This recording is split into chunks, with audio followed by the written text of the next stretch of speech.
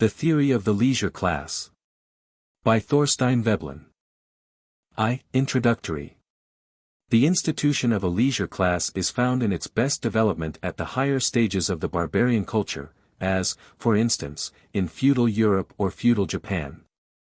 In such communities the distinction between classes is very rigorously observed, and the feature of most striking economic significance in these class differences is the distinction maintained between the employments proper to the several classes. The upper classes are by custom exempt or excluded from industrial occupations, and are reserved for certain employments to which a degree of honor attaches. Chief among the honorable employments in any feudal community is warfare. And priestly service is commonly second to warfare. If the barbarian community is not notably warlike, the priestly office may take the precedence, with that of the warrior second. But the rule holds with but slight exceptions that, whether warriors or priests, the upper classes are exempt from industrial employments, and this exemption is the economic expression of their superior rank. Brahmin India affords a fair illustration of the industrial exemption of both these classes. In the communities belonging to the higher barbarian culture there is a considerable differentiation of subclasses within what may be comprehensively called the leisure class. And there is a corresponding differentiation of employments between these subclasses. The leisure class as a whole comprises the noble and the priestly classes, together with much of their retinue. The occupations of the class are correspondingly diversified, but they have the common economic characteristic of being non-industrial. These non-industrial upper-class occupations may be roughly comprised under government, warfare, religious observances, and sports. At an earlier, but not the earliest, stage of barbarism, the leisure class is found in a less differentiated form. Neither the class distinctions nor the distinctions between leisure class occupations are so minute and intricate. The Polynesian islanders generally show this stage of the development in good form, with the exception that, owing to the absence of large game, hunting does not hold the usual place of honor in their scheme of life. The Icelandic community in the time of the sagas also affords a fair instance. In such a community there is a rigorous distinction between classes and between the occupations peculiar to each class. Manual labor, industry, whatever has to do directly with the everyday work of getting a livelihood, is the exclusive occupation of the inferior class. This inferior class includes slaves and other dependents, and ordinarily also all the women. If there are several grades of aristocracy, the women of high rank are commonly exempt from industrial employment, or at least from the more vulgar kinds of manual labor. The men of the upper classes are not only exempt, but by prescriptive custom they are debarred, from all industrial occupations. The range of employments open to them is rigidly defined. As on the higher plane already spoken of, these employments are government, warfare, religious observances, and sports. These four lines of activity govern the scheme of life of the upper classes, and for the highest rank, the kings or chieftains, these are the only kinds of activity that custom or the common sense of the community will allow. Indeed, where the scheme is well developed even sports are accounted doubtfully legitimate for the members of the highest rank. To the lower grades of the leisure class certain other employments are open, but they are employments that are subsidiary to one or another of these typical leisure class occupations. Such are, for instance, the manufacture and care of arms and accoutrements and of war canoes, the dressing and handling of horses, dogs, and hawks, the preparation of sacred apparatus, etc. The lower classes are excluded from these secondary honorable employments, except from such as are plainly of an industrial character and are only remotely related to the typical leisure class occupations. If we go a step back of this exemplary barbarian culture, into the lower stages of barbarism, we no longer find the leisure class in fully developed form. But this lower barbarism shows the usages, motives, and circumstances out of which the institution of a leisure class has arisen, and indicates the steps of its early growth. Nomadic hunting tribes in various parts of the world illustrate these more primitive phases of the differentiation. Any one of the North American hunting tribes may be taken as a convenient illustration. These tribes can scarcely be said to have a defined leisure class. There is a differentiation of function, and there is a distinction between classes on the basis of this difference of function. But the exemption of the superior class from work has not gone far enough to make the designation leisure class altogether applicable. The tribes belonging on this economic level have carried the economic differentiation to the point at which a marked distinction is made between the occupations of men and women, and this distinction is of an invidious character. In nearly all these tribes the women are, by prescriptive custom, held to those employments out of which the industrial occupations proper develop at the next advance. The men are exempt from these vulgar employments and are reserved for war, hunting, sports, and devout observances. A very nice discrimination is ordinarily shown in this matter. This division of labor coincides with the distinction between the working and the leisure class as it appears in the higher barbarian culture. As the diversification and specialization of employments proceed, the line of demarcation so drawn comes to divide the industrial from the non-industrial employments.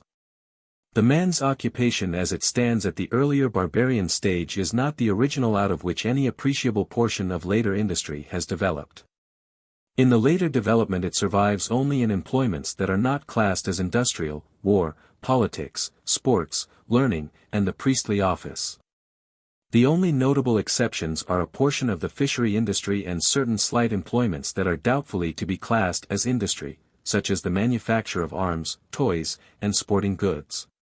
Virtually the whole range of industrial employments is an outgrowth of what is classed as woman's work in the primitive barbarian community. The work of the men in the lower barbarian culture is no less indispensable to the life of the group than the work done by the women. It may even be that the men's work contributes as much to the food supply and the other necessary consumption of the group. Indeed, so obvious is this productive character of the men's work that in the conventional economic writings the hunter's work is taken as the type of primitive industry. But such is not the barbarian's sense of the matter. In his own eyes he is not a laborer, and he is not to be classed with the women in this respect, nor is his effort to be classed with the women's drudgery, as labor or industry, in such a sense as to admit of its being confounded with the latter. There is in all barbarian communities a profound sense of the disparity between man's and woman's work. His work may conduce to the maintenance of the group, but it is felt that it does so through an excellence and an efficacy of a kind that cannot without derogation be compared with the uneventful diligence of the women. At a farther step backward in the cultural scale, among savage groups, the differentiation of employments is still less elaborate and the invidious distinction between classes and employments is less consistent and less rigorous. Unequivocal instances of a primitive savage culture are hard to find. Few of these groups or communities that are classed as savage show no traces of regression from a more advanced cultural stage. But there are groups, some of them apparently not the result of retrogression, which show the traits of primitive savagery with some fidelity. Their culture differs from that of the barbarian communities in the absence of a leisure class and the absence, in great measure, of the animus or spiritual attitude on which the institution of a leisure class rests. These communities of primitive savages in which there is no hierarchy of economic classes make up but a small and inconspicuous fraction of the human race. As good an instance of this phase of culture as may be had is afforded by the tribes of the Andamans, or by the Todas of the Nilgiri Hills. The scheme of life of these groups at the time of their earliest contact with Europeans seems to have been nearly typical, so far as regards the absence of a leisure class. As a further instance might be cited the Ainu of Yizo, and, more doubtfully, also some Bushmen and Eskimo groups. Some Pueblo communities are less confidently to be included in the same class. Most, if not all, of the communities here cited may well be cases of degeneration from a higher barbarism, rather than bearers of a culture that has never risen above its present level. If so, they are for the present purpose to be taken with the allowance, but they may serve none the less as evidence to the same effect as if they were really primitive populations. These communities that are without a defined leisure class resemble one another also in certain other features of their social structure and manner of life. They are small groups and of a simple, archaic, structure. They are commonly peaceable and sedentary, they are poor, and individual ownership is not a dominant feature of their economic system. At the same time, it does not follow that these are the smallest of existing communities, or that their social structure is in all respects the least differentiated. Nor does the class necessarily include all primitive communities which have no defined system of individual ownership. But it is to be noted that the class seems to include the most peaceable, perhaps all the characteristically peaceable, primitive groups of men.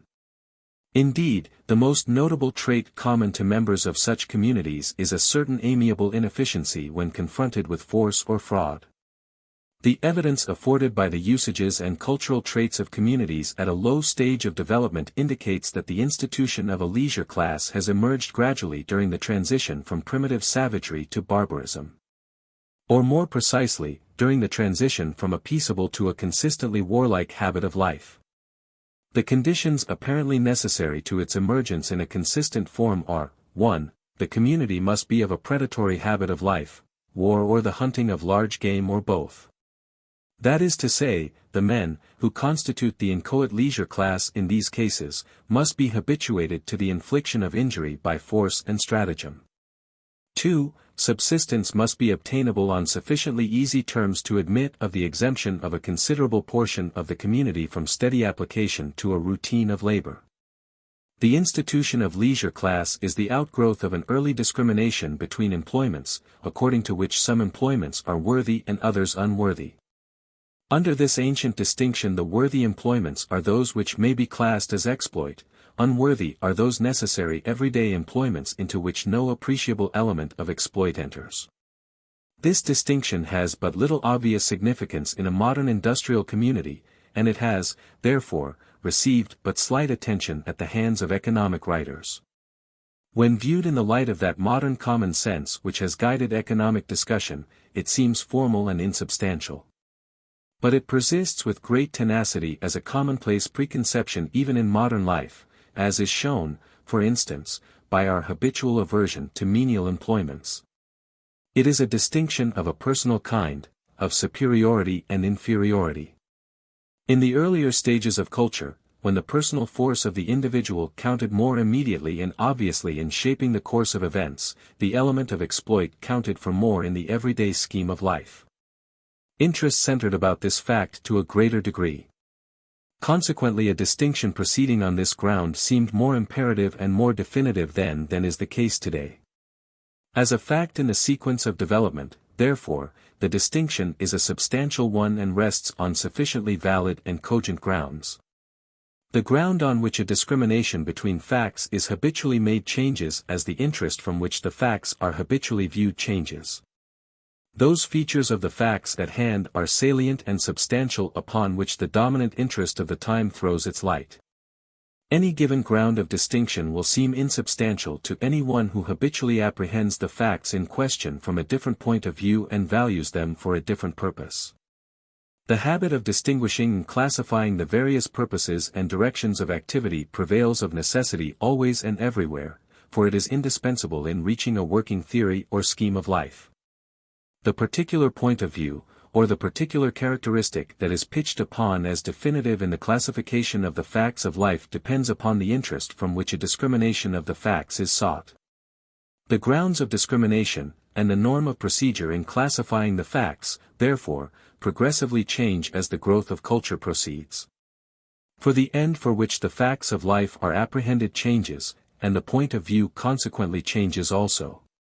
So that what are recognized as the salient and decisive features of a class of activities or of a social class at one stage of culture will not retain the same relative importance for the purposes of classification at any subsequent stage.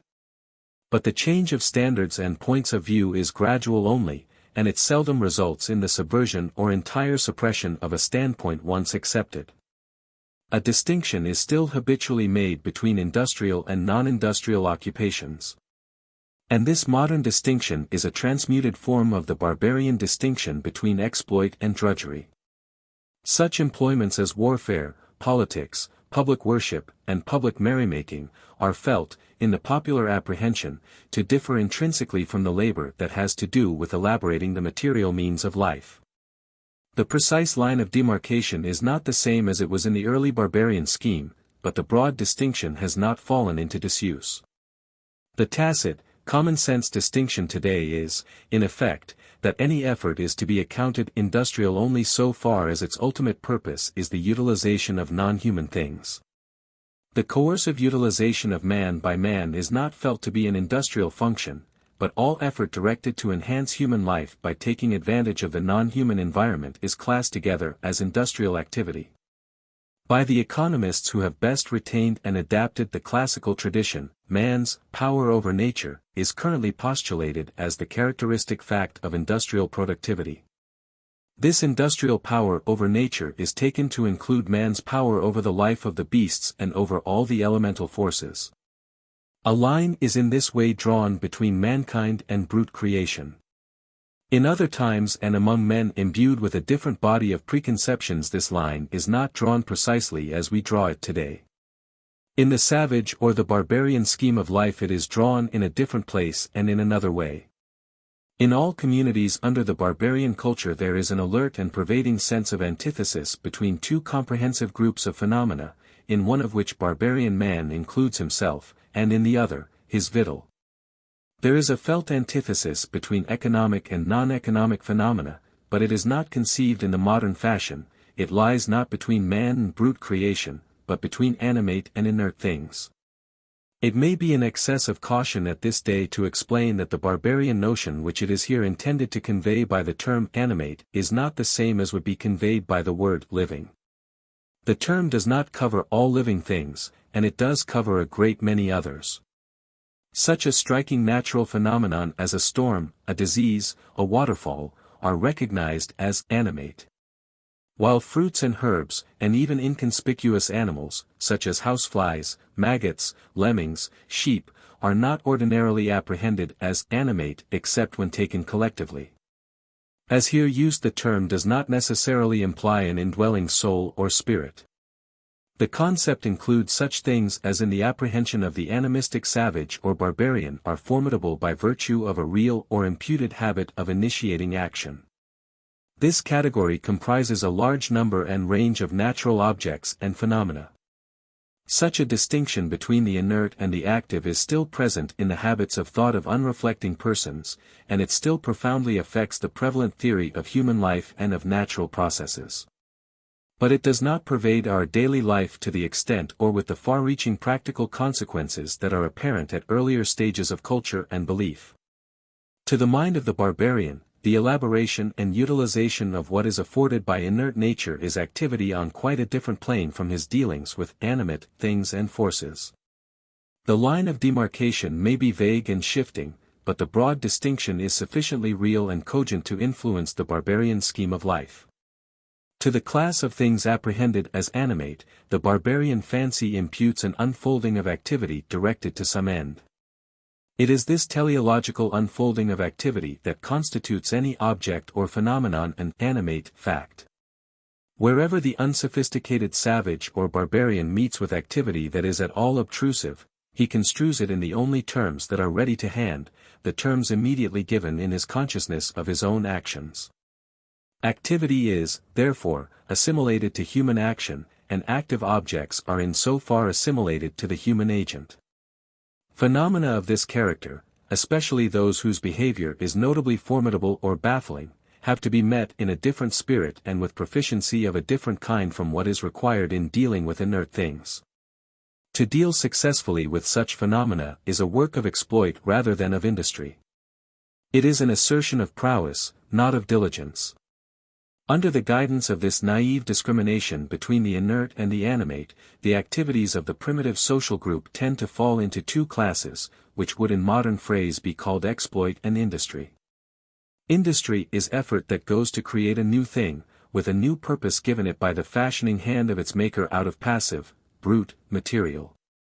While exploit, so far as it results in an outcome useful to the agent, is the conversion to his own ends of energies previously directed to some other end by an other agent.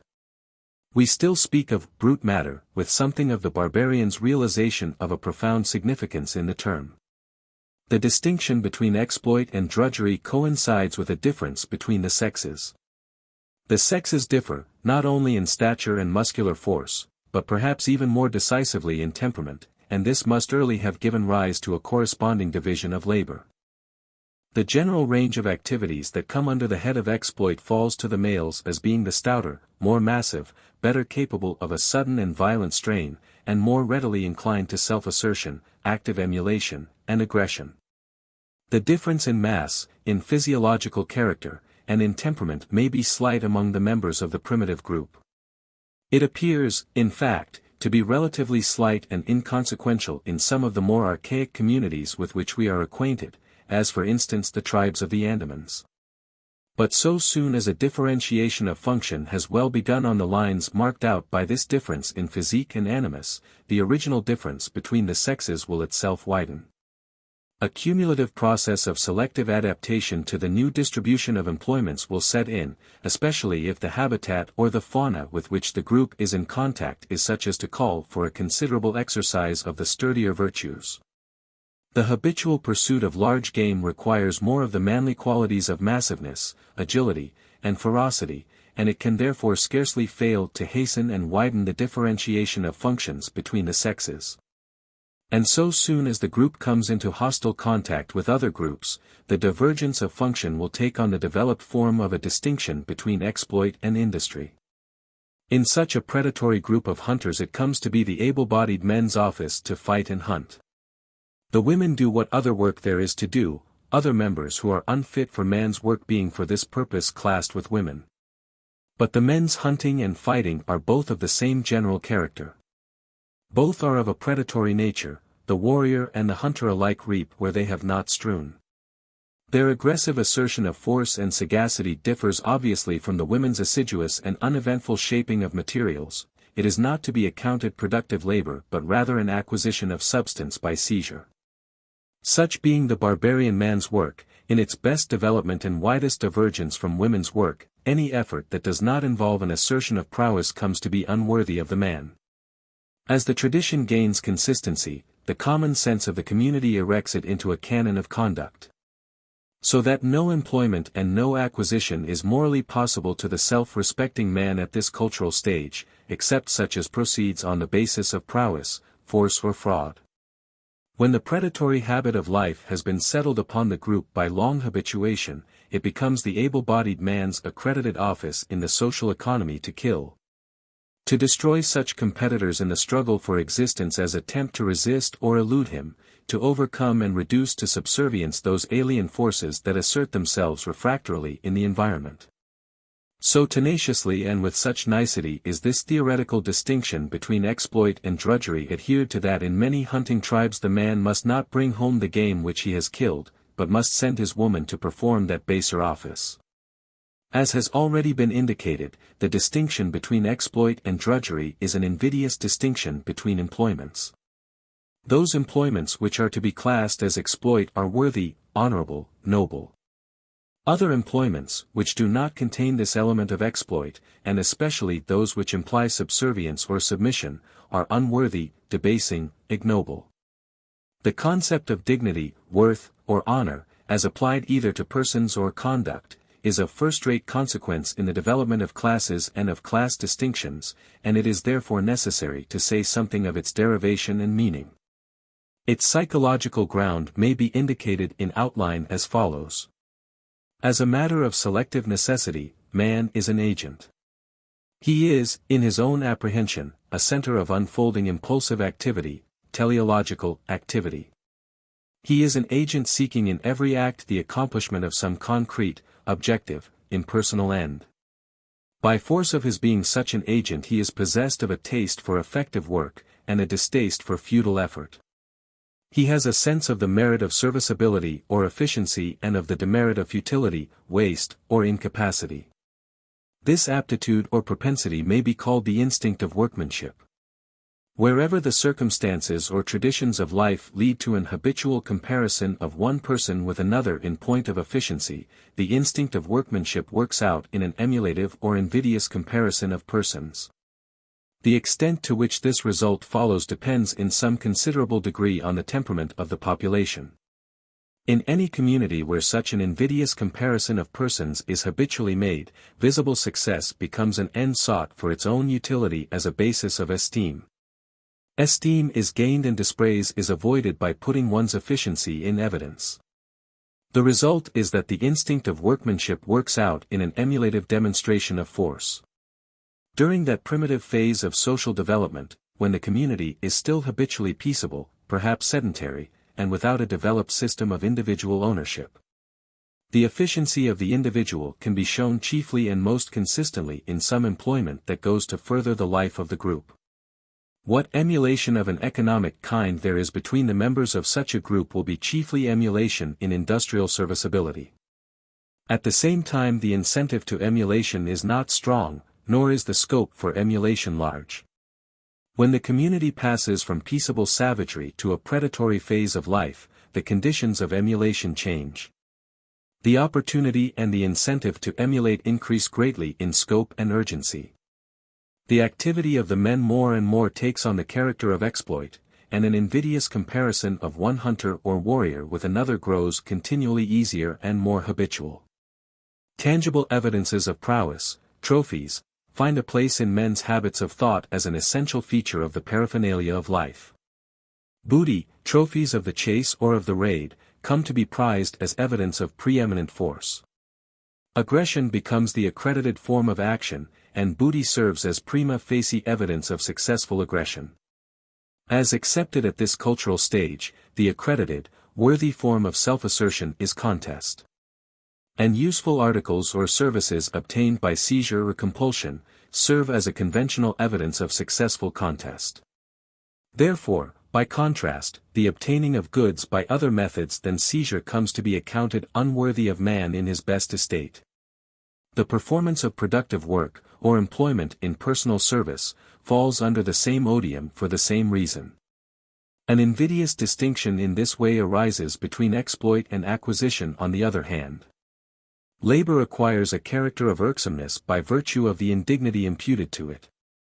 With the primitive barbarian, before the simple content of the notion has been obscured by its own ramifications and by a secondary growth of cognate ideas, honorable seems to connote nothing else than assertion of superior force. Honorable is formidable, worthy is prepotent. A honorific act is in the last analysis little if anything else than a recognized successful act of aggression. And where aggression means conflict with men and beasts, the activity which comes to be especially and primarily honorable is the assertion of the strong hand. The naive, archaic habit of construing all manifestations of force in terms of personality or will power greatly fortifies this conventional exaltation of the strong hand. Honorific epithets, in vogue among barbarian tribes as well as among peoples of a more advanced culture, commonly bear the stamp of this unsophisticated sense of honor. Epithets and titles used in addressing chieftains, and in the propitiation of kings and gods, very commonly impute a propensity for overbearing violence and an irresistible devastating force to the person who is to be propitiated. This holds true to an extent also in the more civilized communities of the present day. The predilection shown in heraldic devices for the more rapacious beasts and birds of prey goes to enforce the same view. Under this common-sense barbarian appreciation of worth or honor, the taking of life, the killing of formidable competitors, whether brute or human, is honorable in the highest degree. And this high office of slaughter, as an expression of the slayer's prepotence, casts a glamour of worth over every act of slaughter and over all the tools and accessories of the act. Arms are honorable, and the use of them, even in seeking the life of the meanest creatures of the fields, becomes a honorific employment. At the same time, employment in industry becomes correspondingly odious, and, in the common-sense apprehension, the handling of the tools and implements of industry falls beneath the dignity of able-bodied men. Labor becomes irksome. It is here assumed that in the sequence of cultural evolution primitive groups of men have passed from an initial peaceable stage to a subsequent stage at which fighting is the avowed and characteristic employment of the group.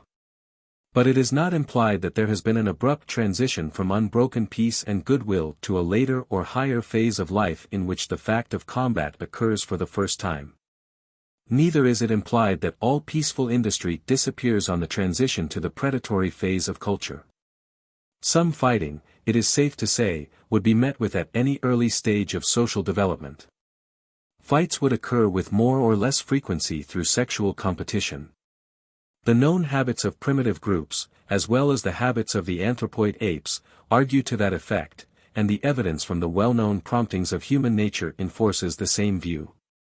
It may therefore be objected that there can have been no such initial stage of peaceable life as is here assumed.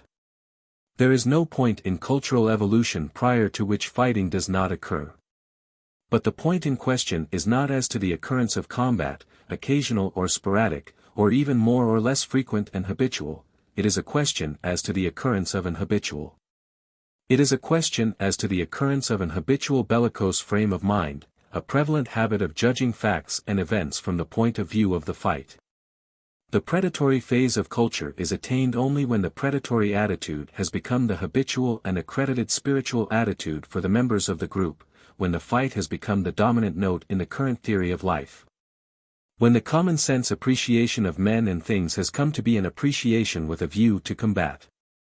The substantial difference between the peaceable and the predatory phase of culture, therefore, is a spiritual difference, not a mechanical one. The change in spiritual attitude is the outgrowth of a change in the material facts of the life of the group, and it comes on gradually as the material circumstances favorable to a predatory attitude supervene. The inferior limit of the predatory culture is an industrial limit. Predation cannot become the habitual, conventional resource of any group or any class until industrial methods have been developed to such a degree of efficiency as to leave a margin worth fighting for. Above the subsistence of those engaged in getting a living. The transition from peace to predation therefore depends on the growth of technical knowledge and the use of tools. A predatory culture is similarly impracticable in early times, until weapons have been developed to such a point as to make man a formidable animal. The early development of tools and of weapons is of course the same fact seen from two different points of view. The life of a given group would be characterized as peaceable so long as habitual recourse to combat has not brought the fight into the foreground in men's everyday thoughts, as a dominant feature of the life of man. A group may evidently attain such a predatory attitude with a greater or less degree of completeness, so that its scheme of life and canons of conduct may be controlled to a greater or less extent by the predatory animus. The predatory phase of culture is therefore conceived to come on gradually, through a cumulative growth of predatory aptitudes habits, and traditions, this growth being due to a change in the circumstances of the group's life. Of such a kind as to develop and conserve those traits of human nature and those traditions and norms of conduct that make for a predatory rather than a peaceable life. The evidence for the hypothesis that there has been such a peaceable stage of primitive culture is in great part drawn from psychology rather than from ethnology, and cannot be detailed here. It will be recited in part in a later chapter, in discussing the survival of archaic traits of human nature under the modern culture. How do you find this book?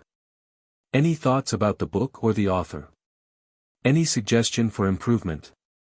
Please take a moment to share your thoughts in a comment. If you like it, share it with your friends who might enjoy it as well. Subscribe to keep in touch. Visit CompleteAudiobooks.com for more quality content. 2. Pecuniary Emulation. In the sequence of cultural evolution, the emergence of a leisure class coincides with the beginning of ownership. This is necessarily the case, for these two institutions result from the same set of economic forces. In the inchoate phase of their development they are but different aspects of the same general facts of social structure. It is as elements of social structure, conventional facts, that leisure and ownership are matters of interest for the purpose in hand. An habitual neglect of work does not constitute a leisure class. Neither does the mechanical fact of use and consumption constitute ownership. The present inquiry, therefore, is not concerned with the beginning of indolence, nor with the beginning of the appropriation of useful articles to individual consumption. The point in question is the origin and nature of a conventional leisure class on the one hand and the beginnings of individual ownership as a conventional right or equitable claim on the other hand. The early differentiation out of which the distinction between a leisure and a working class arises is a division maintained between men's and women's work in the lower stages of barbarism.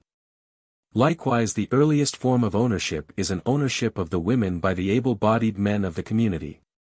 The facts may be expressed in more general terms, and truer to the import of the barbarian theory of life, by saying that it is an ownership of the woman by the man. There was undoubtedly some appropriation of useful articles before the custom of appropriating women arose. The usages of existing archaic communities in which there is no ownership of women is warrant for such a view.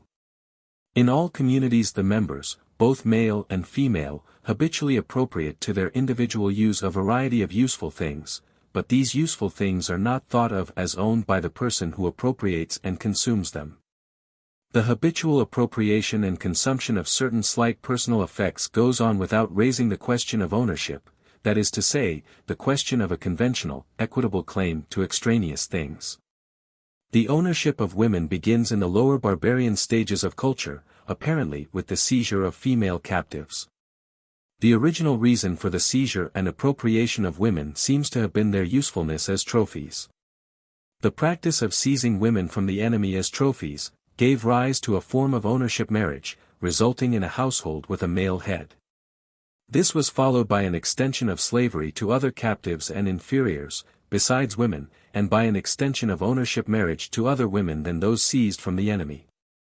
The outcome of emulation under the circumstances of a predatory life, therefore, has been on the one hand a form of marriage resting on coercion, and on the other hand the custom of ownership. The two institutions are not distinguishable in the initial phase of their development, both arise from the desire of the successful men to put their prowess in evidence by exhibiting some durable result of their exploits. Both also minister to that propensity for mastery which pervades all predatory communities. From the ownership of women the concept of ownership extends itself to include the products of their industry, and so there arises the ownership of things as well as of persons. In this way a consistent system of property in goods is gradually installed. And although in the latest stages of the development, the serviceability of goods for consumption has come to be the most obtrusive element of their value, still, wealth has by no means yet lost its utility as an honorific evidence of the owner's prepotence. Wherever the institution of private property is found, even in a slightly developed form, the economic process bears the character of a struggle between men for the possession of goods. It has been customary in economic theory, and especially among those economists who adhere with least faltering to the body of modernized classical doctrines, to construe this struggle for wealth as being substantially a struggle for subsistence. Such is, no doubt, its character in large part during the earlier and less efficient phases of industry. Such is also its character in all cases where the niggardliness of nature is so strict as to afford but a scanty livelihood to the community in return for strenuous and unremitting application to the business of getting the means of subsistence. But in all progressing communities an advance is presently made beyond this early stage of technological development. Industrial efficiency is presently carried to such a pitch as to afford something appreciably more than a bare livelihood to those engaged in the industrial process. It has not been unusual for economic theory to speak of the further struggle for wealth on this new industrial basis as a competition for an increase of the comforts of life. Primarily for an increase of the physical comforts which the consumption of goods affords. The end of acquisition and accumulation is conventionally held to be the consumption of the goods accumulated, whether it is consumption directly by the owner of the goods or by the household attached to him and for this purpose identified with him. In theory, this is at least felt to be the economically legitimate end of acquisition, which alone it is incumbent on the theory to take account of. Such consumption may of course be conceived to serve the consumer's physical wants, his physical comfort, or his so-called higher wants, spiritual, aesthetic, intellectual, or what not. The latter class of wants being served indirectly by an expenditure of goods, after the fashion familiar to all economic readers. But it is only when taken in a sense far removed from its naive meaning that consumption of goods can be said to afford the incentive from which accumulation invariably proceeds. The motive that lies at the root of ownership is emulation. And the same motive of emulation continues active in the further development of the institution to which it has given rise and in the development of all those features of the social structure which this institution of ownership touches. The possession of wealth confers honor. It is an invidious distinction. Nothing equally cogent can be said for the consumption of goods, nor for any other conceivable incentive to acquisition, and especially not for any incentive to accumulation of wealth. It is of course not to be overlooked that in a community where nearly all goods are private property, the necessity of earning a livelihood is a powerful and ever-present incentive for the poorer members of the community. The need of subsistence and of an increase of physical comfort may for a time be the dominant motive of acquisition for those classes who are habitually employed at manual labor, whose subsistence is on a precarious footing, who possess little and ordinarily accumulate little. But it will appear in the course of the discussion that even in the case of these impecunious classes the predominance of the motive of physical want is not so decided as has sometimes been assumed. On the other hand, so far as regards those members and classes of the community who are chiefly concerned in the accumulation of wealth, the incentive of subsistence or of physical comfort never plays a considerable part. Ownership began and grew into a human institution on grounds unrelated to the subsistence minimum. The dominant incentive was from the outset the invidious distinction attaching to wealth, and, save temporarily and by exception, no other motive has usurped the primacy at any later stage of the development. Property set out with being booty held as trophies of the successful raid. So long as the group had departed and so long as it still stood in close contact with other hostile groups. The utility of things or persons owned lay chiefly in an invidious comparison between their possessor and the enemy from whom they were taken. The habit of distinguishing between the interests of the individual and those of the group to which he belongs is apparently a later growth. Invidious comparison between the possessor of the honorific booty and his less successful neighbors within the group was no doubt present early as an element of the utility of the things possessed, though this was not at the outset the chief element of their value. The man's prowess was still primarily the group's prowess, and the possessor of the booty felt himself to be primarily the keeper of the honor of his group. This appreciation of exploit from the communal point of view is met with also at later stages of social growth, especially as regards the laurels of war. But as soon as the custom of individual ownership begins to gain consistency, the point of view taken in making the invidious comparison on which private property rests will begin to change. Indeed, the one change is but the reflex of the other. The initial phase of ownership, the phase of acquisition by naive seizure and conversion, begins to pass into the subsequent stage of an incipient organization of industry on the basis of private property, in slaves. The horde develops into a more or less self-sufficing industrial community. Possessions then come to be valued not so much as evidence of successful foray, but rather as evidence of the prepotence of the possessor of these goods over other individuals within the community. The invidious comparison now becomes primarily a comparison of the owner with the other members of the group. Property is still of the nature of trophy, but, with the cultural advance, it becomes more and more a trophy of successes scored in the game of ownership carried on between the members of the group under the quasi-peaceable methods of nomadic life.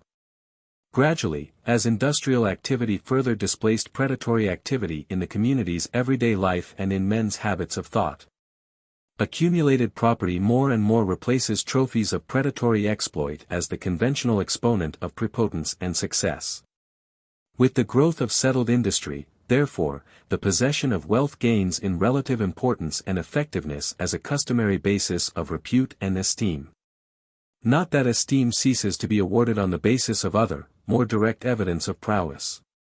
Not that successful predatory aggression or warlike exploit ceases to call out the approval and admiration of the crowd, or to stir the envy of the less successful competitors. But the opportunities for gaining distinction by means of this direct manifestation of superior force grow less available both in scope and frequency. At the same time opportunities for industrial aggression, and for the accumulation of property, increase in scope and availability. And it is even more to the point that property now becomes the most easily recognized evidence of a reputable degree of success as distinguished from heroic or signal achievement. It therefore becomes the conventional basis of esteem. Its possession in some amount becomes necessary in order to any reputable standing in the community. It becomes indispensable to accumulate, to acquire property, in order to retain one's good name. When accumulated goods have in this way once become the accepted badge of efficiency, the possession of wealth presently assumes the character of an independent and definitive basis of esteem. The possession of goods, whether acquired aggressively by one's own exertion or passively by transmission through inheritance from others, becomes a conventional basis of reputability. The possession of wealth, which was at the outset valued simply as an evidence of efficiency, becomes, in popular apprehension, itself a meritorious act. Wealth is now itself intrinsically honorable and confers honor on its possessor. By a further refinement, wealth acquired passively by transmission from ancestors or other antecedents presently becomes even more honorific than wealth acquired by the possessor's own effort. But this distinction belongs at a later stage in the evolution of the pecuniary culture and will be spoken of in its place. Prowess and exploit may still remain the basis of award of the highest popular esteem, although the possession of wealth has become the basis of commonplace reputability and of a blameless social standing. The predatory instinct and the consequent approbation of predatory efficiency are deeply ingrained in the habits of thought of those peoples who have passed under the discipline of a protracted predatory culture. According to popular award, the highest honors within human reach may, even yet, be those gained by an unfolding of extraordinary predatory efficiency in war, or by a quasi-predatory efficiency in statecraft. But for the purposes of a commonplace decent standing in the community, these means of repute have been replaced by the acquisition and accumulation of goods. In order to stand well in the eyes of the community, it is necessary to come up to a certain, somewhat indefinite, conventional standard of wealth. Just as in the earlier predatory stage it is necessary for the barbarian man to come up to the tribe's standard of physical endurance, cunning, and skill at arms. A certain standard of wealth in the one case, and of prowess in the other, is a necessary condition of reputability, and anything in excess of this normal amount is meritorious. Those members of the community who fall short of this, somewhat indefinite, normal degree of prowess or of property suffer in the esteem of their fellow men. And consequently they suffer also in their own esteem, since the usual basis of self-respect is the respect accorded by one's neighbors. Only individuals with an aberrant temperament can in the long run retain their self-esteem in the face of the disesteem of their fellows. Apparent exceptions to the rule are met with, especially among people with strong religious convictions. But these apparent exceptions are scarcely real exceptions, since such persons commonly fall back on the putative approbation of some supernatural witness of their deeds.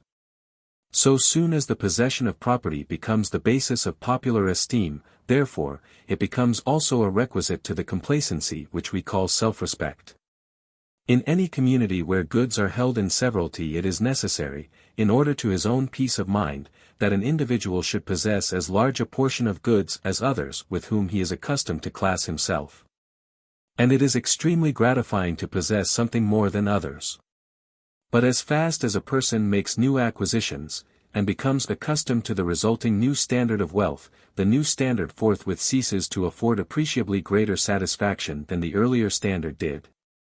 The tendency in any case is constantly to make the present pecuniary standard the point of departure for a fresh increase of wealth. And this in turn gives rise to a new standard of sufficiency and a new pecuniary classification of one's self as compared with one's neighbors. So far as concerns the present question, the end sought by accumulation is to rank high in comparison with the rest of the community in point of pecuniary strength. So long as the comparison is distinctly unfavorable to himself, the normal, average individual will live in chronic dissatisfaction with his present lot. And when he has reached what may be called the normal pecuniary standard of the community, or of his class in the community, this chronic dissatisfaction will give place to a restless straining to place a wider and ever-widening pecuniary interval between himself and this average standard. The invidious comparison can never become so favorable to the individual making it that he would not gladly rate himself still higher relatively to his competitors in the struggle for pecuniary reputability. In the nature of the case, the desire for wealth can scarcely be satiated in any individual instance, and evidently a satiation of the average or general desire for wealth is out of the question. However widely, or equally, or fairly, it may be distributed, no general increase of the community's wealth can make any approach to satiating this need. the ground of which is the desire of every one to excel every one else in the accumulation of goods.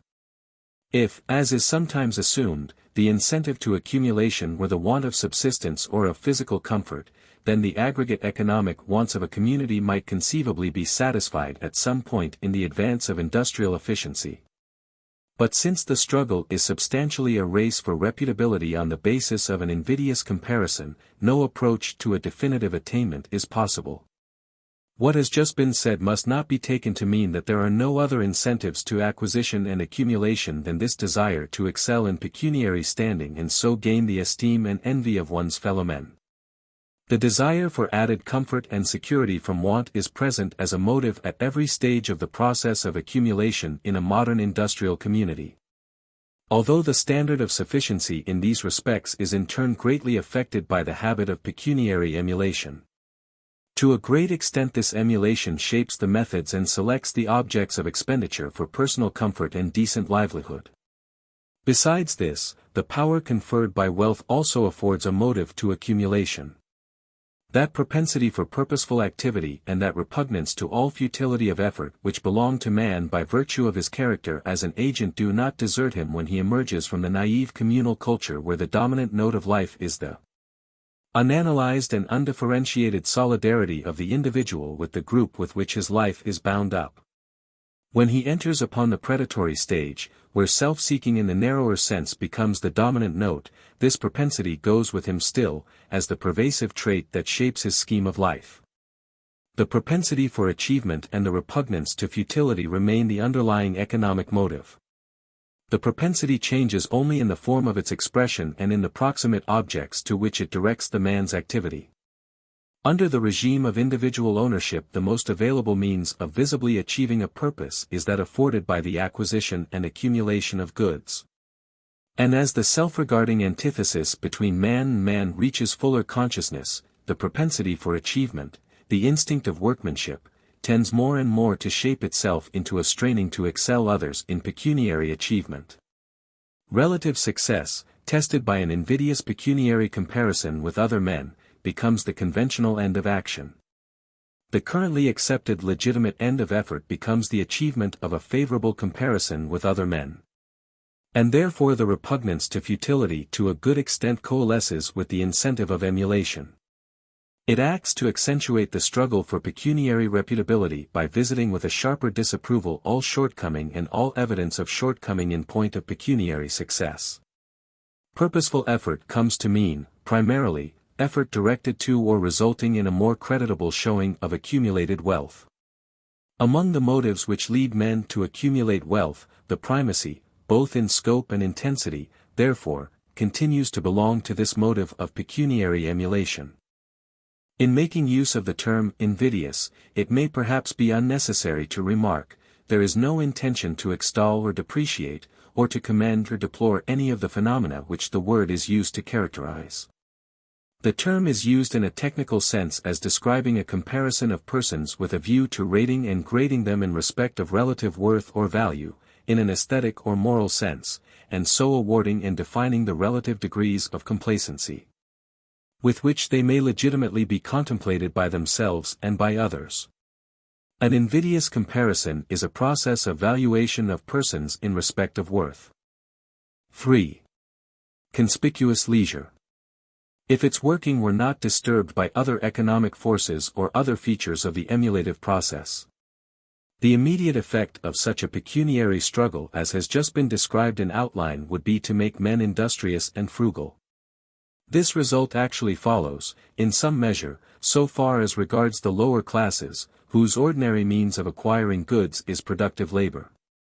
This is more especially true of the laboring classes in a sedentary community which is at an agricultural stage of industry, in which there is a considerable subdivision of industry, and whose laws and customs secure to these classes a more or less definite share of the product of their industry. These lower classes can in any case not avoid labor, and the imputation of labor is therefore not greatly derogatory to them, at least not within their class. Rather, since labor is their recognized and accepted mode of life, they take some emulative pride in a reputation for efficiency in their work, this being often the only line of emulation that is open to them. For those for whom acquisition and emulation is possible only within the field of productive efficiency and thrift, the struggle for pecuniary reputability will in some measure work out in an increase of diligence and parsimony. But certain secondary features of the emulative process, yet to be spoken of, come in to very materially circumscribe and modify emulation in these directions among the pecuniary inferior classes as well as among the superior class. But it is otherwise with the superior pecuniary class, with which we are here immediately concerned. For this class also the incentive to diligence and thrift is not absent.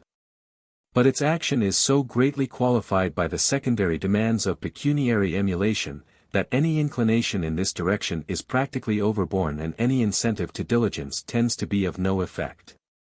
The most imperative of these secondary demands of emulation, as well as the one of widest scope, is the requirement of abstention from productive work. This is true in an especial degree for the barbarian stage of culture. During the predatory culture labor comes to be associated in men's habits of thought with weakness and subjection to a master. It is therefore a mark of inferiority, and therefore comes to be accounted unworthy of man in his best estate. By virtue of this tradition labor is felt to be debasing, and this tradition has never died out. On the contrary, with the advance of social differentiation it has acquired the axiomatic force due to ancient and unquestioned prescription. In order to gain and to hold the esteem of men it is not sufficient merely to possess wealth or power. The wealth or power must be put in evidence, for esteem is awarded only on evidence. And not only does the evidence of wealth serve to impress one's importance on others and to keep their sense of his importance alive and alert, but it is of scarcely less use in building up and preserving one's self-complacency. In all but the lowest stages of culture the normally constituted man is comforted and upheld in his self-respect by decent surroundings, and by exemption from menial offices. Enforced departure from his habitual standard of decency, either in the paraphernalia of life or in the kind and amount of his everyday activity, is felt to be a slight upon his human dignity. Even apart from all conscious consideration of the approval or disapproval of his fellows. The archaic theoretical distinction between the base and the honorable in the manner of a man's life retains very much of its ancient force even today. So much so that there are few of the better class who are not possessed of an instinctive repugnance for the vulgar forms of labor. We have a realizing sense of ceremonial uncleanness attaching in an especial degree to the occupations which are associated in our habits of thought with menial service. It is felt by all persons of refined taste that a spiritual contamination is inseparable from certain offices that are conventionally required of servants. Vulgar surroundings, mean, that is to say, inexpensive, habitations, and vulgarly productive occupations are unhesitatingly condemned and avoided. They are incompatible with life on a satisfactory spiritual plane __ with high thinking. From the days of the Greek philosophers to the present, a degree of leisure and of exemption from contact with such industrial processes as serve the immediate everyday purposes of human life has ever been recognized by thoughtful men as a prerequisite to a worthy or beautiful, or even a blameless human life. In itself and in its consequences the life of leisure is beautiful and ennobling in all civilized men's eyes. This direct, subjective value of leisure and of other evidences of wealth is no doubt in great part secondary and derivative. It is in part a reflex of the utility of leisure as a means of gaining the respect of others, and in part it is the result of a mental substitution. The performance of labor has been accepted as a conventional evidence of inferior force. Therefore it comes itself, by a mental shortcut, to be regarded as intrinsically base. During the predatory stage proper, and especially during the earlier stages of the quasi-peaceable development of industry that follows the predatory stage, a life of leisure is the readiest and most conclusive evidence of pecuniary strength, and therefore of superior force. Provided always that the gentleman of leisure can live in manifest ease and comfort.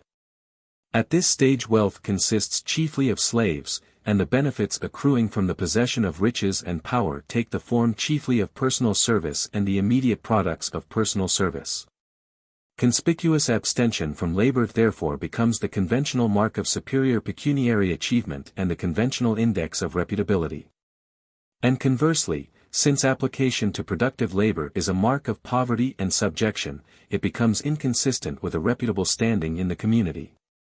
Habits of industry and thrift, therefore, are not uniformly furthered by a prevailing pecuniary emulation. On the contrary, this kind of emulation indirectly discountenances participation in productive labor.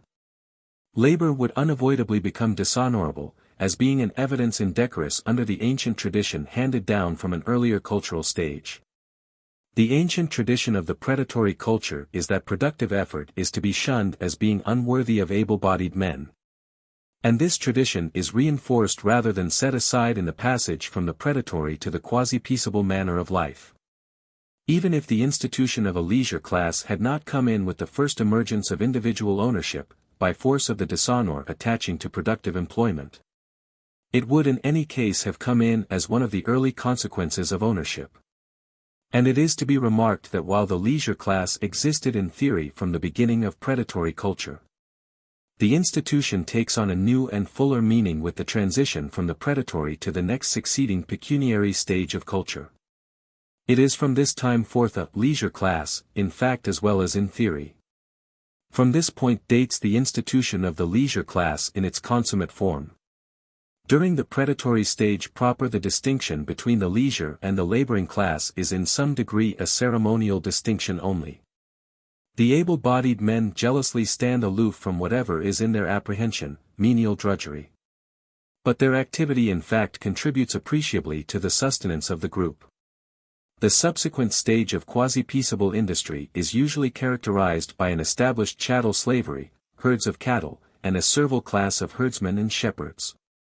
Industry has advanced so far that the community is no longer dependent for its livelihood on the chase or on any other form of activity that can fairly be classed as exploit.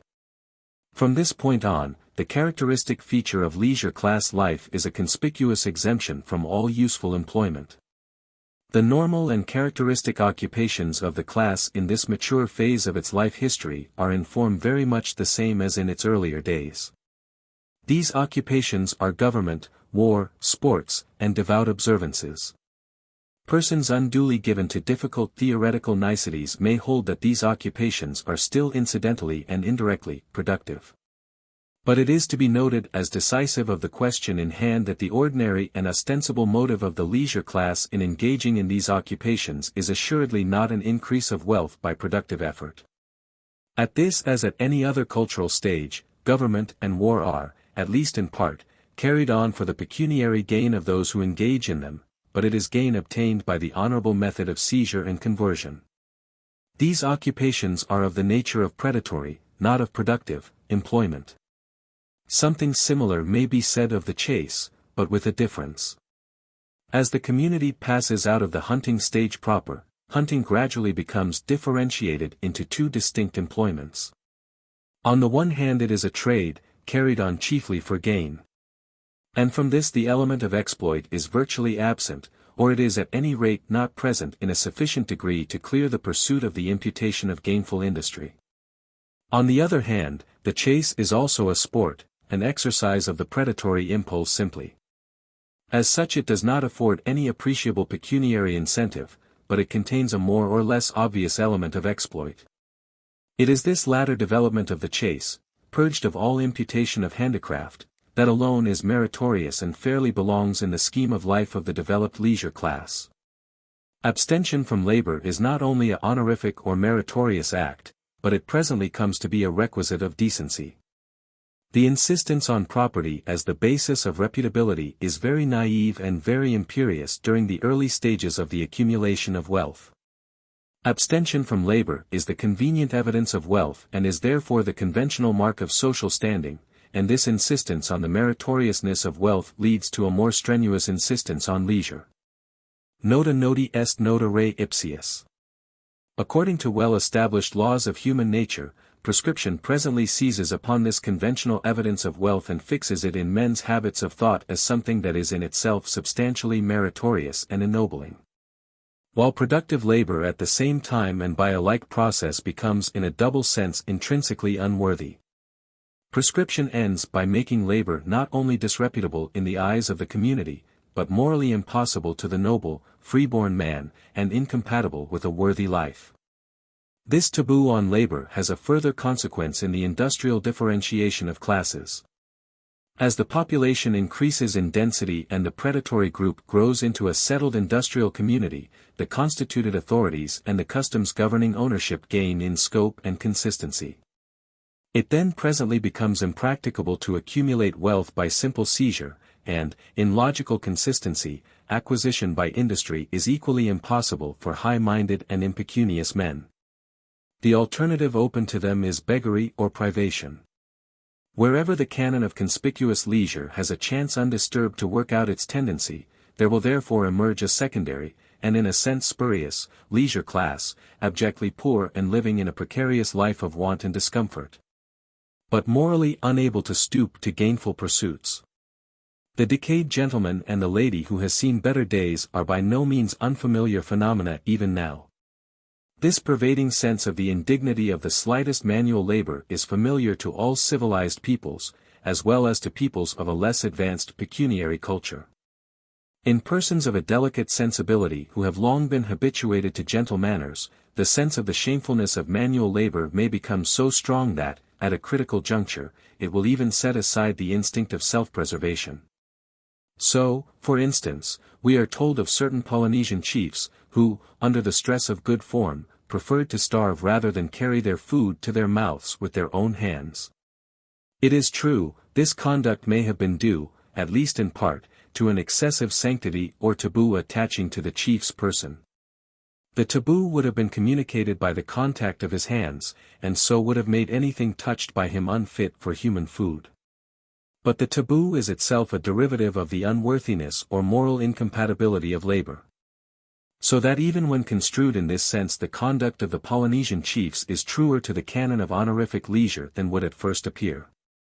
A better illustration, or at least a more unmistakable one, is afforded by a certain king of France, who is said to have lost his life through an excess of moral stamina in the observance of good form.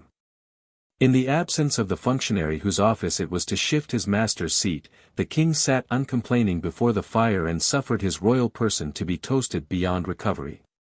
But in so doing he saved his most Christian majesty from menial contamination. Summum creed nefas animum prefer pudori, iti propter vitam vivendi perdir causas. It has already been remarked that the term leisure, as here used, does not connote indolence or quiescence. What it connotes is non-productive consumption of time. Time is consumed non-productively, 1, from a sense of the unworthiness of productive work, and, 2, as an evidence of pecuniary ability to afford a life of idleness. But the whole of the life of the gentleman of leisure is not spent before the eyes of the spectators who are to be impressed with that spectacle of honorific leisure which in the ideal scheme makes up his life.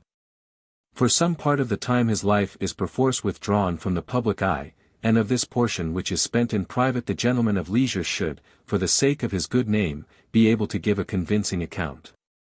He should find some means of putting in evidence the leisure that is not spent in the sight of the spectators. This can be done only indirectly, through the exhibition of some tangible, lasting results of the leisure so spent, in a manner analogous to the familiar exhibition of tangible, lasting products of the labor performed for the gentleman of leisure by handicraftsmen and servants in his employ. The lasting evidence of productive labor is its material product, commonly some article of consumption.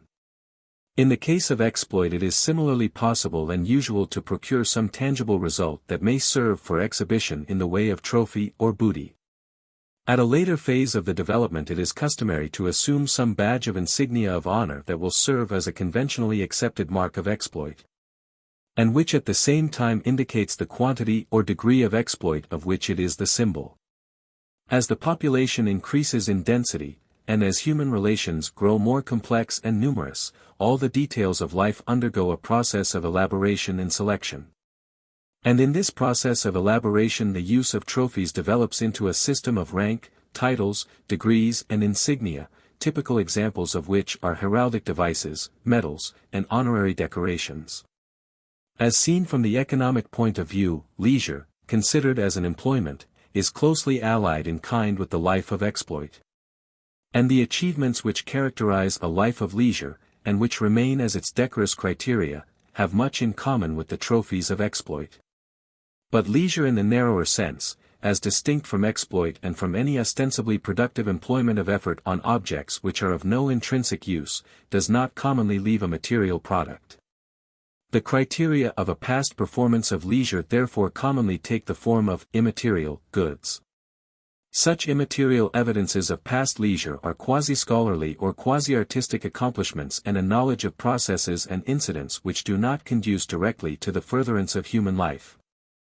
So, for instance, in our time there is the knowledge of the dead languages and the occult sciences, of correct spelling, of syntax and prosody, of the various forms of domestic music and other household art, of the latest properties of dress, furniture, and equipage, of games, sports, and fancy-bred animals, such as dogs and racehorses. In all these branches of knowledge the initial motive from which their acquisition proceeded at the outset, and through which they first came into vogue, may have been something quite different from the wish to show that one's time had not been spent in industrial employment. But unless these accomplishments had approved themselves as serviceable evidence of an unproductive expenditure of time, they would not have survived and held their place as conventional accomplishments of the leisure class. These accomplishments may, in some sense, be classed as branches of learning. Beside and beyond these there is a further range of social facts which shade off from the region of learning into that of physical habit and dexterity. Such are what is known as manners and breeding, polite usage, decorum, and formal and ceremonial observances generally. This class of facts are even more immediately and obtrusively presented to the observation, and they therefore more widely and more imperatively insisted on as required evidences of a reputable degree of leisure. It is worthwhile to remark that all that class of ceremonial observances which are classed under the general head of manners hold a more important place in the esteem of men during the stage of culture at which conspicuous leisure has the greatest vogue as a mark of reputability, than at later stages of the cultural development. The barbarian of the quasi-peaceable stage of industry is notoriously a more high-bred gentleman, in all that concerns decorum, than any but the very exquisite among the men of a later age. Indeed, it is well known, or at least it is currently believed, that manners have progressively deteriorated as society has receded from the patriarchal stage. Many a gentleman of the old school has been provoked to remark regretfully upon the underbred manners and bearing of even the better classes in the modern industrial communities. And the decay of the ceremonial code, or as it is otherwise called, the vulgarization of life, among the industrial classes proper has become one of the chief enormities of latter-day civilization in the eyes of all persons of delicate sensibilities. The decay which the code has suffered at the hands of a busy people testifies, all depreciation apart, to the fact that decorum is a product and an exponent of leisure class life and thrives in full measure only under a regime of status. The origin, or better the derivation, of manners is no doubt, to be sought elsewhere than in a conscious effort on the part of the well-mannered to show that much time has been spent in acquiring them. The proximate end of innovation and elaboration has been the higher effectiveness of the new departure in point of beauty or of expressiveness. In great part the ceremonial code of decorous usages owes its beginning and its growth to the desire to conciliate or to show goodwill, as anthropologists and sociologists are in the habit of assuming. And this initial motive is rarely if ever absent from the conduct of well-mannered persons at any stage of the later development. Manners, we are told, are in part an elaboration of gesture, and in part they are symbolical and conventionalized survivals representing former acts of dominance or of personal service or of personal contact. In large part they are an expression of the relation of status, a symbolic pantomime of mastery on the one hand and of subservience on the other. Wherever at the present time the predatory habit of mind, and the consequent attitude of mastery and of subservience, gives its character to the accredited scheme of life, there the importance of all punctilios of conduct is extreme. And the assiduity with which the ceremonial observance of rank and titles is attended to approaches closely to the ideal set by the barbarian of the quasi-peaceable nomadic culture. Some of the continental countries afford good illustrations of this spiritual survival. In these communities the archaic ideal is similarly approached as regards the esteem accorded to manners as a fact of intrinsic worth. Decorum set out with being symbol and pantomime and with having utility only as an exponent of the facts and qualities symbolized, but it presently suffered the transmutation which commonly passes over symbolical facts in human intercourse. Manners presently came, in popular apprehension, to be possessed of a substantial utility in themselves. They acquired a sacramental character, in great measure independent of the facts which they originally prefigured. Deviations from the code of decorum have become intrinsically odious to all men, and good breeding is, in everyday apprehension, not simply an adventitious mark of human excellence, but an integral feature of the worthy human soul. There are few things that so touch us with instinctive revulsion as a breach of decorum. And so far have we progressed in the direction of imputing intrinsic utility to the ceremonial observances of etiquette that few of us, if any, can dissociate an offense against etiquette from a sense of the substantial unworthiness of the offender. A breach of faith may be condoned, but a breach of decorum cannot. Manners mocketh man. None the less, while manners have this intrinsic utility, in the apprehension of the performer and the beholder alike, this sense of the intrinsic rightness of decorum is only the proximate ground of the vogue of manners and breeding. Their ulterior, economic ground is to be sought in the honorific character of that leisure or non-productive employment of time and effort without which good manners are not acquired. The knowledge and habit of good form come only by long-continued use. Refined tastes, manners, habits of life are a useful evidence of gentility, because good breeding requires time, application and expense, and can therefore not be compassed by those whose time and energy are taken up with work. A knowledge of good form is prima facie evidence that that portion of the well-bred person's life which is not spent under the observation of the spectator has been worthily spent in acquiring accomplishments that are of no lucrative effect. In the last analysis the value of manners lies in the fact that they are the voucher of a life of leisure. Therefore, conversely, since leisure is the conventional means of pecuniary repute, the acquisition of some proficiency in decorum is incumbent on all who aspire to a modicum of pecuniary decency. So much of the honorable life of leisure as is not spent in the sight of spectators can serve the purposes of reputability only in so far as it leaves a tangible, visible result that can be put in evidence and can be measured and compared with products of the same class exhibited by competing aspirants for repute. Some such effect, in the way of leisurely manners and carriage, etc., follows from simple persistent abstention from work, even where the subject does not take thought of the matter and studiously acquire an air of leisurely opulence and mastery. Especially does it seem to be true that a life of leisure in this way persisted in through several generations will leave a persistent, ascertainable effect in the conformation of the person, and still more in his habitual bearing and demeanor. But all the suggestions of a cumulative life of leisure, and all the proficiency in decorum that comes by the way of passive habituation, may be further improved upon by taking thought and assiduously acquiring the marks of honorable leisure, and then carrying the exhibition of these adventitious marks of exemption from employment out in a strenuous and systematic discipline. Plainly, this is a point at which a diligent application of effort and expenditure may materially further the attainment of a decent proficiency in the leisure class properties. Conversely, the greater the degree of proficiency and the more patent the evidence of a high degree of habituation to observances which serve no lucrative or other directly useful purpose, the greater the consumption of time and substance impliedly involved in their acquisition, and the greater the resultant good repute. Hence under the competitive struggle for proficiency in good manners, it comes about that much pains is taken with the cultivation of habits of decorum. And hence the details of decorum develop into a comprehensive discipline, conformity to which is required of all who would be held blameless in point of repute.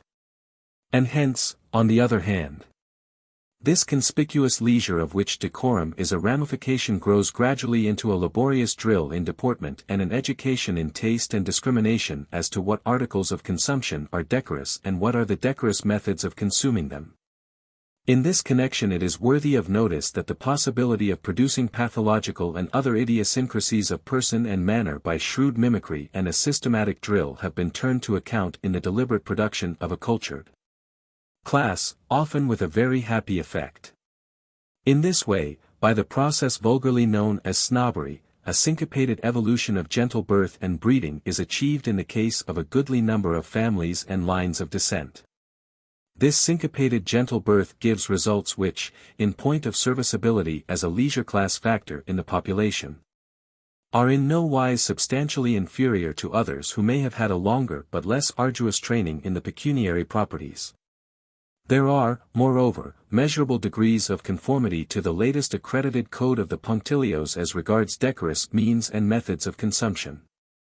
Differences between one person and another in the degree of conformity to the ideal in these respects can be compared, and persons may be graded and scheduled with some accuracy and effect according to a progressive scale of manners and breeding.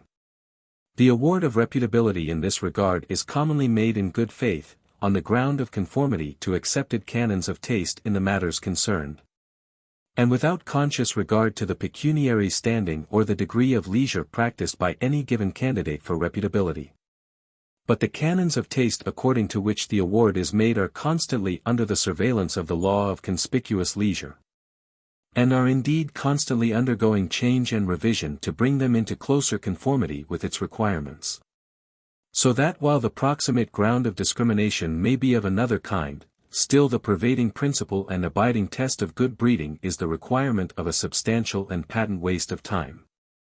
There may be some considerable range of variation in detail within the scope of this principle, but they are variations of form and expression, not of substance.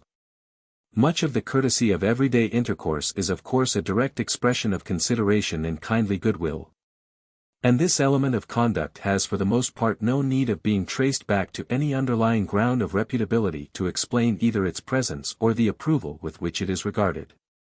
But the same is not true of the code of properties. These latter are expressions of status.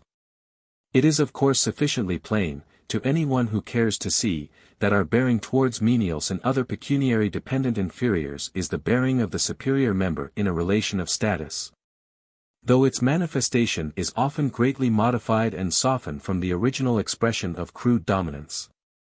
Similarly, our bearing towards superiors, and in great measure towards equals, expresses a more or less conventionalized attitude of subservience. Witness the masterful presence of the high-minded gentleman or lady, which testifies to so much of dominance and independence of economic circumstances, and which at the same time appeals with such convincing force to our sense of what is right and gracious. It is among this highest leisure class, who have no superiors and few peers, that decorum finds its fullest and maturest expression. And it is this highest class also that gives decorum that definite formulation which serves as a canon of conduct for the classes beneath. And there also the code is most obviously a code of status and shows most plainly its incompatibility with all vulgarly productive work. A divine assurance and an imperious complaisance, as of one habituated to require subservience and to take no thought for the morrow, is the birthright and the criterion of the gentleman at his best. And it is in popular apprehension even more than that, for this demeanor is accepted as an intrinsic attribute of superior worth, before which the base-born commoner delights to stoop and yield. As has been indicated in an earlier chapter, there is reason to believe that the institution of ownership has begun with the ownership of persons, primarily women. The incentives to acquiring such property have apparently been, 1. A propensity for dominance and coercion, 2. The utility of these persons as evidence of the prowess of the owner, 3. The utility of their services. Personal service holds a peculiar place in the economic development. During the stage of quasi-peaceable industry, and especially during the earlier development of industry within the limits of this general stage, the utility of their services seems commonly to be the dominant motive to the acquisition of property in persons. Servants are valued for their services. But the dominance of this motive is not due to a decline in the absolute importance of the other two utilities possessed by servants. It is rather that the altered circumstance of life accentuate the utility of servants for this last-named purpose.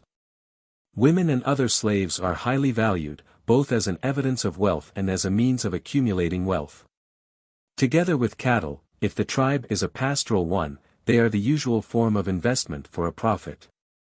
To such an extent may female slavery give its character to the economic life under the quasi-peaceable culture that the women even comes to serve as a unit of value among peoples occupying this cultural stage, as for instance in Homeric times. Where this is the case, there need be little question but that the basis of the industrial system is chattel slavery and that the women are commonly slaves. The great, pervading human relation in such a system is that of master and servant. The accepted evidence of wealth is the possession of many women, and presently also of other slaves engaged in attendance on their master's person and in producing goods for him. A division of labor presently sets in, whereby personal service and attendance on the master becomes the special office of a portion of the servants. While those who are wholly employed in industrial occupations proper are removed more and more from all immediate relation to the person of their owner. At the same time those servants whose office is personal service, including domestic duties, come gradually to be exempted from productive industry carried on for gain. This process of progressive exemption from the common run of industrial employment will commonly begin with the exemption of the wife, or the chief wife. After the community has advanced to settled habits of life, wife capture from hostile tribes becomes impracticable as a customary source of supply. Where this cultural advance has been achieved, the chief wife is ordinarily of gentle blood, and the fact of her being so will hasten her exemption from vulgar employment. The manner in which the concept of gentle blood originates, as well as the place which it occupies in the development of marriage, cannot be discussed in this place. For the purpose in hand it will be sufficient to say that gentle blood is blood which has been ennobled by protracted contact with accumulated wealth or unbroken prerogative. The woman with these antecedents is preferred in marriage, both for the sake of a resulting alliance with her powerful relatives and because a superior worth is felt to inhere in blood which has been associated with many goods and great power. She will still be her husband's chattel, as she was her father's chattel before her purchase, but she is at the same time of her father's gentle blood. And hence there is a moral incongruity in her occupying herself with the debasing employments of her fellow servants. However completely she may be subject to her master, and however inferior to the male members of the social stratum in which her birth has placed her, the principle that gentility is transmissible will act to place her above the common slave. And so soon as this principle has acquired a prescriptive authority it will act to invest her in some measure with that prerogative of leisure which is the chief mark of gentility. Furthered by this principle of transmissible gentility the wife's exemption gains in scope, if the wealth of her owner permits it, until it includes exemption from debasing menial service as well as from handicraft. As the industrial development goes on and property becomes massed in relatively fewer hands, the conventional standard of wealth of the upper class rises. The same tendency to exemption from handicraft, and in the course of time from menial domestic employments, will then assert itself as regards the other wives, if such there are. And also as regards other servants in immediate attendance upon the person of their master. The exemption comes more tardily the remoter the relation in which the servant stands to the person of the master. If the pecuniary situation of the master permits it, the development of a special class of personal or body servants is also furthered by the very grave importance which comes to attach to this personal service. The master's person, being the embodiment of worth and honor, is of the most serious consequence. Both for his reputable standing in the community and for his self-respect, it is a matter of moment that he should have at his call efficient specialized servants, whose attendance upon his person is not diverted from this their chief office by any by-occupation. These specialized servants are useful more for show than for service actually performed. In so far as they are not kept for exhibition simply, they afford gratification to their master chiefly in allowing scope to his propensity for dominance. It is true, the care of the continually increasing household apparatus may require added labor. But since the apparatus is commonly increased in order to serve as a means of good repute rather than as a means of comfort, this qualification is not of great weight. All these lines of utility are better served by a larger number of more highly specialized servants.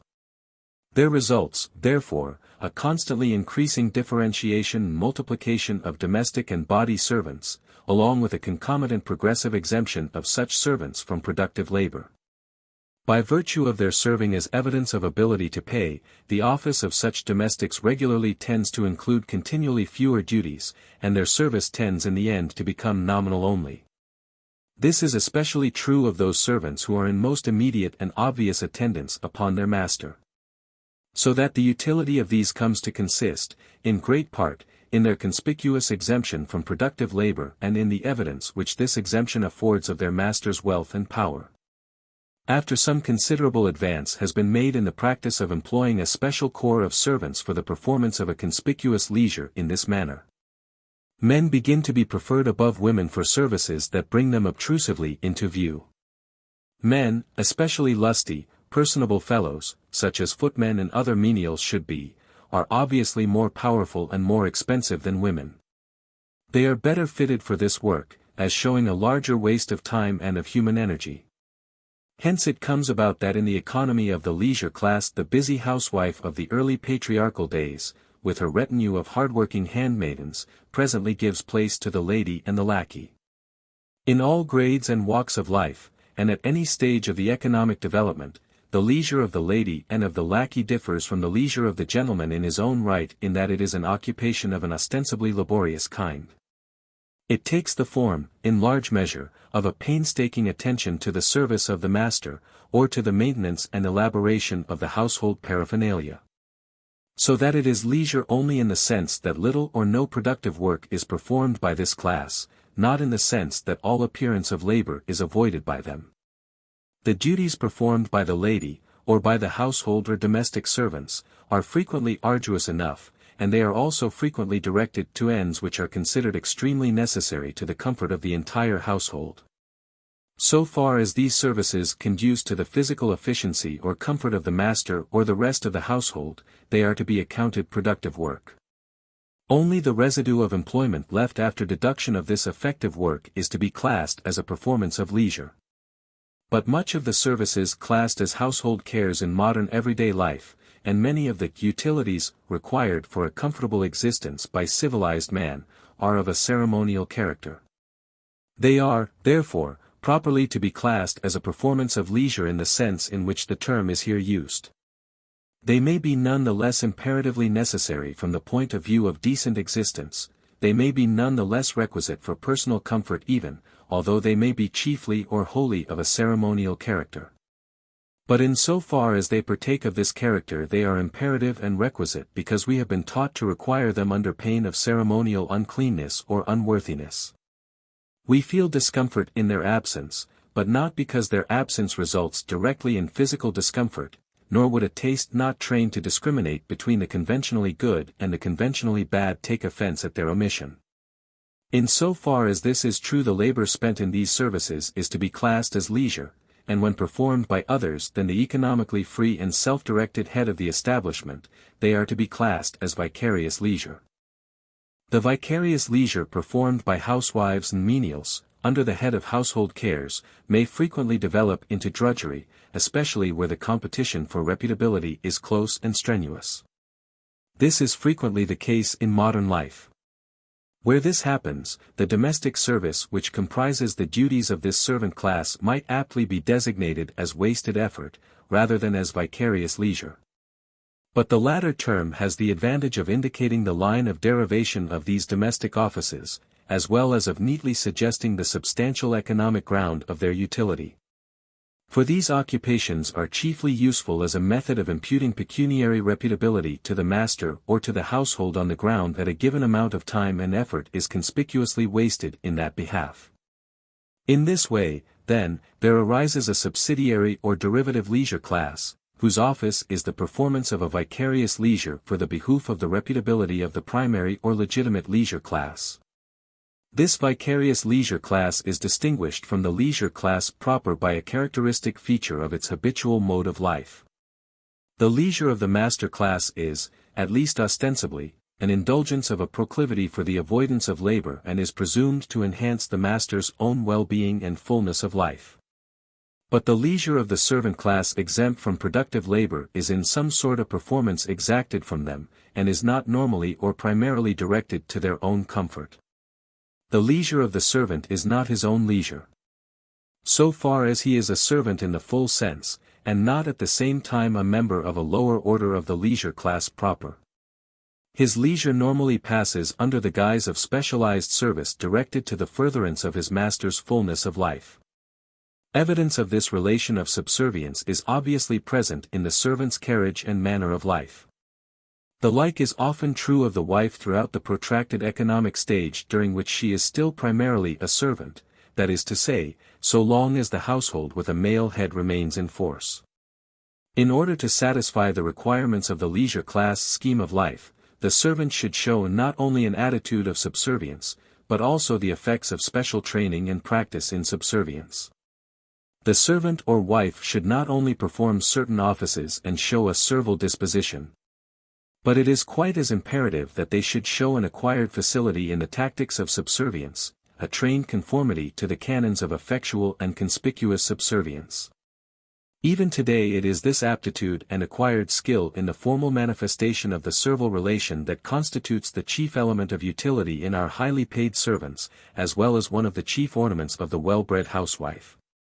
The first requisite of a good servant is that he should conspicuously know his place. It is not enough that he knows how to effect certain desired mechanical results, he must above all, know how to effect these results in due form. Domestic service might be said to be a spiritual rather than a mechanical function. Gradually there grows up an elaborate system of good form, specifically regulating the manner in which this vicarious leisure of the servant class is to be performed. Any departure from these canons of form is to be depreciated, not so much because it evinces a shortcoming in mechanical efficiency, or even that it shows an absence of the servile attitude and temperament, but because, in the last analysis, it shows the absence of special training. Special training in personal service costs time and effort, and where it is obviously present in a high degree, it argues that the servant who possesses it, neither is nor has been habitually engaged in any productive occupation. It is prima facie evidence of a vicarious leisure extending far back in the past. So that trained service has utility, not only as gratifying the master's instinctive liking for good and skillful workmanship and his propensity for conspicuous dominance over those whose lives are subservient to his own, but it has utility also as putting in evidence a much larger consumption of human service than would be shown by the mere present conspicuous leisure performed by an untrained person. It is a serious grievance if a gentleman's butler or footman performs his duties about his master's table or carriage in such unformed style as to suggest that his habitual occupation may be ploughing or sheep-herding. Such bungling work would imply inability on the master's part to procure the service of specially trained servants. That is to say, it would imply inability to pay for the consumption of time, effort, and instruction required to fit a trained servant for special service under the exacting code of forms. If the performance of the servant argues lack of means on the part of his master, it defeats its chief substantial end, for the chief use of servants is the evidence they afford of the master's ability to pay. What has just been said might be taken to imply that the offense of an undertrained servant lies in a direct suggestion of inexpensiveness or of usefulness. Such, of course, is not the case. The connection is much less immediate. What happens here is what happens generally. Whatever approves itself to us on any ground at the outset, presently comes to appeal to us as a gratifying thing in itself, it comes to rest in our habits of though as substantially right. But in order that any specific canon of deportment shall maintain itself in favor, it must continue to have the support of, or at least not be incompatible with, the habit or aptitude which constitutes the norm of its development. The need of vicarious leisure, or conspicuous consumption of service, is a dominant incentive to the keeping of servants. So long as this remains true, it may be set down without much discussion that any such departure from accepted usage as would suggest an abridged apprenticeship in service would presently be found insufferable. The requirement of an expensive vicarious leisure acts indirectly, selectively, by guiding the formation of our taste, of our sense of what is right in these matters, and so weeds out unconformable departures by withholding approval of them. As the standard of wealth recognized by common consent advances, the possession and exploitation of servants as a means of showing superfluity undergoes a refinement. The possession and maintenance of slaves employed in the production of goods argues wealth and prowess, but the maintenance of servants who produce nothing argues still higher wealth and position. Under this principle there arises a class of servants, the more numerous the better, whose sole office is fatuously to wait upon the person of their owner, and so to put in evidence his ability unproductively to consume a large amount of service. There supervenes a division of labor among the servants or dependents whose life is spent in maintaining the honor of the gentleman of leisure.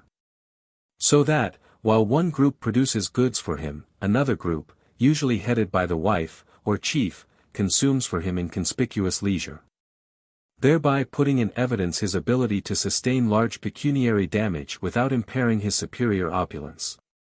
This somewhat idealized and diagrammatic outline of the development and nature of domestic service comes nearest being true for that cultural stage which was here been named the quasi-peaceable stage of industry.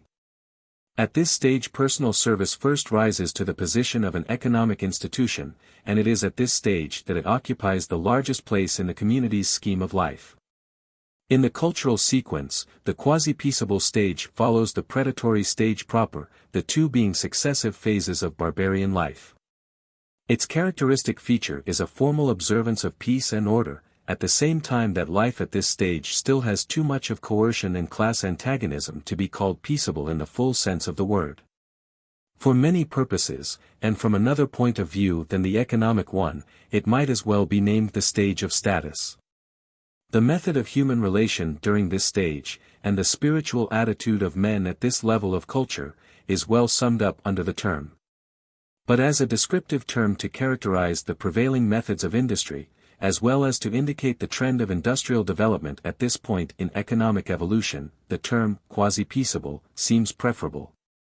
So far as concerns the communities of the Western culture, this phase of economic development probably lies in the past. Except for a numerically small though very conspicuous fraction of the community in whom the habits of thought peculiar to the barbarian culture have suffered but a relatively slight disintegration. Personal service is still an element of great economic importance, especially as regards the distribution and consumption of goods, but its relative importance even in this direction is no doubt less than it once was. The best development of this vicarious leisure lies in the past rather than in the present, and its best expression in the present is to be found in the scheme of life of the upper leisure class. To this class the modern culture owes much in the way of the conservation of traditions, usages, and habits of thought which belong on a more archaic cultural plane, so far as regards their widest acceptance and their most effective development. In the modern industrial communities the mechanical contrivances available for the comfort and convenience of everyday life are highly developed. So much so that body servants, or, indeed, domestic servants of any kind, would now scarcely be employed by anybody except on the ground of a canon of reputability carried over by tradition from earlier usage. The only exception would be servants employed to attend on the persons of the infirm and the feeble-minded. But such servants properly come under the head of trained nurses rather than under that of domestic servants, and they are, therefore, an apparent rather than a real exception to the rule. The proximate reason for keeping domestic servants, for instance, in the moderately well-to-do household of today, is, ostensibly, that the members of the household are unable without discomfort to compass the work required by such a modern establishment.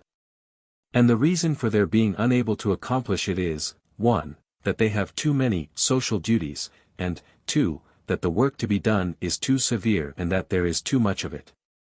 These two reasons may be restated as follows. 1. Under the mandatory code of decency, the time and effort of the members of such a household are required to be ostensibly all spent in a performance of conspicuous leisure, in the way of calls, drives, clubs, sewing circles, sports, charity organizations, and other like social functions. Those persons whose time and energy are employed in these matters privately avow that all these observances, as well as the incidental attention to dress and other conspicuous consumption, are very irksome but altogether unavoidable. 2. Under the requirement of conspicuous consumption of goods, the apparatus of living has grown so elaborate and cumbrous, in the way of dwellings, furniture, bric-a-brac, wardrobe and meals, that the consumers of these things cannot make way with them in the required manner without help.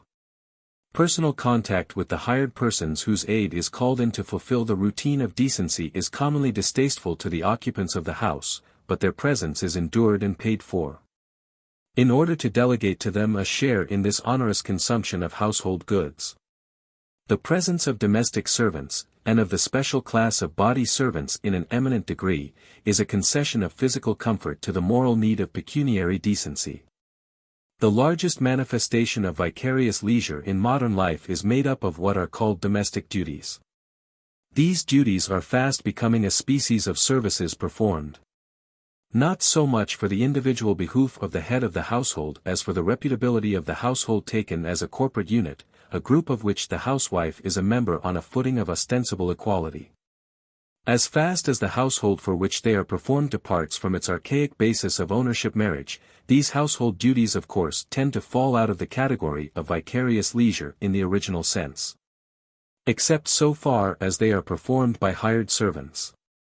That is to say, since vicarious leisure is possible only on a basis of status or of hired service.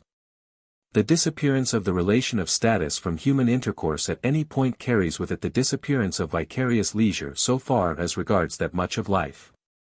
But it is to be added, in qualification of this qualification, that so long as the household subsists, even with a divided head, this class of non-productive labor performed for the sake of the household reputability must still be classed as vicarious leisure, although in a slightly altered sense.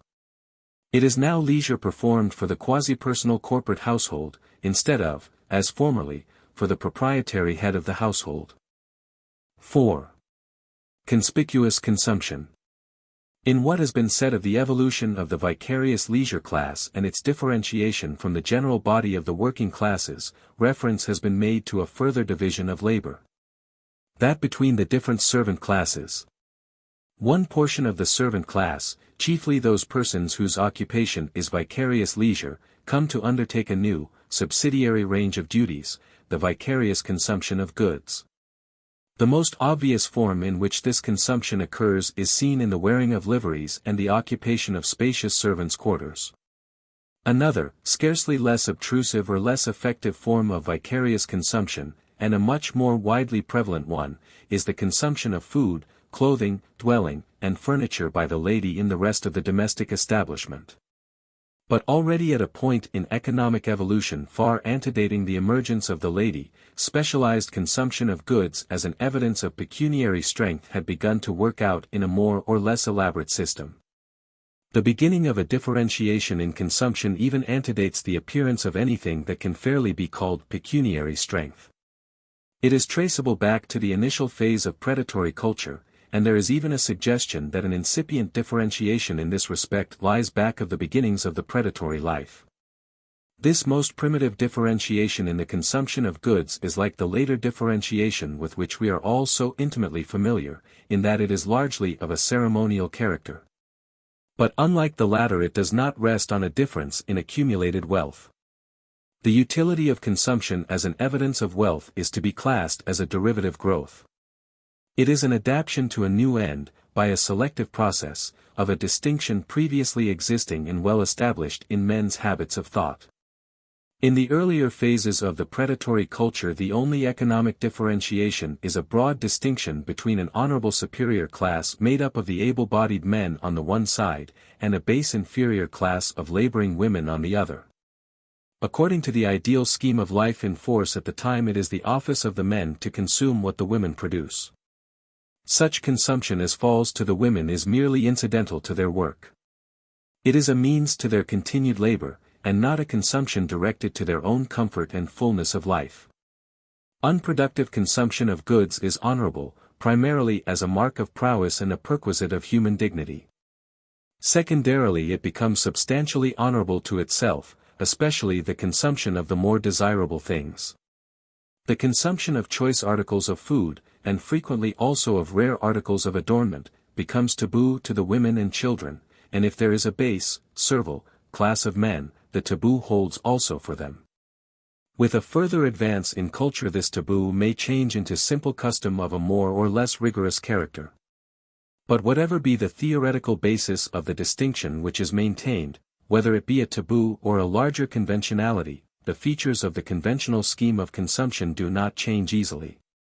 When the quasi-peaceable stage of industry is reached, with its fundamental institution of chattel slavery, the general principle, more or less rigorously applied, is that the base Industrious class should consume only what may be necessary to their subsistence. In the nature of things, luxuries and the comforts of life belong to the leisure class. Under the taboo, certain victuals, and more particularly certain beverages, are strictly reserved for the use of the superior class. The ceremonial differentiation of the dietary is best seen in the use of intoxicating beverages and narcotics. If these articles of consumption are costly, they are felt to be noble and honorific. Therefore the base classes, primarily the women, practice an enforced continence with respect to these stimulants, except in countries where they are obtainable at a very low cost. From archaic times down through all the length of the patriarchal regime it has been the office of the women to prepare and administer these luxuries, and it has been the perquisite of the men of gentle birth and breeding to consume them. Drunkenness and the other pathological consequences of the free use of stimulants therefore tend in their turn to become honorific, as being a mark, at the second remove, of the superior status of those who are able to afford the indulgence. Infirmities induced by overindulgence are among some peoples freely recognized as manly attributes.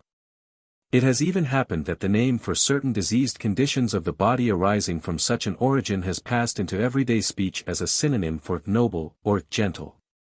It is only at a relatively early stage of culture that the symptoms of expensive vice are conventionally accepted as marks of a superior status, and so tend to become virtues and command the deference of the community.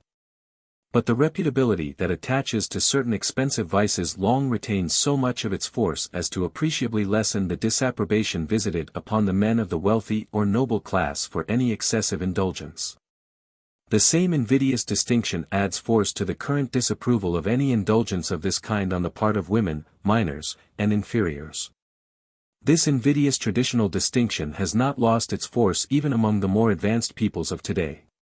Where the example set by the leisure class retains its imperative force in the regulation of the conventionalities, it is observable that the women still in great measure practice the same traditional continence with regard to stimulants. This characterization of the greater continence in the use of stimulants practiced by the women of the reputable classes may seem an excessive refinement of logic at the expense of common sense. But facts within easy reach of anyone who cares to know them go to say that the greater abstinence of women is in some part due to an imperative conventionality. And this conventionality is, in a general way, strongest where the patriarchal tradition, the tradition that the woman is a chattel, has retained its hold in greatest vigor. In a sense which has been greatly qualified in scope and rigor, but which has by no means lost its meaning even yet, this tradition says that the woman, being a chattel, should consume only what is necessary to her sustenance. Except so far as her further consumption contributes to the comfort or the good repute of her master. The consumption of luxuries, in the true sense, is a consumption directed to the comfort of the consumer himself, and is, therefore, a mark of the master.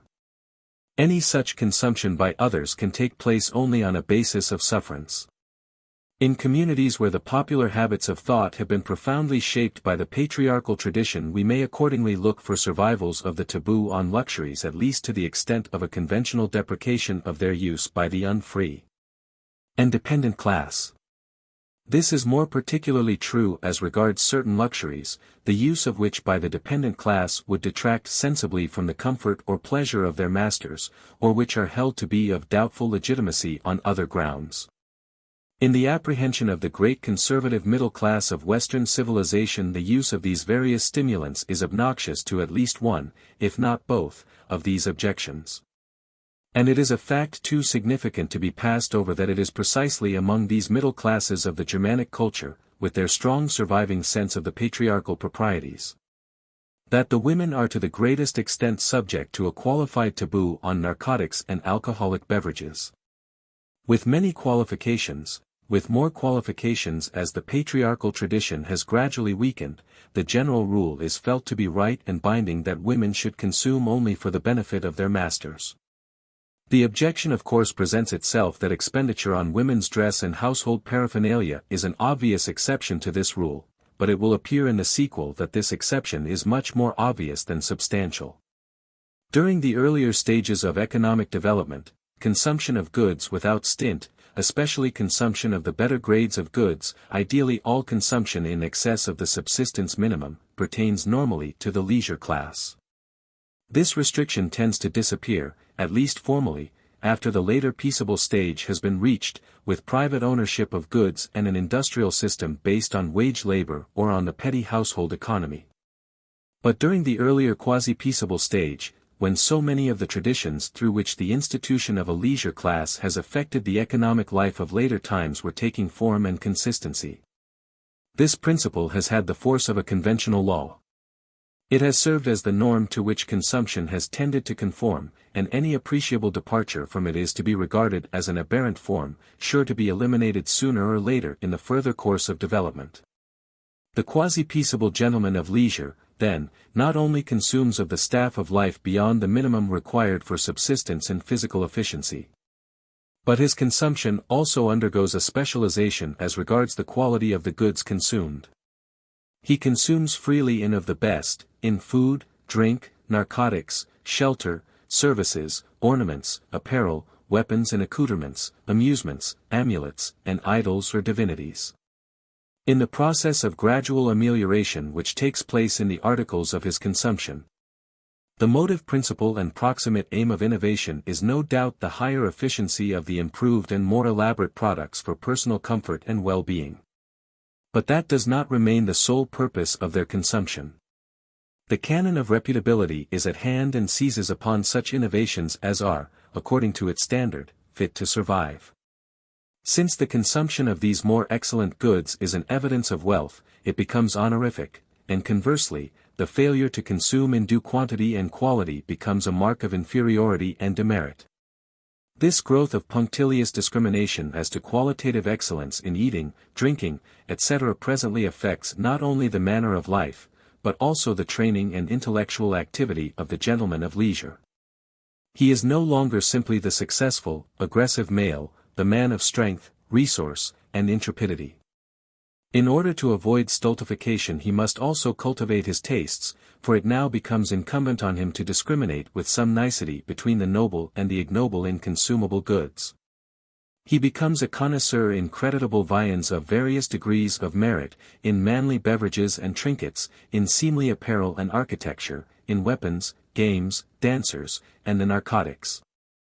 This cultivation of aesthetic faculty requires time and application. And the demands made upon the gentleman in this direction therefore tend to change his life of leisure into a more or less arduous application to the business of learning how to live a life of ostensible leisure in a becoming way. Closely related to the requirement that the gentleman must consume freely and of the right kind of goods, there is the requirement that he must know how to consume them in a seemly manner. His life of leisure must be conducted in due form. Hence arise good manners in the way pointed out in an earlier chapter. High-bred manners and ways of living are items of conformity to the norm of conspicuous leisure and conspicuous consumption. Conspicuous consumption of valuable goods is a means of reputability to the gentleman of leisure. As wealth accumulates on his hands, his own unaided effort will not avail to sufficiently put his opulence in evidence by this method. The aid of friends and competitors is therefore brought in by resorting to the giving of valuable presents and expensive feasts and entertainments. Presents and feasts had probably another origin than that of naive ostentation, but they required their utility for this purpose very early, and they have retained their character to the present. So that their utility in this respect has now long been the substantial ground on which these usages rest. Costly entertainments, such as the potlatch or the ball, are peculiarly adapted to serve this end. The competitor with whom the entertainer wishes to institute a comparison is, by this method, made to serve as a means to the end. He consumes vicariously for his host at the same time that he is witness to the consumption of that excess of good things which his host is unable to dispose of single-handed, and he is also made to witness his host's facility in etiquette.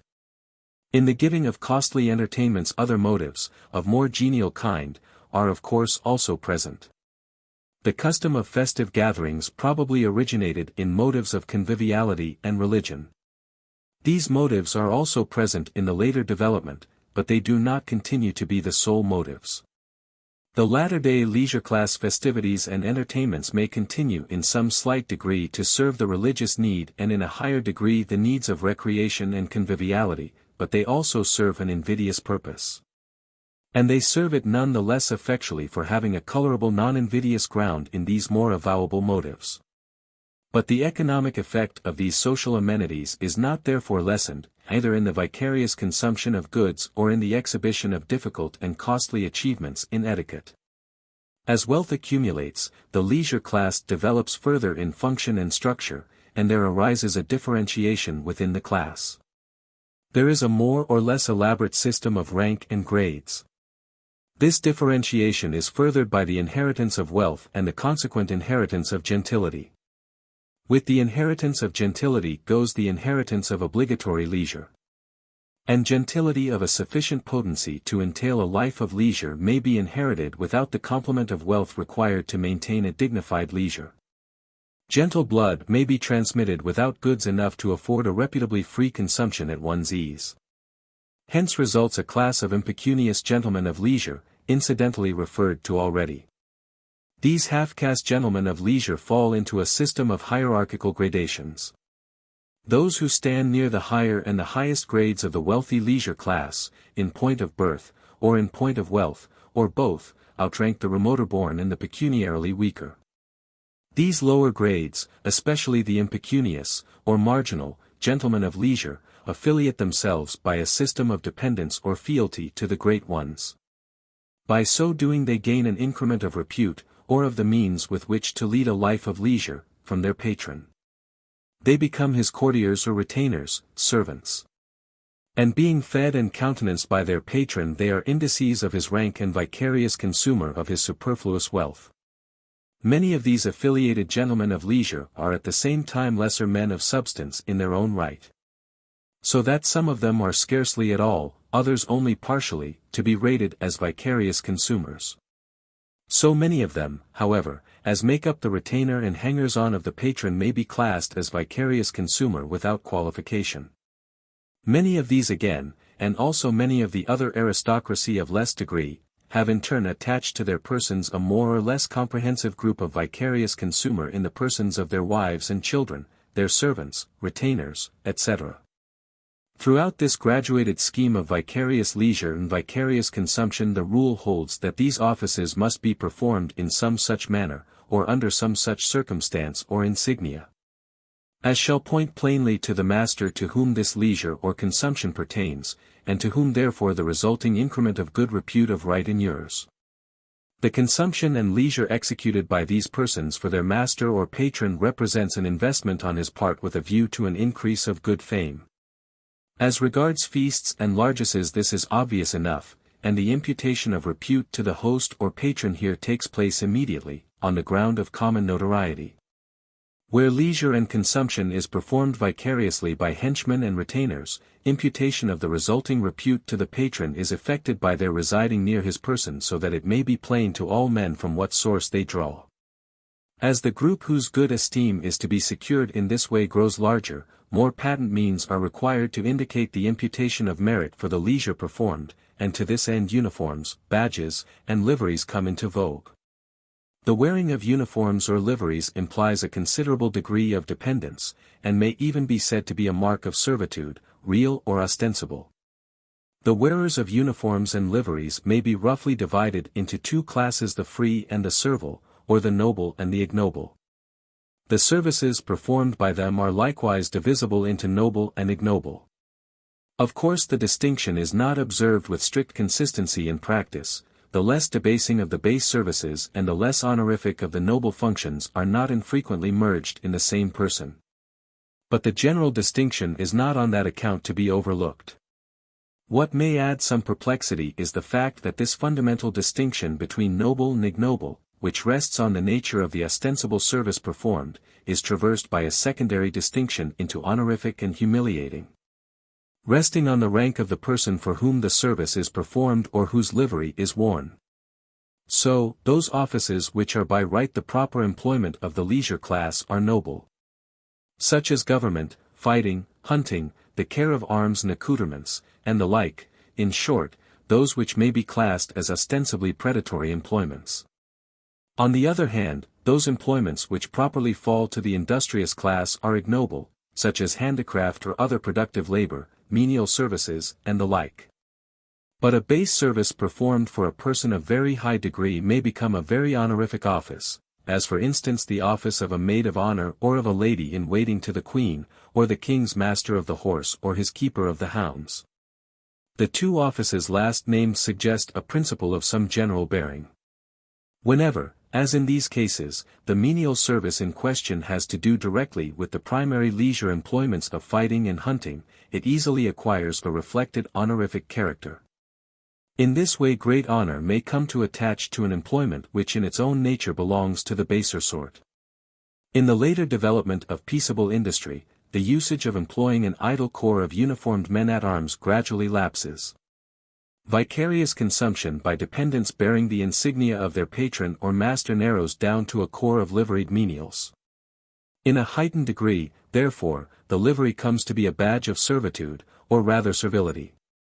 Something of an honorific character always attached to the livery of the armed retainer, but this honorific character disappears when the livery becomes the exclusive badge of the menial. The livery becomes obnoxious to nearly all who are required to wear it. We are yet so little removed from a state of effective slavery as still to be fully sensitive to the sting of any imputation of servility. This antipathy asserts itself even in the case of the liveries or uniforms which some corporations prescribe as the distinctive dress of their employees. In this country the aversion even goes the length of discrediting, in a mild and uncertain way, those government employments, military and civil, which require the wearing of a livery or uniform. With the disappearance of servitude, the number of vicarious consumers attached to any one gentleman tends, on the whole, to decrease. The like is of course true, and perhaps in a still higher degree, of the number of dependents who perform vicarious leisure for him. In a general way, though not wholly nor consistently, these two groups coincide. The dependent who was first delegated for these duties was the wife, or the chief wife. And, as would be expected, in the later development of the institution, when the number of persons by whom these duties are customarily performed gradually narrows, the wife remains the last. In the higher grades of society a large volume of both these kinds of service is required, and here the wife is of course still assisted in the work by a more or less numerous corps of menials.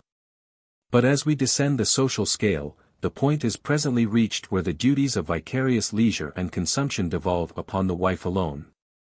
In the communities of the Western culture, this point is at present found among the lower middle class. And here occurs a curious inversion. It is a fact of common observance that in this lower middle class there is no pretense of leisure on the part of the head of the household. Through force of circumstances it has fallen into disuse. But the middle-class wife still carries on the business of vicarious leisure, for the good name of the household and its master. In descending the social scale in any modern industrial community, the primary fact the conspicuous leisure of the master of the household disappears at a relatively high point. The head of the middle-class household has been reduced by economic circumstances to turn his hand to gaining a livelihood by occupations which often partake largely of the character of industry, as in the case of the ordinary business man of today. But the derivative fact the vicarious leisure and consumption rendered by the wife, and the auxiliary vicarious performance of leisure by menials remains in vogue as a conventionality which the demands of reputability will not suffer to be slighted. It is by no means an uncommon spectacle to find a man applying himself to work with the utmost assiduity, in order that his wife may in due form render for him that degree of vicarious leisure which the common sense of the time demands. The leisure rendered by the wife in such cases is, of course, not a simple manifestation of idleness or indolence. It almost invariably occurs disguised under some form of work or household duties or social amenities, which prove on analysis to serve little or no ulterior end beyond showing that she does not occupy herself with anything that is gainful or that is of substantial use. As has already been noticed under the head of manners, the greater part of the customary round of domestic cares to which the middle-class housewife gives her time and effort is of this character. Not that the results of her attention to household matters, of a decorative and mundificatory character, are not pleasing to the sense of men trained in middle-class proprieties. But the taste to which these effects of household adornment and tidiness appeal is a taste which has been formed under the selective guidance of a canon of propriety that demands just these evidences of wasted effort. The effects are pleasing to us chiefly because we have been taught to find them pleasing. There goes into these domestic duties much solicitude for a proper combination of form and color, and for other ends that are to be classed as aesthetic in the proper sense of the term. And it is not denied that effects having some substantial aesthetic value are sometimes attained. Pretty much all that is here insisted on is that, as regards these amenities of life, the housewife's efforts are under the guidance of traditions that have been shaped by the law of conspicuously wasteful expenditure of time and substance.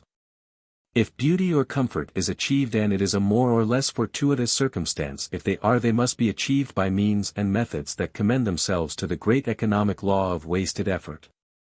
The more reputable, presentable portion of middle-class household paraphernalia are, on the one hand, items of conspicuous consumption, and on the other hand, apparatus for putting in evidence the vicarious leisure rendered by the housewife.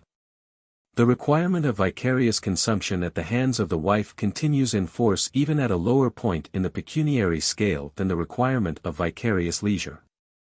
At a point below which little if any pretense of wasted effort, in ceremonial cleanness and the like, is observable, and where there is assuredly no conscious attempt at ostensible leisure, decency still requires the wife to consume some goods conspicuously for the reputability of the household and its head. So that, as the latter-day outcome of this evolution of an archaic institution, the wife, who was at the outset the drudge and chattel of the man, both in fact and in theory, the producer of goods for him to consume, has become the ceremonial consumer of goods which he produces. But she still quite unmistakably remains his chattel in theory, for the habitual rendering of vicarious leisure and consumption is the abiding mark of the unfree servant. This vicarious consumption practiced by the household of the middle and lower classes cannot be counted as a direct expression of the leisure class scheme of life, since the household of this pecuniary grade does not belong within the leisure class. It is rather that the leisure class scheme of life here comes to an expression at the second remove. The leisure class stands at the head of the social structure in point of reputability, and its manner of life and its standards of worth therefore afford the norm of reputability for the community. The observance of these standards, in some degree of approximation, becomes incumbent upon all classes lower in the scale. In modern civilized communities the lines of demarcation between social classes have grown vague and transient. And wherever this happens the norm of reputability imposed by the upper class extends its coercive influence with but slight hindrance down through the social structure to the lowest strata. The result is that the members of each stratum accept as their ideal of decency the scheme of life in vogue in the next higher stratum, and bend their energies to live up to that ideal. On pain of forfeiting their good name and their self-respect in case of failure, they must conform to the accepted code, at least in appearance.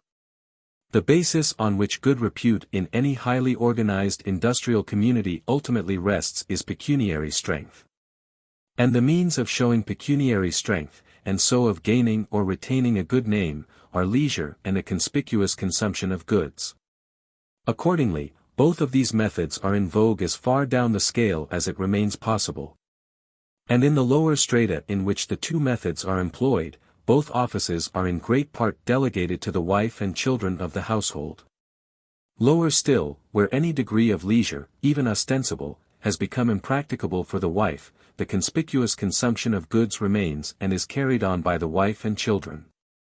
The man of the household also can do something in this direction, and indeed, he commonly does. But with a still lower descent into the levels of indigence, along the margin of the slums, the man, and presently also the children, virtually cease to consume valuable goods for appearances. And the woman remains virtually the sole exponent of the household's pecuniary decency. No class of society, not even the most abjectly poor, forgoes all customary conspicuous consumption. The last items of this category of consumption are not given up except under stress of the direst necessity. Very much of squalor and discomfort will be endured before the last trinket or the last pretense of pecuniary decency is put away. There is no class and no country that has yielded so abjectly before the pressure of physical want as to deny themselves all gratification of this higher or spiritual need. From the foregoing survey of the growth of conspicuous leisure and consumption, it appears that the utility of both alike for the purposes of reputability lies in the element of waste that is common to both.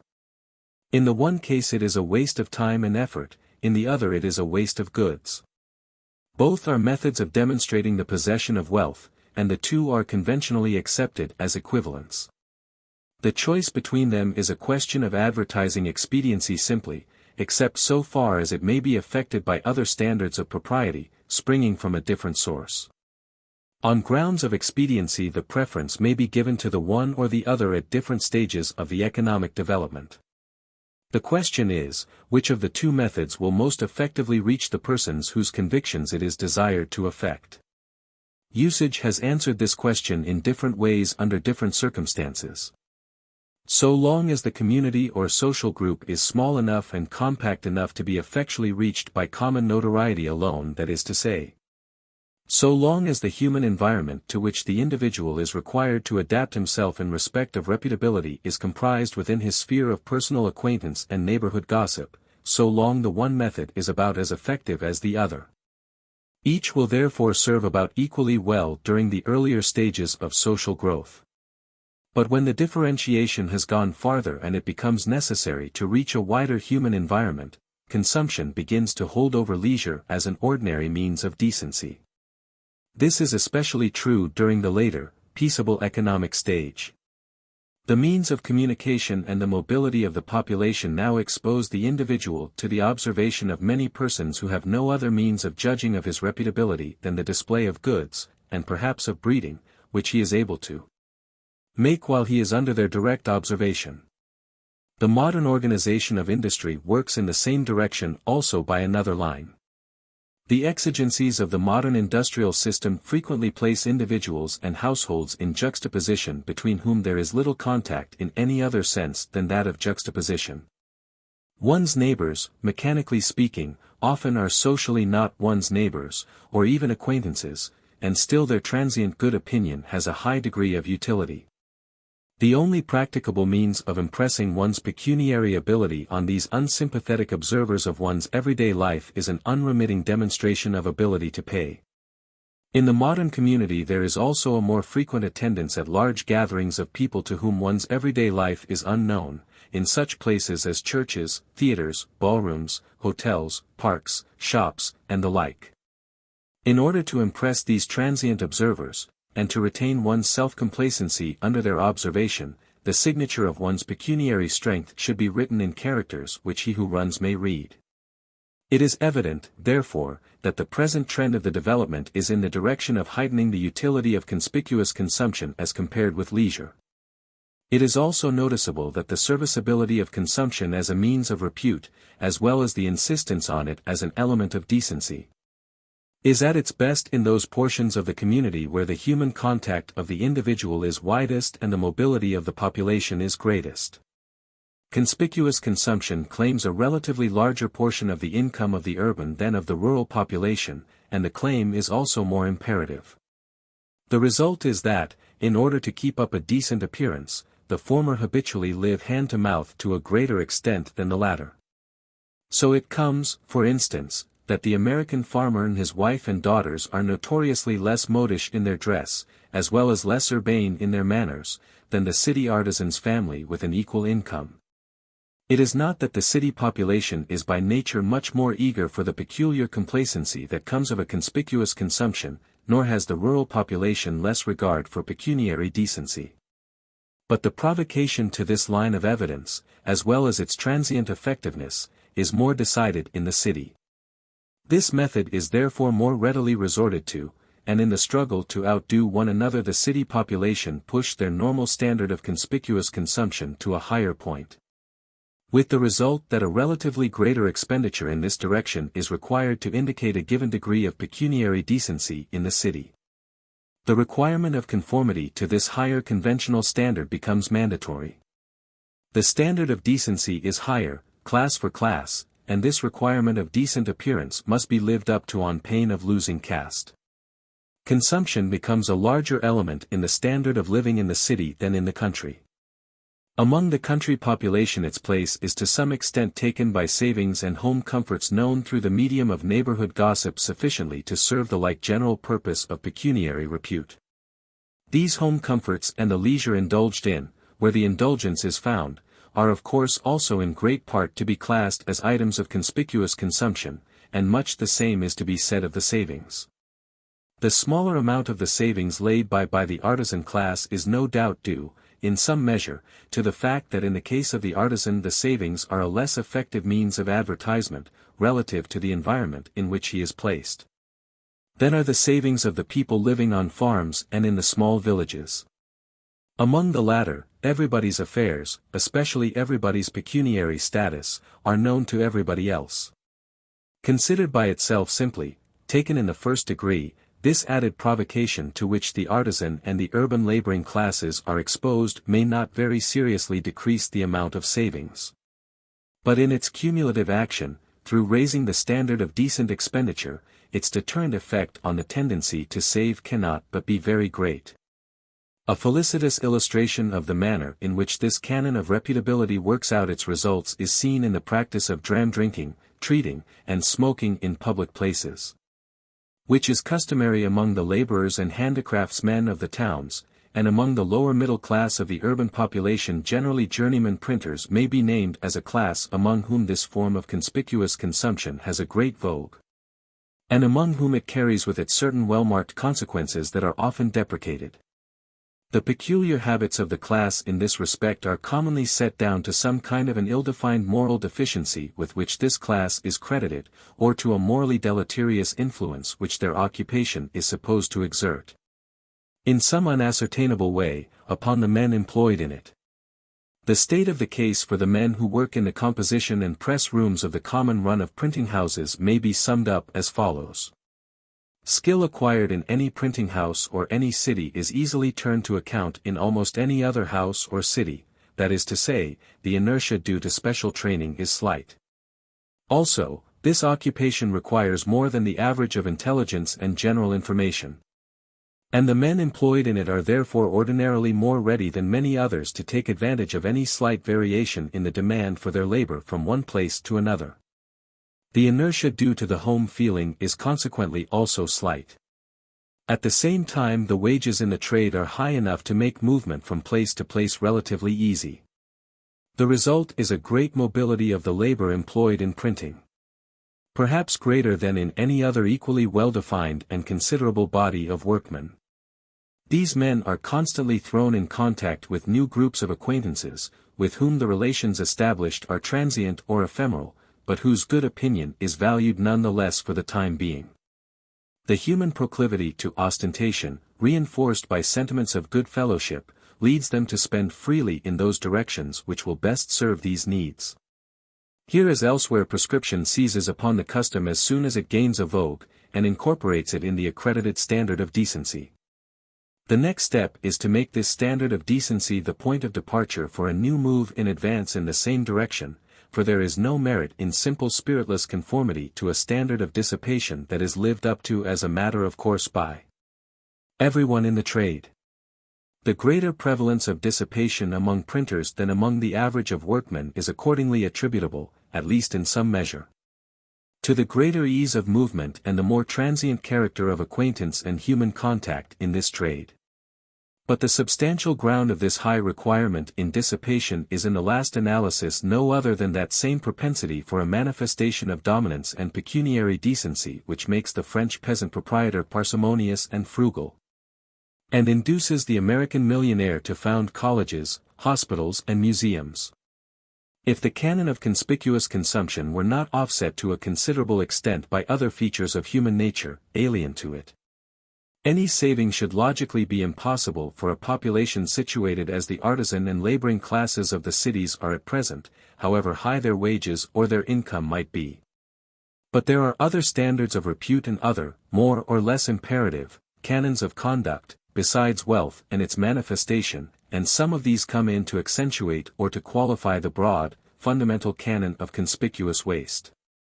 Under the simple test of effectiveness for advertising, we should expect to find leisure and the conspicuous consumption of goods dividing the field of pecuniary emulation pretty evenly between them at the outset. Leisure might then be expected gradually to yield ground and tend to obsolescence as the economic development goes forward, and the community increases in size. While the conspicuous consumption of goods should gradually gain in importance, both absolutely and relatively, until it had absorbed all the available product, leaving nothing over beyond a bare livelihood. But the actual course of development has been somewhat different from this ideal scheme. Leisure held the first place at the start, and came to hold a rank very much above wasteful consumption of goods, both as a direct exponent of wealth and as an element in the standard of decency, during the quasi-peaceable culture. From that point onward, consumption has gained ground, until, at present, it unquestionably holds the primacy, though it is still far from absorbing the entire margin of production above the subsistence minimum. The early ascendancy of leisure as a means of reputability is traceable to the archaic distinction between noble and ignoble employments. Leisure is honorable and becomes imperative partly because it shows exemption from ignoble labor. The archaic differentiation into noble and ignoble classes is based on an invidious distinction between employments as honorific or debasing. And this traditional distinction grows into an imperative canon of decency during the early quasi-peaceable stage. Its ascendancy is furthered by the fact that leisure is still fully as effective an evidence of wealth as consumption. Indeed, so effective is it in the relatively small and stable human environment to which the individual is exposed at that cultural stage, that, with the aid of the archaic tradition which deprecates all productive labor, it gives rise to a large impecunious leisure class, and it even tends to limit the production of the community's industry to the subsistence minimum. This extreme inhibition of industry is avoided because slave labor, working under a compulsion more vigorous than that of reputability, is forced to turn out a product in excess of the subsistence minimum of the working class. The subsequent relative decline in the use of conspicuous leisure as a basis of repute is due partly to an increasing relative effectiveness of consumption as an evidence of wealth. But in part it is traceable to another force, alien, and in some degree antagonistic, to the usage of conspicuous waste. This alien factor is the instinct of workmanship.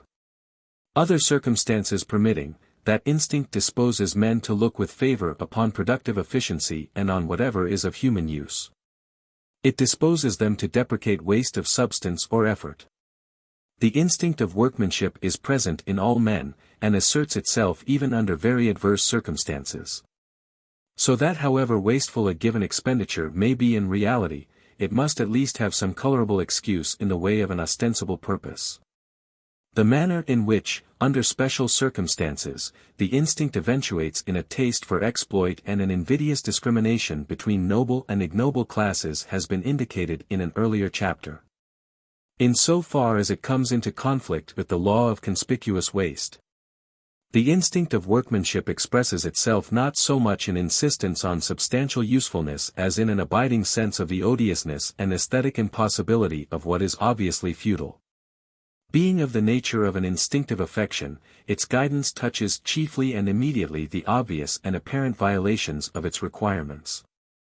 It is only less promptly and with less constraining force that it reaches such substantial violations of its requirements as are appreciated only upon reflection. So long as all labor continues to be performed exclusively or usually by slaves, the baseness of all productive effort is too constantly and deterrently present in the mind of men to allow the instinct of workmanship seriously to take effect in the direction of industrial usefulness. But when the quasi-peaceable stage, with slavery and status, passes into the peaceable stage of industry, with wage labor and cash payment, the instinct comes more effectively into play. It then begins aggressively to shape men's views of what is meritorious, and asserts itself at least as an auxiliary canon of self-complacency.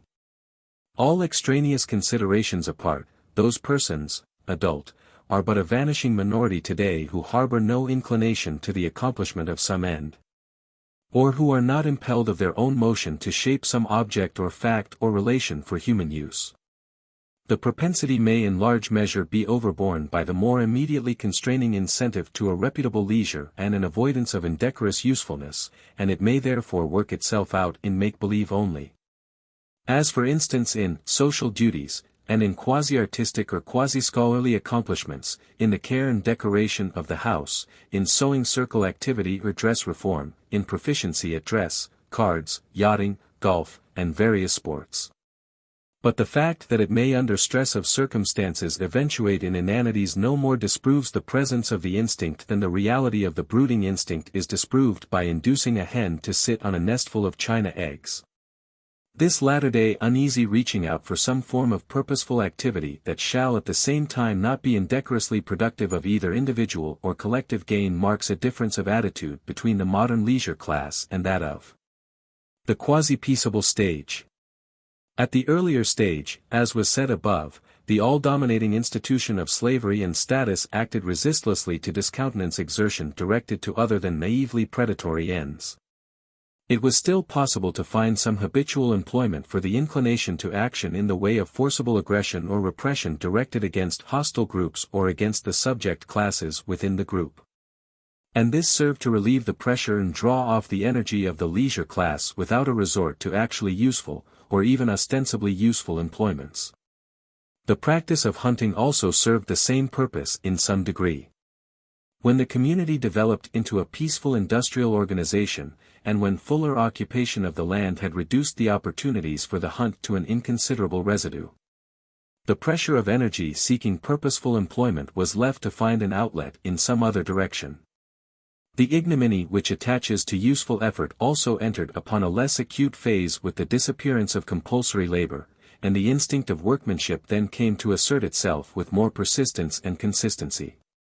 The line of least resistance has changed in some measure, and the energy which formerly found a vent in predatory activity, now in part takes the direction of some ostensibly useful end. Ostensibly purposeless leisure has come to be deprecated, especially among that large portion of the leisure class whose plebeian origin acts to set them at variance with the tradition of the odium cum dignitate.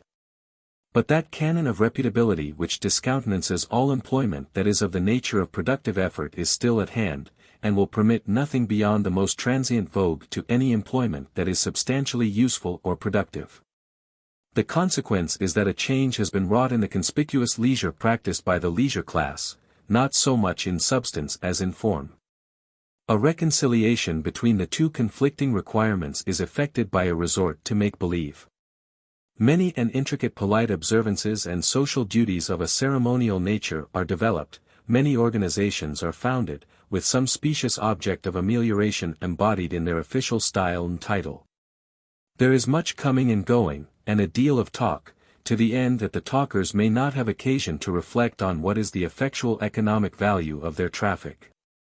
And along with the make-believe of purposeful employment, and woven inextricably into its texture, there is commonly, if not invariably, a more or less appreciable element of purposeful effort directed to some serious end. In the narrower sphere of vicarious leisure a similar change has gone forward. Instead of simply passing her time in visible idleness, as in the best days of the patriarchal regime, the housewife of the advanced peaceable stage applies herself assiduously to household cares. The salient features of this development of domestic service have already been indicated. Throughout the entire evolution of conspicuous expenditure, whether of goods or of services or human life, runs the obvious implication that in order to effectually mend the consumer's good fame it must be an expenditure of superfluities. In order to be reputable it must be wasteful. No merit would accrue from the consumption of the bare necessaries of life, except by comparison with the abjectly poor who fall short even of the subsistence minimum. And no standard of expenditure could result from such a comparison, except the most prosaic and unattractive level of decency. A standard of life would still be possible which should admit of invidious comparison in other respects than that of opulence. As, for instance, a comparison in various directions in the manifestation of moral, physical, intellectual, or aesthetic force. Comparison in all these directions is in vogue today.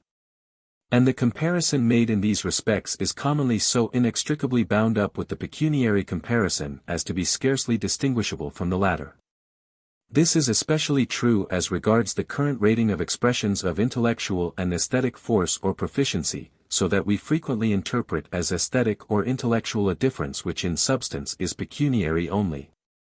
The use of the term waste is in one respect an unfortunate one. As used in the speech of everyday life, the word carries an undertone of deprecation. It is here used for want of a better term that will adequately describe the same range of motives and of phenomena, and it is not to be taken in an odious sense, as implying an illegitimate expenditure of human products or of human life. In the view of economic theory, the expenditure in question is no more and no less legitimate than any other expenditure. It is here called waste, because this expenditure does not serve human life or human well-being on the whole, not because it is waste or misdirection of effort or expenditure as viewed from the standpoint of the individual consumer who chooses it. If he chooses it, that disposes of the question of its relative utility to him, as compared with other forms of consumption that would not be deprecated on account of their wastefulness. Whatever form of expenditure the consumer chooses, or whatever end he seeks in making his choice, has utility to him by virtue of his preference. As seen from the point of view of the individual consumer, the question of wastefulness does not arise within the scope of economic theory proper. The use of the word waste as a technical term, therefore, implies no deprecation of the motives or of the ends sought by the consumer under this canon of conspicuous waste. But it is, on other grounds, worth noting that the term waste, in the language of everyday life, implies deprecation of what is characterized as wasteful. This common-sense implication is itself an outcropping of the instinct of workmanship. The popular reprobation of waste goes to say that in order to be at peace with himself, the common man must be able to see in any and all human effort and human enjoyment an enhancement of life and well-being on the whole. In order to meet with unqualified approval, any economic fact must approve itself under the test of impersonal usefulness, usefulness as seen from the point of view of the generically human. Relative or competitive advantage of one individual in comparison with another does not satisfy the economic conscience, and therefore competitive expenditure has not the approval of this conscience. In strict accuracy, nothing should be included under the head of conspicuous waste but such expenditure as is incurred on the ground of an invidious pecuniary comparison. But in order to bring any given item or element in under this head, it is not necessary that it should be recognized as waste in this sense by the person incurring the expenditure. It frequently happens that an element of the standard of living which set out with being primarily wasteful, ends with becoming, in the apprehension of the consumer, a necessary of life. And it may in this way become as indispensable as any other item of the consumer's habitual expenditure. As items which sometimes fall under this head, and are therefore available as illustrations of the manner in which this principle applies, may be cited carpets and tapestries, silver table service, waiters' services, silk hats, starched linen. Many articles of jewelry and of dress. The indispensability of these things after the habit and the convention have been formed, however, has little to say in the classification of expenditures as waste or not waste in the technical meaning of the word. The test to which all expenditure must be brought in an attempt to decide that point is the question whether it serves directly to enhance human life on the whole, whether it furthers the life process taken impersonally. For this is the basis of award of the instinct of workmanship, and that instinct is the court of final appeal in any question of economic truth or adequacy. It is a question as to the award rendered by a dispassionate common sense. The question is, therefore, not whether, under the existing circumstances of individual habit and social custom, a given expenditure conduces to the particular consumer's gratification or peace of mind. But whether, aside from acquired tastes and from the canons of usage and conventional decency, its result is a net gain in comfort or in the fullness of life. Customary expenditure must be classed under the head of waste in so far as the custom on which it rests is traceable to the habit of making an invidious pecuniary comparison, in so far as it is conceived that it could not have become customary and prescriptive without the backing of this principle of pecuniary reputability or relative economic success. It is obviously not necessary that a given object of expenditure should be exclusively wasteful in order to come in under the category of conspicuous waste. An article may be useful and wasteful both, and its utility to the consumer may be made up of use and waste in the most varying proportions. Consumable goods, and even productive goods, generally show the two elements in combination, as constituents of their utility. Although, in a general way, the element of waste tends to predominate in articles of consumption, while the contrary is true of articles designed for productive use. Even in articles which appear at first glance to serve for pure ostentation only, it is always possible to detect the presence of some, at least ostensible, useful purpose. And on the other hand, even in special machinery and tools contrived for some particular industrial process, as well as in the rudest appliances of human industry, the traces of conspicuous waste, or at least of the habit of ostentation, usually become evident on a close scrutiny. It would be hazardous to assert that a useful purpose is ever absent from the utility of any article or of any service, however obviously its prime purpose and chief element is conspicuous waste. And it would be only less hazardous to assert of any primarily useful product that the element of waste is in no way concerned in its value, immediately or remotely. v. The pecuniary standard of living. For the great body of the people in any modern community, the proximate ground of expenditure in excess of what is required for physical comfort is not a conscious effort to excel in the expensiveness of their visible consumption, so much as it is a desire to live up to the conventional standard of decency in the amount and grade of goods consumed. This desire is not guided by a rigidly invariable standard, which must be lived up to, and beyond which there is no incentive to go. The standard is flexible. And especially it is indefinitely extensible, if only time is allowed for habituation to any increase in pecuniary ability and for acquiring facility in the new and larger scale of expenditure that follows such an increase. It is much more difficult to recede from a scale of expenditure once adopted than it is to extend the accustomed scale in response to an accession of wealth.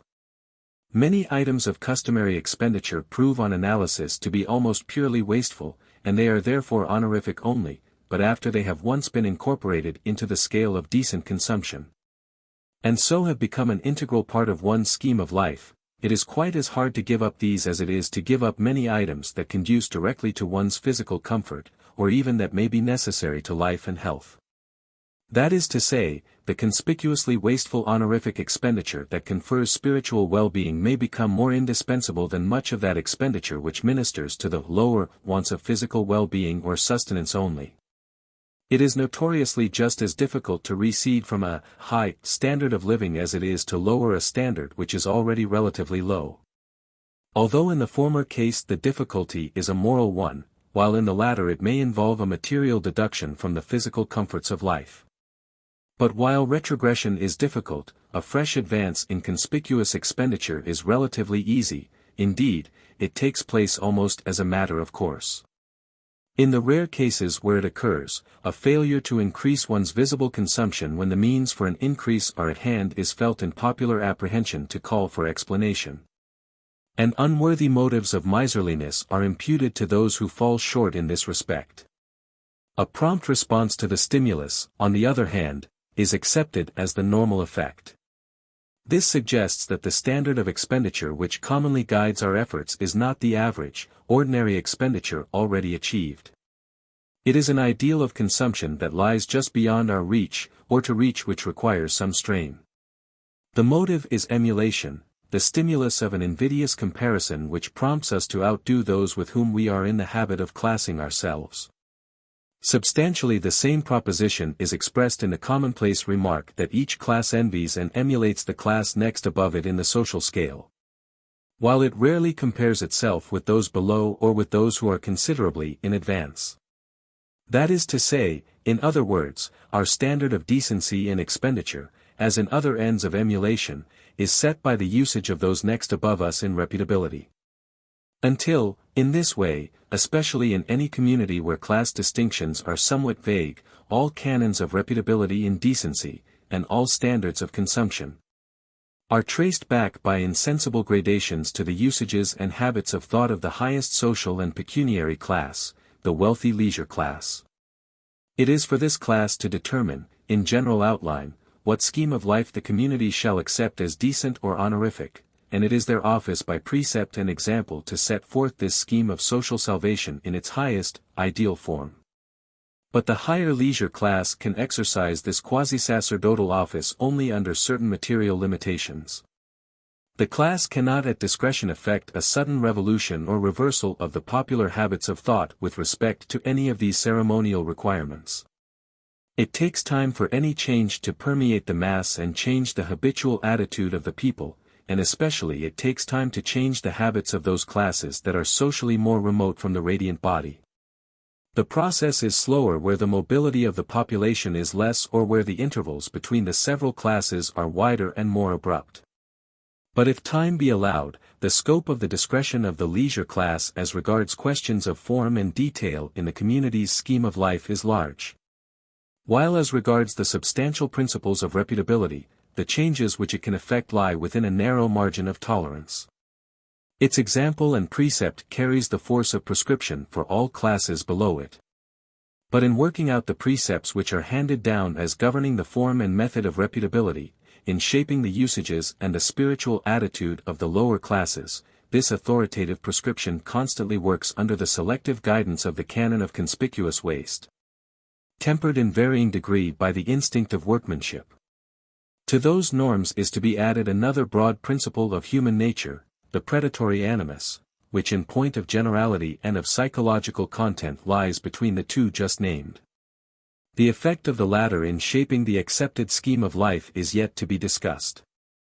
The canon of reputability, then, must adapt itself to the economic circumstances, the traditions, and the degree of spiritual maturity of the particular class whose scheme of life it is to regulate. It is especially to be noted that however high its authority and however true to the fundamental requirements of reputability it may have been at its inception, a specific formal observance can under no circumstances maintain itself in force if with the lapse of time or on its transmission to a lower pecuniary class it is found to run counter to the ultimate ground of decency among civilized peoples. Namely, serviceability for the purpose of an invidious comparison in pecuniary success. It is evident that these canons of expenditure have much to say in determining the standard of living for any community and for any class.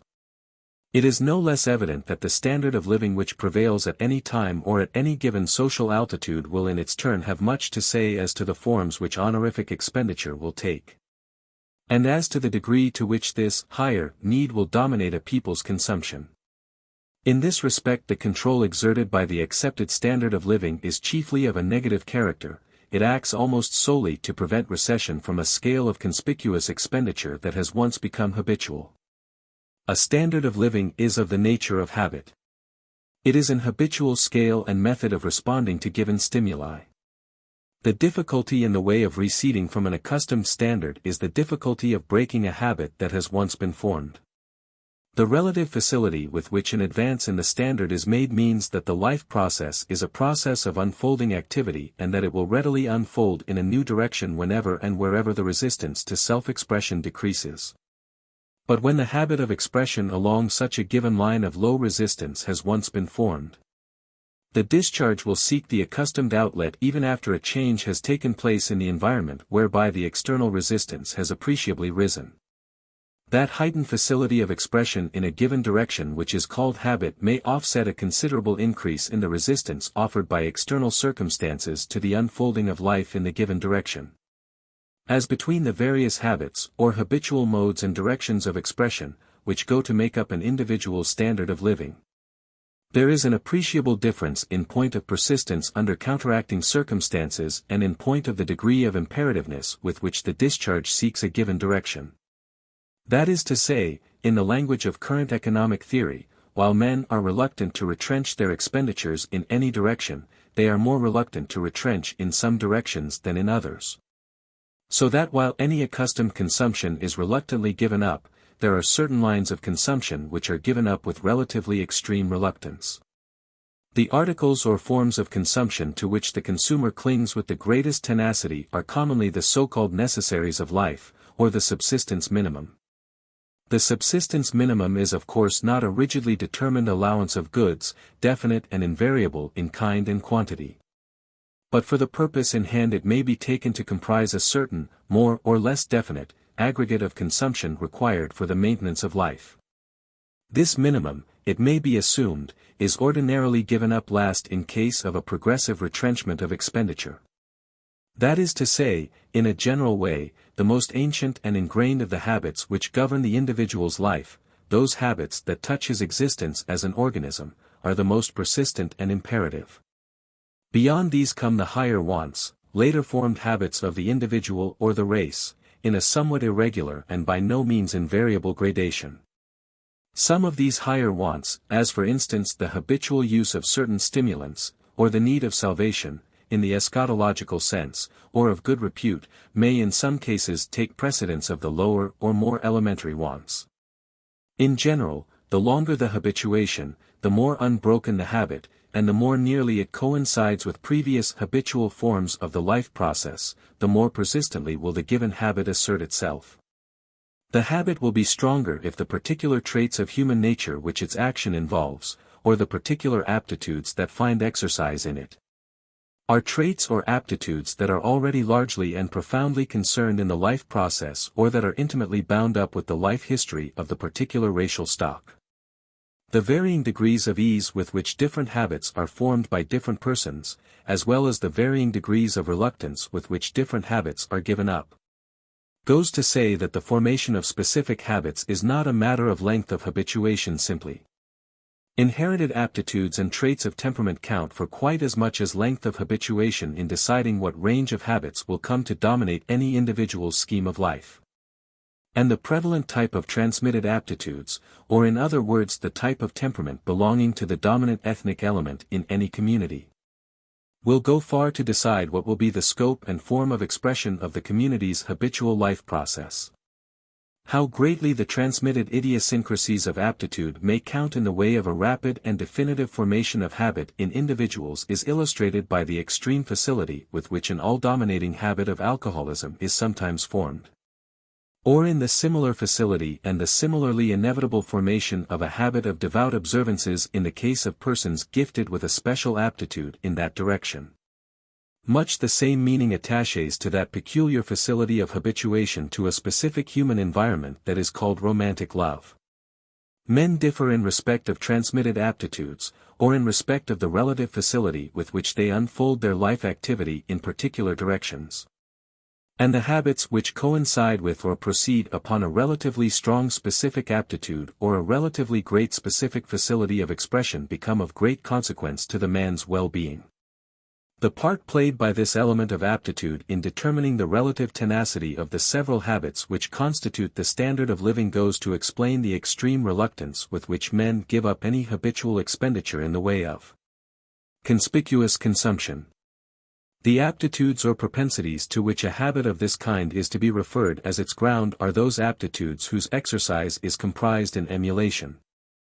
And the propensity for emulation, for invidious comparison, is of ancient growth and is a pervading trait of human nature.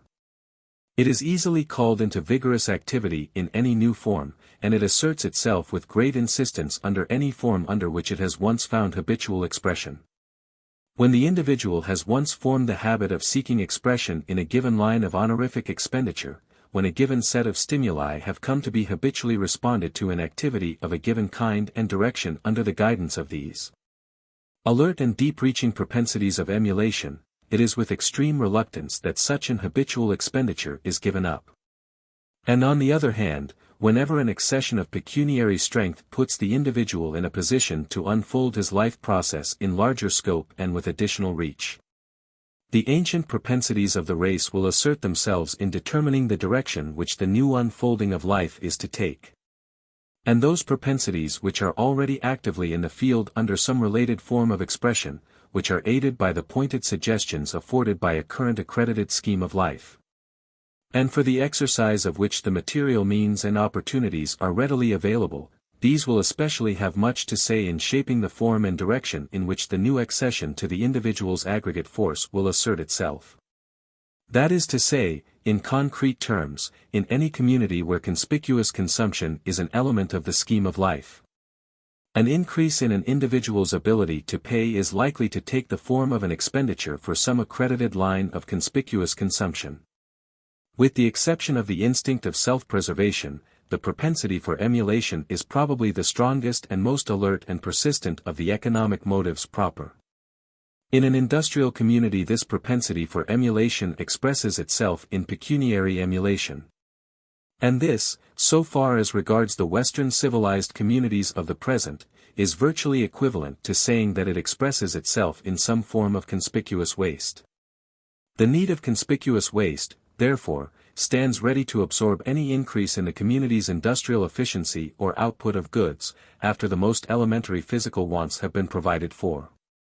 Where this result does not follow, under modern conditions, the reason for the discrepancy is commonly to be sought in a rate of increase in the individual's wealth too rapid for the habit of expenditure to keep abreast of it. Or it may be that the individual in question defers the conspicuous consumption of the increment to a later date, ordinarily with a view to heightening the spectacular effect of the aggregate expenditure contemplated. As increased industrial efficiency makes it possible to procure the means of livelihood with less labor, the energies of the industrious members of the community are bent to the compassing of a higher result in conspicuous expenditure, rather than slacken to a more comfortable pace. The strain is not lightened as industrial efficiency increases and makes a lighter strain possible, but the increment of output is turned to use to meet this want, which is indefinitely expansible, after the manner commonly imputed in economic theory to higher or spiritual wants. It is owing chiefly to the presence of this element in the standard of living that J.S. Mill was able to say that, hitherto it is questionable if all the mechanical inventions yet made have lightened the day's toil of any human being. The accepted standard of expenditure in the community or in the class to which a person belongs largely determines what his standard of living will be. It does this directly by commending itself to his common sense as right and good, through his habitually contemplating it and assimilating the scheme of life in which it belongs. But it does so also indirectly through popular insistence on conformity to the accepted scale of expenditure as a matter of propriety, under pain of disesteem and ostracism.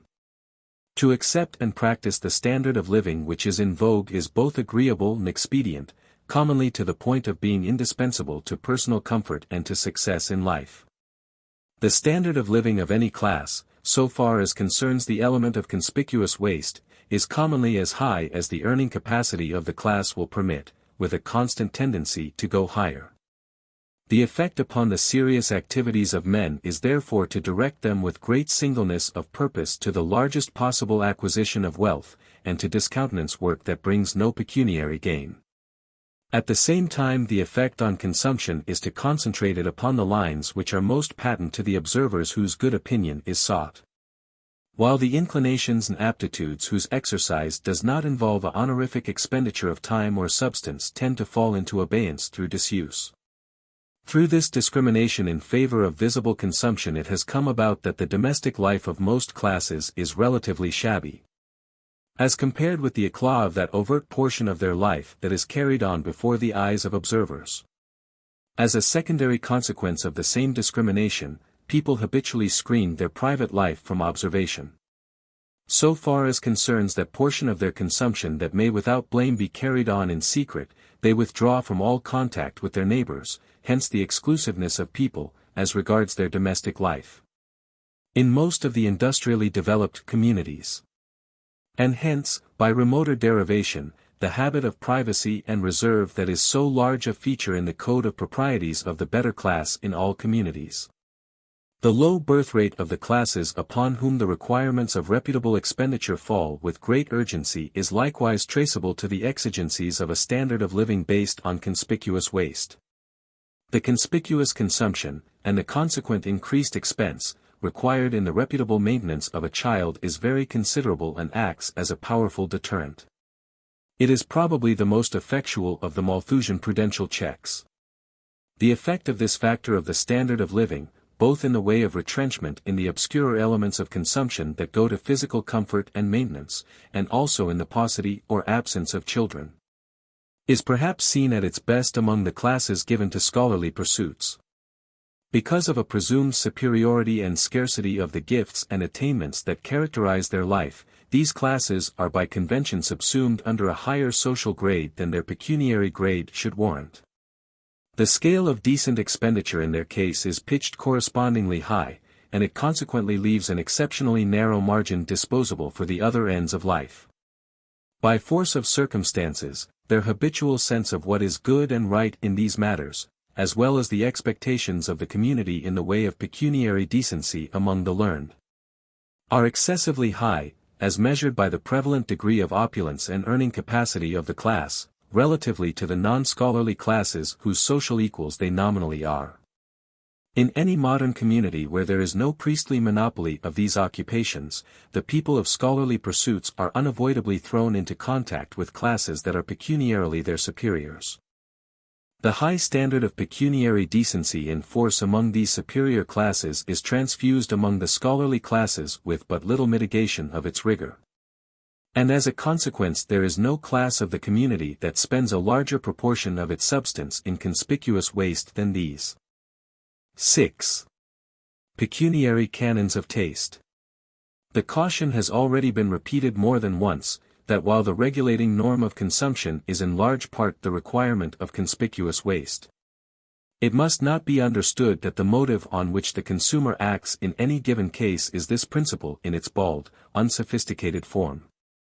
Ordinarily his motive is a wish to conform to established usage, to avoid unfavorable notice and comment, to live up to the accepted canons of decency in the kind, amount, and grade of goods consumed, as well as in the decorous employment of his time and effort. In the common run of cases this sense of prescriptive usage is present in the motives of the consumer and exerts a direct constraining force, especially as regards consumption carried on under the eyes of observers. But a considerable element of prescriptive expensiveness is observable also in consumption that does not in any appreciable degree become known to outsiders, as, for instance, articles of underclothing, some articles of food, kitchen utensils, and other household apparatus designed for service rather than for evidence. In all such useful articles a close scrutiny will discover certain features which add to the cost and enhance the commercial value of the goods in question, but do not proportionately increase the serviceability of these articles for the material purposes which alone they ostensibly are designed to serve. Under the selective surveillance of the law of conspicuous waste there grows up a code of accredited canons of consumption, the effect of which is to hold the consumer up to a standard of expensiveness and wastefulness in his consumption of goods and in his employment of time and effort. This growth of prescriptive usage has an immediate effect upon economic life, but it has also an indirect and remoter effect upon conduct in other respects as well. Habits of thought with respect to the expression of life in any given direction unavoidably affect the habitual view of what is good and right in life in other directions also. In the organic complex of habits of thought which make up the substance of an individual's conscious life the economic interest does not lie isolated and distinct from all other interests. Something, for instance, has already been said of its relation to the canons of reputability. The principle of conspicuous waste guides the formation of habits of thought as to what is honest and reputable in life and in commodities. In so doing, this principle will traverse other norms of conduct which do not primarily have to do with the code of pecuniary honor, but which have, directly or incidentally, an economic significance of some magnitude. So the canon of honorific waste may, immediately or remotely, influence the sense of duty, the sense of beauty, the sense of utility, the sense of devotional or ritualistic fitness, and the scientific sense of truth. It is scarcely necessary to go into a discussion here of the particular points at which, or the particular manner in which, the canon of honorific expenditure habitually traverses the canons of moral conduct. The matter is one which has received large attention and illustration at the hands of those whose office it is to watch and admonish with respect to any departures from the accepted code of morals. In modern communities, where the dominant economic and legal feature of the community's life is the institution of private property, one of the salient features of the code of morals is the sacredness of property. There needs no insistence or illustration to gain assent to the proposition that the habit of holding private property inviolate is traversed by the other habit of seeking wealth for the sake of the good repute to be gained through its conspicuous consumption. Most offenses against property, especially offenses of an appreciable magnitude, come under this head. It is also a matter of common notoriety and byword that in offences which result in a large accession of property to the offender he does not ordinarily incur the extreme penalty or the extreme obloquy with which his offences would be visited on the ground of the naive moral code alone. The thief or swindler who has gained great wealth by his delinquency has a better chance than the small thief of escaping the rigorous penalty of the law, and some good repute accrues to him from his increased wealth and from his spending the irregularly acquired possessions in a seemly manner. A well-bred expenditure of his booty especially appeals with great effect to persons of a cultivated sense of the proprieties, and goes far to mitigate the sense of moral turpitude with which his dereliction is viewed by them. It may be noted also, and it is more immediately to the point, that we are all inclined to condone an offense against property in the case of a man whose motive is the worthy one of providing the means of a decent manner of life for his wife and children. If it is added that the wife has been nurtured in the lap of luxury, that is accepted as an additional extenuating circumstance. That is to say, we are prone to condone such an offense where its aim is the honorific one of enabling the offender's wife to perform for him such an amount of vicarious consumption of time and substance as is demanded by the standard of pecuniary decency. In such a case the habit of approving the accustomed degree of conspicuous waste traverses the habit of deprecating violations of ownership, to the extent even of sometimes leaving the award of praise or blame uncertain. This is peculiarly true where the dereliction involves an appreciable predatory or piratical element. This topic need scarcely be pursued further here. But the remark may not be out of place that all that considerable body of morals that clusters about the concept of an inviolable ownership is itself a psychological precipitate of the traditional meritoriousness of wealth. And it should be added that this wealth which is held sacred is valued primarily for the sake of the good repute to be got through its conspicuous consumption. The bearing of pecuniary decency upon the scientific spirit or the quest of knowledge will be taken up in some detail in a separate chapter. Also as regards the sense of devout or ritual merit and adequacy in this connection, little need be said in this place. That topic will also come up incidentally in a later chapter. Still, this usage of honorific expenditure has much to say in shaping popular tastes as to what is right and meritorious in sacred matters. And the bearing of the principle of conspicuous waste upon some of the commonplace devout observances and conceits may therefore be pointed out. Obviously, the canon of conspicuous waste is accountable for a great portion of what may be called devout consumption, as, e.g., the consumption of sacred edifices, vestments, and other goods of the same class. Even in those modern cults to whose divinities is imputed a predilection for temples not built with hands. The sacred buildings and the other properties of the cult are constructed and decorated with some view to a reputable degree of wasteful expenditure. And it needs but little either of observation or introspection, and either will serve the turn, to assure us that the expensive splendor of the house of worship has an appreciable uplifting and mellowing effect upon the worshipper's frame of mind. It will serve to enforce the same fact if we reflect upon the sense of abject shamefulness with which any evidence of indigence or squalor about the sacred place affects all beholders. The accessories of any devout observance should be pecuniarily above reproach. This requirement is imperative, whatever latitude may be allowed with regard to these accessories in point of aesthetic or other serviceability. It may also be in place to notice that in all communities, especially in neighborhoods where the standard of pecuniary decency for dwellings is not high, the local sanctuary is more ornate, more conspicuously wasteful in its architecture and decoration, than the dwelling houses of the congregation. This is true of nearly all denominations and cults, whether Christian or pagan, but it is true in a peculiar degree of the older and mature cults. At the same time the sanctuary commonly contributes little if anything to the physical comfort of the members. Indeed, the sacred structure not only serves the physical well-being of the members to but a slight extent, as compared with their humbler dwelling houses. But it is felt by all men that a right and enlightened sense of the true, the beautiful, and the good demands that in all expenditure on the sanctuary anything that might serve the comfort of the worshipper should be conspicuously absent. If any element of comfort is admitted in the fittings of the sanctuary, it should be at least scrupulously screened and masked under an ostensible austerity.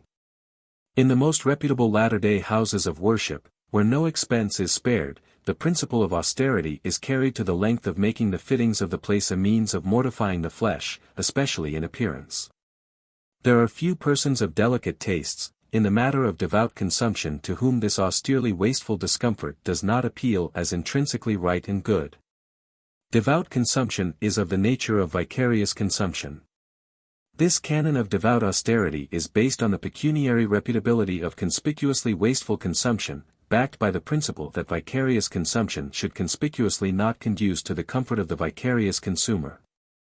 The sanctuary and its fittings have something of this austerity in all the cults in which the saint or divinity to whom the sanctuary pertains is not conceived to be present and make personal use of the property for the gratification of luxurious tastes imputed to him. The character of the sacred paraphernalia is somewhat different in this respect in those cults where the habits of life imputed to the divinity more nearly approach those of an earthly patriarchal potentate, where he is conceived to make use of these consumable goods in person. In the latter case the sanctuary and its fittings take on more of the fashion given to goods destined for the conspicuous consumption of a temporal master or owner. On the other hand, where the sacred apparatus is simply employed in the divinity's service, that is to say, where it is consumed vicariously on his account by his servants, there the sacred properties take the character suited to goods that are destined for vicarious consumption only. In the latter case the sanctuary and the sacred apparatus are so contrived as not to enhance the comfort or fullness of life of the vicarious consumer, or at any rate not to convey the impression that the end of their consumption is the consumer's comfort. For the end of vicarious consumption is to enhance, not the fullness of life of the consumer, but the pecuniary repute of the master for whose behoof the consumption takes place. Therefore priestly vestments are notoriously expensive, ornate, and inconvenient, and in the cults where the priestly servitor of the divinity is not conceived to serve him in the capacity of consort, they are of an austere, comfortless fashion. And such it is felt that they should be. It is not only in establishing a devout standard of decent expensiveness that the principle of waste invades the domain of the canons of ritual serviceability. It touches the ways as well as the means, and draws on vicarious leisure as well as on vicarious consumption. Priestly demeanor at its best is aloof, leisurely, perfunctory, and uncontaminated with suggestions of sensuous pleasure. This holds true, in different degrees of course, for the different cults and denominations, but in the priestly life of all anthropomorphic cults the marks of a vicarious consumption of time are visible. The same pervading canon of vicarious leisure is also visibly present in the exterior details of devout observances and need only be pointed out in order to become obvious to all beholders. All ritual has a notable tendency to reduce itself to a rehearsal of formulas. This development of formula is most noticeable in the maturer cults, which have at the same time a more austere, ornate, and severe priestly life and garb. But it is perceptible also in the forms and methods of worship of the newer and fresher sects, whose tastes in respect of priests, vestments, and sanctuaries are less exacting. The rehearsal of the service, the term service carries a suggestion significant for the point in question, grows more perfunctory as the cult gains in age and consistency. And this perfunctoriness of the rehearsal is very pleasing to the correct devout taste. And with a good reason, for the fact of its being perfunctory goes to say pointedly that the master for whom it is performed is exalted above the vulgar need of actually proficuous service on the part of his servants. They are unprofitable servants, and there is an honorific implication for their master in their remaining unprofitable. It is needless to point out the close analogy at this point between the priestly office and the office of the footman. It is pleasing to our sense of what is fitting in these matters, in either case, to recognize in the obvious perfunctoriness of the service that it is a pro forma execution only. There should be no show of agility or of dexterous manipulation in the execution of the priestly office, such as might suggest a capacity for turning off the work. In all this there is of course an obvious implication as to the temperament, tastes, propensities, and habits of life imputed to the divinity by worshippers who live under the tradition of these pecuniary canons of reputability. Through its pervading men's habits of thought, the principle of conspicuous waste has colored the worshipper's notions of the divinity and of the relation in which the human subject stands to him. It is of course in the more naive cults that this suffusion of pecuniary beauty is most patent, but it is visible throughout. All peoples, at whatever stage of culture or degree of enlightenment, are fain to eke out a sensibly scant degree of authentic formation regarding the personality and habitual surroundings of their divinities. In so calling in the aid of fancy to enrich and fill in their picture of the divinity's presence and manner of life, they habitually impute to him such traits as go to make up their ideal of a worthy man. And in seeking communion with the divinity, the ways and means of approach are assimilated as nearly as may be to the divine ideal that is in men's minds at the time. It is felt that the divine presence is entered with the best grace, and with the best effect. According to certain accepted methods and with the accompaniment of certain material circumstances which in popular apprehension are peculiarly consonant with the divine nature. This popularly accepted ideal of the bearing and paraphernalia adequate to such occasions of communion is, of course, to a good extent shaped by the popular apprehension of what is intrinsically worthy and beautiful in human carriage and surroundings on all occasions of dignified intercourse. It would on this account be misleading to attempt an analysis of devout demeanor by referring all evidences of the presence of a pecuniary standard of reputability back directly and baldly to the underlying norm of pecuniary emulation. So it would also be misleading to ascribe to the divinity, as popularly conceived, a jealous regard for his pecuniary standing and a habit of avoiding and condemning squalid situations and surroundings simply because they are undergrade in the pecuniary respect. And still, after all allowance has been made, it appears that the canons of pecuniary reputability do, directly or indirectly, materially affect our notions of the attributes of divinity, as well as our notions of what are the fit and adequate manner and circumstances of divine communion. It is felt that the divinity must be of a peculiarly serene and leisurely habit of life. And whenever his local habitation is pictured in poetic imagery, for edification or in appeal to the devout fancy, the devout word painter, as a matter of course, brings out before his auditor's imagination a throne with a profusion of the insignia of opulence and power, and surrounded by a great number of servitors. In the common run of such presentations of the celestial abodes, the office of this corps of servants is a vicarious leisure, their time and efforts being in great measure taken up with an industrially unproductive rehearsal of the meritorious characteristics and exploits of the divinity. While the background of the presentation is filled with the shimmer of the precious metals and of the more expensive varieties of precious stones. It is only in the crasser expressions of devout fancy that this intrusion of pecuniary canons into the devout ideals reaches such an extreme. An extreme case occurs in the devout imagery of the Negro population of the South. Their word painters are unable to descend to anything cheaper than gold, so that in this case the insistence on pecuniary beauty gives a startling effect in yellow, such as would be unbearable to a sober taste. Still, there is probably no cult in which ideals of pecuniary merit have not been called in to supplement the ideals of ceremonial adequacy that guide men's conception of what is right in the matter of sacred apparatus. Similarly it is felt, and the sentiment is acted upon, that the priestly servitors of the divinity should not engage in industrially productive work. That work of any kind, any employment which is of tangible human use, must not be carried on in the divine presence, or within the precincts of the sanctuary. That whoever comes into the presence should come cleansed of all profane industrial features in his apparel or person, and should come clad in garments of more than everyday expensiveness. That on holidays set apart in honor of or for communion with the divinity no work that is of human use should be performed by any one. Even the remoter, lay dependents should render a vicarious leisure to the extent of 1 day in 7. In all these deliverances of men's uninstructed sense of what is fit and proper in devout observance and in the relations of the divinity, the effectual presence of the canons of pecuniary reputability is obvious enough. Whether these canons have had their effect on the devout judgment in this respect immediately or at the second remove. These canons of reputability have had a similar, but more far-reaching and more specifically determinable, effect upon the popular sense of beauty or serviceability in consumable goods. The requirements of pecuniary decency have, to a very appreciable extent, influenced the sense of beauty and of utility in articles of use or beauty. Articles are to an extent preferred for use on account of their being conspicuously wasteful. They are felt to be serviceable somewhat in proportion as they are wasteful and ill-adapted to their ostensible use. The utility of articles valued for their beauty depends closely upon the expensiveness of the articles.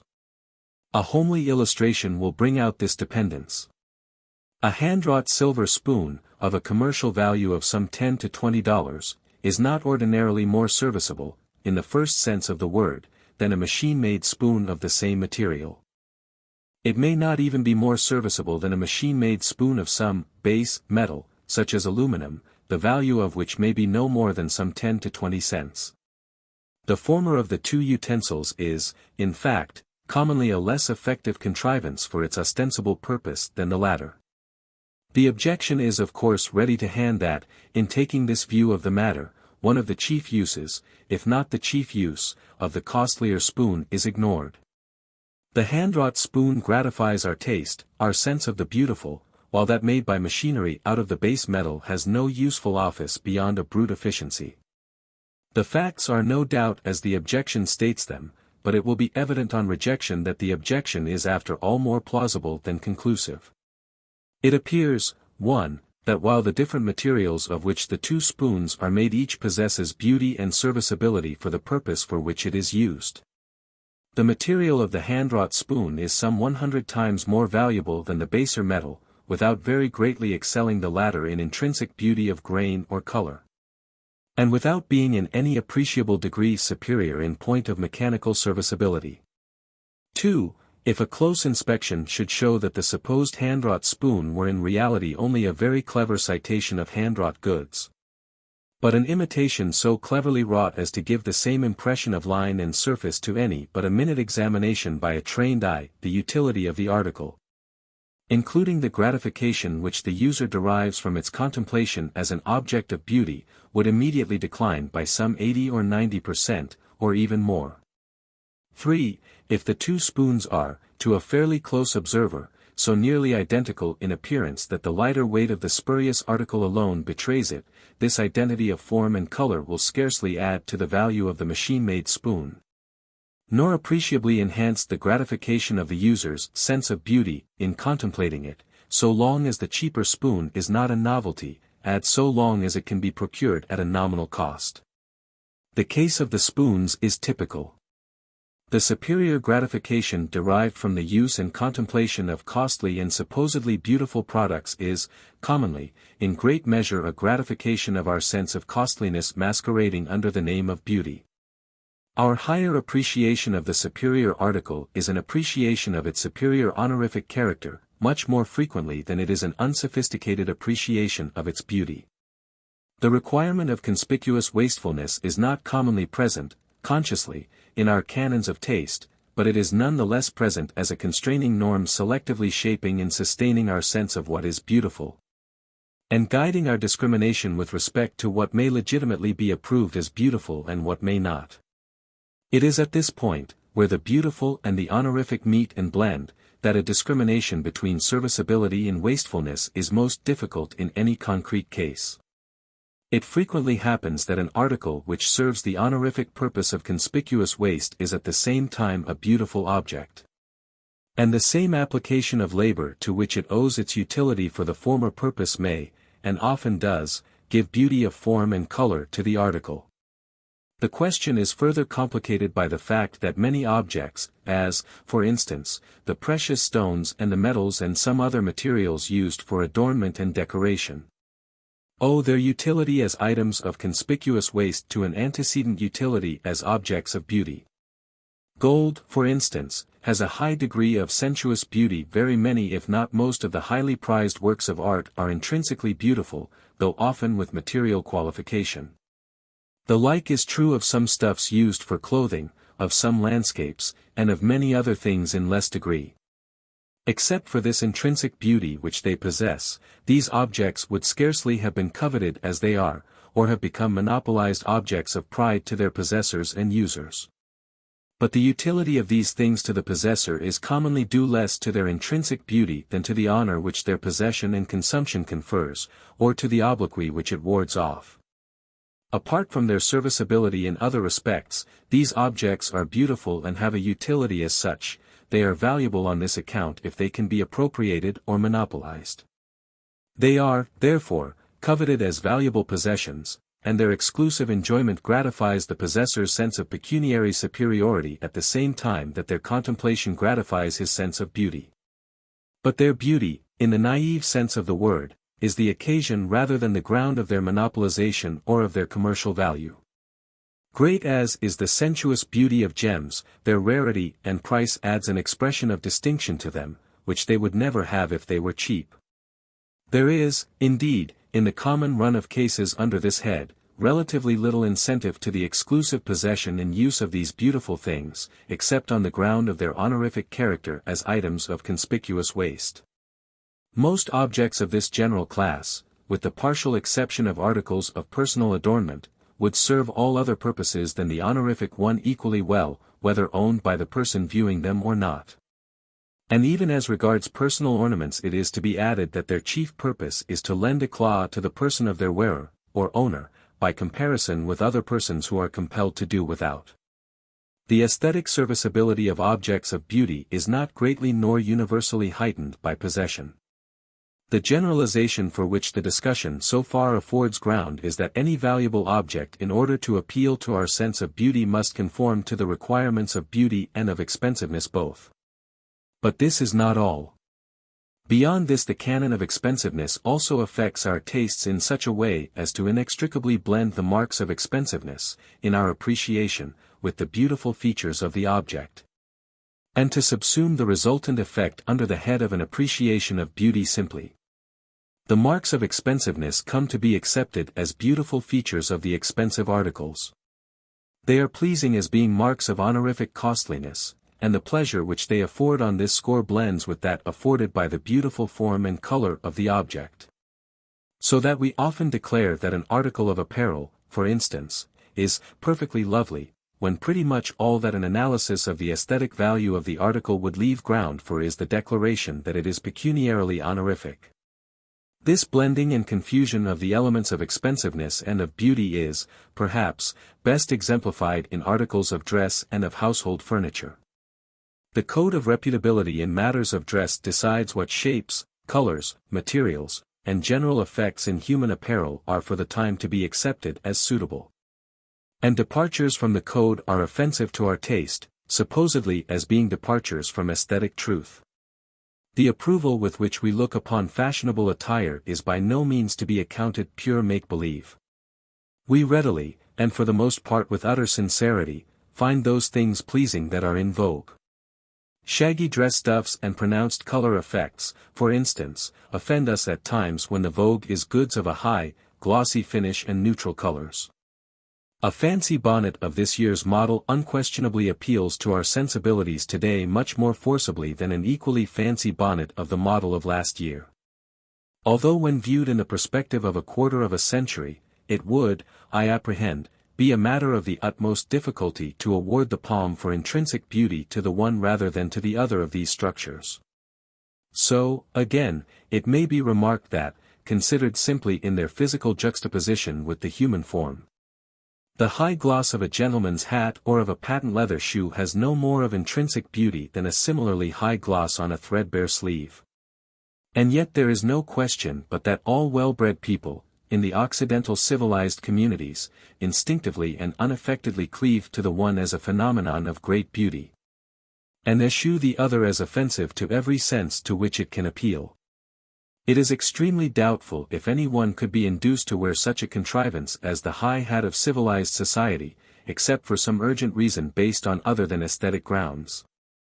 By further habituation to an appreciative perception of the marks of expensiveness in goods, and by habitually identifying beauty with reputability, it comes about that a beautiful article which is not expensive is accounted not beautiful. In this way it has happened, for instance, that some beautiful flowers pass conventionally for offensive weeds. Others that can be cultivated with relative ease are accepted and admired by the lower middle class, who can afford no more expensive luxuries of this kind. But these varieties are rejected as vulgar by those people who are better able to pay for expensive flowers and who are educated to a higher schedule of pecuniary beauty in the florist's products. While still other flowers, of no greater intrinsic beauty than these, are cultivated at great cost and call out much admiration from flower lovers whose tastes have been matured under the critical guidance of a polite environment. The same variation in matters of taste, from one class of society to another, is visible also as regards many other kinds of consumable goods, as, for example, is the case with furniture, houses, parks, and gardens. This diversity of views as to what is beautiful in these various classes of goods is not a diversity of the norm according to which the unsophisticated sense of the beautiful works. It is not a constitutional difference of endowments in the aesthetic respect, but rather a difference in the code of reputability which specifies what objects properly lie within the scope of honorific consumption for the class to which the critic belongs. It is a difference in the traditions of propriety with respect to the kinds of things which may, without derogation to the consumer, be consumed under the head of objects of taste and art. With a certain allowance for variations to be accounted for on other grounds, these traditions are determined, more or less rigidly, by the pecuniary plane of life of the class. Everyday life affords many curious illustrations of the way in which the code of pecuniary beauty in articles of use varies from class to class, as well as of the way in which the conventional sense of beauty departs in its deliverances from the sense untutored by the requirements of pecuniary repute. Such a fact is the lawn, or the close-cropped yard or park, which appeals so unaffectedly to the taste of the Western peoples. It appears especially to appeal to the tastes of the well-to-do classes in those communities in which the dolicho-blonde element predominates in an appreciable degree. The lawn unquestionably has an element of sensuous beauty, simply as an object of apperception, and as such no doubt it appeals pretty directly to the eye of nearly all races and all classes. But it is, perhaps, more unquestionably beautiful to the eye of the dolicho-blonde than to most other varieties of men. This higher appreciation of a stretch of greensward in this ethnic element than in the other elements of the population goes along with certain other features of the dolicho-blonde temperament that indicate that this racial element had once been for a long time a pastoral people inhabiting a region with a humid climate. The close-cropped lawn is beautiful in the eyes of a people whose inherited bent it is to readily find pleasure in contemplating a well-preserved pasture or grazing land. For the aesthetic purpose the lawn is a cow pasture. And in some cases today, where the expensiveness of the attendant circumstances bars out any imputation of thrift, the idol of the dolicho-blonde is rehabilitated in the introduction of a cow into a lawn or private ground. In such cases the cow made use of is commonly of an expensive breed. The vulgar suggestion of thrift, which is nearly inseparable from the cow, is a standing objection to the decorative use of this animal.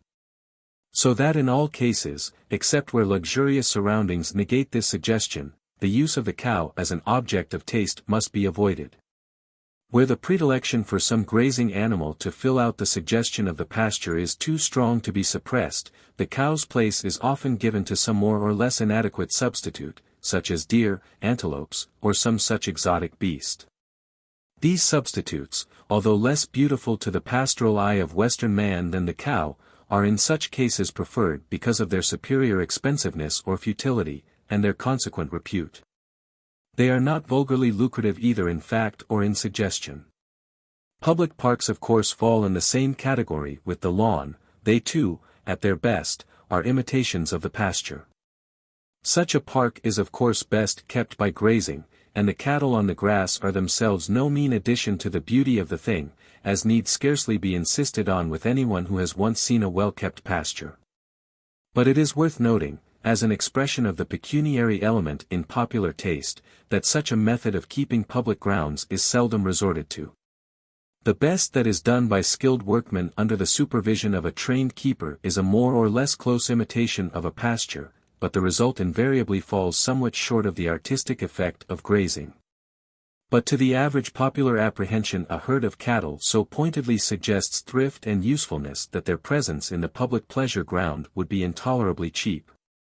This method of keeping grounds is comparatively inexpensive, therefore it is indecorous. Of the same general bearing is another feature of public grounds. There is a studious exhibition of expensiveness coupled with a make-believe of simplicity and crude serviceability. Private grounds also show the same physiognomy wherever they are in the management or ownership of persons whose tastes have been formed under middle-class habits of life or under the upper-class traditions of no later a date than the childhood of the generation that is now passing. Grounds which conform to the instructed tastes of the latter-day upper class do not show these features in so marked a degree. The reason for this difference in tastes between the past and the incoming generation of the well-bred lies in the changing economic situation. A similar difference is perceptible in other respects, as well as in the accepted ideals of pleasure grounds. In this country as in most others, until the last half-century but a very small proportion of the population were possessed of such wealth as would exempt them from thrift. Owing to imperfect means of communication, this small fraction were scattered and out of effective touch with one another. There was therefore no basis for a growth of taste in disregard of expensiveness. The revolt of the well-bred taste against vulgar thrift was unchecked. Wherever the unsophisticated sense of beauty might show itself sporadically in an approval of inexpensive or thrifty surroundings, it would lack the social confirmation which nothing but a considerable body of like-minded people can give. There was, therefore, no effective upper-class opinion that would overlook evidences of possible inexpensiveness in the management of grounds. And there was consequently no appreciable divergence between the leisure class and the lower middle-class ideal in the physiognomy of pleasure grounds. Both classes equally constructed their ideals with the fear of pecuniary disrepute before their eyes. Today a divergence in ideals is beginning to be apparent. The portion of the leisure class that has been consistently exempt from work and from pecuniary cares for a generation or more is now large enough to form and sustain opinion in matters of taste. Increased mobility of the members has also added to the facility with which a social confirmation can be attained within the class. Within this select class the exemption from thrift is a matter so commonplace as to have lost much of its utility as a basis of pecuniary decency. Therefore the latter-day upper-class canons of taste do not so consistently insist on an unremitting demonstration of expensiveness and a strict exclusion of the appearance of thrift. So, a predilection for the rustic and the natural, in parks and grounds makes its appearance on these higher social and intellectual levels. This predilection is in large part an outcropping of the instinct of workmanship. And it works out its results with varying degrees of consistency. It is seldom altogether unaffected, and at times it shades off into something not widely different from that make-believe of rusticity which has been referred to above. A weakness for crudely serviceable contrivances that pointedly suggest immediate and wasteless use is present even in the middle-class tastes, but it is there kept well in hand under the unbroken dominance of the canon of reputable futility. Consequently it works out in a variety of ways and means for shamming serviceability, in such contrivances as rustic fences, bridges, bowers, pavilions, and the like decorative features. An expression of this affectation of serviceability, at what is perhaps its widest divergence from the first promptings of the sense of economic beauty, is afforded by the cast-iron rustic fence and trellis or by a circuitous drive laid across level ground. The select leisure class has outgrown the use of these pseudo-serviceable variants of pecuniary beauty, at least at some points. But the taste of the more recent accessions to the leisure class proper and of the middle and lower classes still requires a pecuniary beauty to supplement the aesthetic beauty. Even in those objects which are primarily admired for the beauty that belongs to them as natural growths. The popular taste in these matters is to be seen in the prevalent high appreciation of topiary work and of the conventional flower beds of public grounds. Perhaps as happy an illustration as may be had of this dominance of pecuniary beauty over aesthetic beauty in middle-class tastes is seen in the reconstruction of the grounds lately occupied by the Columbian Exposition.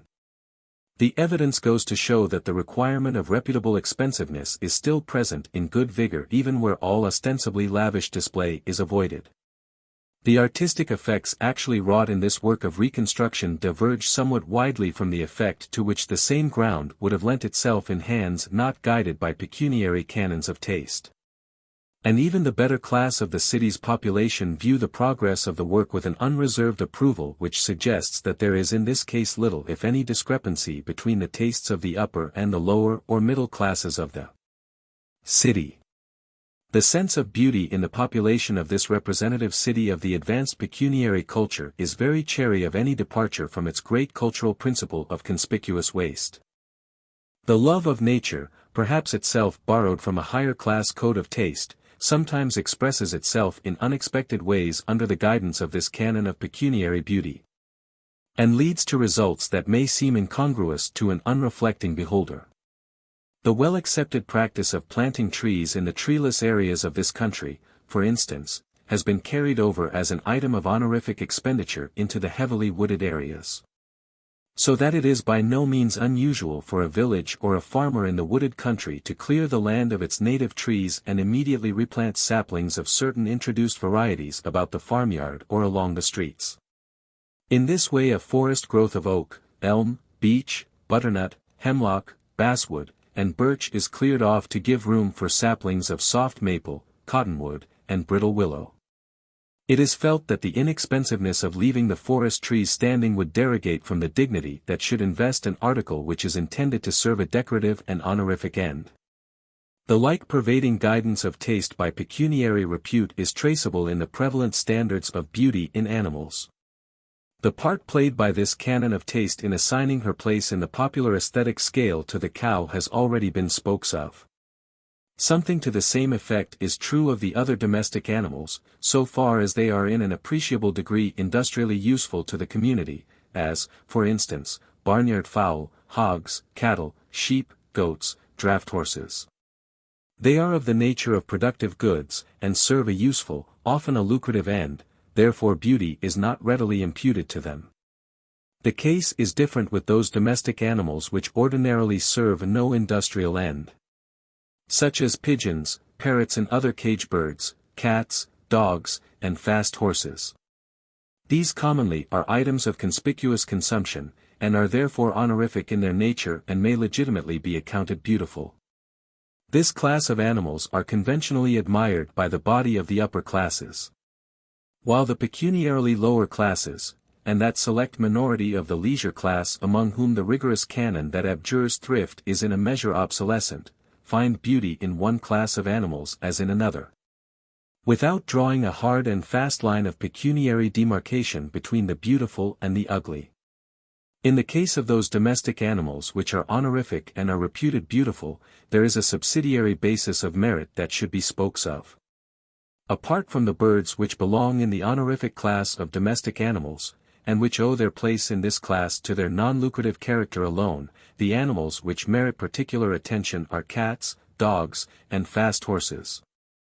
The cat is less reputable than the other two just named, because she is less wasteful, she may even serve a useful end.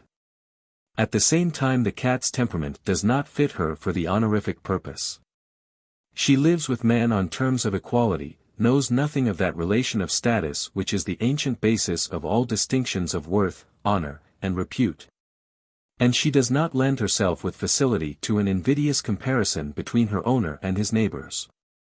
The exception to this last rule occurs in the case of such scarce and fanciful products as the Angora cat, which have some slight honorific value on the ground of expensiveness, and have, therefore, some special claim to beauty on pecuniary grounds. The dog has advantages in the way of uselessness as well as in special gifts of temperament. He is often spoken of, in an eminent sense, as the friend of man, and his intelligence and fidelity are praised. The meaning of this is that the dog is man's servant and that he has the gift of an unquestioning subservience and a slave's quickness in guessing his master's mood.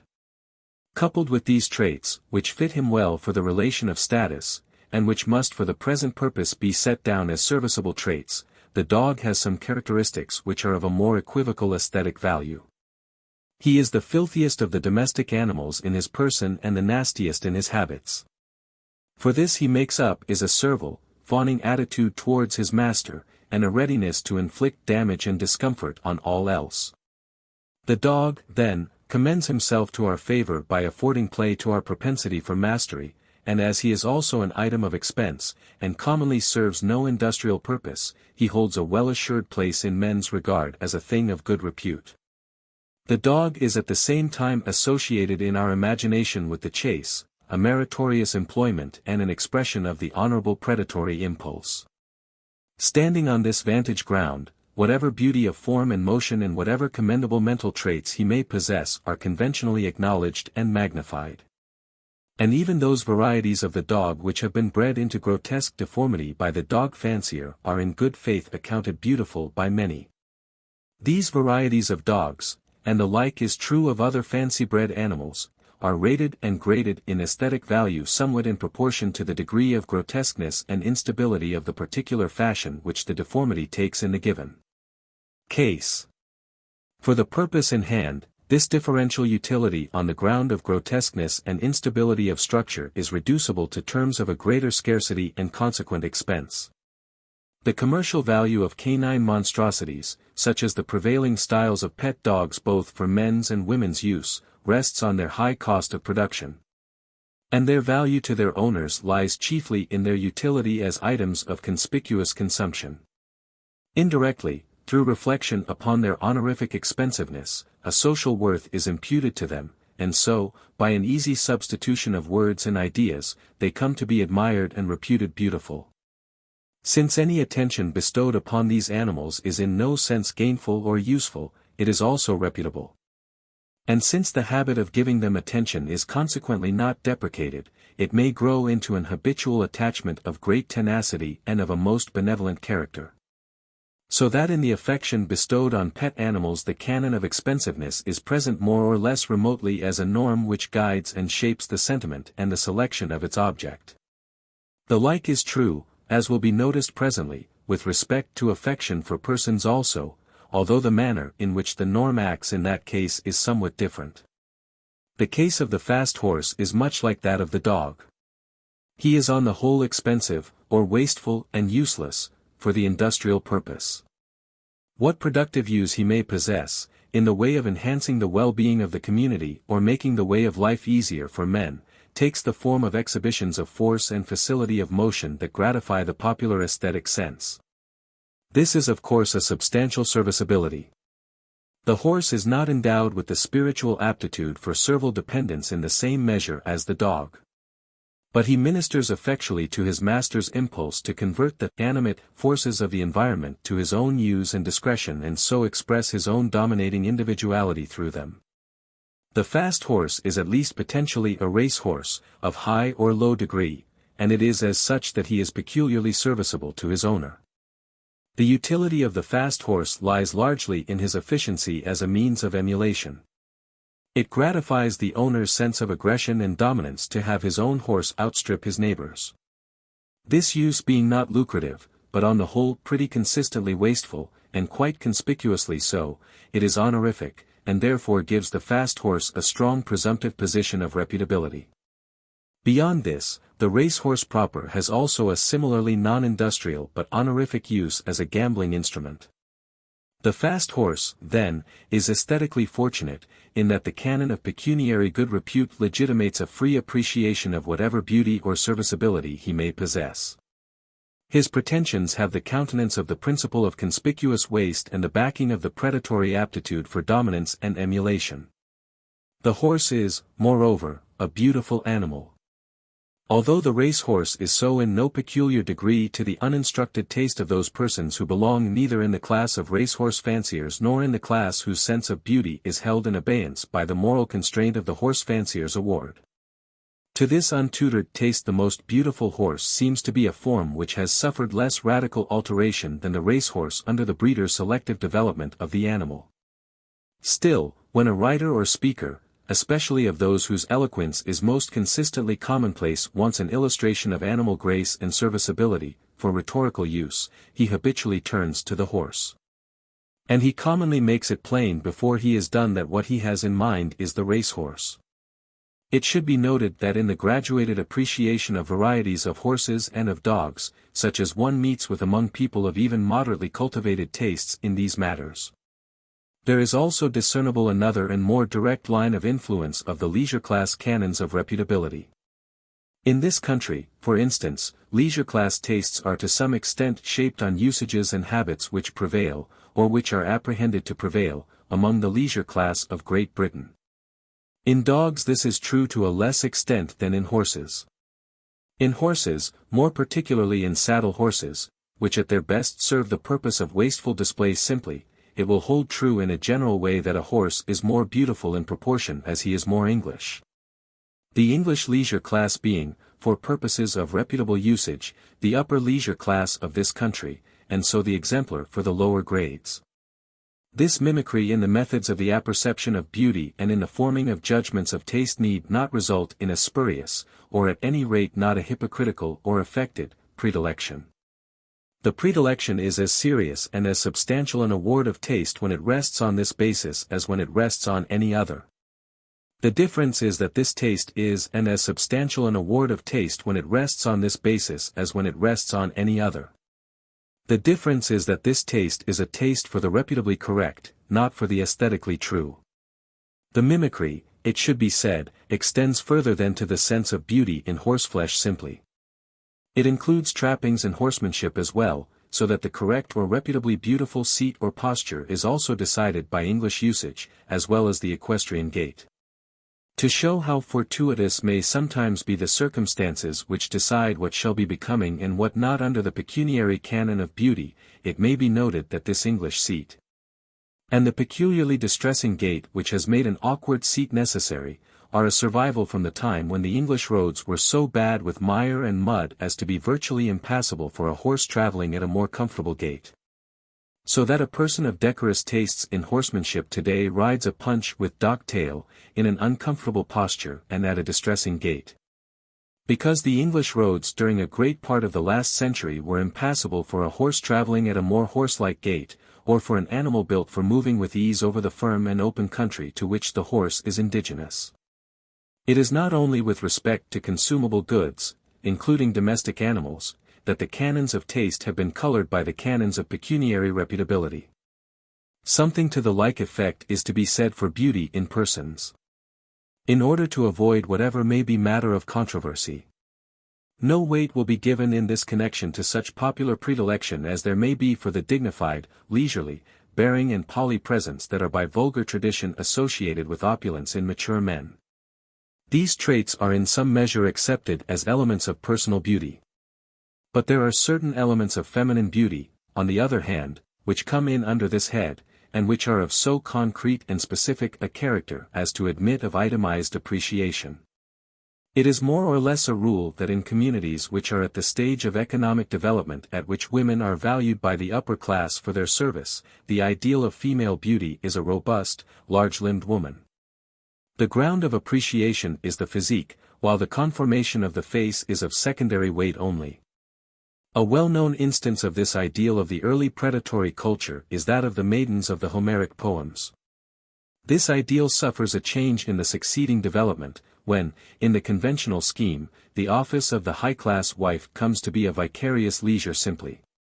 The ideal then includes the characteristics which are supposed to result from or to go with a life of leisure consistently enforced. The ideal accepted under these circumstances may be gathered from descriptions of beautiful women by poets and writers of the chivalric times. In the conventional scheme of those days ladies of high degree were conceived to be in perpetual tutelage, and to be scrupulously exempt from all useful work.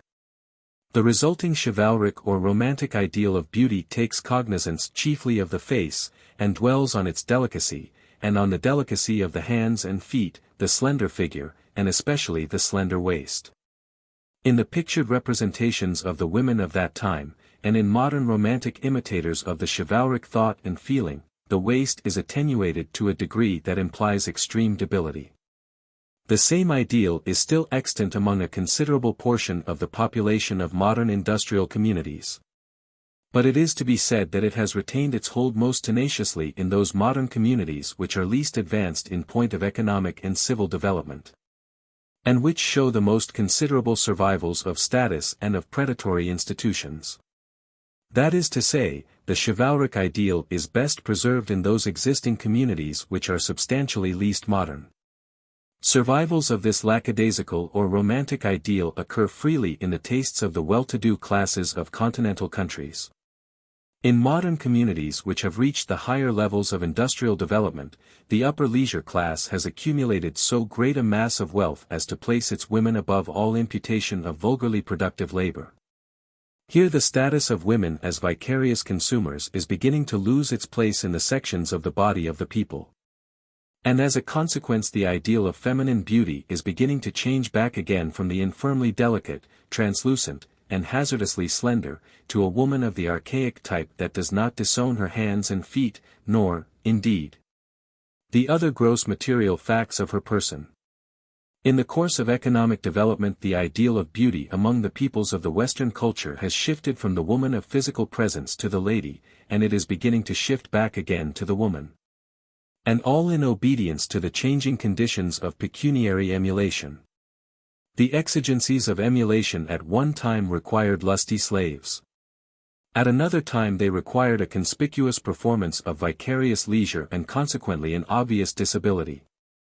But the situation is now beginning to outgrow this last requirement, since, under the higher efficiency of modern industry, leisure in women is possible so far down the scale of reputability that it will no longer serve as a definitive mark of the highest pecuniary grade. Apart from this general control exercised by the norm of conspicuous waste over the ideal of feminine beauty, there are one or two details which merit specific mention as showing how it may exercise an extreme constraint in detail over men's sense of beauty in women. It has already been noticed that at the stages of economic evolution at which conspicuous leisure is much regarded as a means of good repute, the ideal requires delicate and diminutive hands and feet and a slender waist. These features, together with the other, related faults of structure that commonly go with them, go to show that the person so affected is incapable of useful effort and must therefore be supported in idleness by her owner. She is useless and expensive, and she is consequently valuable as evidence of pecuniary strength. It results that at this cultural stage women take thought to alter their persons, so as to conform more nearly to the requirements of the instructed taste of the time. And under the guidance of the canon of pecuniary decency, the men find the resulting artificially induced pathological features attractive. So, for instance, the constricted waist which has had so wide and persistent a vogue in the communities of the Western culture, and so also the deformed foot of the Chinese. Both of these are mutilations of unquestioned repulsiveness to the untrained sense. It requires habituation to become reconciled to them. Yet there is no room to question their attractiveness to men into whose scheme of life they fit as honorific items sanctioned by the requirements of pecuniary reputability. They are items of pecuniary and cultural beauty which have come to do duty as elements of the ideal of womanliness. The connection here indicated between the aesthetic value and the invidious pecuniary value of things is of course not present in the consciousness of the valuer. So far as a person, in forming a judgment of taste, takes thought and reflects that the object of beauty under consideration is wasteful and reputable, and therefore may legitimately be accounted beautiful. So far the judgment is not a bona fide judgment of taste and does not come up for consideration in this connection. The connection which is here insisted on between the reputability and the apprehended beauty of objects lies through the effect which the fact of reputability has upon the valuer's habits of thought. He is in the habit of forming judgments of value of various kinds: economic, moral, aesthetic, or reputable concerning the objects with which he has to do. And his attitude of commendation towards a given object on any other ground will affect the degree of his appreciation of the object when he comes to value it for the aesthetic purpose. This is more particularly true as regards valuation on grounds so closely related to the aesthetic ground as that of reputability. The valuation for the aesthetic purpose and for the purpose of repute are not held apart as distinctly as might be. Confusion is especially apt to arise between these two kinds of valuation, because the value of objects for repute is not habitually distinguished in speech by the use of a special descriptive term. The result is that the terms in familiar use to designate categories or elements of beauty are applied to cover this unnamed element of pecuniary merit, and the corresponding confusion of ideas follows by easy consequence. The demands of reputability in this way coalesce in the popular apprehension with the demands of the sense of beauty, and beauty which is not accompanied by the accredited marks of good repute is not accepted.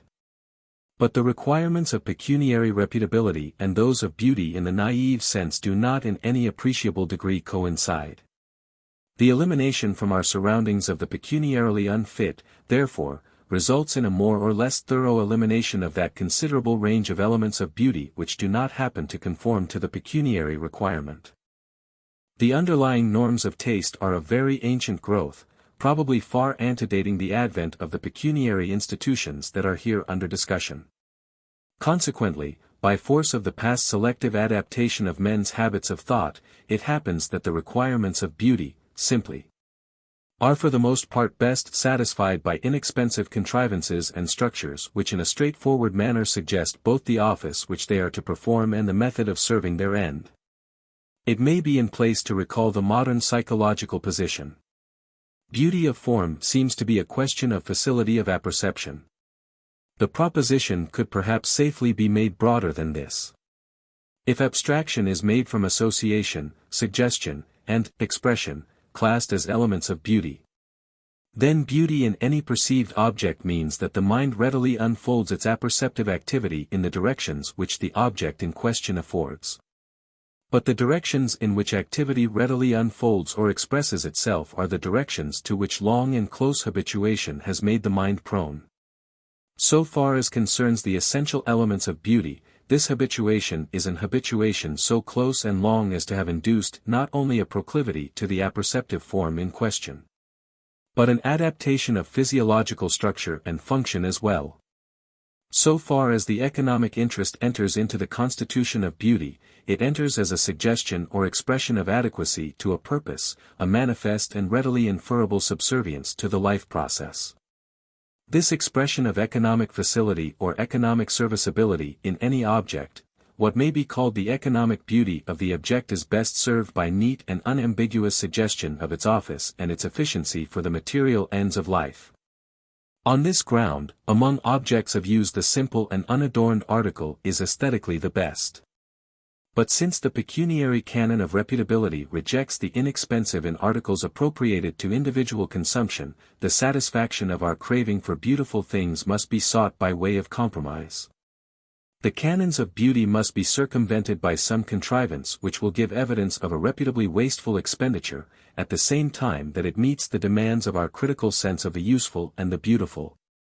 Or at least meets the demand of some habit which has come to do duty in place of that sense. Such an auxiliary sense of taste is the sense of novelty, and this latter is helped out in its surrogateship by the curiosity with which men view ingenious and puzzling contrivances. Hence it comes that most objects alleged to be beautiful, and doing duty as such, show considerable ingenuity of design and are calculated to puzzle the beholder, to bewilder him with irrelevant suggestions and hints of the improbable, at the same time that they give evidence of an expenditure of labor in excess of what would give them their fullest efficiency for their ostensible economic end. This may be shown by an illustration taken from outside the range of our everyday habits and everyday contact, and so outside the range of our bias. Such are the remarkable feather mantles of Hawaii, or the well-known cod handles of the ceremonial adzes of several Polynesian islands. These are undeniably beautiful, both in the sense that they offer a pleasing composition of form, lines, and color, and in the sense that they evince great skill and ingenuity in design and construction. At the same time the articles are manifestly ill-fitted to serve any other economic purpose.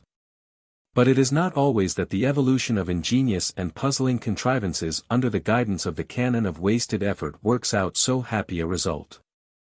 The result is quite as often a virtually complete suppression of all elements that would bear scrutiny as expressions of beauty, or of serviceability, and the substitution of evidences of misspent ingenuity and labor, backed by a conspicuous ineptitude. Until many of the objects with which we surround ourselves in everyday life, and even many articles of everyday dress and ornament, are such as would not be tolerated except under the stress of prescriptive tradition. Illustrations of this substitution of ingenuity and expense in place of beauty and serviceability are to be seen, for instance, in domestic architecture, in domestic art or fancy work, in various articles of apparel, especially of feminine and priestly apparel. The canon of beauty requires expression of the generic. The novelty, due to the demands of conspicuous waste, traverses this canon of beauty, in that it results in making the physiognomy of our objects of taste a congeries of idiosyncrasies. And the idiosyncrasies are, moreover, under the selective surveillance of the canon of expensiveness.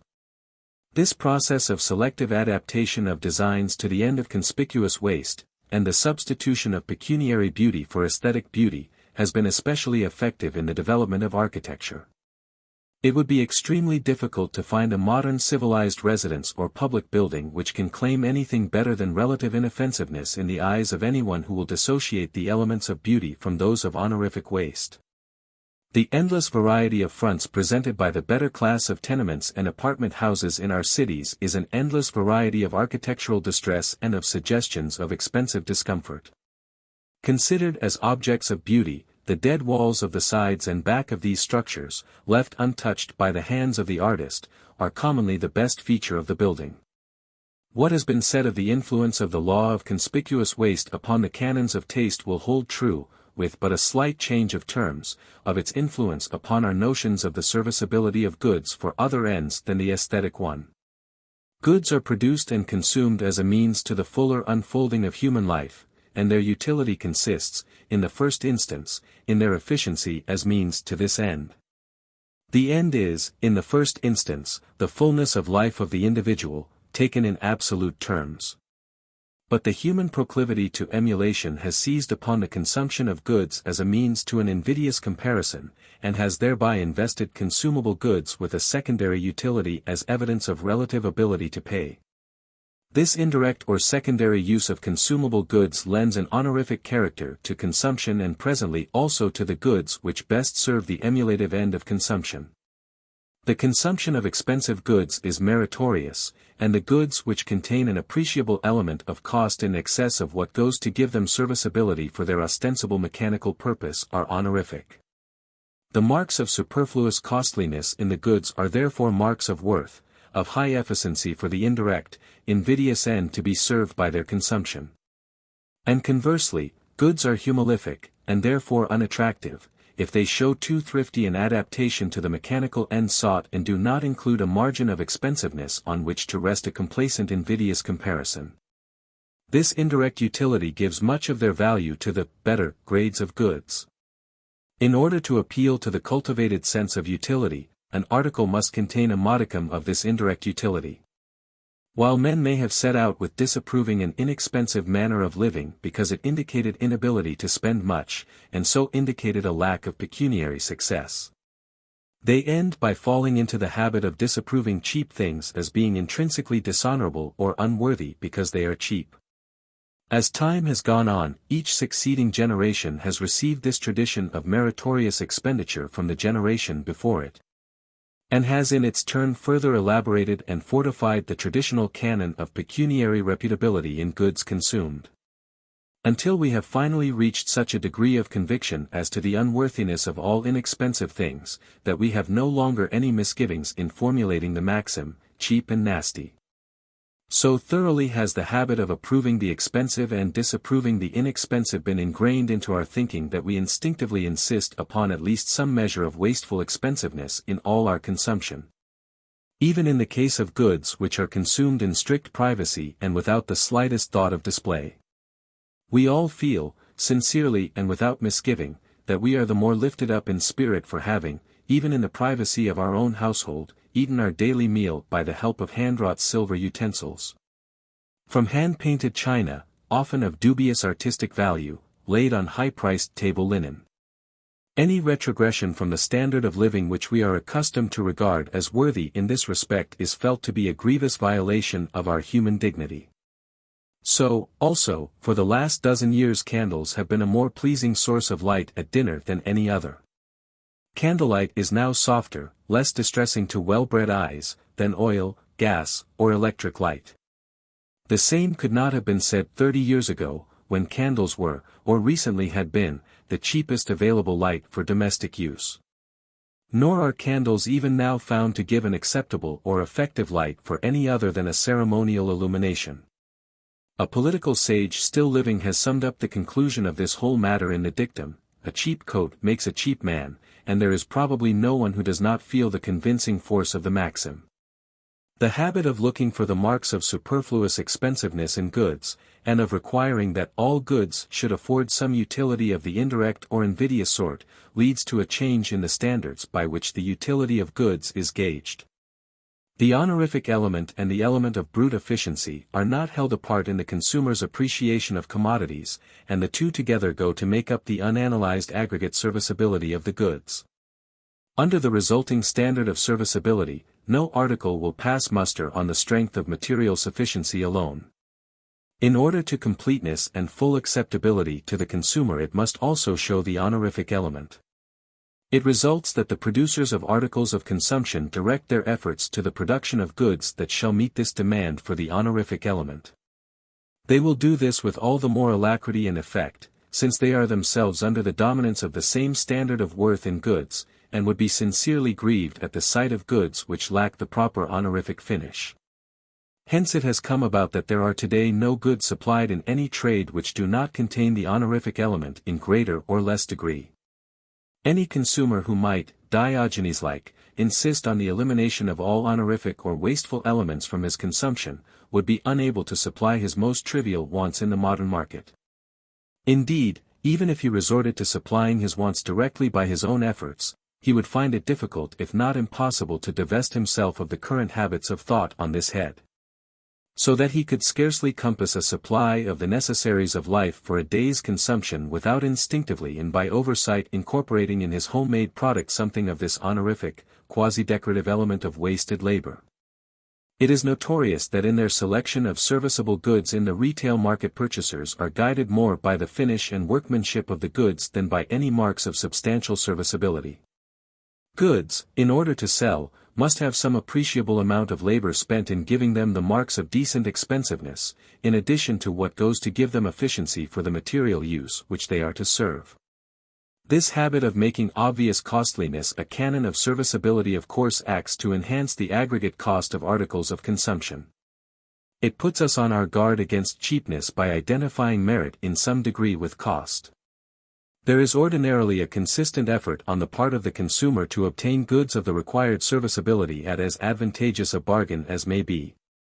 But the conventional requirement of obvious costliness, as a voucher and a constituent of the serviceability of the goods, leads him to reject as undergrade such goods as do not contain a large element of conspicuous waste. It is to be added that a large share of those features of consumable goods which figure in popular apprehension as marks of serviceability, and to which reference is here had as elements of conspicuous waste, commend themselves to the consumer also on other grounds than that of expensiveness alone.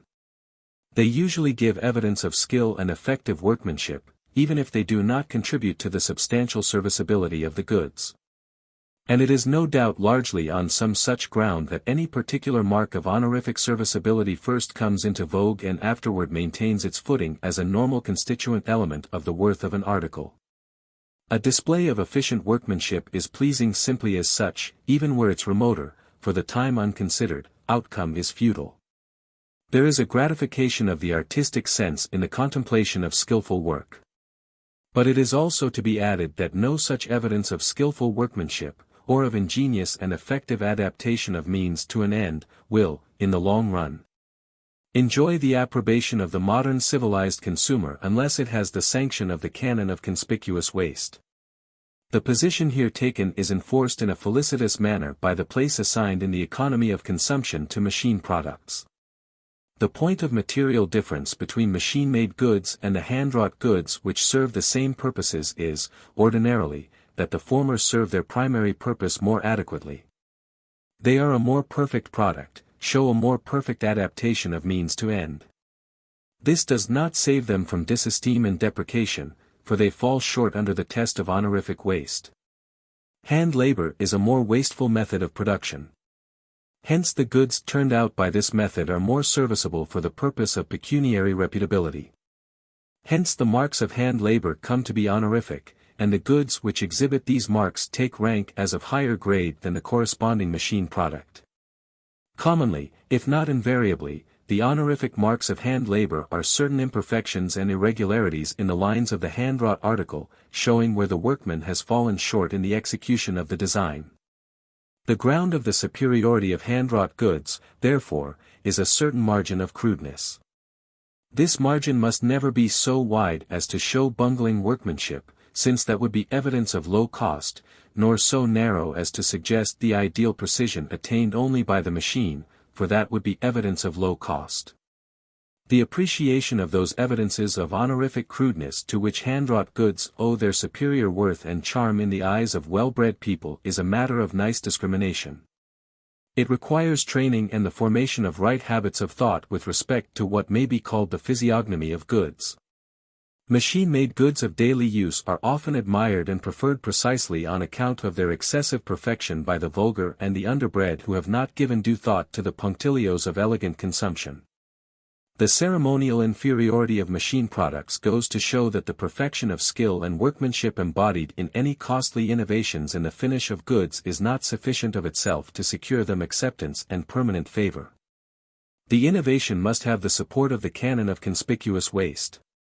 Any feature in the physiognomy of goods, however pleasing in itself, and however well it may approve itself to the taste for effective work, will not be tolerated if it proves obnoxious to this norm of pecuniary reputability.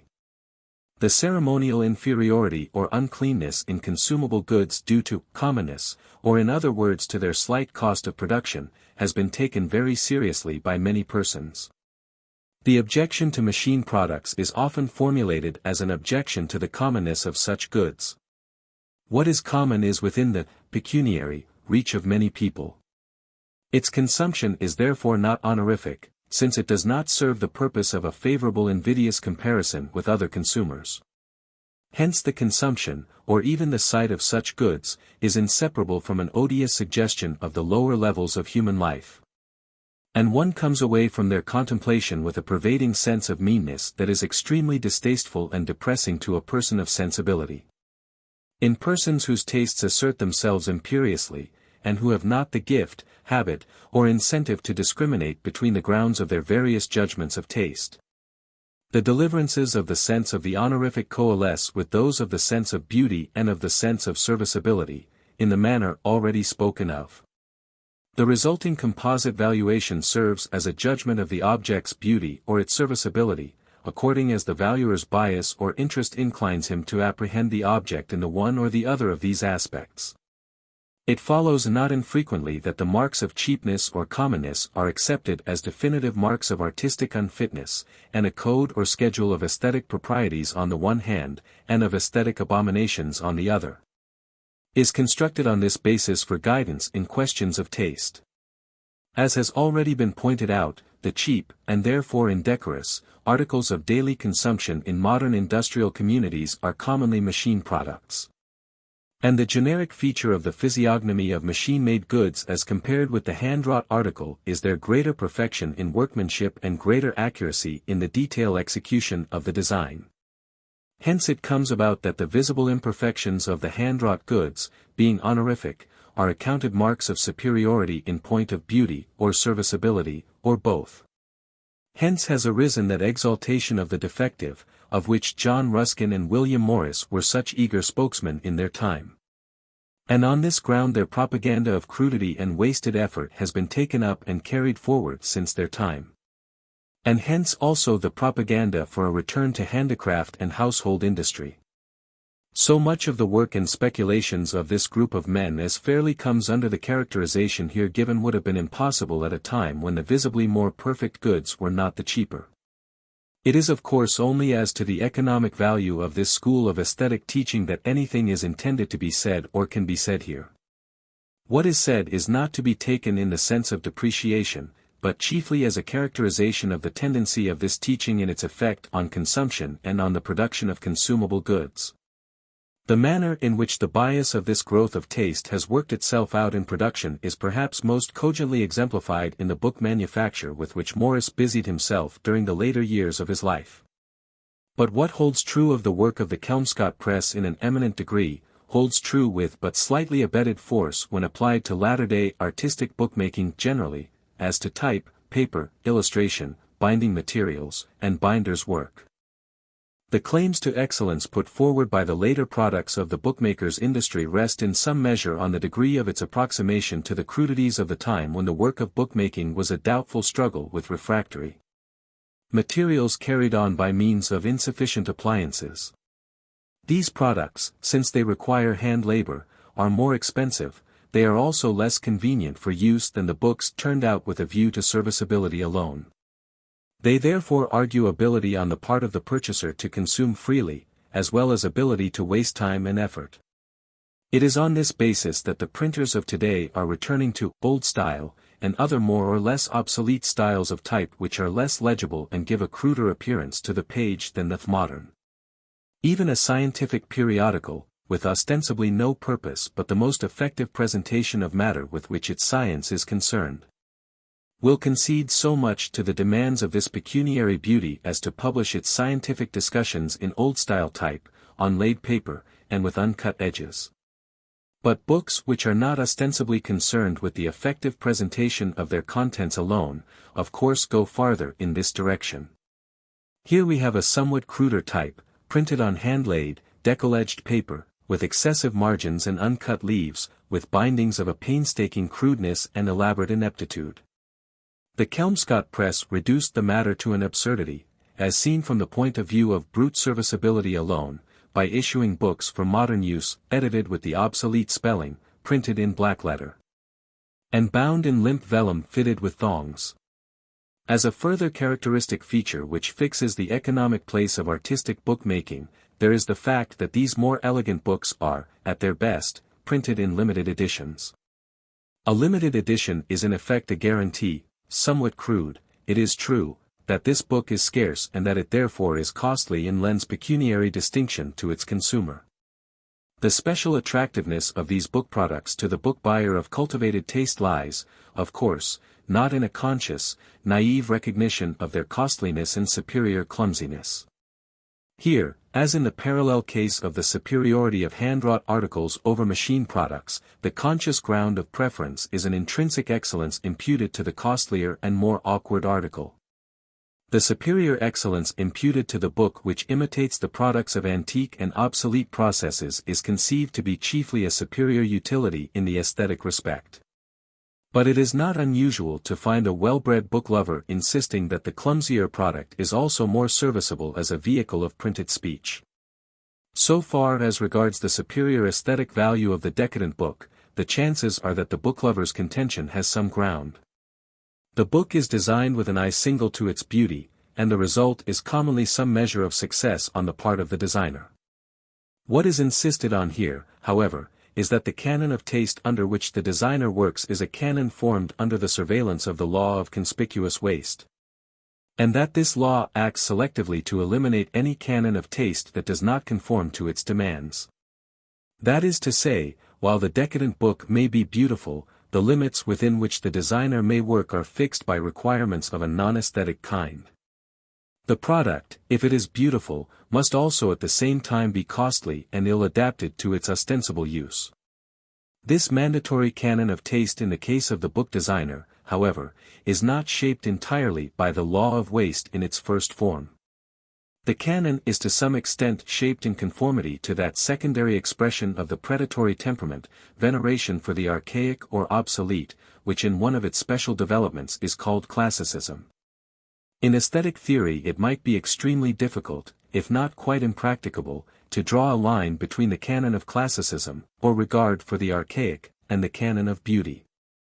For the aesthetic purpose such a distinction need scarcely be drawn, and indeed it need not exist. For a theory of taste the expression of an accepted ideal of archaism, on whatever basis it may have been accepted, is perhaps best rated as an element of beauty, there need be no question of its legitimation. But for the present purpose, for the purpose of determining what economic grounds are present in the accepted canons of taste and what is their significance for the distribution and consumption of goods, the distinction is not similarly beside the point. The position of machine products in the civilized scheme of consumption serves to point out the nature of the relation which subsists between the canon of conspicuous waste and the code of proprieties in consumption. Neither in matters of art and taste proper, nor as regards the current sense of the serviceability of goods, does this canon act as a principle of innovation or initiative. It does not go into the future as a creative principle which makes innovations and adds new items of consumption and new elements of cost. The principle in question is, in a certain sense, a negative rather than a positive law. It is a regulative rather than a creative principle. It very rarely initiates or originates any usage or custom directly. Its action is selective only. Conspicuous wastefulness does not directly afford ground for variation and growth, but conformity to its requirements is a condition to the survival of such innovations as may be made on other grounds. In whatever way usages and customs and methods of expenditure arise, they are all subject to the selective action of this norm of reputability. And the degree in which they conform to its requirements is a test of their fitness to survive in the competition with other similar usages and customs. Other thing being equal, the more obviously wasteful usage or method stands the better chance of survival under this law. The law of conspicuous waste does not account for the origin of variations, but only for the persistence of such forms as are fit to survive under its dominance. It acts to conserve the fit, not to originate the acceptable. Its office is to prove all things and to hold fast that which is good for its purpose. 7. Dress as an expression of the pecuniary culture. It will in place, by way of illustration, to show in some detail how the economic principles so far set forth apply to everyday facts in some one direction of the life process. For this purpose no line of consumption affords a more apt illustration than expenditure on dress. It is especially the rule of the conspicuous waste of goods that finds expression in dress, although the other, related principles of pecuniary repute are also exemplified in the same contrivances. Other methods of putting one's pecuniary standing in evidence serve their end effectually, and other methods are in vogue always and everywhere. But expenditure on dress has this advantage over most other methods, that our apparel is always in evidence and affords an indication of our pecuniary standing to all observers at the first glance. It is also true that admitted expenditure for display is more obviously present, and is, perhaps, more universally practiced in the matter of dress than in any other line of consumption. No one finds difficulty in assenting to the commonplace that the greater part of the expenditure incurred by all classes for apparel is incurred for the sake of a respectable appearance rather than for the protection of the person. And probably at no other point is the sense of shabbiness so keenly felt as it is if we fall short of the standard set by social usage in this matter of dress. It is true of dress in even a higher degree than of most other items of consumption.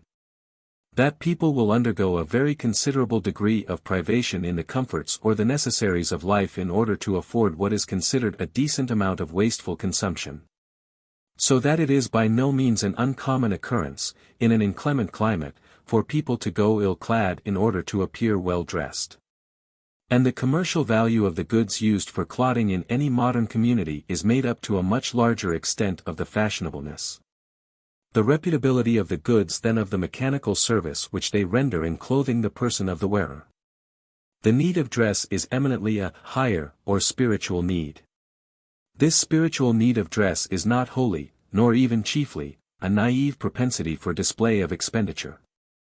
The law of conspicuous waste guides consumption in apparel, as in other things, chiefly at the second remove, by shaping the canons of taste and decency. In the common run of cases the conscious motive of the wearer or purchaser of conspicuously wasteful apparel is the need of conforming to established usage, and of living up to the accredited standard of taste and reputability.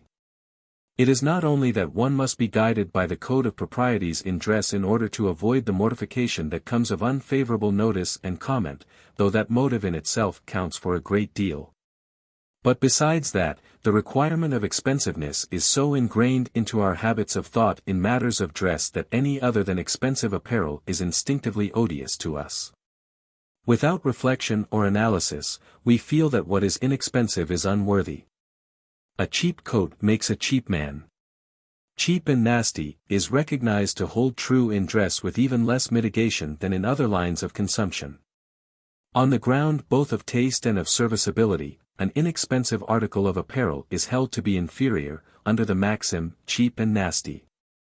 We find things beautiful, as well as serviceable, somewhat in proportion as they are costly. With few and inconsequential exceptions, we all find a costly hand-wrought article of apparel much preferable, in point of beauty and of serviceability, to a less expensive imitation of it. However cleverly the spurious article may imitate the costly original. And what offends our sensibilities in the spurious article is not that it falls short in form or color, or, indeed, in visual effect in any way. The offensive object may be so close an imitation as to defy any but the closest scrutiny. And yet so soon as the counterfeit is detected, its aesthetic value, and its commercial value as well, declines precipitately. Not only that, but it may be asserted with but small risk of contradiction that the aesthetic value of a detected counterfeit in dress declines somewhat in the same proportion as the counterfeit is cheaper than its original. It loses caste aesthetically because it falls to a lower pecuniary grade. But the function of dress as an evidence of ability to pay does not end with simply showing that the wearer consumes valuable goods in excess of what is required for physical comfort. Simple conspicuous waste of goods is effective and gratifying as far as it goes. It is good prima facie evidence of pecuniary success, and consequently prima facie evidence of social worth. But dress has subtler and more far-reaching possibilities than this crude, first-hand evidence of wasteful consumption only. If, in addition to showing that the wearer can afford to consume freely and uneconomically, it can also be shown in the same stroke that he or she is not under the necessity of earning a livelihood, the evidence of social worth is enhanced in a very considerable degree. Our dress, therefore, in order to serve its purpose effectually, should not only be expensive, but it should also make plain to all observers that the wearer is not engaged in any kind of productive labor. In the evolutionary process by which our system of dress has been elaborated into its present admirably perfect adaptation to its purpose, this subsidiary line of evidence has received due attention. A detailed examination of what passes in popular apprehension for elegant apparel will show that it is contrived at every point to convey the impression that the wearer does not habitually put forth any useful effort. It goes without saying that no apparel can be considered elegant, or even decent, if it shows the effect of manual labor on the part of the wearer, in the way of soil or wear. The pleasing effect of neat and spotless garments is chiefly, if not altogether, due to their carrying the suggestion of leisure exemption from personal contact with industrial processes of any kind. Much of the charm that invests the patent leather shoe, the stainless linen, the lustrous cylindrical hat, and the walking stick, which so greatly enhance the native dignity of a gentleman, comes of their pointedly suggesting that the wearer cannot when so attired bear a hand in any employment that is directly and immediately of any human use. Elegant dress serves its purpose of elegance not only in that it is expensive, but also because it is the insignia of leisure. It not only shows that the wearer is able to consume a relatively large value, but it argues at the same time that he consumes without producing.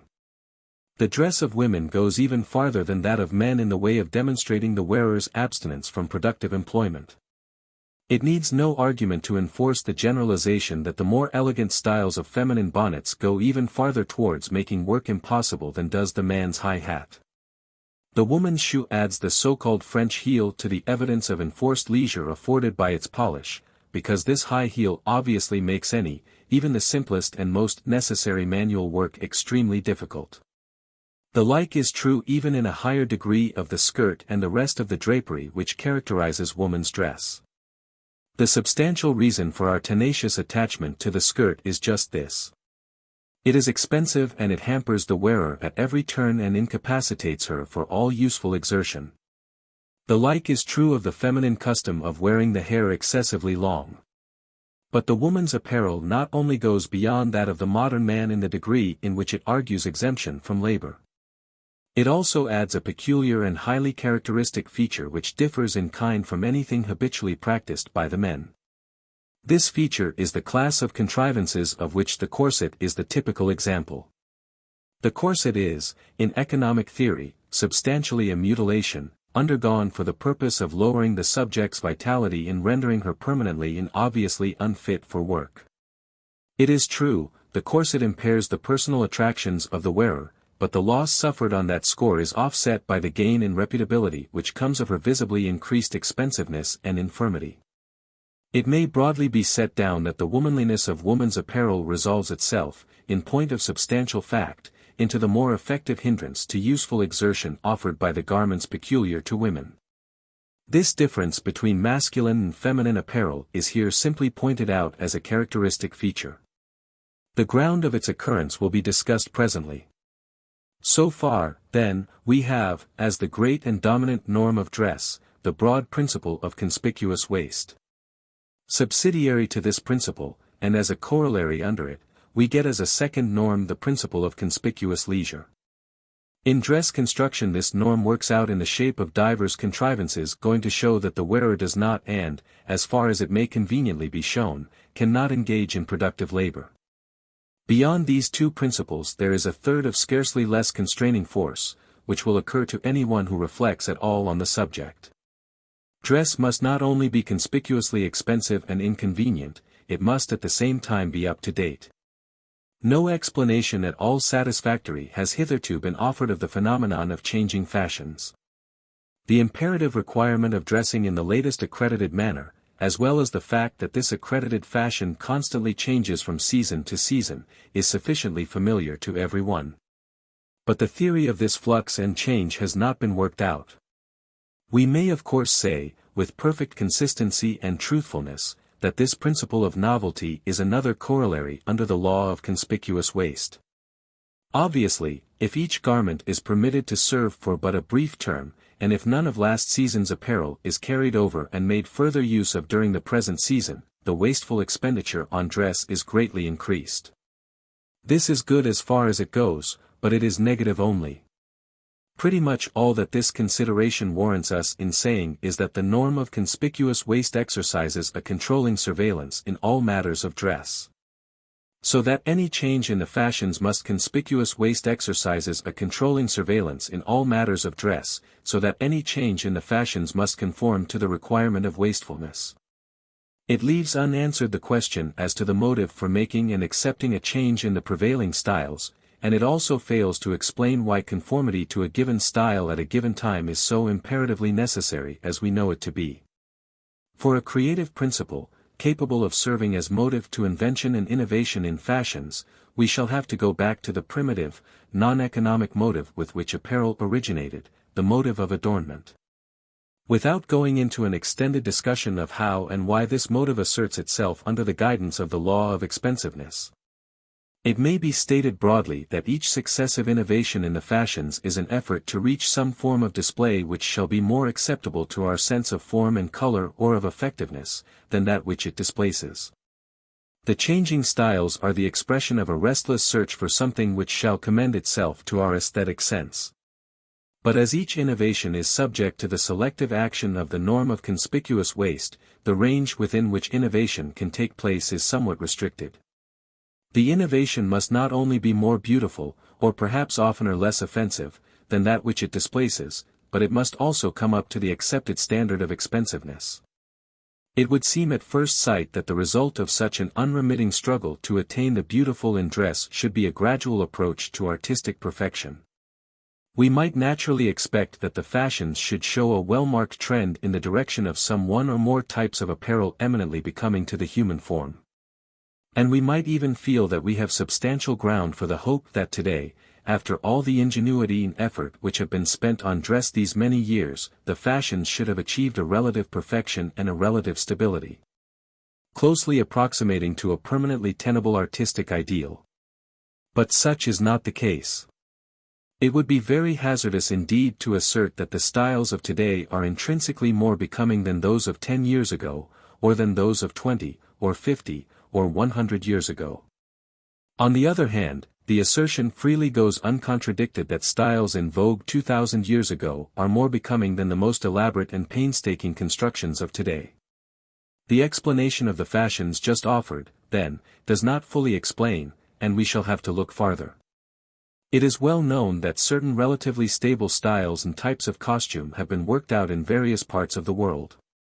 As, for instance, among the Japanese, Chinese, and other Oriental nations, likewise among the Greeks, Romans, and other Eastern peoples of antiquity, so also, in later times, among the peasants of nearly every country of Europe. These national or popular costumes are in most cases adjudged by competent critics to be more becoming, more artistic, than the fluctuating styles of modern civilized apparel. At the same time they are also, at least usually, less obviously wasteful, that is to say, other elements than that of a display of expense are more readily detected in their structure. These relatively stable costumes are, commonly, pretty strictly and narrowly localized, and they vary by slight and systematic gradations from place to place. They have in every case been worked out by peoples or classes which are poorer than we, and especially they belong in countries and localities and times where the population, or at least the class to which the costume in question belongs, is relatively homogeneous, stable, and immobile.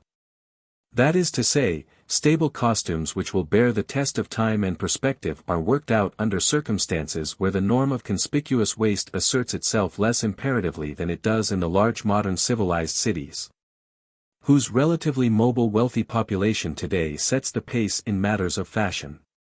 The countries and classes which have in this way worked out stable and artistic costumes have been so placed that the pecuniary emulation among them has taken the direction of a competition in conspicuous leisure rather than in conspicuous consumption of goods. So that it will hold true in a general way that fashions are least stable and least becoming in those communities where the principle of a conspicuous waste of goods asserts itself most imperatively, as among ourselves. All this points to an antagonism between expensiveness and artistic apparel.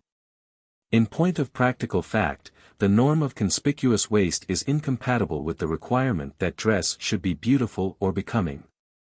And this antagonism offers an explanation of that restless change in fashion which neither the canon of expensiveness nor that of beauty alone can account for. The standard of reputability requires that dress should show wasteful expenditure. But all wastefulness is offensive to native taste. The psychological law has already been pointed out that all men, and women perhaps even in a higher degree, abhor futility, whether of effort or of expenditure, much as nature was once said to abhor a vacuum. But the principle of conspicuous waste requires an obviously futile expenditure, and the resulting conspicuous expensiveness of dress is therefore intrinsically ugly. Hence we find that in all innovations in dress, each added or altered detail strives to avoid condemnation by showing some ostensible purpose. At the same time that the requirement of conspicuous waste prevents the purposefulness of these innovations from becoming anything more than a somewhat transparent pretense. Even in its freest flights, fashion rarely if ever gets away from a simulation of some ostensible use. The ostensible usefulness of the fashionable details of dress, however, is always so transparent a make-believe, and their substantial futility presently forces itself so baldly upon our attention as to become unbearable. And then we take refuge in a new style. But the new style must conform to the requirement of reputable wastefulness and futility. Its futility presently becomes as odious as that of its predecessor. And the only remedy which the law of waste allows us is to seek relief in some new construction, equally futile and equally untenable. Hence the essential ugliness and the unceasing change of fashionable attire. Having so explained the phenomenon of shifting fashions, the next thing is to make the explanation tally with everyday facts. Among these everyday facts is the well-known liking which all men have for the styles that are in vogue at any given time. A new style comes into vogue and remains in favor for a season, and, at least so long as it is a novelty, people very generally find the new style attractive. The prevailing fashion is felt to be beautiful. This is due partly to the relief it affords in being different from what went before it, partly to its being reputable. As indicated in the last chapter, the canon of reputability to some extent shapes our tastes, so that under its guidance anything will be accepted as becoming until its novelty wears off. Or until the warrant of reputability is transferred to a new and novel structure serving the same general purpose. That the alleged beauty, or loveliness, of the styles in vogue at any given time is transient and spurious only is attested by the fact that none of the many shifting fashions will bear the test of time. When seen in the perspective of half a dozen years or more, the best of our fashions strike us as grotesque, if not unsightly. Our transient attachment to whatever happens to be the latest rests on other than aesthetic grounds, and lasts only until our abiding aesthetic sense has had time to assert itself and reject this latest indigestible contrivance. The process of developing an aesthetic nausea takes more or less time, the length of time required in any given case being inversely as the degree of intrinsic odiousness of the style in question. This time relation between odiousness and instability in fashions affords ground for the inference that the more rapidly the styles succeed and displace one another, the more offensive they are to sound taste. The presumption, therefore, is that the farther the community, especially the wealthy classes of the community, develop in wealth and mobility and in the range of their human contact, the more imperatively will the law of conspicuous waste assert itself in matters of dress, the more will the sense of beauty tend to fall into abeyance or be overborne by the canon of pecuniary reputability. The more rapidly will fashions shift and change, and the more grotesque and intolerable will be the varying styles that successively come into vogue. There remains at least one point in this theory of dress yet to be discussed. Most of what has been said applies to men's attire as well as to that of women. Although in modern times it applies at nearly all points with greater force to that of women. But at one point the dress of women differs substantially from that of men. In woman's dress there is obviously greater insistence on such features as testify to the wearer's exemption from or incapacity for all vulgarly productive employment. This characteristic of woman's apparel is of interest, not only as completing the theory of dress, but also as confirming what has already been said of the economic status of women, both in the past and in the present. As has been seen in the discussion of woman's status under the heads of vicarious leisure and vicarious consumption, it has in the course of economic development become the office of the woman to consume vicariously for the head of the household. And her apparel is contrived with this object in view. It has come about that obviously productive labor is in a peculiar degree derogatory to respectable women, and therefore special pains should be taken in the construction of women's dress. To impress upon the beholder the fact, often indeed a fiction, that the wearer does not and cannot habitually engage in useful work. Propriety requires respectable women to abstain more consistently from useful effort and to make more of a show of leisure than the men of the same social classes. It grates painfully on our nerves to contemplate the necessity of any well-bred woman's earning a livelihood by useful work. It is not woman's sphere. Her sphere is within the household, which she should beautify, and of which she should be the chief ornament. The male head of the household is not currently spoken of as its ornament. This feature taken in conjunction with the other fact that propriety requires more unremitting attention to expensive display in the dress and other paraphernalia of women, goes to enforce the view already implied in what has gone before. By virtue of its descent from a patriarchal past, our social system makes it the woman's function in an especial degree to put in evidence her household's ability to pay. According to the modern civilized scheme of life, the good name of the household to which she belongs should be the special care of the woman. And the system of honorific expenditure and conspicuous leisure by which this good name is chiefly sustained is therefore the woman's sphere. In the ideal scheme, as it tends to realize itself in the life of the higher pecuniary classes, this attention to conspicuous waste of substance and effort should normally be the sole economic function of the woman. At the stage of economic development at which the women were still in the full sense the property of the men, the performance of conspicuous leisure and consumption came to be part of the services required of them. The women being not their own masters, obvious expenditure and leisure on their part would redound to the credit of their master rather than to their own credit. And therefore the more expensive and the more obviously unproductive the women of the household are, the more creditable and more effective for the purpose of reputability of the household or its head will their life be. So much so that the women have been required not only to afford evidence of a life of leisure, but even to disable themselves for useful activity. It is at this point that the dress of men falls short of that of women, and for sufficient reason. Conspicuous waste and conspicuous leisure are reputable because they are evidence of pecuniary strength, pecuniary strength is reputable or honorific because, in the last analysis, it argues success and superior force. Therefore the evidence of waste and leisure put forth by any individual in his own behalf cannot consistently take such a form or be carried to such a pitch as to argue incapacity or marked discomfort on his part. As the exhibition would in that case show not superior force, but inferiority, and so defeat its own purpose.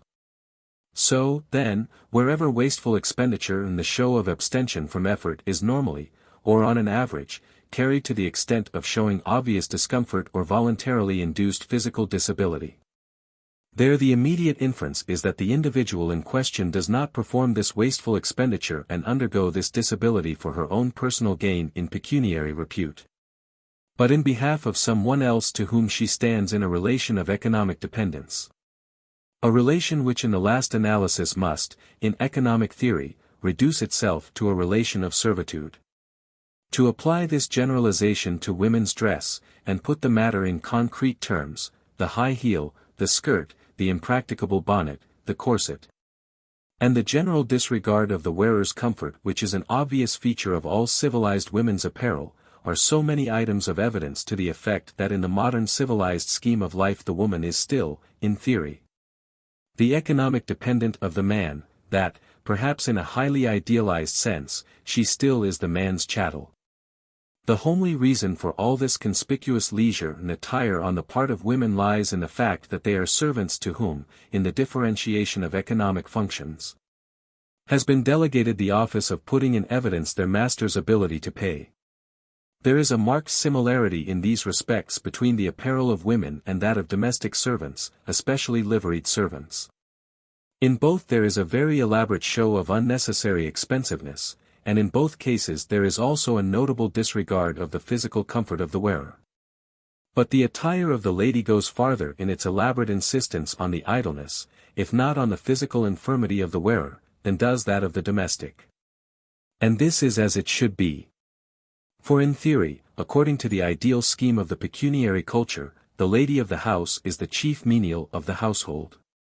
Besides servants, currently recognized as such, there is at least one other class of persons whose garb assimilates them to the class of servants and shows many of the features that go to make up the womanliness of woman's dress.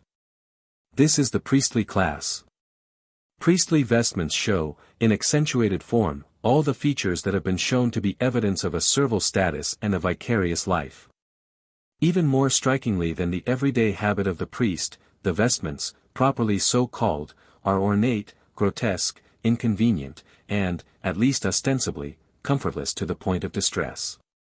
The priest is at the same time expected to refrain from useful effort and, when before the public eye, to present an impassively disconsolate countenance, very much after the manner of a well-trained domestic servant. The shaven face of the priest is a further item to the same effect. This assimilation of the priestly class to the class of body servants, in demeanor and apparel, is due to the similarity of the two classes as regards economic function. In economic theory, the priest is a body servant, constructively in attendance upon the person of the divinity whose livery he wears. His livery is of a very expensive character, as it should be in order to set forth in a beseeming manner the dignity of his exalted master. But it is contrived to show that the wearing of it contributes little or nothing to the physical comfort of the wearer, for it is an item of vicarious consumption. And the repute which accrues from its consumption is to be imputed to the absent master, not to the servant. The line of demarcation between the dress of women, priests, and servants, on the one hand, and of men, on the other hand, is not always consistently observed in practice. But it will scarcely be disputed that it is always present in a more or less definite way in the popular habits of thought. There are of course also free men, and not a few of them, who, in their blind zeal for faultless reputable attire, transgress the theoretical line between man's and woman's dress, to the extent of arraying themselves in apparel that is obviously designed to vex the mortal frame. But everyone recognizes without hesitation that such apparel for men is a departure from the normal. We are in the habit of saying that such dress is effeminate. And one sometimes hears the remark that such or such an exquisitely attired gentleman is as well dressed as a footman. Certain apparent discrepancies under this theory of dress merit a more detailed examination, especially as they mark a more or less evident trend in the later and mature development of dress. The vogue of the corset offers an apparent exception from the rule of which it has here been cited as an illustration. A closer examination, however, will show that this apparent exception is really a verification of the rule that the vogue of any given element or feature in dress rests on its utility as an evidence of pecuniary standing. It is well known that in the industrially more advanced communities the corset is employed only within certain fairly well-defined social strata. The women of the poorer classes, especially of the rural population, do not habitually use it, except as a holiday luxury. Among these classes the women have to work hard, and it avails them little in the way of a pretense of leisure to so crucify the flesh in everyday life. The holiday use of the contrivance is due to imitation of a higher-class canon of decency. Upwards from this low level of indigence and manual labor, the corset was until within a generation or two nearly indispensable to a socially blameless standing for all women, including the wealthiest and most reputable. This rule held so long as there still was no large class of people wealthy enough to be above the imputation of any necessity for manual labor and at the same time large enough to form a self-sufficient, isolated social body whose mass would afford a foundation for special rules of conduct within the class, enforced by the current opinion of the class alone. But now there has grown up a large enough leisure class possessed of such wealth that any aspersion on the score of enforced manual employment would be idle and harmless calumny. And the corset has therefore in large measure fallen into disuse within this class. The exceptions under this rule of exemption from the corset are more apparent than real. They are the wealthy classes of countries with a lower industrial structure, nearer the archaic, quasi-industrial type, together with the later accessions of the wealthy classes in the more advanced industrial communities. The latter have not yet had time to divest themselves of the plebeian canons of taste and of reputability carried over from their former, lower pecuniary grade. Such survival of the corset is not infrequent among the higher social classes of those American cities, for instance, which have recently and rapidly risen into opulence. If the word be used as a technical term, without any odious implication, it may be said that the corset persists in great measure through the period of snobbery, the interval of uncertainty and of transition from a lower to the upper levels of pecuniary culture. That is to say, in all countries which have inherited the corset it continues in use wherever and so long as it serves its purpose as an evidence of honorific leisure by arguing physical disability in the wearer. The same rule of course applies to other mutilations and contrivances for decreasing the visible efficiency of the individual. Something similar should hold true with respect to diverse items of conspicuous consumption, and indeed something of the kind does seem to hold to a slight degree of sundry features of dress. Especially if such features involve a marked discomfort or appearance of discomfort to the wearer. During the past 100 years there is a tendency perceptible, in the development of men's dress especially, to discontinue methods of expenditure and the use of symbols of leisure which must have been irksome, which may have served a good purpose in their time, but the continuation of which among the upper classes today would be a work of supererogation. As, for instance, the use of powdered wigs and of gold lace, and the practice of constantly shaving the face. There has of late years been some slight recrudescence of the shaven face in polite society, but this is probably a transient and unadvised mimicry of the fashion imposed upon body servants. And it may fairly be expected to go the way of the powdered wig of our grandfathers. These indices and others which resemble them in point of the boldness with which they point out to all observers the habitual uselessness of those persons who employ them, have been replaced by other, more delicate methods of expressing the same fact. Methods which are no less evident to the trained eyes of that smaller, select circle whose good opinion is chiefly sought.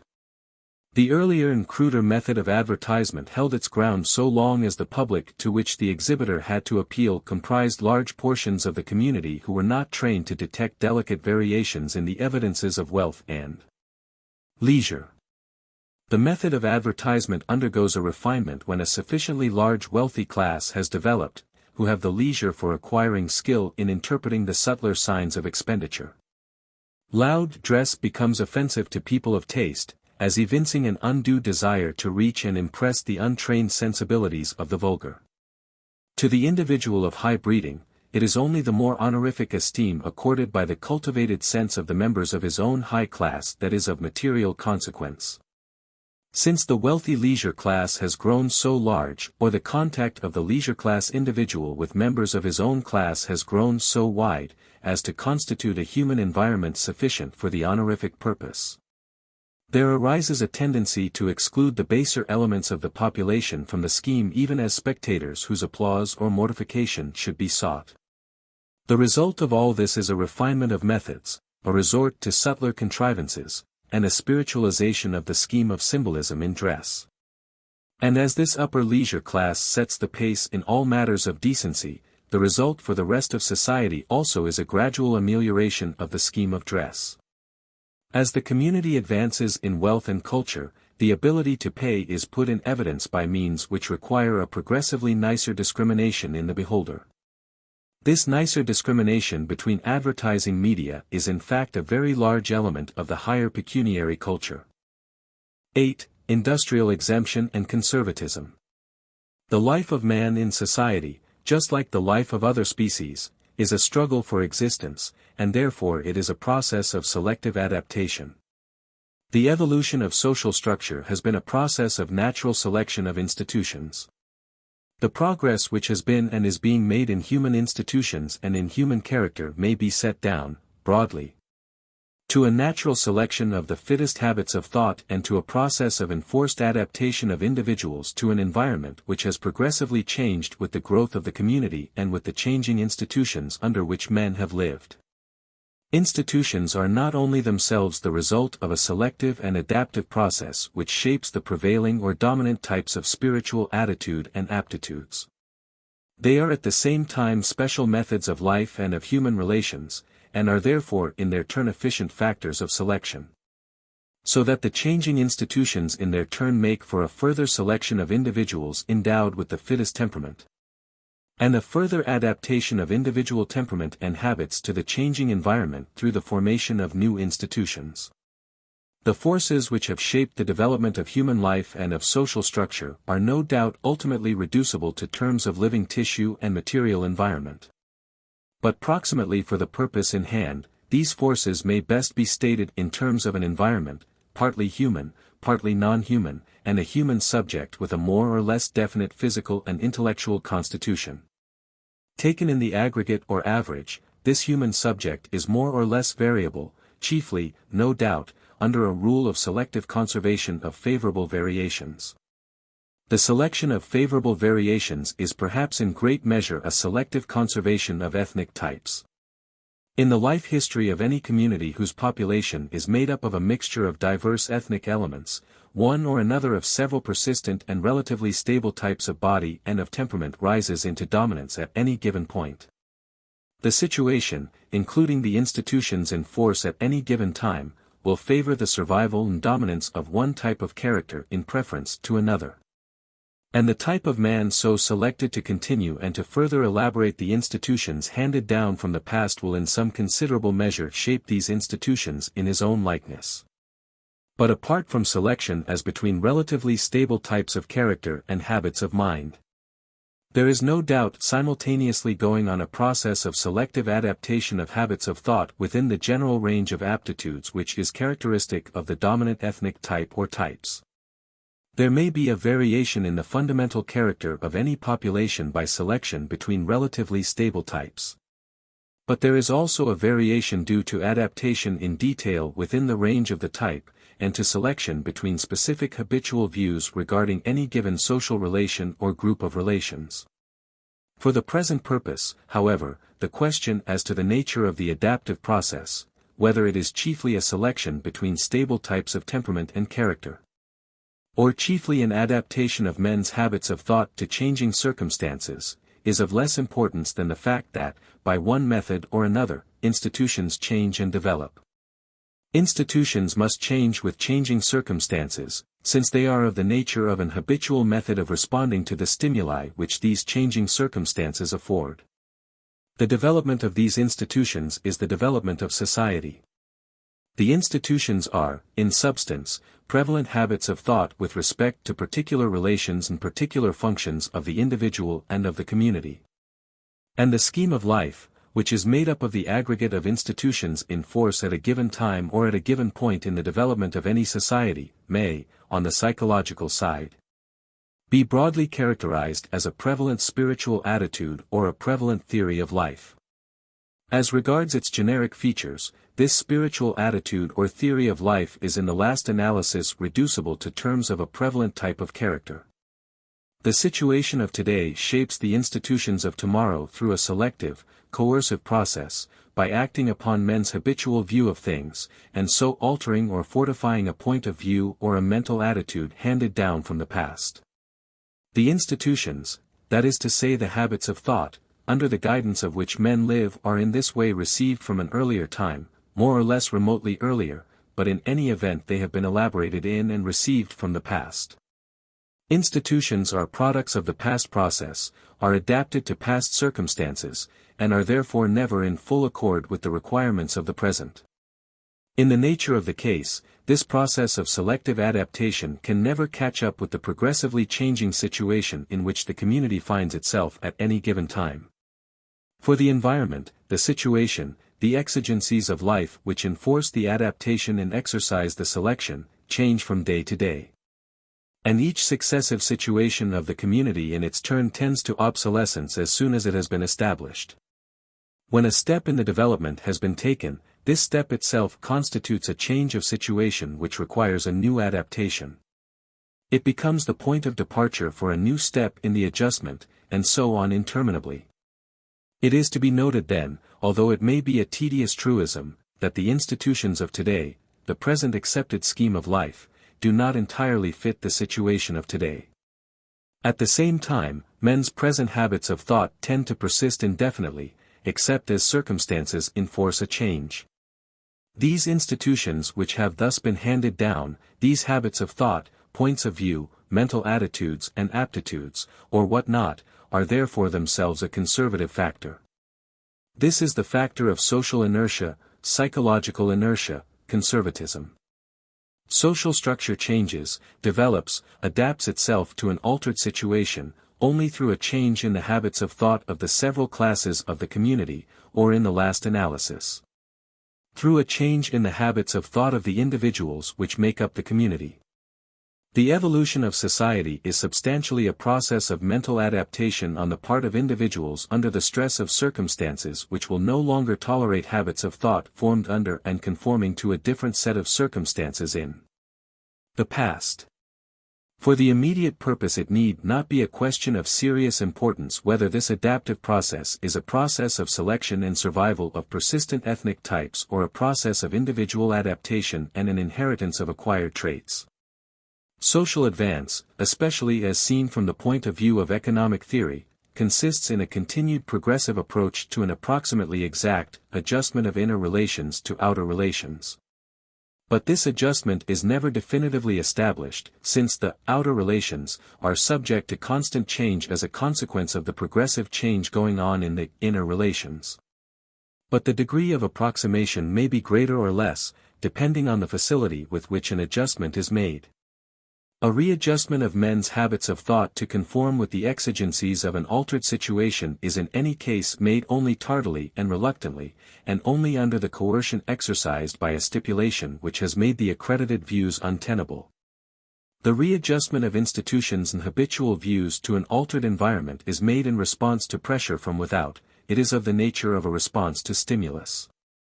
Freedom and facility of readjustment, that is to say capacity for growth in social structure, therefore depends in great measure on the degree of freedom with which the situation at any given time acts on the individual members of the community, the degree of exposure of the individual members to the constraining forces of the environment. If any portion or class of society is sheltered from the action of the environment in any essential respect, that portion of the community, or that class, will adapt its views and its scheme of life more tardily to the altered general situation. It will in so far tend to retard the process of social transformation. The wealthy leisure class is in such a sheltered position with respect to the economic forces that make for change and readjustment. And it may be said that the forces which make for a readjustment of institutions, especially in the case of a modern industrial community, are, in the last analysis, almost entirely of an economic nature. Any community may be viewed as an industrial or economic mechanism, the structure of which is made up of what is called its economic institutions. These institutions are habitual methods of carrying on the life process of the community in contact with the material environment in which it lives. When given methods of unfolding human activity in this given environment have been elaborated in this way, the life of the community will express itself with some facility in these habitual directions. The community will make use of the forces of the environment for the purposes of its life according to methods learned in the past and embodied in these institutions. But as population increases, and as men's knowledge and skill in directing the forces of nature widen, the habitual methods of relation between the members of the group and the habitual method of carrying on the life process of the group as a whole, no longer give the same result as before. Nor are the resulting conditions of life distributed and apportioned in the same manner or with the same effect among the various members as before. If the scheme according to which the life process of the group was carried on under the earlier conditions gave approximately the highest attainable result, under the circumstances, in the way of efficiency or facility of the life process of the group, then the same scheme of life unaltered will not yield the highest result attainable in this respect under the altered conditions. Under the altered conditions of population, skill, and knowledge, the facility of life as carried on according to the traditional scheme may not be lower than under the earlier conditions. But the chances are always that it is less than might be if the scheme were altered to suit the altered conditions. The group is made up of individuals, and the group's life is the life of individuals carried on in at least ostensible severalty. The group's accepted scheme of life is the consensus of views held by the body of these individuals as to what is right, good, expedient, and beautiful in the way of human life. In the redistribution of the conditions of life that comes of the altered method of dealing with the environment, the outcome is not an equable change in the facility of life throughout the group. The altered conditions may increase the facility of life for the group as a whole, but the redistribution will usually result in a decrease of facility or fullness of life for some members of the group. An advance in technical methods, in population, or in industrial organization will require at least some of the members of the community to change their habits of life, if they are to enter with facility and effect into the altered industrial methods. And in doing so they will be unable to live up to the received notions as to what are the right and beautiful habits of life. Anyone who is required to change his habits of life and his habitual relations to his fellow men will feel the discrepancy between the method of life required of him by the newly arisen exigencies and the traditional scheme of life to which he is accustomed. It is the individuals placed in this position who have the liveliest incentive to reconstruct the received scheme of life and are most readily persuaded to accept new standards. And it is through the need of the means of livelihood that men are placed in such a position. The pressure exerted by the environment upon the group, and making for a readjustment of the group's scheme of life, impinges upon the members of the group in the form of pecuniary exigencies. And it is owing to this fact, that external forces are in great part translated into the form of pecuniary or economic exigencies. It is owing to this fact that we can say that the forces which count toward a readjustment of institutions in any modern industrial community are chiefly economic forces. Or more specifically, these forces take the form of pecuniary pressure. Such a readjustment as is here contemplated is substantially a change in men's views as to what is good and right. And the means through which a change is wrought in men's apprehension of what is good and right is in large part the pressure of pecuniary exigencies. Any change in men's views as to what is good and right in human life make its way but tardily at the best.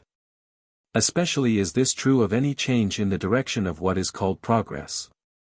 That is to say, in the direction of divergence from the archaic position, from the position which may be accounted the point of departure at any step in the social evolution of the community.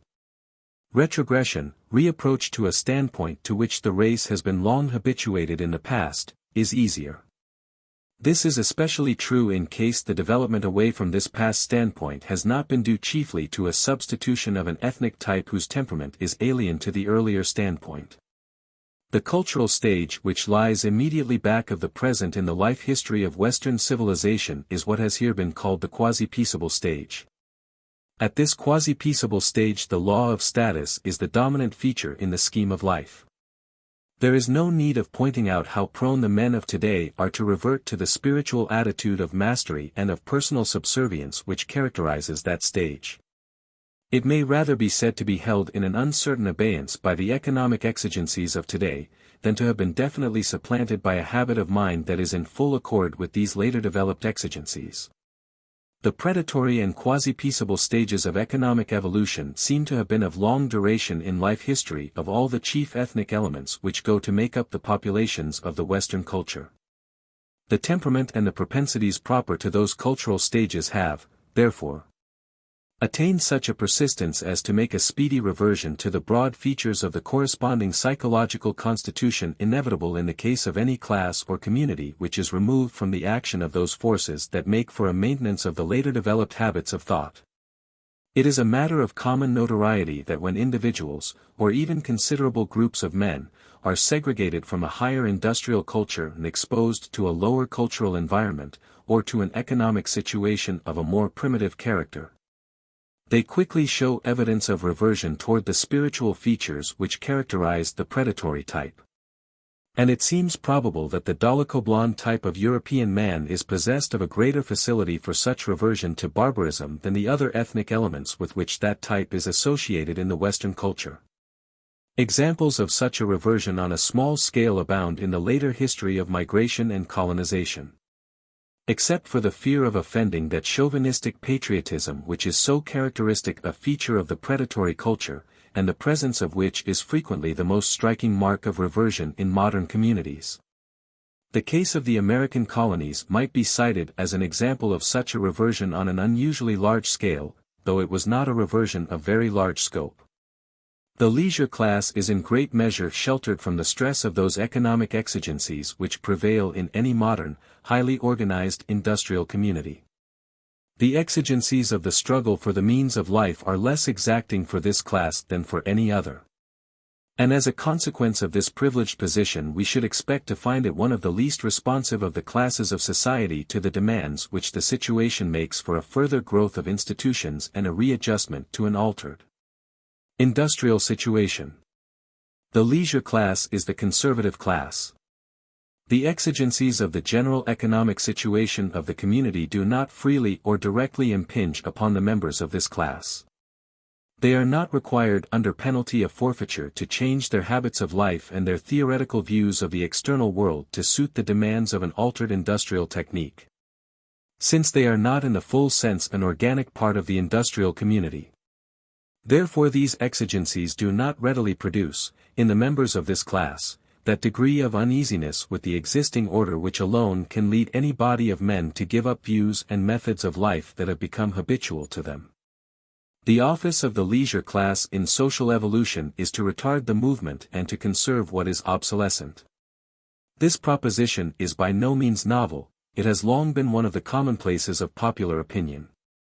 The prevalent conviction that the wealthy class is by nature conservative has been popularly accepted without much aid from any theoretical view as to the place and relation of that class in the cultural development.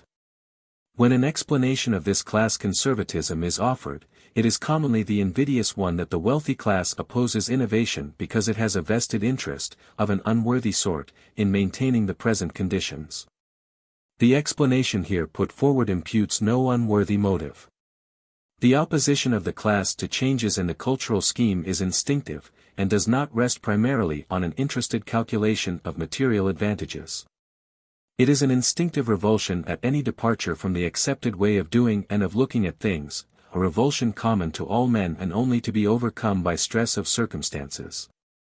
All change in habits of life and of thought is irksome. The difference in this respect between the wealthy and the common run of mankind lies not so much in the motive which prompts to conservatism as in the degree of exposure to the economic forces that urge a change. The members of the wealthy class do not yield to the demand for innovation as readily as other men because they are not constrained to do so.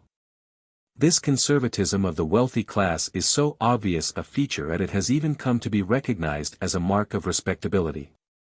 Since conservatism is a characteristic of the wealthier and therefore more reputable portion of the community, it has acquired a certain honorific or decorative value.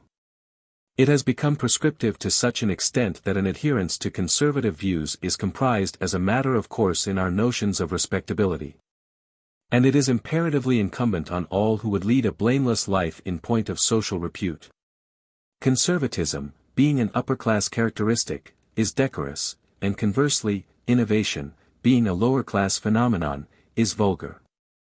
The first and most unreflected element in that instinctive revulsion and reprobation with which we turn from all social innovators is this sense of the essential vulgarity of the thing. So that even in cases where one recognizes the substantial merits of the case for which the innovator is spokesman, as may easily happen if the evils which he seeks to remedy are sufficiently remote in point of time or space or personal contact, still one cannot but be sensible of the fact that the innovator is a person with whom it is at least distasteful to be associated, and from whose social contact one must shrink. Innovation is bad form. The fact that the usages, actions, and views of the well-to-do leisure class acquire the character of a prescriptive canon of conduct for the rest of society, gives added weight and reach to the conservative influence of that class. It makes it incumbent upon all reputable people to follow their lead. So that, by virtue of its high position as the avatar of good form, the wealthier class comes to exert a retarding influence upon social development far in excess of that which the simple numerical strength of the class would assign it. Its prescriptive example acts to greatly stiffen the resistance of all other classes against any innovation, and to fix men's affections upon the good institutions handed down from an earlier generation. There is a second way in which the influence of the leisure class acts in the same direction, so far as concerns hindrance to the adoption of a conventional scheme of life more in accord with the exigencies of the time. This second method of upper-class guidance is not in strict consistency to be brought under the same category as the instinctive conservatism and aversion to new modes of thought just spoken of. But it may as well be dealt with here, since it has at least this much in common with the conservative habit of mind that it acts to retard innovation in the growth of social structure. The code of proprieties, conventionalities, and usages in vogue at any given time and among any given people has more or less of the character of an organic whole. So that any appreciable change in one point of the scheme involves something of a change or readjustment at other points also, if not a reorganization all along the line. When a change is made which immediately touches only a minor point in the scheme, the consequent derangement of the structure of conventionalities may be inconspicuous. But even in such a case it is safe to say that some derangement of the general scheme, more or less far-reaching, will follow. On the other hand, when an attempted reform involves the suppression or thoroughgoing remodeling of an institution of first-rate importance in the conventional scheme, it is immediately felt that a serious derangement of the entire scheme would result. It is felt that a readjustment of the structure to the new form taken on by one of its chief elements would be a painful and tedious, if not a doubtful process. In order to realize the difficulty which such a radical change in any one feature of the conventional scheme of life would involve, it is only necessary to suggest the suppression of the monogamic family, or of the agnatic system of consanguinity, or of private property, or of the theistic faith, in any country of the Western civilization. Or suppose the suppression of ancestor worship in China, or of the caste system in India, or of slavery in Africa, or the establishment of equality of the sexes in Mohammedan countries. It needs no argument to show that the derangement of the general structure of conventionalities in any of these cases would be very considerable.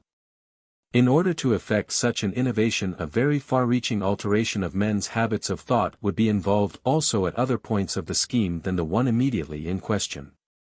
The aversion to any such innovation amounts to a shrinking from an essentially alien scheme of life. The revulsion felt by good people at any proposed departure from the accepted methods of life is a familiar fact of everyday experience.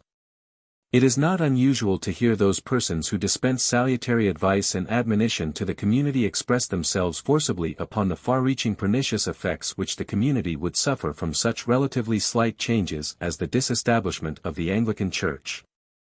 An increased facility of divorce, adoption of female suffrage, prohibition of the manufacture and sale of intoxicating beverages, abolition or restriction of inheritances, etc.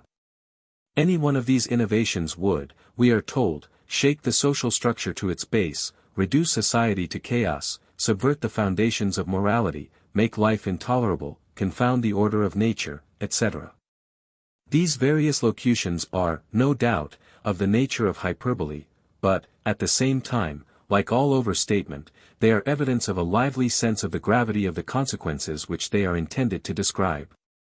The effect of these and like innovations in deranging the accepted scheme of life is felt to be of much graver consequence than the simple alteration of an isolated item in a series of contrivances for the convenience of men in society. What is true in so obvious a degree of innovations of first-rate importance is true in a less degree of changes of a smaller immediate importance. The aversion to change is in large part an aversion to the bother of making the readjustment which any given change will necessitate. And this solidarity of the system of institutions of any given culture or of any given people strengthens the instinctive resistance offered to any change in men's habits of thought, even in matters which, taken by themselves, are of minor importance. A consequence of this increased reluctance, due to the solidarity of human institutions, is that any innovation calls for a greater expenditure of nervous energy in making the necessary readjustment than would otherwise be the case. It is not only that a change in established habits of thought is distasteful. The process of readjustment of the accepted theory of life involves a degree of mental effort, a more or less protracted and laborious effort to find and to keep one's bearings under the altered circumstances. This process requires a certain expenditure of energy, and so presumes, for its successful accomplishment, some surplus of energy beyond that absorbed in the daily struggle for subsistence. Consequently it follows that progress is hindered by undefeating and excessive physical hardship, no less effectually than by such a luxurious life as will shut out discontent by cutting off the occasion for it. The abjectly poor, and all those persons whose energies are entirely absorbed by the struggle for daily sustenance, are conservative because they cannot afford the effort of taking thought for the day after tomorrow. Just as the highly prosperous are conservative because they have small occasion to be discontented with the situation as it stands today. From this proposition it follows that the institution of a leisure class acts to make the lower classes conservative by withdrawing from them as much as it may of the means of sustenance, and so reducing their consumption, and consequently their available energy, to such a point as to make them incapable of the effort required for the learning and adoption of new habits of thought. The accumulation of wealth at the upper end of the pecuniary scale implies privation at the lower end of the scale. It is a commonplace that, wherever it occurs, a considerable degree of privation among the body of the people is a serious obstacle to any innovation. This direct inhibitory effect of the unequal distribution of wealth is seconded by an indirect effect tending to the same result. As has already been seen, the imperative example set by the upper class in fixing the canons of reputability fosters the practice of conspicuous consumption. The prevalence of conspicuous consumption as one of the main elements in the standard of decency among all classes is of course not traceable wholly to the example of the wealthy leisure class. But the practice and the insistence on it are no doubt strengthened by the example of the leisure class. The requirements of decency in this matter are very considerable and very imperative. So that even among classes whose pecuniary position is sufficiently strong to admit a consumption of goods considerably in excess of the subsistence minimum, the disposable surplus left over after the more imperative physical needs are satisfied is not infrequently diverted to the purpose of a conspicuous decency, rather than to added physical comfort and fullness of life. Moreover, such surplus energy as is available is also likely to be expended in the acquisition of goods for conspicuous consumption or conspicuous boarding. The result is that the requirements of pecuniary reputability tend, 1. To leave but a scanty subsistence minimum available for other than conspicuous consumption, and 2. To absorb any surplus energy which may be available after the bare physical necessities of life have been provided for. The outcome of the whole is a strengthening of the general conservative attitude of the community. The institution of a leisure class hinders cultural development immediately, 1. by the inertia proper to the class itself, 2, through its prescriptive example of conspicuous waste and of conservatism. And, 3, indirectly through that system of unequal distribution of wealth and sustenance on which the institution itself rests. To this is to be added that the leisure class has also a material interest in leaving things as they are. Under the circumstances prevailing at any given time, this class is in a privileged position, and any departure from the existing order may be expected to work to the detriment of the class rather than the reverse. The attitude of the class, simply as influenced by its class interest, should therefore be to let well enough alone. This interested motive comes in to supplement the strong instinctive bias of the class, and so to render it even more consistently conservative than it otherwise would be. All this, of course, has nothing to say in the way of eulogy or deprecation of the office of the leisure class as an exponent and vehicle of conservatism or reversion in social structure. The inhibition which it exercises may be salutary or the reverse. Whether it is the one or the other in any given case is a question of casuistry rather than of general theory.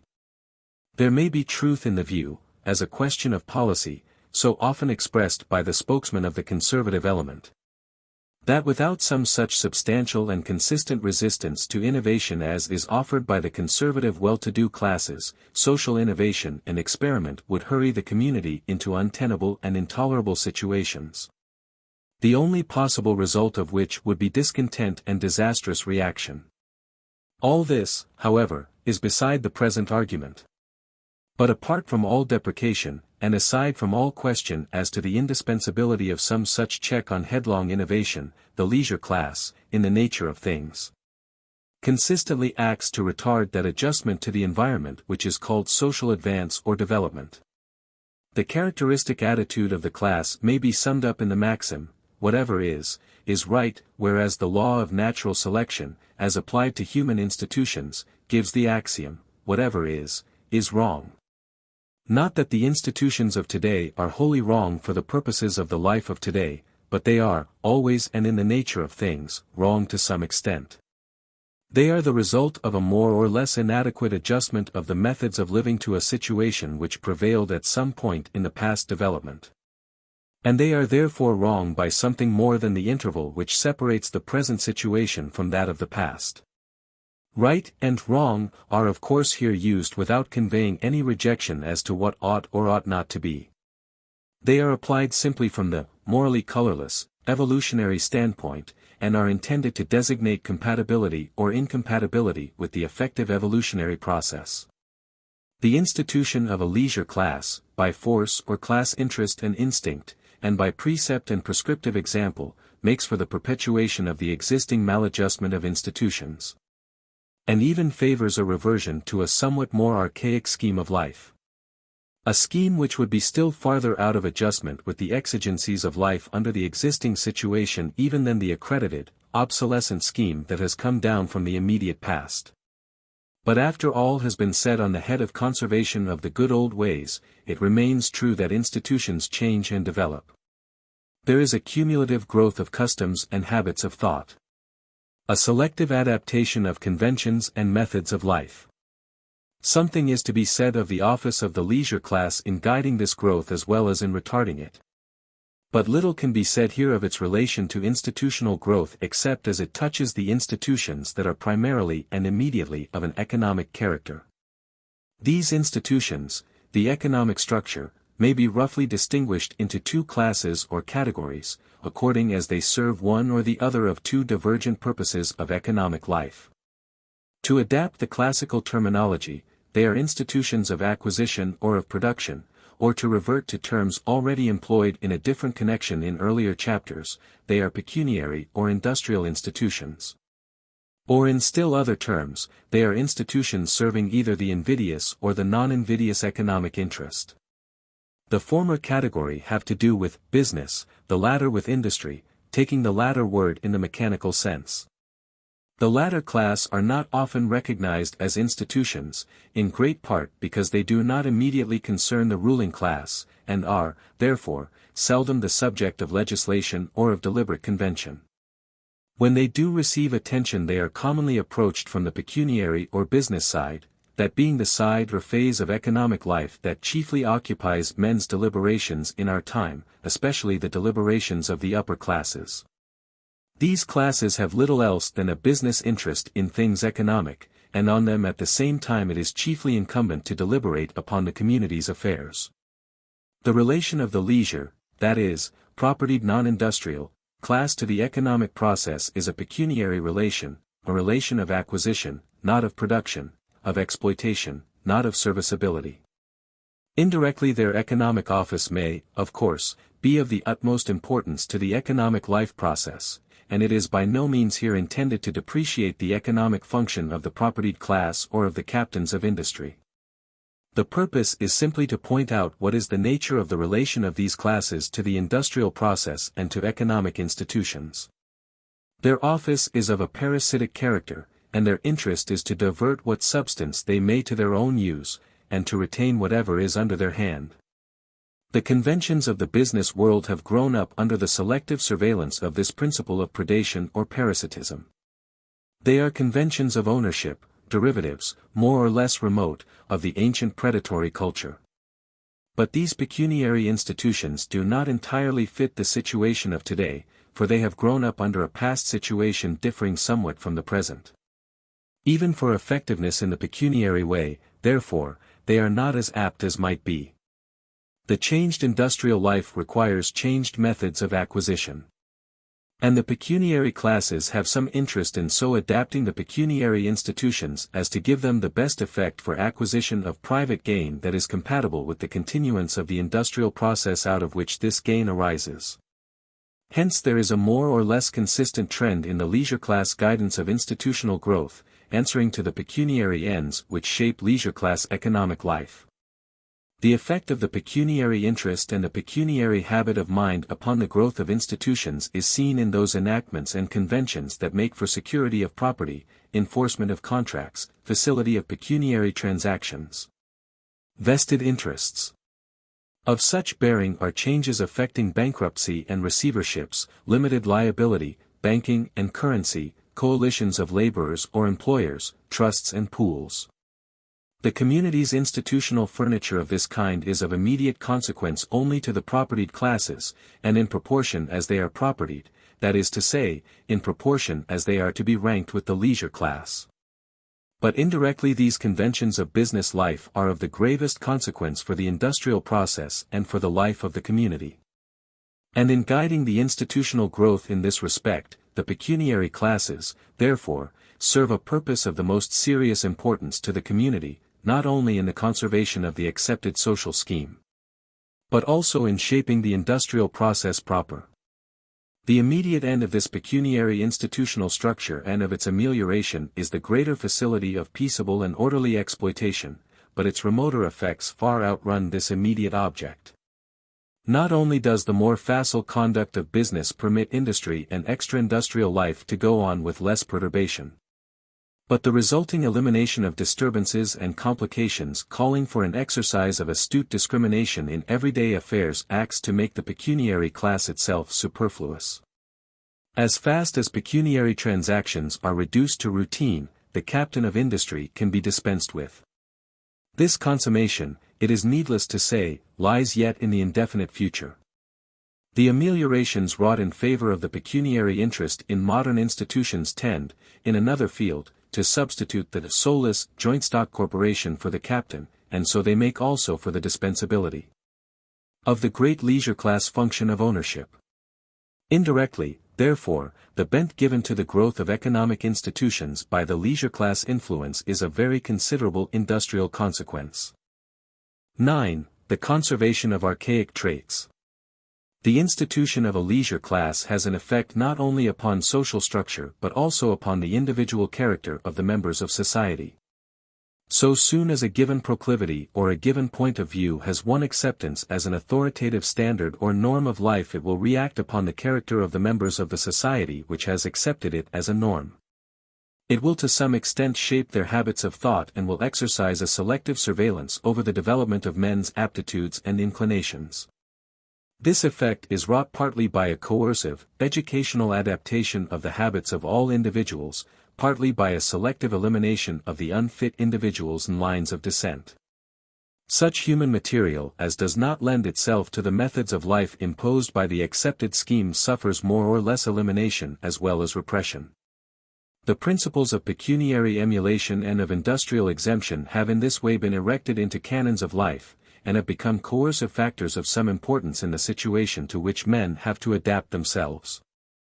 These two broad principles of conspicuous waste and industrial exemption affect the cultural development both by guiding men's habits of thought, and so controlling the growth of institutions, and by selectively conserving certain traits of human nature that conduce to facility of life under the leisure class scheme, and so controlling the effective temper of the community. The proximate tendency of the institution of a leisure class in shaping human character runs in the direction of spiritual survival and reversion. Its effect upon the temper of a community is of the nature of an arrested spiritual development. In the later culture especially, the institution has, on the whole, a conservative trend. This proposition is familiar enough in substance, but it may to many have the appearance of novelty in its present application. Therefore a summary review of its logical grounds may not be uncalled for, even at the risk of some tedious repetition and formulation of commonplaces. Social evolution is a process of selective adaptation of temperament and habits of thought under the stress of the circumstances of associated life. The adaptation of habits of thought is the growth of institutions. But along with the growth of institutions has gone a change of a more substantial character. Not only have the habits of men changed with the changing exigencies of the situation, but these changing exigencies have also brought about a correlative change in human nature. The human material of society itself varies with the changing conditions of life. This variation of human nature is held by the later ethnologists to be a process of selection between several relatively stable and persistent ethnic types or ethnic elements.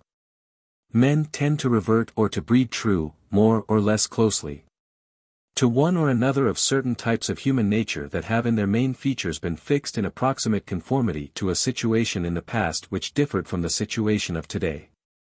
There are several of these relatively stable ethnic types of mankind comprised in the populations of the Western culture. These ethnic types survive in the race inheritance today, not as rigid and invariable molds, each of a single precise and specific pattern, but in the form of a greater or smaller number of variants. Some variation of the ethnic types has resulted under the protracted selective process to which the several types and their hybrids have been subjected during the prehistoric and historic growth of culture. This necessary variation of the types themselves, due to a selective process of considerable duration and of a consistent trend, has not been sufficiently noticed by the writers who have discussed ethnic survival. The argument is here concerned with two main divergent variants of human nature resulting from this, relatively late, selective adaptation of the ethnic types comprised in the Western culture. The point of interest being the probable effect of the situation of today in furthering variation along one or the other of these two divergent lines. The ethnological position may be briefly summed up. And in order to avoid any but the most indispensable detail, the schedule of types and variants and the scheme of reversion and survival in which they are concerned are here presented with a diagrammatic meagerness and simplicity which would not be admissible for any other purpose. The man of our industrial communities tends to breed true to one or the other of three main ethnic types, the dolichocephalic blonde, the brachycephalic brunette, and the Mediterranean, disregarding minor and outlying elements of our culture. But within each of these main ethnic types the reversion tends to one or the other of at least two main directions of variation, the peaceable or anti-predatory variant and the predatory variant. The former of these two characteristic variants is nearer to the generic type in each case, being the reversional representative of its type as it stood at the earliest stage of associated life of which there is available evidence, either archaeological or psychological. This variant is taken to represent the ancestors of existing civilized man at the peaceable, savage phase of life which preceded the predatory culture, the regime of status, and the growth of pecuniary emulation. The second or predatory variant of the types is taken to be a survival of a more recent modification of the main ethnic types and their hybrids, of these types as they were modified, mainly by a selective adaptation. Under the discipline of the predatory culture and the latter emulative culture of the quasi-peaceable stage, or the pecuniary culture proper. Under the recognized laws of heredity there may be a survival from a more or less remote past phase. In the ordinary, average, or normal case, if the type has varied, the traits of the type are transmitted approximately as they have stood in the recent past, which may be called the hereditary present. For the purpose in hand this hereditary present is represented by the later predatory and the quasi-peaceable culture. It is to the variant of human nature which is characteristic of this recent, hereditarily still existing, predatory or quasi-predatory culture that the modern civilized man tends to breed true in the common run of cases. This proposition requires some qualification so far as concerns the descendants of the servile or repressed classes of barbarian times, but the qualification necessary is probably not so great as might at first thought appear. Taking the population as a whole, this predatory, emulative variant does not seem to have attained a high degree of consistency or stability. That is to say, the human nature inherited by modern Occidental man is not nearly uniform in respect of the range or the relative strength of the various aptitudes and propensities which go to make it up. The man of the hereditary present is slightly archaic as judged for the purposes of the latest exigencies of associated life.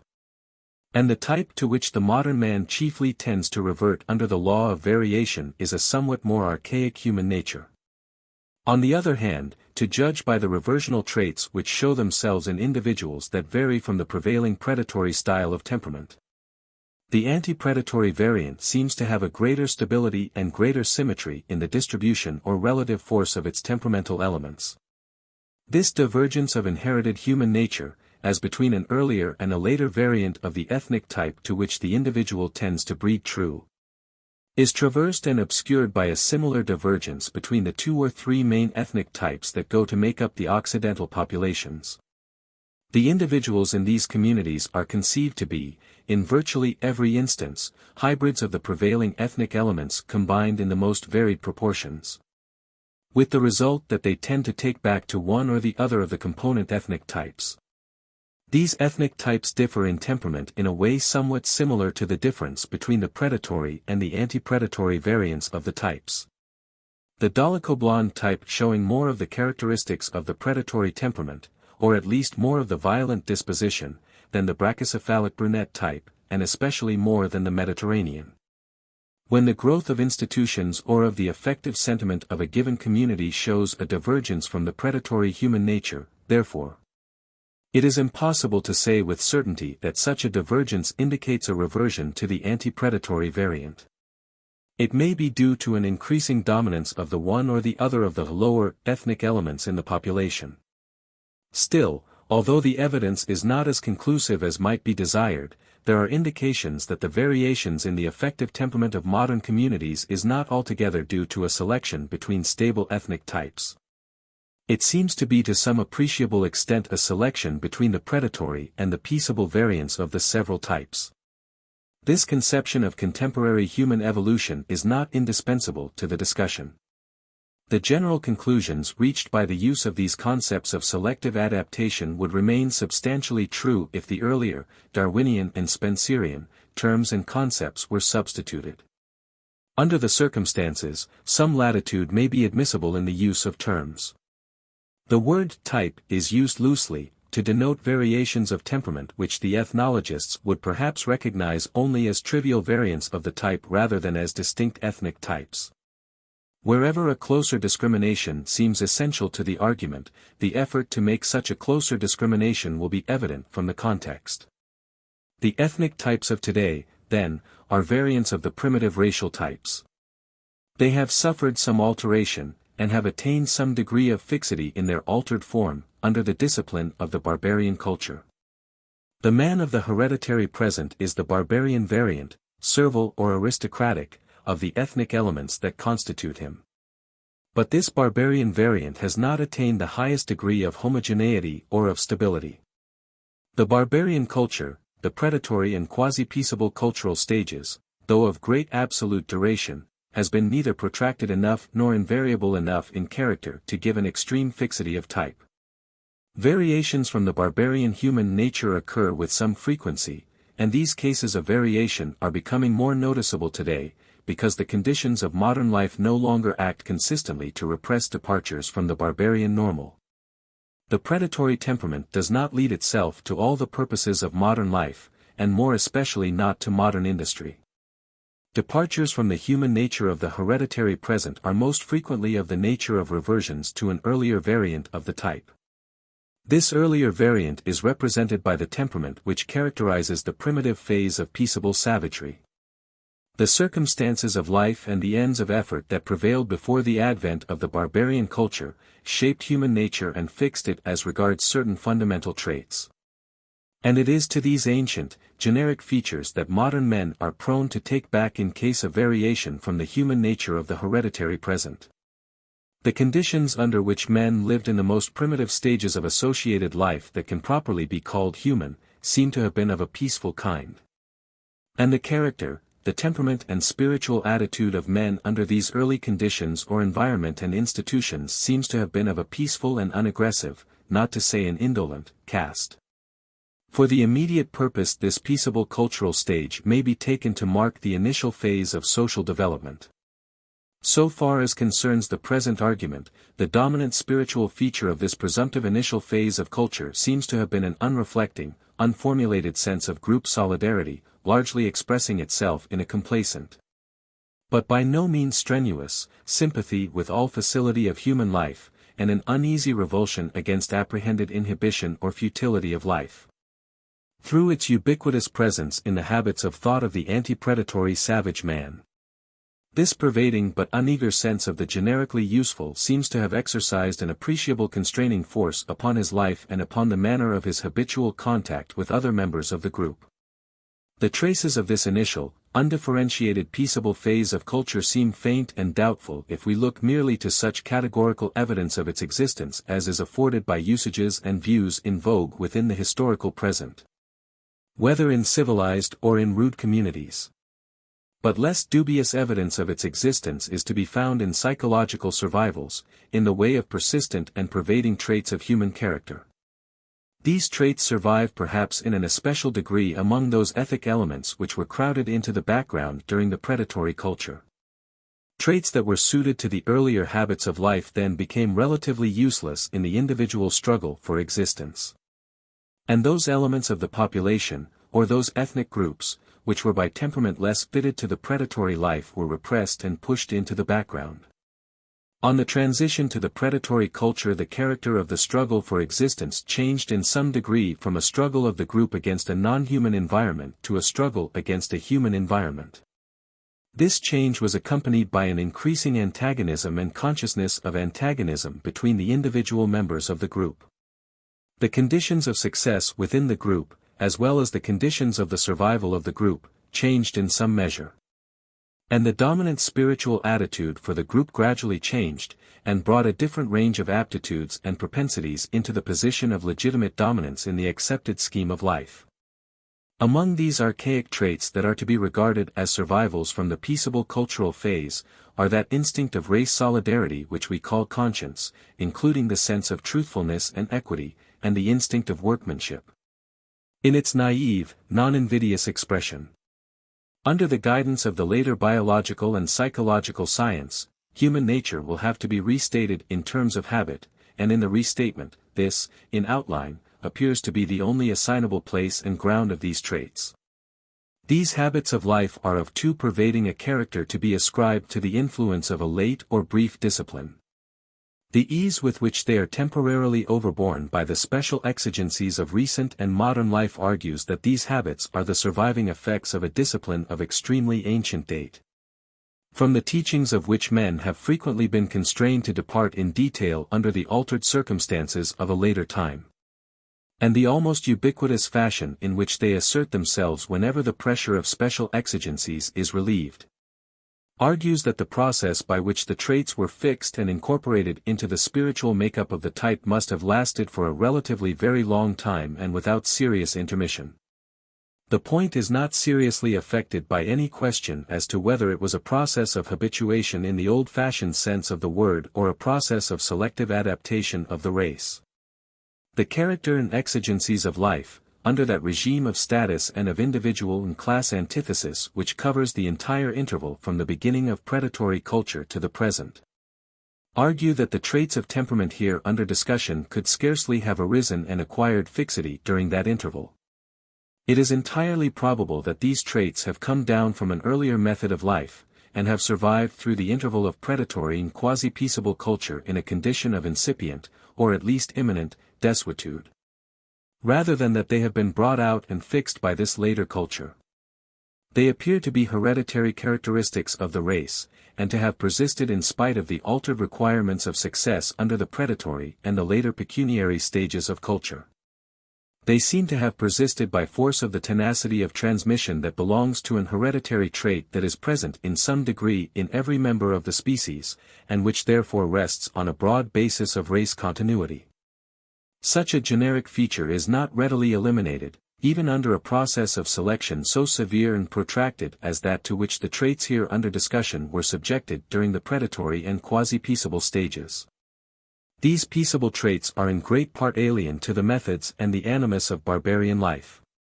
The salient characteristic of the barbarian culture is an unremitting emulation and antagonism between classes and between individuals. This emulative discipline favors those individuals and lines of descent which possess the peaceable savage traits in a relatively slight degree.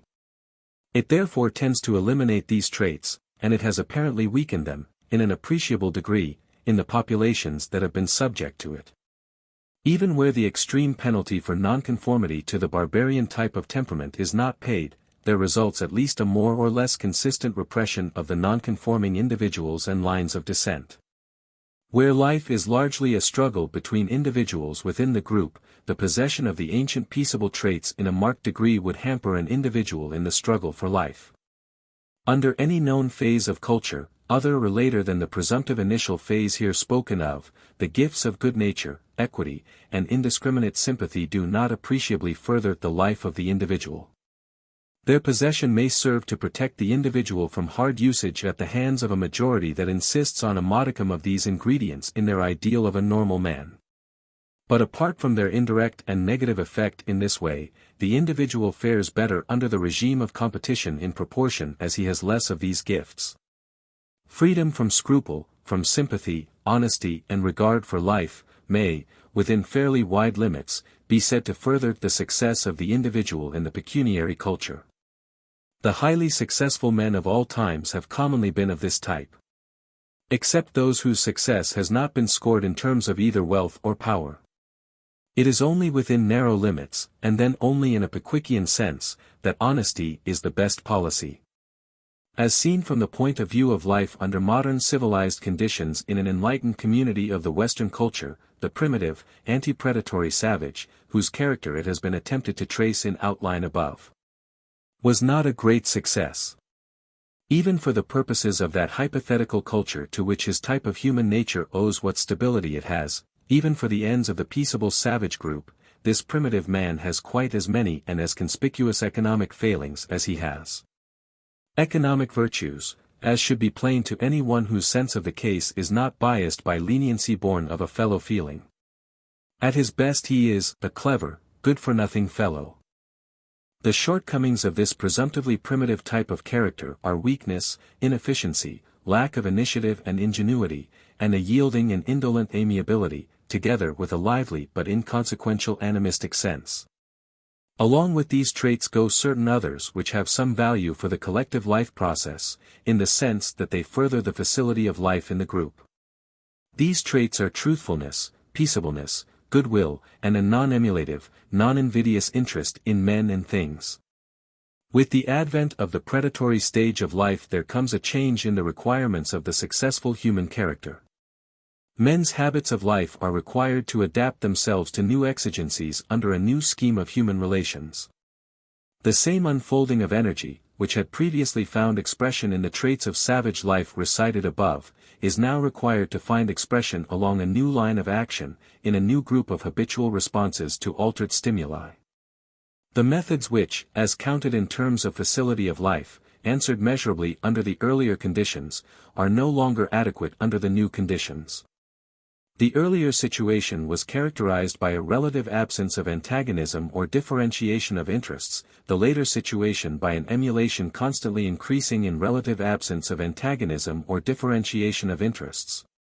The later situation by an emulation constantly increasing in intensity and narrowing in scope. The traits which characterize the predatory in subsequent stages of culture, and which indicate the types of man best fitted to survive under the regime of status, are, in their primary expression, ferocity, self-seeking, clannishness, and disingenuousness, a free resort to force and fraud. Under the severe and protracted discipline of the regime of competition, the selection of ethnic types has acted to give a somewhat pronounced dominance to these traits of character. By favoring the survival of those ethnic elements which are most richly endowed in these respects. At the same time, the earlier, acquired, more generic habits of the race have never ceased to have some usefulness for the purpose of the life of the collectivity and have never fallen into definitive abeyance. It may be worth while to point out that the dolicho-blonde type of European man seems to owe much of its dominating influence and its masterful position in the recent culture to its possessing the characteristics of predatory man in an exceptional degree. These spiritual traits, together with a large endowment of physical energy, itself probably a result of selection between groups and between lines of descent, chiefly go to place any ethnic element in the position of a leisure or master class. Especially during the earlier phases of the development of the institution of a leisure class. This need not mean that precisely the same complement of aptitudes in any individual would ensure him an eminent personal success. Under the competitive regime, the conditions of success for the individual are not necessarily the same as those for a class.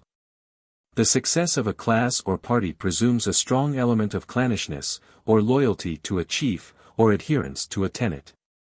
Whereas the competitive individual can best achieve his ends if he combines the barbarian's energy, initiative, self-seeking and disingenuousness with the savage's lack of loyalty or clannishness.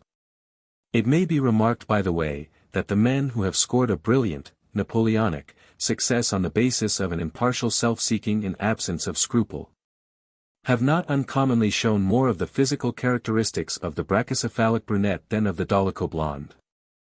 The greater proportion of moderately successful individuals, in a self-seeking way, however, seem, in physique, to belong to the last-named ethnic element.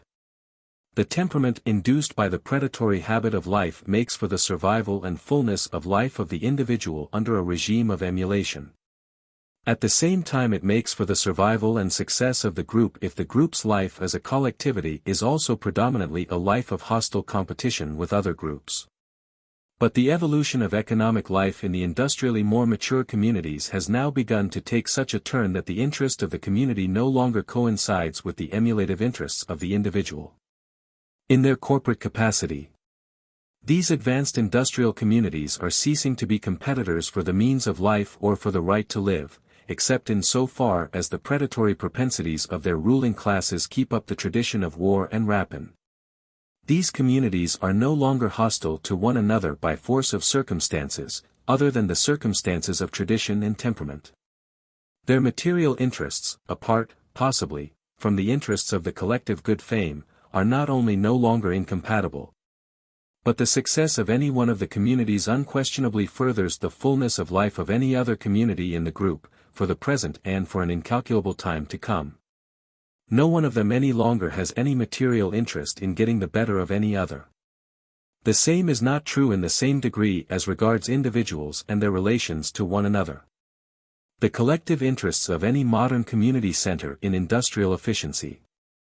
The individual is serviceable for the ends of the community somewhat in proportion to his efficiency in the productive employments vulgarly so called.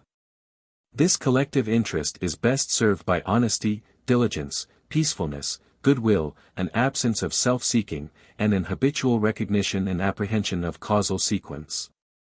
Without admixture of animistic belief and without a sense of dependence on any preternatural intervention in the course of events. Not much is to be said for the beauty, moral excellence, or general worthiness and reputability of such a prosy human nature as these traits imply. And there is little ground of enthusiasm for the manner of collective life that would result from the prevalence of these traits in unmitigated dominance. But that is beside the point. The successful working of a modern industrial community is best secured where these traits concur, and it is attained in the degree in which the human material is characterized by their possession. Their presence in some measure is required in order to have a tolerable adjustment to the circumstances of the modern industrial situation. The complex, comprehensive, essentially peaceable, and highly organized mechanism of the modern industrial community works to the best advantage when these traits, or most of them, are present in the highest practicable degree. These traits are present in a markedly less degree in the man of the predatory type than is useful for the purposes of the modern collective life. On the other hand, the immediate interest of the individual under the competitive regime is best served by shrewd trading and unscrupulous management. The characteristics named above as serving the interests of the community are disserviceable to the individual, rather than otherwise. The presence of these aptitudes in his makeup diverts his energies to other ends than those of pecuniary gain. And also in his pursuit of gain they lead him to seek gain by the indirect and ineffectual channels of industry, rather than by a free and unfaltering career of sharp practice. The industrial aptitudes are pretty consistently a hindrance to the individual. Under the regime of emulation, the members of a modern industrial community are rivals, each of whom will best attain his individual and immediate advantage if, through an exceptional exemption from scruple, he is able serenely to overreach and injure his fellows when the chance offers. It has already been noticed that modern economic institutions fall into two roughly distinct categories, the pecuniary and the industrial. The like is true of employments. Under the former head are employments that have to do with ownership or acquisition, under the latter head, those that have to do with workmanship or production. As was found in speaking of the growth of institutions, so with regard to employments. The economic interests of the leisure class lie in the pecuniary employments, those of the working classes lie in both classes of employments, but chiefly in the industrial. Entrance to the leisure class lies through the pecuniary employments. These two classes of employment differ materially in respect of the aptitudes required for each, and the training which they give similarly follows two divergent lines. The discipline of the pecuniary employments acts to conserve and to cultivate certain of the predatory aptitudes and the predatory animus. It does this both by educating those individuals and classes who are occupied with these employments and by selectively repressing and eliminating those individuals and lines of descent that are unfit in this respect. So far as men's habits of thought are shaped by the competitive process of acquisition and tenure. So far as their economic functions are comprised within the range of ownership of wealth as conceived in terms of exchange value, and its management and financiering through a permutation of values. So far their experience in economic life favors the survival and accentuation of the predatory temperament and habits of thought. Under the modern, peaceable system, it is of course the peaceable range of predatory habits and aptitudes that is chiefly fostered by a life of acquisition. That is to say, the pecuniary employments give proficiency in the general line of practices comprised under fraud, rather than in those that belong under the more archaic method of forcible seizure. These pecuniary employments, tending to conserve the predatory temperament, are the employments which have to do with ownership, the immediate function of the leisure class proper, and the subsidiary functions concerned with acquisition and accumulation. These cover the class of persons and that range of duties in the economic process which have to do with the ownership of enterprises engaged in competitive industry. Especially those fundamental lines of economic management which are classed as financiering operations. To these may be added the greater part of mercantile occupations. In their best and clearest development these duties make up the economic office of the captain of industry. The captain of industry is an astute man rather than an ingenious one, and his captaincy is a pecuniary rather than an industrial captaincy. Such administration of industry as he exercises is commonly of a permissive kind. The mechanically effective details of production and of industrial organization are delegated to subordinates of a less practical turn of mind, men who are possessed of a gift for workmanship rather than administrative ability. So far as regards their tendency in shaping human nature by education and selection, the common run of non-economic employments are to be classed with the pecuniary employments. Such are politics and ecclesiastical and military employments. The pecuniary employments have also the sanction of reputability in a much higher degree than the industrial employments. In this way the leisure class standards of good repute come in to sustain the prestige of those aptitudes that serve the invidious purpose. And the leisure class scheme of decorous living, therefore, also furthers the survival and culture of the predatory traits. Employments fall into a hierarchical gradation of reputability. Those which have to do immediately with ownership on a large scale are the most reputable of economic employments proper. Next to these in good repute come those employments that are immediately subservient to ownership and financiering, such as banking and the law. Banking employments also carry a suggestion of large ownership, and this fact is doubtless accountable for a share of the prestige that attaches to the business. The profession of the law does not imply large ownership. But since no taint of usefulness, for other than the competitive purpose, attaches to the lawyer's trade, it grades high in the conventional scheme. The lawyer is exclusively occupied with the details of predatory fraud, either in achieving or in checkmating chicanery. And success in the profession is therefore accepted as marking a large endowment of that barbarian astuteness which has always commanded men's respect and fear. Mercantile pursuits are only halfway reputable, unless they involve a large element of ownership and a small element of usefulness. They grade high or low somewhat in proportion as they serve the higher or the lower needs. So that the business of retailing the vulgar necessaries of life descends to the level of the handicrafts and factory labor. Manual labor, or even the work of directing mechanical processes, is of course on a precarious footing as regards respectability. A qualification is necessary as regards the discipline given by the pecuniary employments. As the scale of industrial enterprise grows larger, pecuniary management comes to bear less of the character of chicanery and shrewd competition in detail. That is to say, for an ever-increasing proportion of the persons who come in contact with this phase of economic life, business reduces itself to a routine in which there is less immediate suggestion of overreaching or exploiting a competitor. The consequent exemption from predatory habits extends chiefly to subordinates employed in business. The duties of ownership and administration are virtually untouched by this qualification. The case is different as regards those individuals or classes who are immediately occupied with the technique and manual operations of production. Their daily life is not in the same degree a course of habituation to the emulative and invidious motives and maneuvers of the pecuniary side of industry.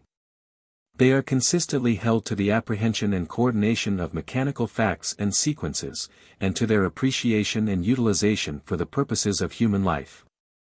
So far as concerns this portion of the population, the educative and selective action of the industrial process with which they are immediately in contact acts to adapt their habits of thought to the non-invidious purposes of the collective life. For them, therefore, it hastens the obsolescence of the distinctively predatory aptitudes and propensities carried over by heredity and tradition from the barbarian past of the race. The educative action of the economic life of the community, therefore, is not of a uniform kind throughout all its manifestations. That range of economic activities which is concerned immediately with pecuniary competition has a tendency to conserve certain predatory traits. While those industrial occupations which have to do immediately with the production of goods have in the main the contrary tendency. But with regard to the latter class of employments it is to be noticed in qualification that the persons engaged in them are nearly all to some extent also concerned with matters of pecuniary competition, as, for instance, in the competitive fixing of wages and salaries, in the purchase of goods for consumption, etc. Therefore the distinction here made between classes of employments is by no means a hard and fast distinction between classes of persons. The employments of the leisure classes in modern industry are such as to keep alive certain of the predatory habits and aptitudes. So far as the members of those classes take part in the industrial process, their training tends to conserve in them the barbarian temperament. But there is something to be said on the other side. Individuals so placed as to be exempt from strain may survive and transmit their characteristics even if they differ widely from the average of the species both in physique and in spiritual makeup. The chances for a survival and transmission of atavistic traits are greatest in those classes that are most sheltered from the stress of circumstances. The leisure class is in some degree sheltered from the stress of the industrial situation, and should, therefore, afford an exceptionally great proportion of reversions to the peaceable or savage temperament. It should be possible for such aberrant or atavistic individuals to unfold their life activity on anti-predatory lines without suffering as prompt a repression or elimination as in the lower walks of life. Something of the sort seems to be true in fact. There is, for instance, an appreciable proportion of the upper classes whose inclinations lead them into philanthropic work, and there is a considerable body of sentiment in the class going to support efforts of reform and amelioration. And much of this philanthropic and reformatory effort, moreover, bears the marks of that amiable cleverness and incoherence that is characteristic of the primitive savage. But it may still be doubtful whether these facts are evidence of a larger proportion of reversions in the higher than in the lower strata, even if the same inclinations were present in the impecunious classes. It would not as easily find expression there, since those classes lack the means and the time and energy to give effect to their inclinations in this respect. The prima facie evidence of the facts can scarcely go unquestioned. In further qualification, it is to be noted that the leisure class of today is recruited from those who have been successful in a pecuniary way, and who, therefore, are presumably endowed with more than an even complement of the predatory traits. Entrance into the leisure class lies through the pecuniary employments, and these employments, by selection and adaptation, act to admit to the upper levels only those lines of descent that are pecuniarily fit to survive under the predatory test. And so soon as a case of reversion to non-predatory human nature shows itself on these upper levels, it is commonly weeded out and thrown back to the lower pecuniary levels. In order to hold its place in the class, a stock must have the pecuniary temperament, otherwise its fortune would be dissipated and it would presently lose caste. Instances of this kind are sufficiently frequent. The constituency of the leisure class is kept up by a continual selective process, whereby the individuals and lines of descent that are eminently fitted for an aggressive pecuniary competition are withdrawn from the lower classes. In order to reach the upper levels, the aspirant must have, not only a fair average complement of the pecuniary aptitudes, but he must have these gifts in such an eminent degree as to overcome very material difficulties that stand in the way of his ascent. Barring accidents, the nouveaux arrivés are a picked body. This process of selective admission has, of course, always been going on. Ever since the fashion of pecuniary emulation set in, which is much the same as saying, ever since the institution of a leisure class was first installed. But the precise ground of selection has not always been the same, and the selective process has therefore not always given the same results. In the early barbarian, or predatory stage proper, the test of fitness was prowess, in the naive sense of the word. To gain entrance to the class, the candidate had to be gifted with clannishness, massiveness, ferocity, unscrupulousness, and tenacity of purpose. These were the qualities that counted toward the accumulation and continued tenure of wealth. The economic basis of the leisure class, then as later, was the possession of wealth. But the methods of accumulating wealth, and the gifts required for holding it, have changed in some degree since the early days of the predatory culture. In consequence of the selective process, the dominant traits of the early barbarian leisure class were bold aggression, an alert sense of status, and a free resort to fraud. The members of the class held their place by tenure of prowess. In the later barbarian culture, society attained settled methods of acquisition and possession under the quasi-peaceable regime of status.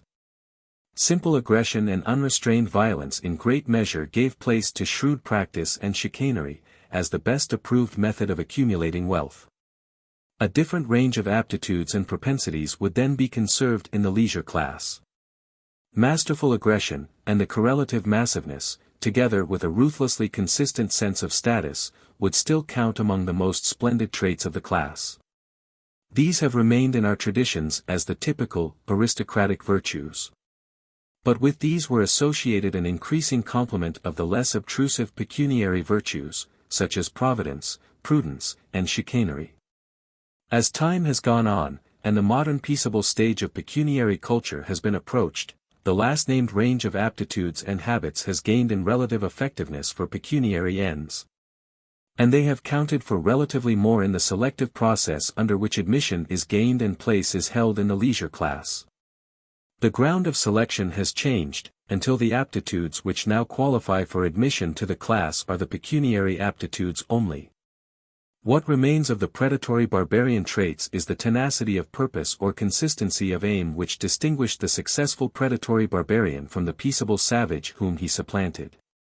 But this trait cannot be said characteristically to distinguish the pecuniarily successful upper-class man from the rank and file of the industrial classes. The training and the selection to which the latter are exposed in modern industrial life give a similarly decisive weight to this trait. Tenacity of purpose may rather be said to distinguish both these classes from two others: the shiftless ne'er-do-well and the lower-class delinquent. In point of natural endowment, the pecuniary man compares with the delinquent in much the same way as the industrial man compares with the good-natured shiftless dependent. The ideal pecuniary man is like the ideal delinquent in his unscrupulous conversion of goods and persons to his own ends, and in a callous disregard of the feelings and wishes of others and of the remoter effects of his actions. But he is unlike him in possessing a keener sense of status, and in working more consistently and far-sightedly to a remoter end. The kinship of the two types of temperament is further shown in a proclivity to sport and gambling, and a relish of aimless emulation. The ideal pecuniary man also shows a curious kinship with the delinquent in one of the concomitant variations of the predatory human nature. The delinquent is very commonly of a superstitious habit of mind. He is a great believer in luck, spells, divination and destiny, and in omens and shamanistic ceremony. Where circumstances are favorable, this proclivity is apt to express itself in a certain servile devotional fervor and a punctilious attention to devout observances. It may perhaps be better characterized as devoutness than as religion. At this point, the temperament of the delinquent has more in common with the pecuniary and leisure classes than with the industrial man or with the class of shiftless dependents. Life in a modern industrial community, or in other words life under the pecuniary culture, acts by a process of selection to develop and conserve a certain range of aptitudes and propensities. The present tendency of this selective process is not simply a reversion to a given, immutable ethnic type. It tends rather to a modification of human nature differing in some respects from any of the types or variants transmitted out of the past. The objective point of the evolution is not a single one. The temperament which the evolution acts to establish as normal differs from any one of the archaic variants of human nature in its greater stability of aim, greater singleness of purpose and greater persistence in effort. So far as concerns economic theory, the objective point of the selective process is on the whole single to this extent, although there are minor tendencies of considerable importance diverging from this line of development. But apart from this general trend, the line of development is not single. As concerns economic theory, the development in other respects runs on two divergent lines. So far as regards the selective conservation of capacities or aptitudes in individuals, these two lines may be called the pecuniary and the industrial. As regards the conservation of propensities, spiritual attitude, or animus, the two may be called the invidious or self-regarding and the non-invidious or economical. As regards the intellectual or cognitive bent of the two directions of growth, the former may be characterized as the personal standpoint, of conation, qualitative relation, status, or worth. The latter as the impersonal standpoint, of sequence, quantitative relation, mechanical efficiency, or use. The pecuniary employments call into action chiefly the former of these two ranges of aptitudes and propensities, and act selectively to conserve them in the population. The industrial employments, on the other hand, chiefly exercise the latter range, and act to conserve them. An exhaustive psychological analysis will show that each of these two ranges of aptitudes and propensities is but the multiform expression of a given temperamental bent. By force of the unity or singleness of the individual, the aptitudes, animus, and interests comprised in the first-named range belong together as expressions of a given variant of human nature. The like is true of the latter range. The two may be conceived as alternative directions of human life, in such a way that a given individual inclines more or less consistently to the one or the other. The tendency of the pecuniary life is, in a general way, to conserve the barbarian temperament, but with the substitution of fraud and prudence, or administrative ability. In place of that predilection for physical damage that characterizes the early barbarian. This substitution of chicanery in place of devastation takes place only in an uncertain degree. Within the pecuniary employments the selective action runs pretty consistently in this direction, but the discipline of pecuniary life, outside the competition for gain, does not work consistently to the same effect. The discipline of modern life in the consumption of time and goods does not act unequivocally to eliminate the aristocratic virtues or to foster the bourgeois virtues. The conventional scheme of decent living calls for a considerable exercise of the earlier barbarian traits. Some details of this traditional scheme of life, bearing on this point, have been noticed in earlier chapters under the head of leisure, and further details will be shown in later chapters. From what has been said, it appears that the leisure class life and the leisure class scheme of life should further the conservation of the barbarian temperament. Chiefly of the quasi-peaceable, or bourgeois, variant, but also in some measure of the predatory variant. In the absence of disturbing factors, therefore, it should be possible to trace a difference of temperament between the classes of society. The aristocratic and the bourgeois virtues, that is to say the destructive and pecuniary traits, should be found chiefly among the upper classes. And the industrial virtues, that is to say the peaceable traits, chiefly among the classes given to mechanical industry. In a general and uncertain way this holds true, but the test is not so readily applied nor so conclusive as might be wished. There are several assignable reasons for its partial failure.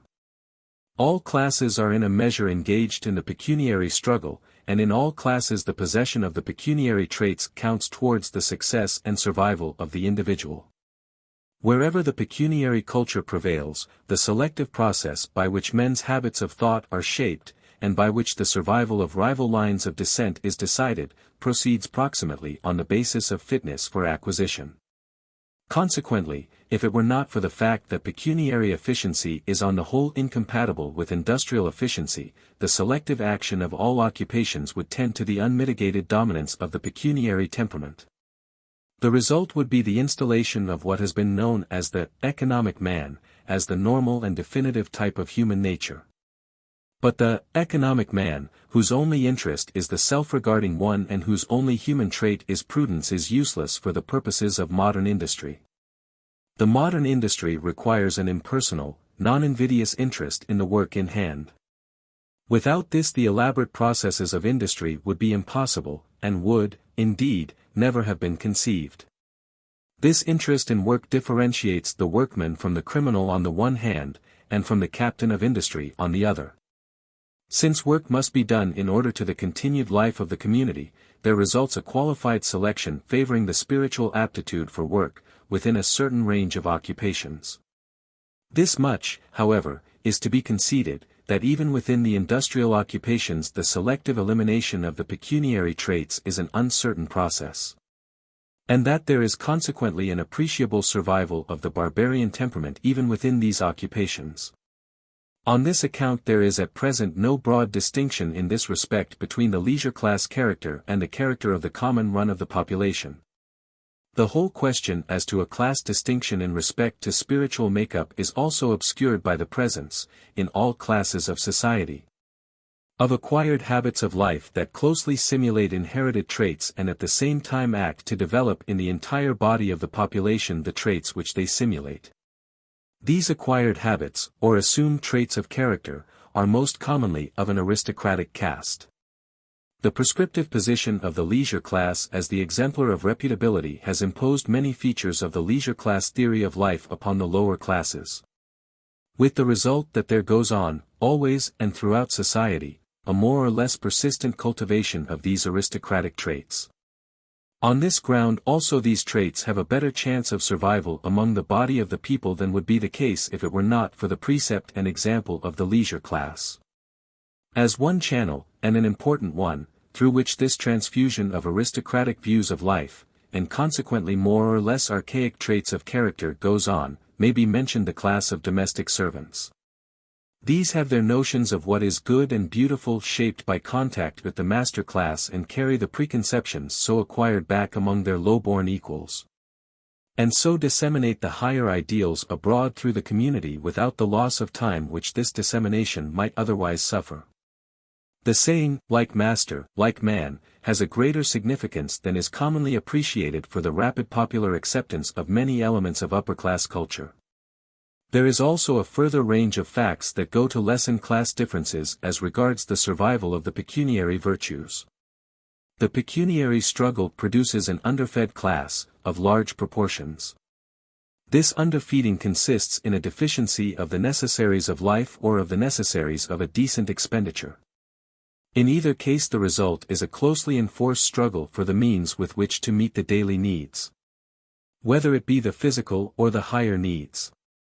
The strain of self-assertion against odds takes up the whole energy of the individual, he bends his efforts to compass his own invidious ends alone, and becomes continually more narrowly self-seeking.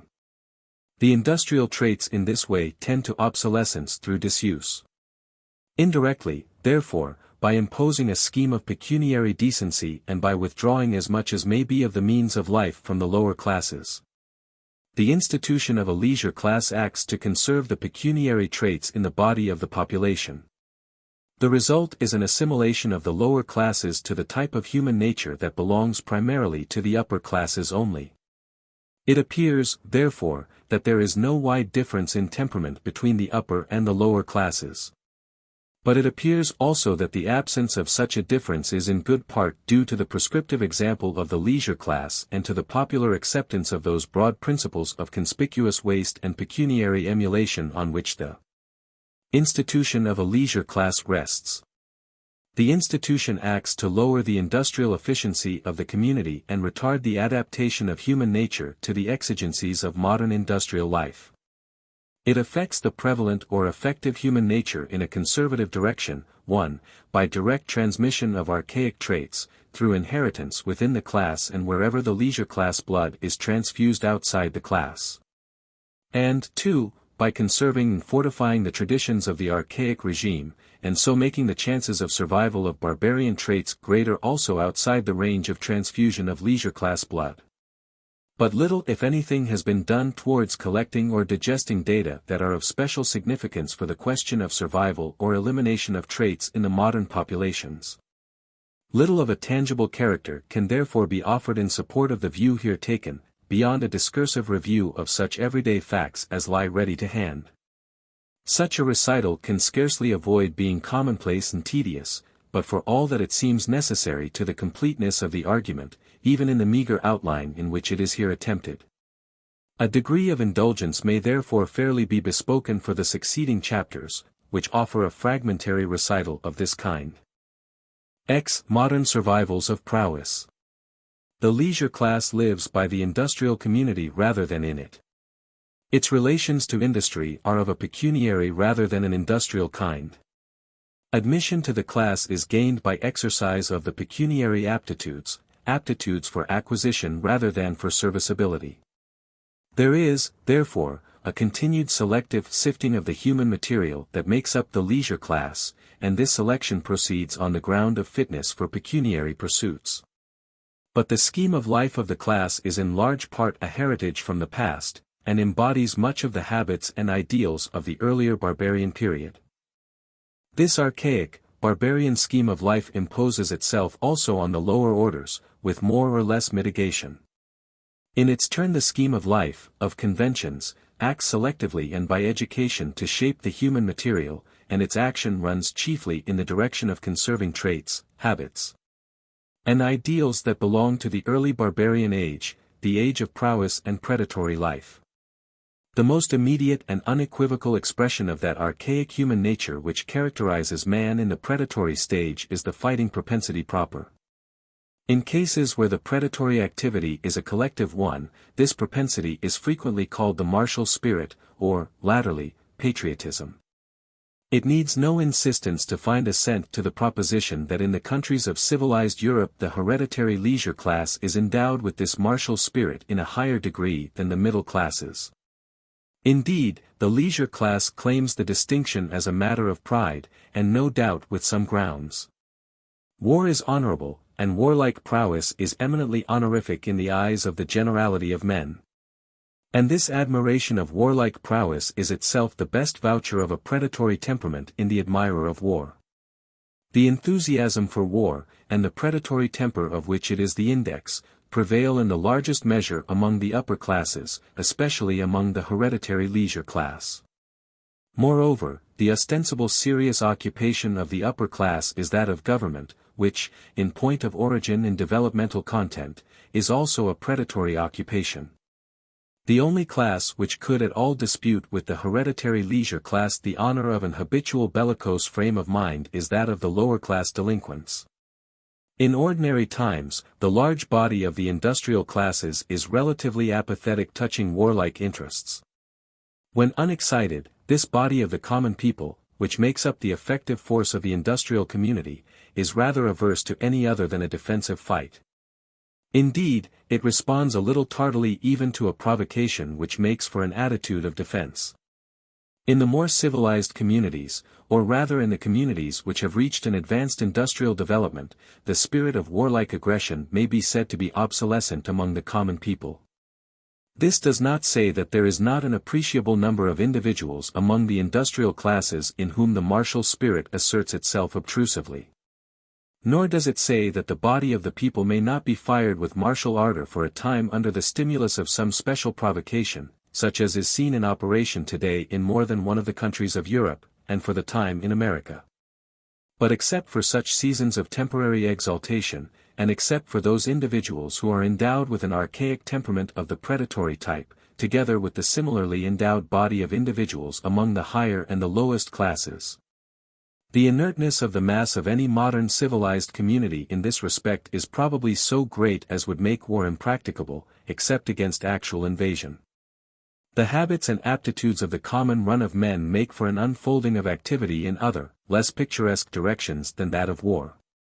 This class difference in temperament may be due in part to a difference in the inheritance of acquired traits in the several classes, but it seems also, in some measure, to correspond with a difference in ethnic derivation. The class difference is in this respect visibly less in those countries whose population is relatively homogeneous, ethnically, than in the countries where there is a broader divergence between the ethnic elements that make up the several classes of the community. In the same connection it may be noted that the later accessions to the leisure class in the latter countries, in a general way, show less of the martial spirit than contemporary representatives of the aristocracy of the ancient line.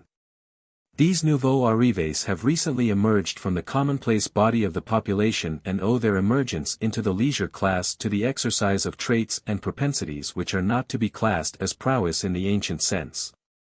Apart from warlike activity proper, the institution of the duel is also an expression of the same superior readiness for combat, and the duel is a leisure class institution. The duel is in substance a more or less deliberate resort to a fight as a final settlement of a difference of opinion. In civilized communities it prevails as a normal phenomenon only where there is an hereditary leisure class, and almost exclusively among that class. The exceptions are, 1. Military and naval officers who are ordinarily members of the leisure class, and who are at the same time specially trained to predatory habits of mind, and, 2. The lower class delinquents, who are by inheritance, or training, or both, of a similarly predatory disposition and habit. It is only the high-bred gentleman and the rowdy that normally resort to blows as the universal solvent of differences of opinion.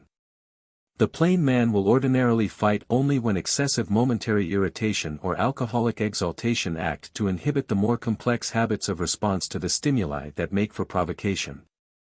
He is then thrown back upon the simpler, less differentiated forms of the instinct of self-assertion, that is to say, he reverts temporarily and without reflection to an archaic habit of mind.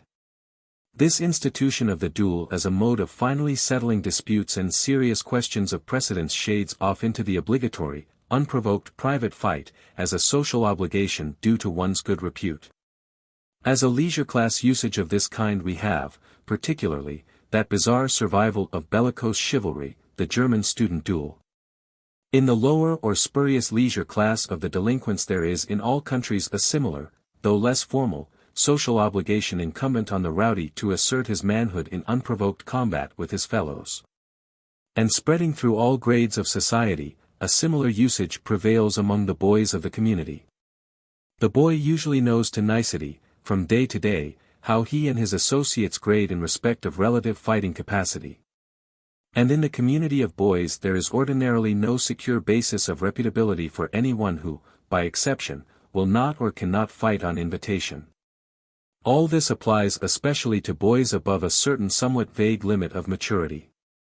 The child's temperament does not commonly answer to this description during infancy and the years of close tutelage, when the child still habitually seeks contact with its mother at every turn of its daily life. During this earlier period there is little aggression and little propensity for antagonism.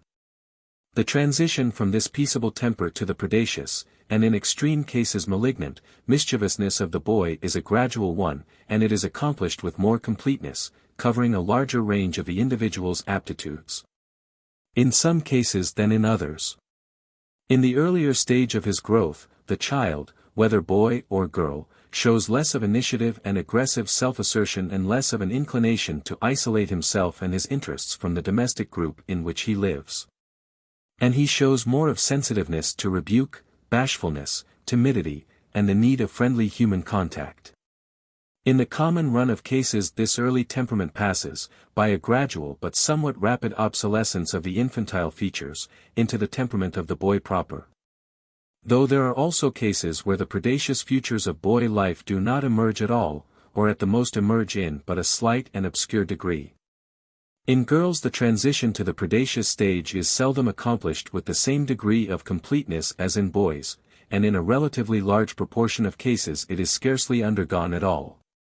In such cases the transition from infancy to adolescence and maturity is a gradual and unbroken process of the shifting of interest from infantile purposes and aptitudes to the purposes, functions, and relations of adult life. In the girls there is a less general prevalence of a predacious interval in the development, and in the cases where it occurs, the predacious and isolating attitude during the interval is commonly less accentuated. In the male child the predacious interval is ordinarily fairly well marked and lasts for some time, but it is commonly terminated, if at all, with the attainment of maturity. This last statement may need very material qualification. The cases are by no means rare in which the transition from the boyish to the adult temperament is not made. Or is made only partially, understanding by the adult temperament the average temperament of those adult individuals in modern industrial life who have some serviceability for the purposes of the collective life process. And who may therefore be said to make up the effective average of the industrial community. The ethnic composition of the European populations varies. In some cases even the lower classes are in large measure made up of the peace-disturbing dolicho blonde. While in others this ethnic element is found chiefly among the hereditary leisure class. The fighting habit seems to prevail to a less extent among the working-class boys in the latter class of populations than among the boys of the upper classes or among those of the populations first named. If this generalization as to the temperament of the boy among the working classes should be found true on a fuller and closer scrutiny of the field, it would add force to the view that the bellicose temperament is in some appreciable degree a race characteristic.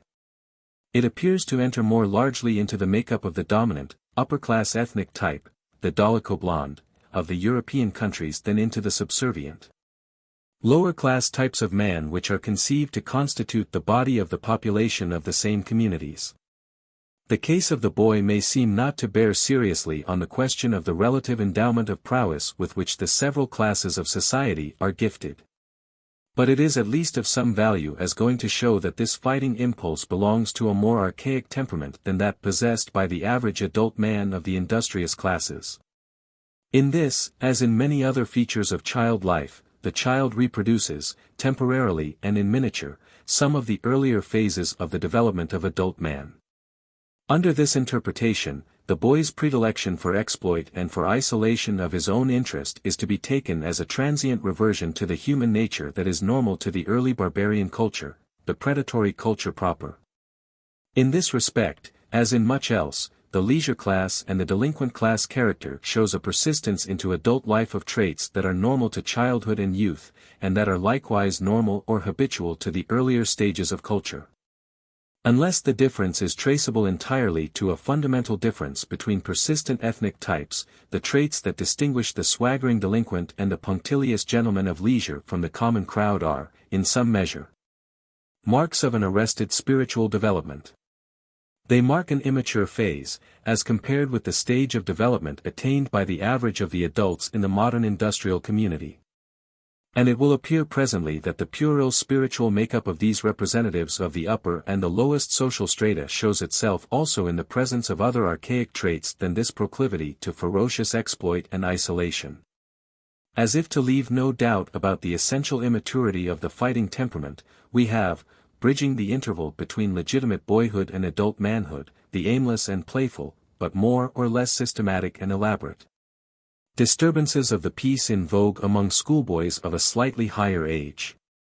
In the common run of cases, these disturbances are confined to the period of adolescence. They recur with decreasing frequency and acuteness as youth merges into adult life, and so they reproduce, in a general way, in the life of the individual the sequence by which the group has passed from the predatory to a more settled habit of life. In an appreciable number of cases the spiritual growth of the individual comes to a close before he emerges from this puerile phase. In these cases the fighting temper persists through life. Those individuals who in spiritual development eventually reach man's estate, therefore, ordinarily pass through a temporary archaic phase corresponding to the permanent spiritual level of the fighting and sporting men. Different individuals will, of course, achieve spiritual maturity and sobriety in this respect in different degrees. And those who fail of the average remain as an undissolved residue of crude humanity in the modern industrial community and as a foil for that selective process of adaptation which makes for a heightened industrial efficiency and the fullness of life of the collectivity. This arrested spiritual development may express itself not only in a direct participation by adults in youthful exploits of ferocity, but also indirectly in aiding and abetting disturbances of this kind on the part of younger persons. It thereby furthers the formation of habits of ferocity which may persist in the later life of the growing generation, and so retard any movement in the direction of a more peaceable effective temperament on the part of the community. If a person so endowed with a proclivity for exploits is in a position to guide the development of habits in the adolescent members of the community, the influence which he exerts in the direction of conservation and reversion to prowess may be very considerable. This is the significance, for instance, of the fostering care latterly bestowed by many clergymen and other pillars of society upon boys' brigades and similar pseudo-military organizations. The same is true of the encouragement given to the growth of college spirit, college athletics, and the like, in the higher institutions of learning. These manifestations of the predatory temperament are all to be classed under the head of exploit. They are partly simple and unreflected expressions of an attitude of emulative ferocity, partly activities deliberately entered upon with a view to gaining repute for prowess. Sports of all kinds are of the same general character, including prize fights, bullfights, athletics, shooting, angling, yachting, and games of skill, even where the element of destructive physical efficiency is not an obtrusive feature.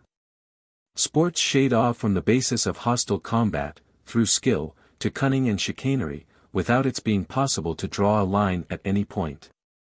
The ground of an addiction to sports is an archaic spiritual constitution, the possession of the predatory emulative propensity in a relatively high potency. A strong proclivity to adventuresome exploit and to the infliction of damage is especially pronounced in those employments which are in colloquial usage specifically called sportsmanship. It is perhaps truer, or at least more evident, as regards sports than as regards the other expressions of predatory emulation already spoken of, that the temperament which inclines men to them is essentially a boyish temperament. The addiction to sports, therefore, in a peculiar degree marks an arrested development of the man's moral nature. This peculiar boyishness of temperament in sporting men immediately becomes apparent when attention is directed to the large element of make-believe that is present in all sporting activity. Sports share this character of make-believe with the games and exploits to which children, especially boys, are habitually inclined. Make-believe does not enter in the same proportion into all sports, but it is present in a very appreciable degree in all. It is apparently present in a larger measure in sportsmanship proper and in athletic contests than in set games of skill of a more sedentary character, although this rule may not be found to apply with any great uniformity. It is noticeable, for instance, that even very mild-mannered and matter-of-fact men who go out shooting are apt to carry an excess of arms and accoutrements in order to impress upon their own imagination the seriousness of their undertaking. These huntsmen are also prone to a histrionic, prancing gait and to an elaborate exaggeration of the motions, whether of stealth or of onslaught, involved in their deeds of exploit. Similarly in athletic sports there is almost invariably present a good share of rant and swagger and ostensible mystification, features which mark the histrionic nature of these employments. In all this, of course, the reminder of boyish make-believe is plain enough. The slang of athletics, by the way, is in great part made up of extremely sanguinary locutions borrowed from the terminology of warfare. Except where it is adopted as a necessary means of secret communication, the use of a special slang in any employment is probably to be accepted as evidence that the occupation in question is substantially make-believe. A further feature in which sports differ from the duel and similar disturbances of the peace is the peculiarity that they admit of other motives being assigned for them besides the impulses of exploit and ferocity. There is probably little if any other motive present in any given case, but the fact that other reasons for indulging in sports are frequently assigned goes to say that other grounds are sometimes present in a subsidiary way. Sportsmen, hunters and anglers, are more or less in the habit of assigning a love of nature, the need of recreation, and the like, as the incentives to their favorite pastime. These motives are no doubt frequently present and make up a part of the attractiveness of the sportsman's life, but these cannot be the chief incentives. These ostensible needs could be more readily and fully satisfied without the accompaniment of a systematic effort to take the life of those creatures that make up an essential feature of that nature that is beloved by the sportsman. It is, indeed, the most noticeable effect of the sportsman's activity to keep nature in a state of chronic desolation by killing off all living thing whose destruction he can compass. Still, there is ground for the sportsman's claim that under the existing conventionalities his need of recreation and of contact with nature can best be satisfied by the course which he takes. Certain canons of good breeding have been imposed by the prescriptive example of a predatory leisure class in the past and have been somewhat painstakingly conserved by the usage of the latter-day representatives of that class. And these canons will not permit him, without blame, to seek contact with nature on other terms. From being an honorable employment handed down from the predatory culture as the highest form of everyday leisure, sports have come to be the only form of outdoor activity that has the full sanction of decorum. Among the proximate incentives to shooting and angling, then, may be the need of recreation in outdoor life. The remoter cause which imposes the necessity of seeking these objects under the cover of systematic slaughter is a prescription that cannot be violated except at the risk of disrepute and consequent lesion to one's self-respect. The case of other kinds of sport is somewhat similar. Of these, athletic games are the best example. Prescriptive usage with respect to what forms of activity, exercise, and recreation are permissible under the code of reputable living is of course present here also. Those who are addicted to athletic sports, or who admire them, set up the claim that these afford the best available means of recreation and of physical culture. And prescriptive usage gives countenance to the claim. The canons of reputable living exclude from the scheme of life of the leisure class all activity that cannot be classed as conspicuous leisure. And consequently they tend by prescription to exclude it also from the scheme of life of the community generally. At the same time purposeless physical exertion is tedious and distasteful beyond tolerance. As has been noticed in another connection, recourse is in such a case had to some form of activity which shall at least afford a colorable pretense of purpose, even if the object assigned be only a make-believe. Sports satisfy these requirements of substantial futility together with a colorable make-believe of purpose. In addition to this, they afford scope for emulation, and are attractive also on that account. In order to be decorous, an employment must conform to the leisure class canon of reputable waste. At the same time, all activity, in order to be persisted in as an habitual, even if only partial, expression of life, must conform to the generically human canon of efficiency for some serviceable objective end. The leisure class canon demands strict and comprehensive futility, the instinct of workmanship demands purposeful action. The leisure class canon of decorum acts slowly and pervasively, by a selective elimination of all substantially useful or purposeful modes of action from the accredited scheme of life. The instinct of workmanship acts impulsively and may be satisfied, provisionally, with a proximate purpose. It is only as the apprehended ulterior futility of a given line of action enters the reflective complex of consciousness as an element essentially alien to the normally purposeful trend of the life process that its disquieting and deterrent effect on the consciousness of the agent is wrought. The individual's habits of thought make an organic complex, the trend of which is necessarily in the direction of serviceability to the life process. When it is attempted to assimilate systematic waste or futility, as an end in life, into this organic complex, there presently supervenes a revulsion. But this revulsion of the organism may be avoided if the attention can be confined to the proximate, unreflected purpose of dexterous or emulative exertion. Sports, hunting, angling, athletic games, and the like, afford an exercise for dexterity and for the emulative ferocity and astuteness characteristic of predatory life. So long as the individual is but slightly gifted with reflection or with a sense of the ulterior trend of his actions, so long as his life is substantially a life of naive impulsive action, so long the immediate and unreflected purposefulness of sports, in the way of an expression of dominance, will measurably satisfy his instinct of workmanship. This is especially true if his dominant impulses are the unreflecting emulative propensities of the predaceous temperament. At the same time, the canons of decorum will commend sports to him as expressions of a pecuniarily blameless life. It is by meeting these two requirements, of ulterior wastefulness and proximate purposefulness, that any given employment holds its place as a traditional and habitual mode of decorous recreation. In the sense that other forms of recreation and exercise are morally impossible to persons of good breeding and delicate sensibilities, then, sports are the best available means of recreation under existing circumstances. But those members of respectable society who advocate athletic games commonly justify their attitude on this head to themselves and to their neighbors on the ground that these games serve as an invaluable means of development. They not only improve the contestant's physique, but it is commonly added that they also foster a manly spirit, both in the participants and in the spectators.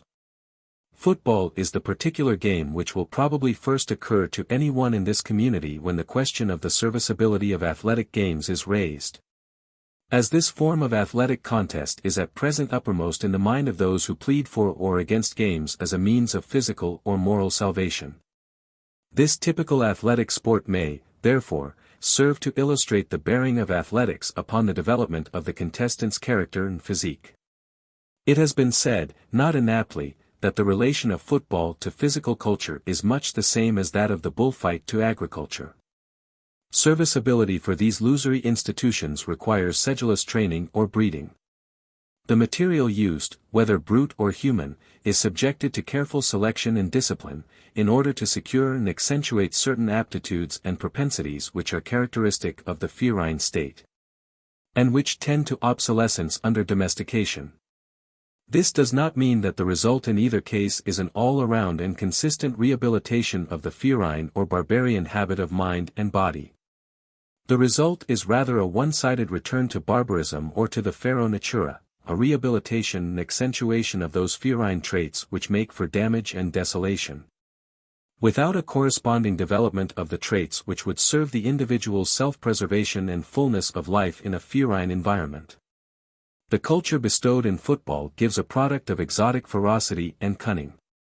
It is a rehabilitation of the early barbarian temperament, together with a suppression of those details of temperament, which, as seen from the standpoint of the social and economic exigencies, are the redeeming features of the savage character. The physical vigor acquired in the training for athletic games, so far as the training may be said to have this effect, is of advantage both to the individual and to the collectivity, in that, other things being equal, it conduces to economic serviceability. The spiritual traits which go with athletic sports are likewise economically advantageous to the individual, as contradistinguished from the interests of the collectivity. This holds true in any community where these traits are present in some degree in the population. Modern competition is in large part a process of self-assertion on the basis of these traits of predatory human nature. In the sophisticated form in which they enter into the modern, peaceable emulation, the possession of these traits in some measure is almost a necessary of life to the civilized man. But while they are indispensable to the competitive individual, they are not directly serviceable to the community. So far as regards the serviceability of the individual for the purposes of the collective life, emulative efficiency is of use only indirectly if at all. Ferocity and cunning are of no use to the community except in its hostile dealings with other communities. And they are useful to the individual only because there is so large a proportion of the same traits actively present in the human environment to which he is exposed. Any individual who enters the competitive struggle without the due endowment of these traits is at a disadvantage, somewhat as a hornless steer would find himself at a disadvantage in a drove of horned cattle. The possession and the cultivation of the predatory traits of character may, of course, be desirable on other than economic grounds. There is a prevalent aesthetic or ethical predilection for the barbarian aptitudes. And the traits in question minister so effectively to this predilection that their serviceability in the aesthetic or ethical respect probably offsets any economic unserviceability which they may give. But for the present purpose that is beside the point. Therefore nothing is said here as to the desirability or advisability of sports on the whole, or as to their value on other than economic grounds. In popular apprehension there is much that is admirable in the type of manhood which the life of sport fosters. There is self-reliance and good fellowship, so termed in the somewhat loose colloquial use of the words. From a different point of view the qualities currently so characterized might be described as truculence and clannishness. The reason for the current approval and admiration of these manly qualities, as well as for their being called manly, is the same as the reason for their usefulness to the individual. The members of the community, and especially that class of the community which sets the pace in canons of taste, are endowed with this range of propensities in sufficient measure to make their absence in others felt as a shortcoming, and to make their possession in an exceptional degree appreciated as an attribute of superior merit. The traits of predatory man are by no means obsolete in the common run of modern populations. They are present and can be called out in bold relief at any time by any appeal to the sentiments in which they express themselves, unless this appeal should clash with the specific activities that make up our habitual occupations and comprise the general range of our everyday interests. The common run of the population of any industrial community is emancipated from these, economically considered, untoward propensities only in the sense that, through partial and temporary disuse, they have lapsed into the background of subconscious motives. With varying degrees of potency in different individuals, they remain available for the aggressive shaping of men's actions and sentiments whenever a stimulus of more than everyday intensity comes in to call them forth. And they assert themselves forcibly in any case where no occupation alien to the predatory culture has usurped the individual's everyday range of interest and sentiment. This is the case among the leisure class and among certain portions of the population which are ancillary to that class. Hence the facility with which any new accessions to the leisure class take to sports. And hence the rapid growth of sports and of the sporting sentient in any industrial community where wealth has accumulated sufficiently to exempt a considerable part of the population from work. A homely and familiar fact may serve to show that the predacious impulse does not prevail in the same degree in all classes. Taken simply as a feature of modern life, the habit of carrying a walking stick may seem at best a trivial detail. But the usage has a significance for the point in question. The classes among whom the habit most prevails, the classes with whom the walking stick is associated in popular apprehension, are the men of the leisure class proper, sporting men, and the lower class delinquents. To these might perhaps be added the men engaged in the pecuniary employments. The same is not true of the common run of men engaged in industry, and it may be noted by the way that women do not carry a stick except in case of infirmity, where it has a use of a different kind. The practice is of course in great measure a matter of polite usage, but the basis of polite usage is, in turn, the proclivities of the class which sets the pace in polite usage. The walking stick serves the purpose of an advertisement that the bearer's hands are employed otherwise than in useful effort, and it therefore has utility as an evidence of leisure. But it is also a weapon, and it meets a felt need of barbarian man on that ground. The handling of so tangible and primitive a means of offense is very comforting to any one who is gifted with even a moderate share of ferocity. The exigencies of the language make it impossible to avoid an apparent implication of disapproval of the aptitudes, propensities, and expressions of life here under discussion.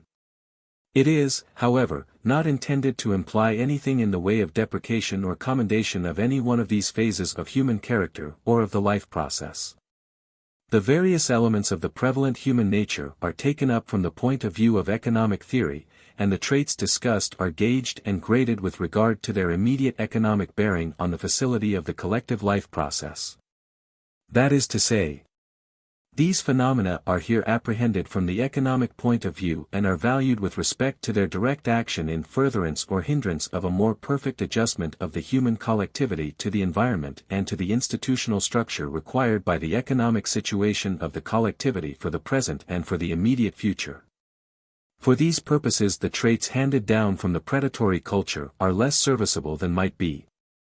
Although even in this connection it is not to be overlooked that the energetic aggressiveness and pertinacity of predatory man is a heritage of no mean value.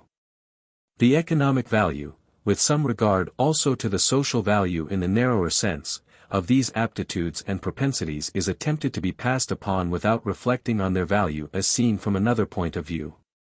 When contrasted with the prosy mediocrity of the latter-day industrial scheme of life, and judged by the accredited standards of morality, and more especially by the standards of aesthetics and of poetry, these survivals from a more primitive type of manhood may have a very different value from that here assigned them. But all this being foreign to the purpose in hand, no expression of opinion on this latter head would be in place here. All that is admissible is to enter the caution that these standards of excellence, which are alien to the present purpose, must not be allowed to influence our economic appreciation of these traits of human character or of the activities which foster their growth. This applies both as regards those persons who actively participate in sports and those whose sporting experience consists in contemplation only.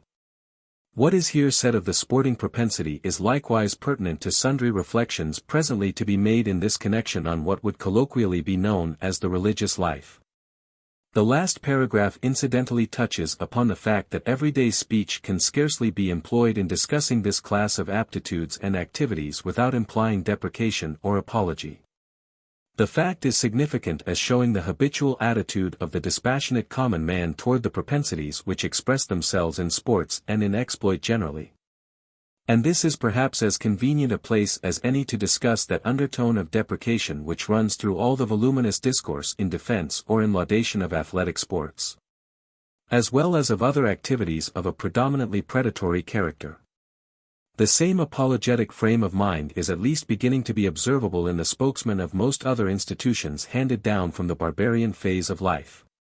Among these archaic institutions which are felt to need apology are comprised, with others, the entire existing system of the distribution of wealth, together with the resulting class distinction of status. All or nearly all forms of consumption that come under the head of conspicuous waste, the status of women under the patriarchal system, and many features of the traditional creeds and devout observances, especially the exoteric expressions of the creed and the naive apprehension of received observances. What is to be said in this connection of the apologetic attitude taken in commending sports and the sporting character will therefore apply, with a suitable change in phraseology, to the apologies offered in behalf of these other related elements of our social heritage. There is a feeling, usually vague and not commonly avowed in so many words by the apologist himself, but ordinarily perceptible in the manner of his discourse, that these sports, as well as the general range of predacious impulses and habits of thought which underlie the sporting character, do not altogether commend themselves to common sense. As to the majority of murderers, they are very incorrect characters. This aphorism offers a valuation of the predacious temperament, and of the disciplinary effects of its overt expression and exercise, as seen from the moralist's point of view. As such it affords an indication of what is the deliverance of the sober sense of mature men as to the degree of availability of the predatory habit of mind for the purposes of the collective life.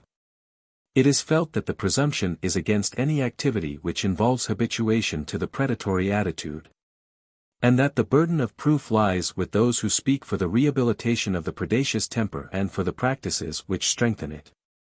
There is a strong body of popular sentiment in favor of diversions and enterprises of the kind in question, but there is at the same time present in the community a pervading sense that this ground of sentiment wants legitimation.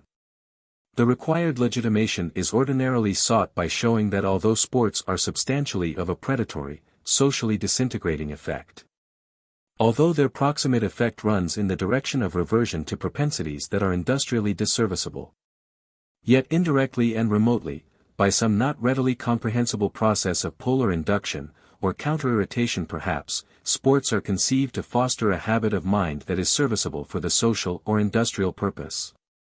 That is to say, although sports are essentially of the nature of invidious exploit, it is presumed that by some remote and obscure effect they result in the growth of a temperament conducive to non-invidious work.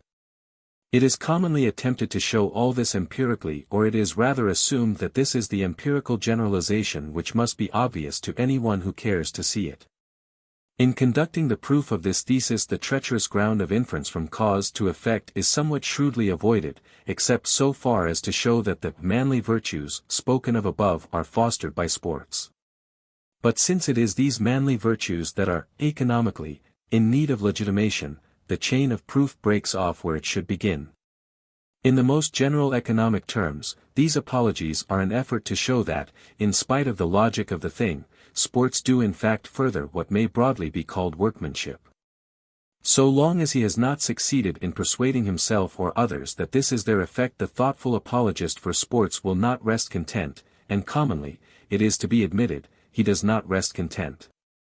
His discontent with his own vindication of the practice in question is ordinarily shown by his truculent tone and by the eagerness with which he heaps up asseverations in support of his position. But why are apologies needed? If there prevails a body of popular sentiment in favor of sports, why is not that fact a sufficient legitimation? The protracted discipline of prowess to which the race has been subjected under the predatory and quasi-peaceable culture has transmitted to the men of today a temperament that finds gratification in these expressions of ferocity and cunning. So, why not accept these sports as legitimate expressions of a normal and wholesome human nature? What other norm is there that is to be lived up to than that given in the aggregate range of propensities that express themselves in the sentiments of this generation, including the hereditary strain of prowess? The ulterior norm to which appeal is taken is the instinct of workmanship, which is an instinct more fundamental, of more ancient prescription, than the propensity to predatory emulation. The latter is but a special development of the instinct of workmanship, a variant, relatively late and ephemeral in spite of its great absolute antiquity. The emulative predatory impulse, or the instinct of sportsmanship, as it might well be called, is essentially unstable in comparison with the primordial instinct of workmanship out of which it has been developed and differentiated. Tested by this ulterior norm of life, predatory emulation, and therefore the life of sports, falls short.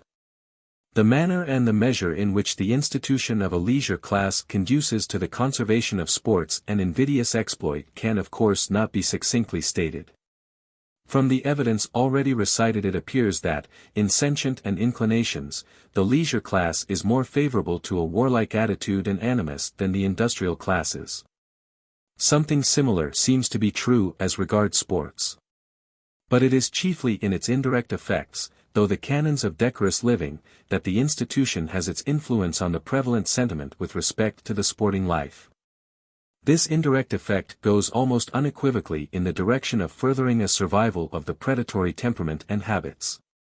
And this is true even with respect to those variants of the sporting life which the higher leisure class code of proprieties proscribes, as, e.g., prize fighting, cockfighting, and other like vulgar expressions of the sporting temper.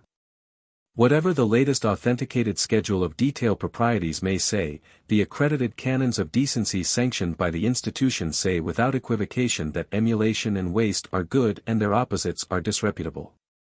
In the crepuscular light of the social nether spaces, the details of the code are not apprehended with all the facility that might be desired, and these broad underlying canons of decency are therefore applied somewhat unreflectingly, with little question as to the scope of their competence or the exceptions that have been sanctioned in detail. Addiction to athletic sports, not only in the way of direct participation, but also in the way of sentiment and moral support, is, in a more or less pronounced degree, a characteristic of the leisure class.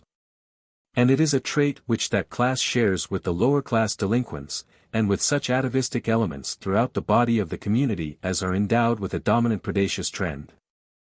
Few individuals among the populations of Western civilized countries are so far devoid of the predacious instinct as to find no diversion in contemplating athletic sports and games.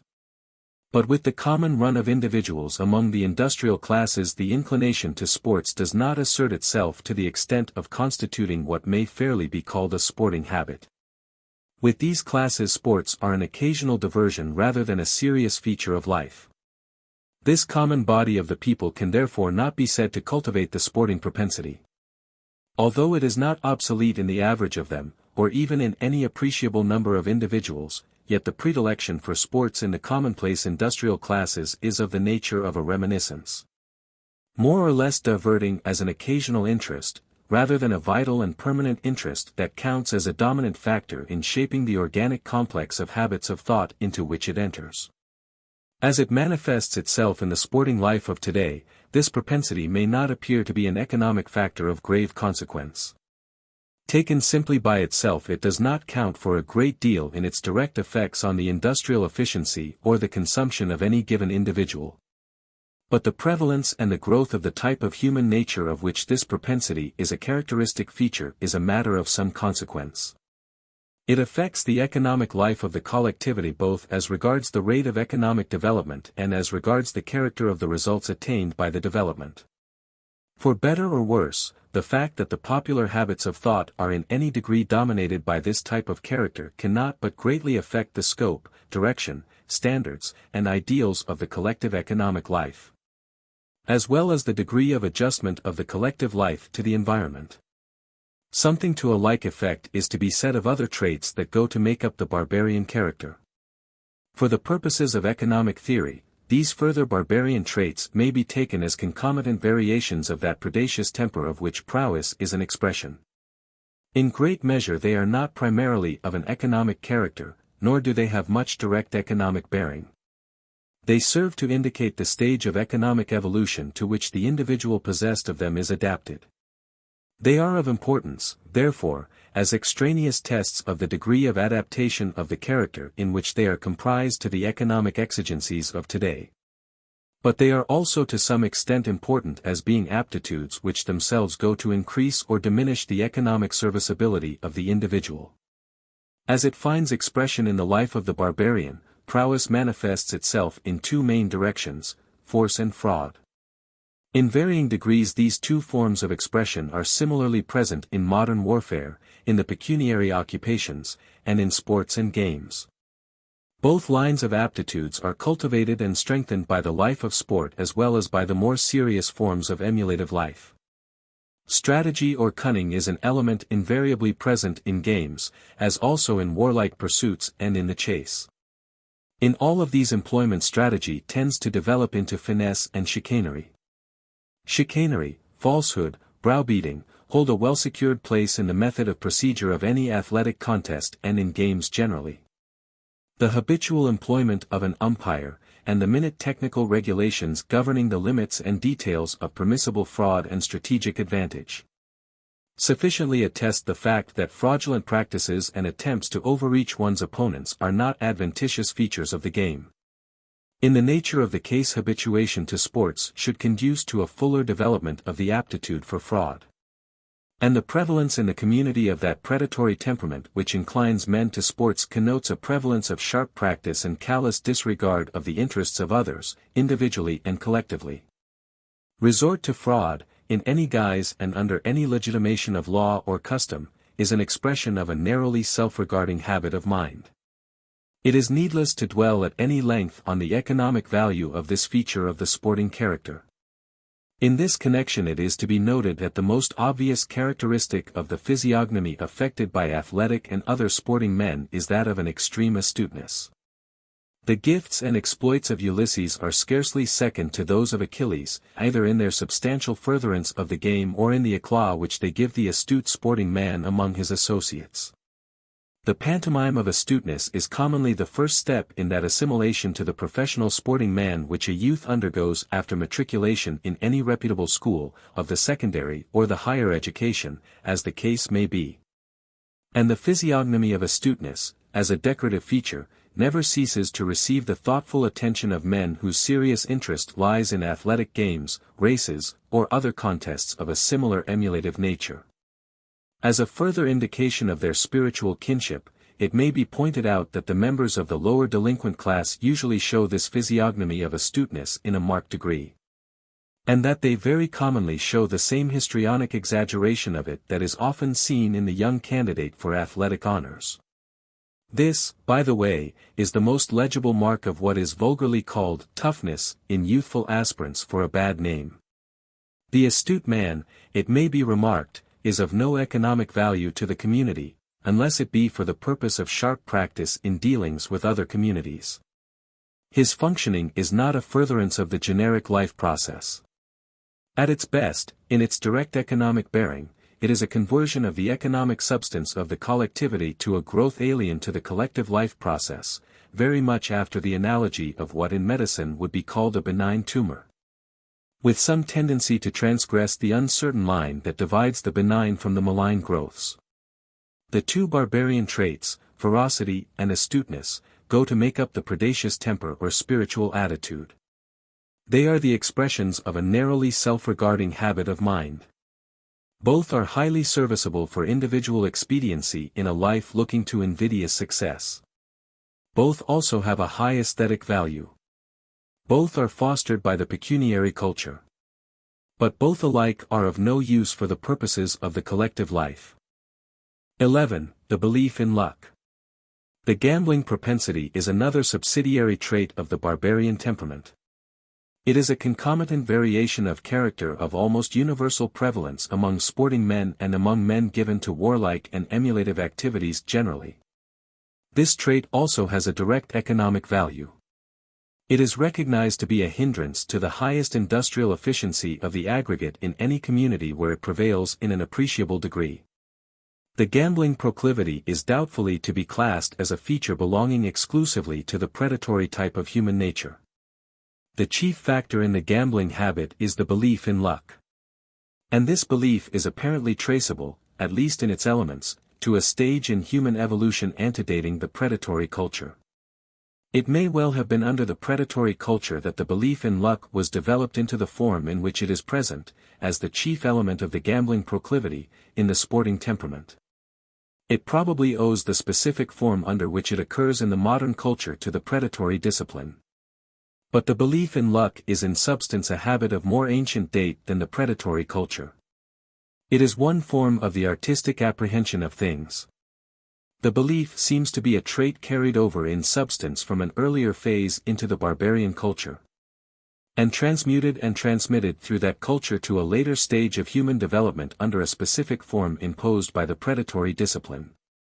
But in any case, it is to be taken as an archaic trait, inherited from a more or less remote past, more or less incompatible with the requirements of the modern industrial process, and more or less of a hindrance to the fullest efficiency of the collective economic life of the present.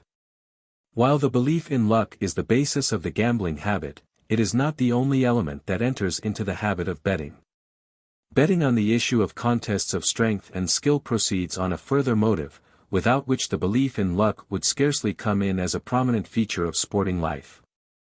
This further motive is the desire of the anticipated winner, or the partisan of the anticipated winning side, to heighten his side's ascendancy at the cost of the loser.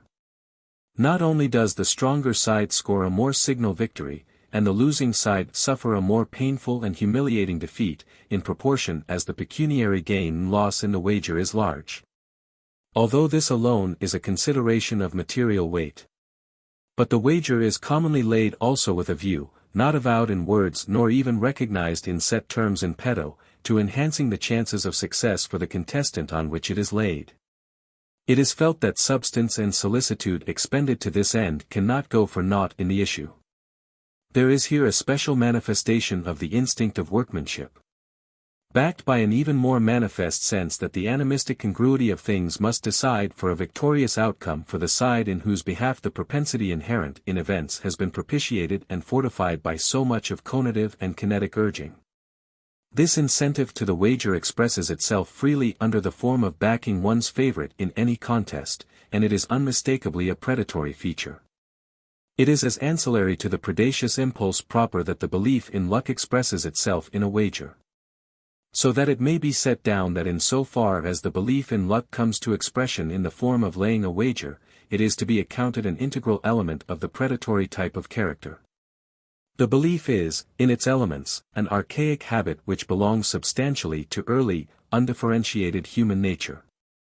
But when this belief is helped out by the predatory emulative impulse, and so is differentiated into the specific form of the gambling habit, it is, in this higher developed and specific form, to be classed as a trait of the barbarian character.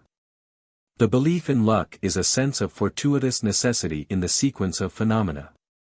In its various mutations and expressions, it is of very serious importance for the economic efficiency of any community in which it prevails to an appreciable extent. So much so as to warrant a more detailed discussion of its origin and content and of the bearing of its various ramifications upon economic structure and function, as well as a discussion of the relation of the leisure class to its growth, differentiation, and persistence. In the developed, integrated form in which it is most readily observed in the barbarian of the predatory culture or in the sporting man of modern communities, the belief comprises at least two distinguishable elements, which are to be taken as two different phases of the same fundamental habit of thought, or as the same psychological factor in two successive phases of its evolution. The fact that these two elements are successive phases of the same general line of growth of belief does not hinder their coexisting in the habits of thought of any given individual. The more primitive form, or the more archaic phase, is an incipient animistic belief, or an animistic sense of relations and things, that imputes a quasi-personal character to facts. To the archaic man all the obtrusive and obviously consequential objects and facts in his environment have a quasi-personal individuality. They are conceived to be possessed of volition, or rather of propensities, which enter into the complex of causes and affect events in an inscrutable manner. The sporting man's sense of luck and chance, or of fortuitous necessity, is an inarticulate or inchoate animism. It applies to objects and situations, often in a very vague way. But it is usually so far defined as to imply the possibility of propitiating, or of deceiving and cajoling, or otherwise disturbing the holding of propensities resident in the objects which constitute the apparatus and accessories of any game of skill or chance. There are few sporting men who are not in the habit of wearing charms or talismans to which more or less of efficacy is felt to belong. And the proportion is not much less of those who instinctively dread the hoodooing of the contestants or the apparatus engaged in any contest on which they lay a wager, or who feel that the fact of their backing a given contestant or side in the game does and ought to strengthen that side, or to whom the mascot which they cultivate means something more than a jest. In its simple form the belief in luck is this instinctive sense of an inscrutable teleological propensity in objects or situations. Objects or events have a propensity to eventuate in a given end, whether this end or objective point of the sequence is conceived to be fortuitously given or deliberately sought. From this simple animism the belief shades off by insensible gradations into the second, derivative form or phase above referred to, which is a more or less articulate belief in an inscrutable preternatural agency. The preternatural agency works through the visible objects with which it is associated, but is not identified with these objects in point of individuality, The use of the term, preternatural agency, here carries no further implication as to the nature of the agency spoken of as preternatural. This is only a farther development of animistic belief.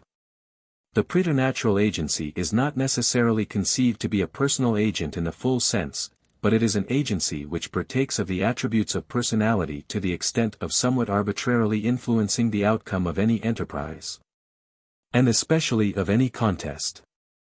The pervading belief in the Hamingia or Gypta, Gefa, Othna, which lends so much of color to the Icelandic sagas specifically, and to early Germanic folk legends, is an illustration of this sense of an extra-physical propensity in the course of events.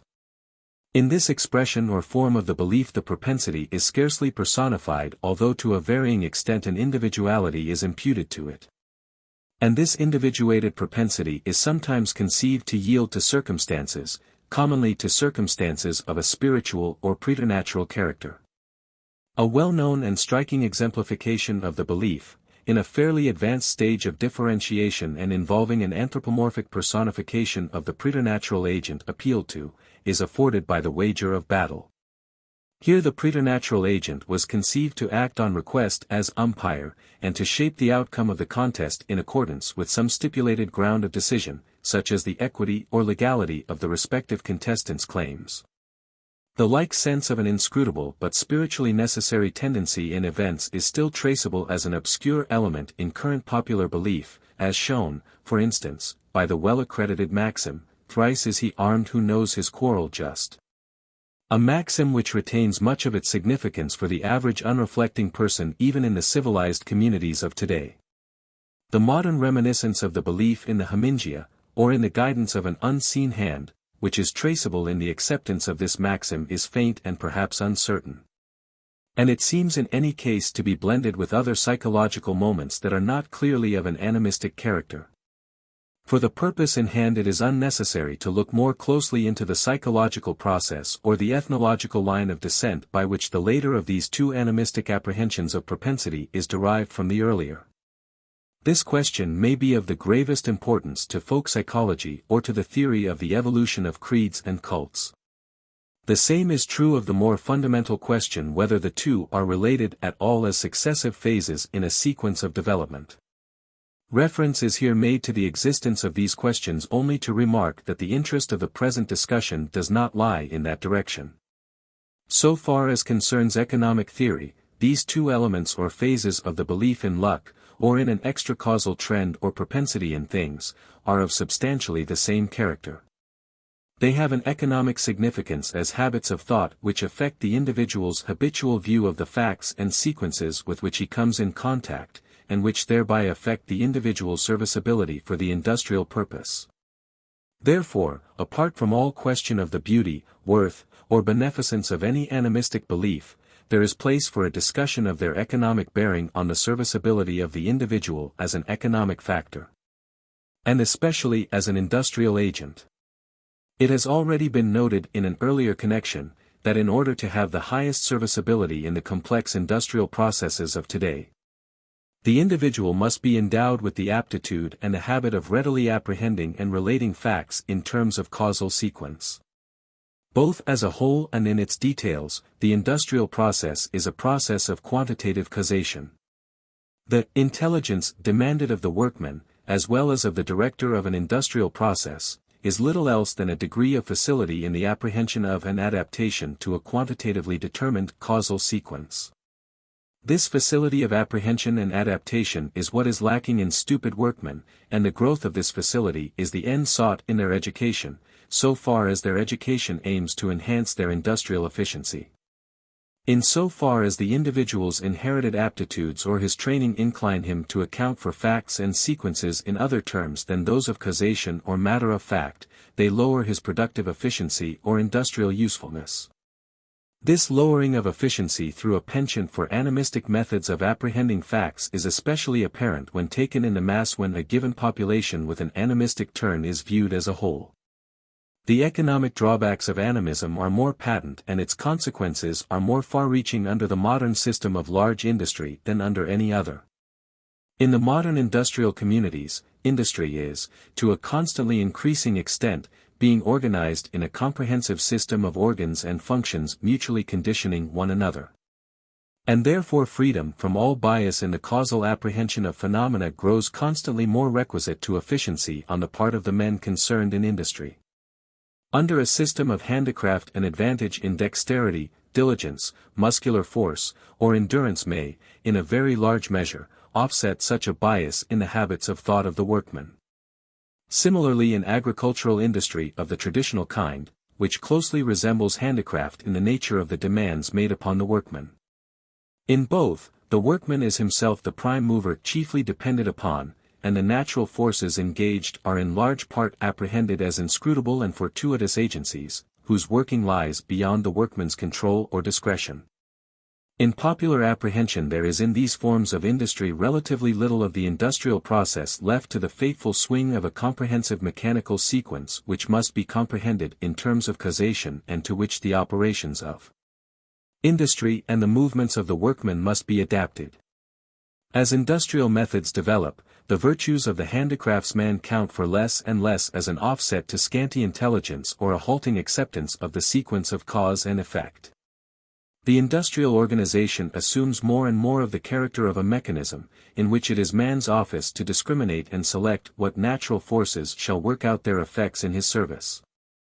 The workman's part in industry changes from that of a prime mover to that of discrimination and valuation of quantitative sequences and mechanical facts.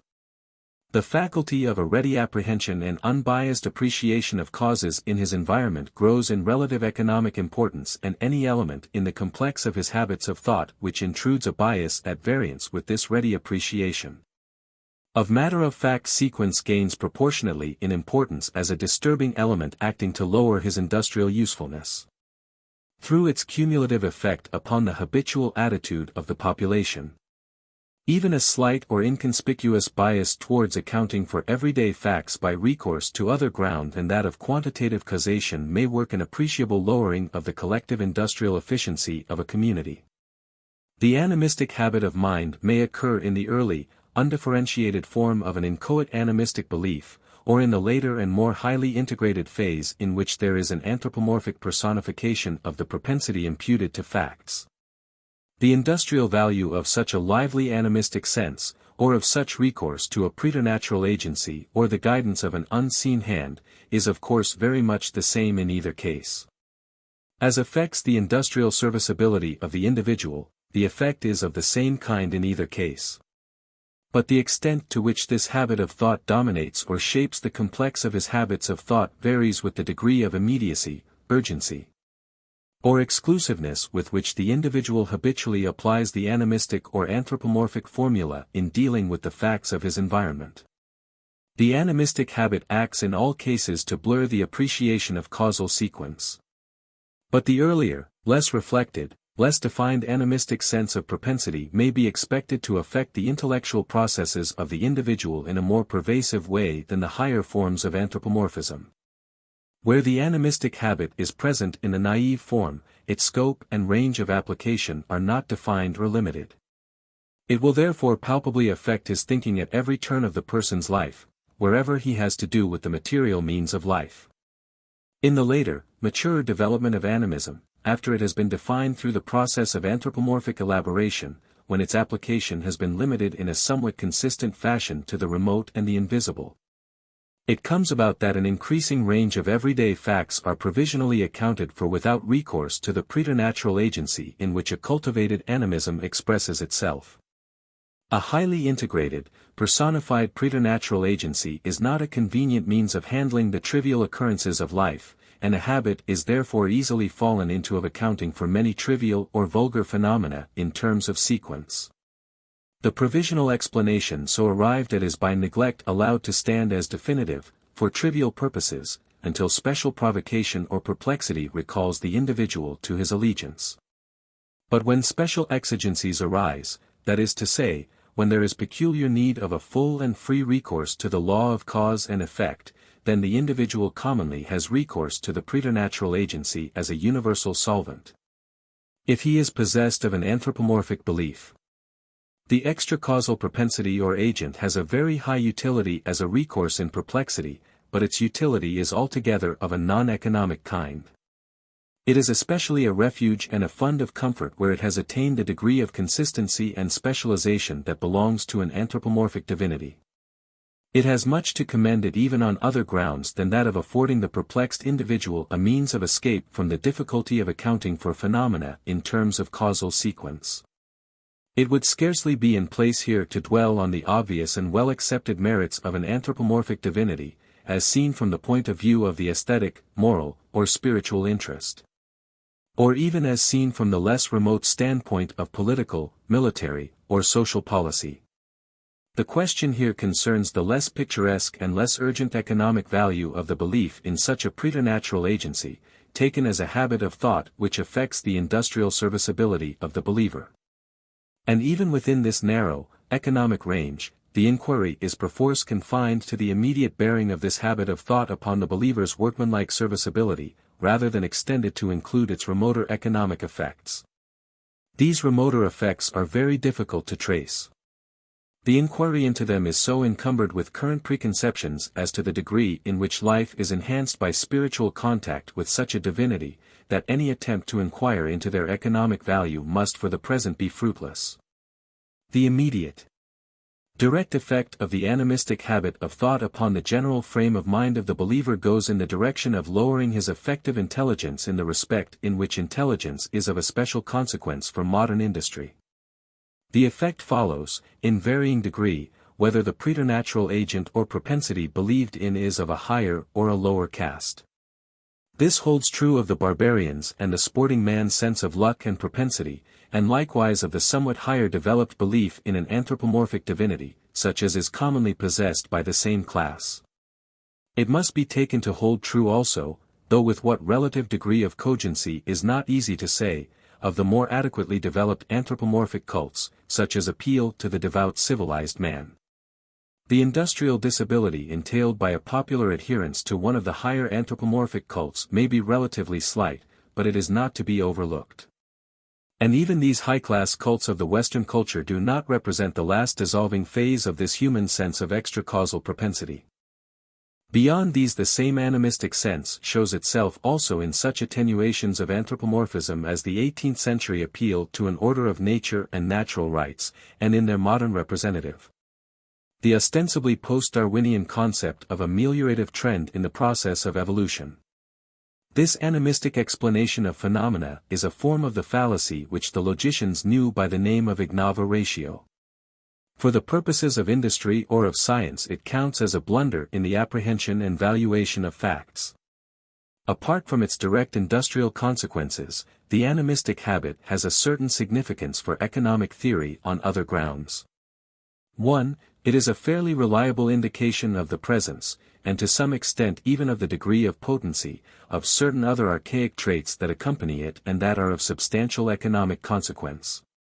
And 2. The material consequences of that code of devout proprieties to which the animistic habit gives rise in the development of an anthropomorphic cult are of importance both, a. as affecting the community's consumption of goods and the prevalent canons of taste, as already suggested in an earlier chapter, and b. by inducing and conserving a certain habitual recognition of the relation to a superior, and so stiffening the current sense of status and allegiance. As regards the point last named, b. that body of habits of thought which makes up the character of any individual is in some sense an organic whole. A marked variation in a given direction at any one point carries with it, as its correlative, a concomitant variation in the habitual expression of life in other directions or other groups of activities. These various habits of thought, or habitual expressions of life, are all phases of the single life sequence of the individual. Therefore a habit formed in response to a given stimulus will necessarily affect the character of the response made to other stimuli. A modification of human nature at any one point is a modification of human nature as a whole. On this ground, and perhaps to a still greater extent on obscurer grounds that cannot be discussed here, there are these concomitant variations as between the different traits of human nature. So, for instance, barbarian peoples with a well-developed predatory scheme of life are commonly also possessed of a strong prevailing animistic habit, a well-formed anthropomorphic cult, and a lively sense of status.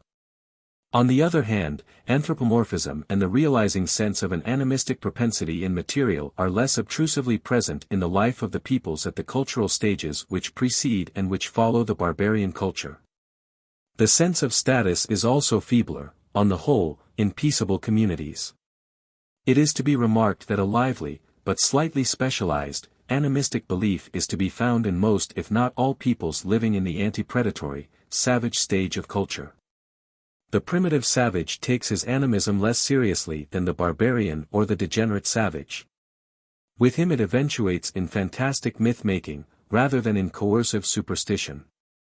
The barbarian culture shows sportsmanship, status, and anthropomorphism. There is commonly observable a like concomitance of variations in the same respects in the individual temperament of men in the civilized communities of today.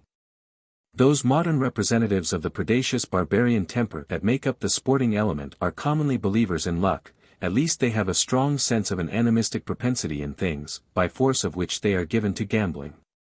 So also as regards anthropomorphism in this class. Such of them as give in their adhesion to some creed commonly attach themselves to one of the naively and consistently anthropomorphic creeds. There are relatively few sporting men who seek spiritual comfort in the less anthropomorphic cults, such as the Unitarian or the Universalist. Closely bound up with this correlation of anthropomorphism and prowess is the fact that anthropomorphic cults act to conserve, if not to initiate, habits of mind favorable to a regime of status.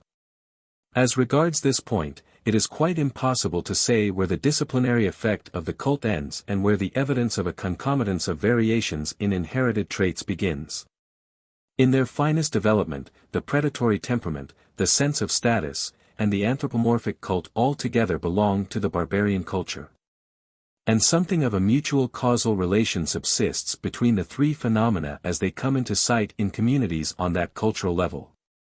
The way in which they recur in correlation in the habits and attitudes of individuals and classes today goes far to imply a like causal or organic relation between the same psychological phenomena considered as traits or habits of the individual. It has appeared at an earlier point in the discussion that the relation of status, as a feature of social structure, is a consequence of the predatory habit of life. As regards its line of derivation, it is substantially an elaborated expression of the predatory attitude. On the other hand, an anthropomorphic cult is a code of detailed relations of status superimposed upon the concept of a preternatural, inscrutable propensity in material things. So that, as regards the external facts of its derivation, the cult may be taken as an outgrowth of archaic man's pervading animistic sense, defined and in some degree transformed by the predatory habit of life. The result being a personified preternatural agency, which is by imputation endowed with a full complement of the habits of thought that characterize the man of the predatory culture. The grosser psychological features in the case, which have an immediate bearing on economic theory and are consequently to be taken account of here, are therefore, a, as has appeared in an earlier chapter, the predatory emulative habit of mind here called prowess is but the barbarian variant of the generically human instinct of workmanship, which has fallen into this specific form under the guidance of a habit of invidious comparison of persons. b. The relation of status is a formal expression of such an invidious comparison duly gauged and graded according to a sanctioned schedule. c. An anthropomorphic cult, in the days of its early vigor at least, is an institution the characteristic element of which is a relation of status between the human subject as inferior and the personified preternatural agency as superior. With this in mind, there should be no difficulty in recognizing the intimate relation which subsists between these three phenomena of human nature and of human life. The relation amounts to an identity in some of their substantial elements.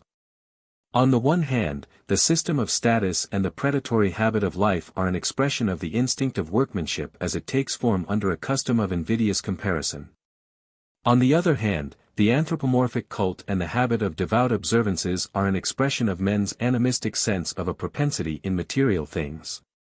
Elaborated under the guidance of substantially the same general habit of invidious comparison. The two categories, the emulative habit of life and the habit of devout observances, are therefore to be taken as complementary elements of the barbarian type of human nature and of its modern barbarian variants. They are expressions of much the same range of aptitudes, made in response to different sets of stimuli. 12. Devout Observances. A discursive rehearsal of certain incidents of modern life will show the organic relation of the anthropomorphic cults to the barbarian culture and temperament. It will likewise serve to show how the survival and efficacy of the cults and the prevalence of their schedule of devout observances are related to the institution of a leisure class and to the springs of action underlying that institution. Without any intention to commend or to deprecate the practices to be spoken of under the head of devout observances, or the spiritual and intellectual traits of which these observances are the expression. The everyday phenomena of current anthropomorphic cults may be taken up from the point of view of the interest which they have for economic theory. What can properly be spoken of here are the tangible, external features of devout observances. The moral, as well as the devotional value of the life of faith lies outside of the scope of the present inquiry. Of course, no question is here entertained as to the truth or beauty of the creeds on which the cults proceed. And even their remoter economic bearing cannot be taken up here. The subject is too recondite and of too grave import to find a place in so slight a sketch. Something has been said in an earlier chapter as to the influence which pecuniary standards of value exert upon the processes of valuation carried out on other bases, not related to the pecuniary interest. The relation is not altogether one-sided.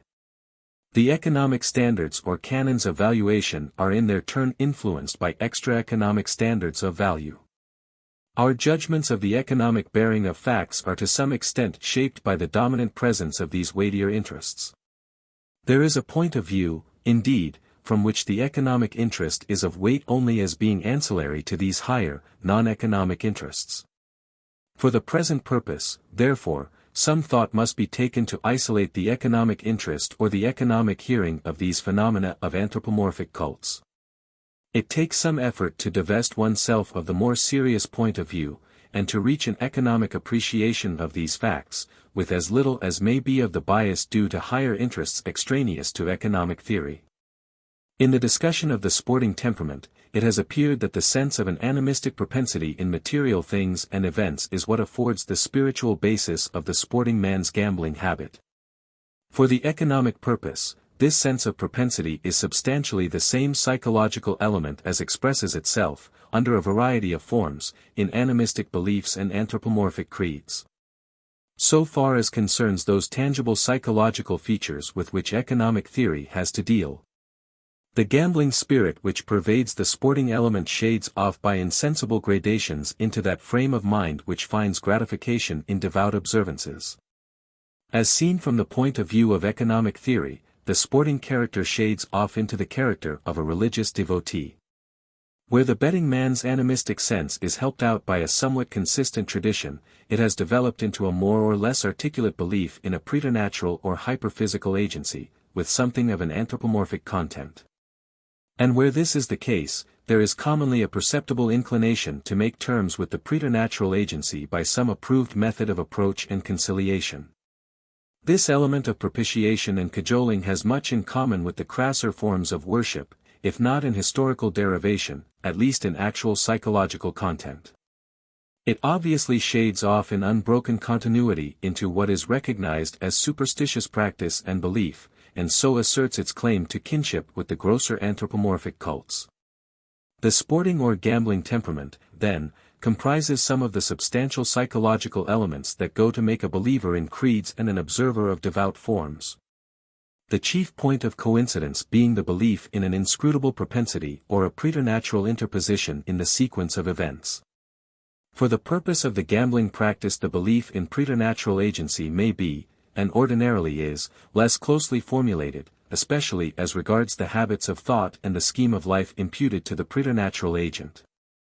Or, in other words, as regards his moral character and his purposes in interfering in events. With respect to the individuality or personality of the agency whose presence as luck, or chance, or hoodoo, or mascot, etc.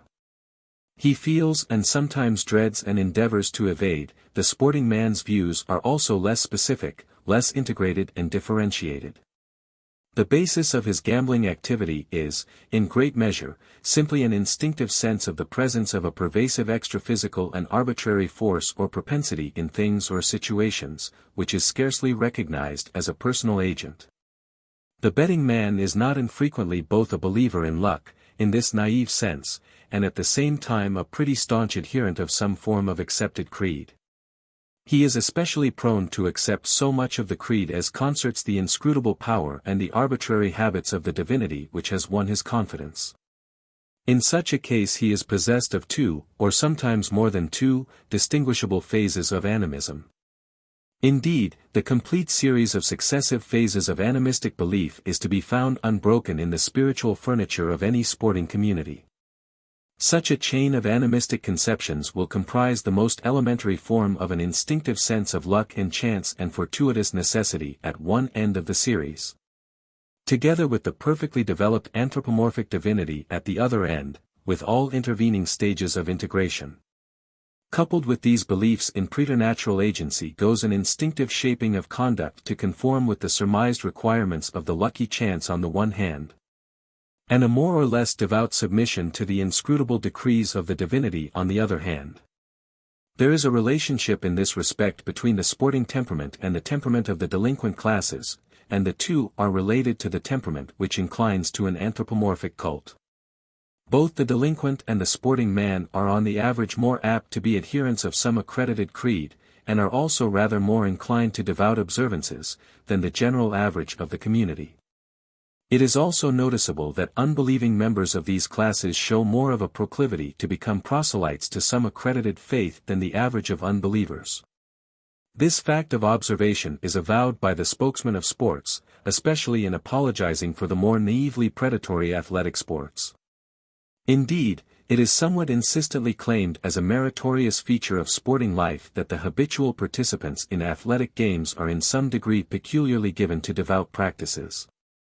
And it is observable that the cult to which sporting men and the predacious delinquent classes adhere, or to which proselytes from these classes commonly attach themselves, is ordinarily not one of the so-called higher faiths, but a cult which has to do with a thoroughly anthropomorphic divinity.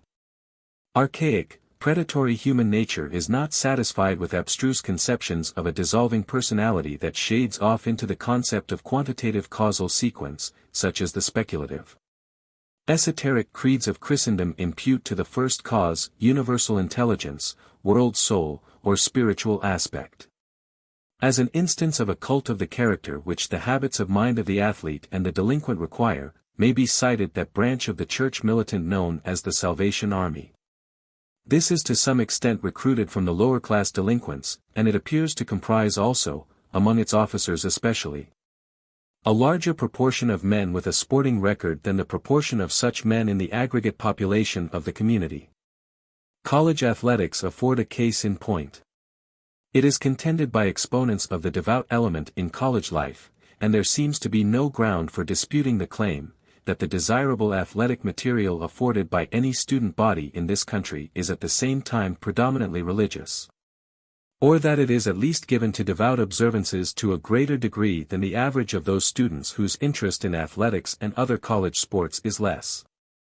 This is what might be expected on theoretical grounds.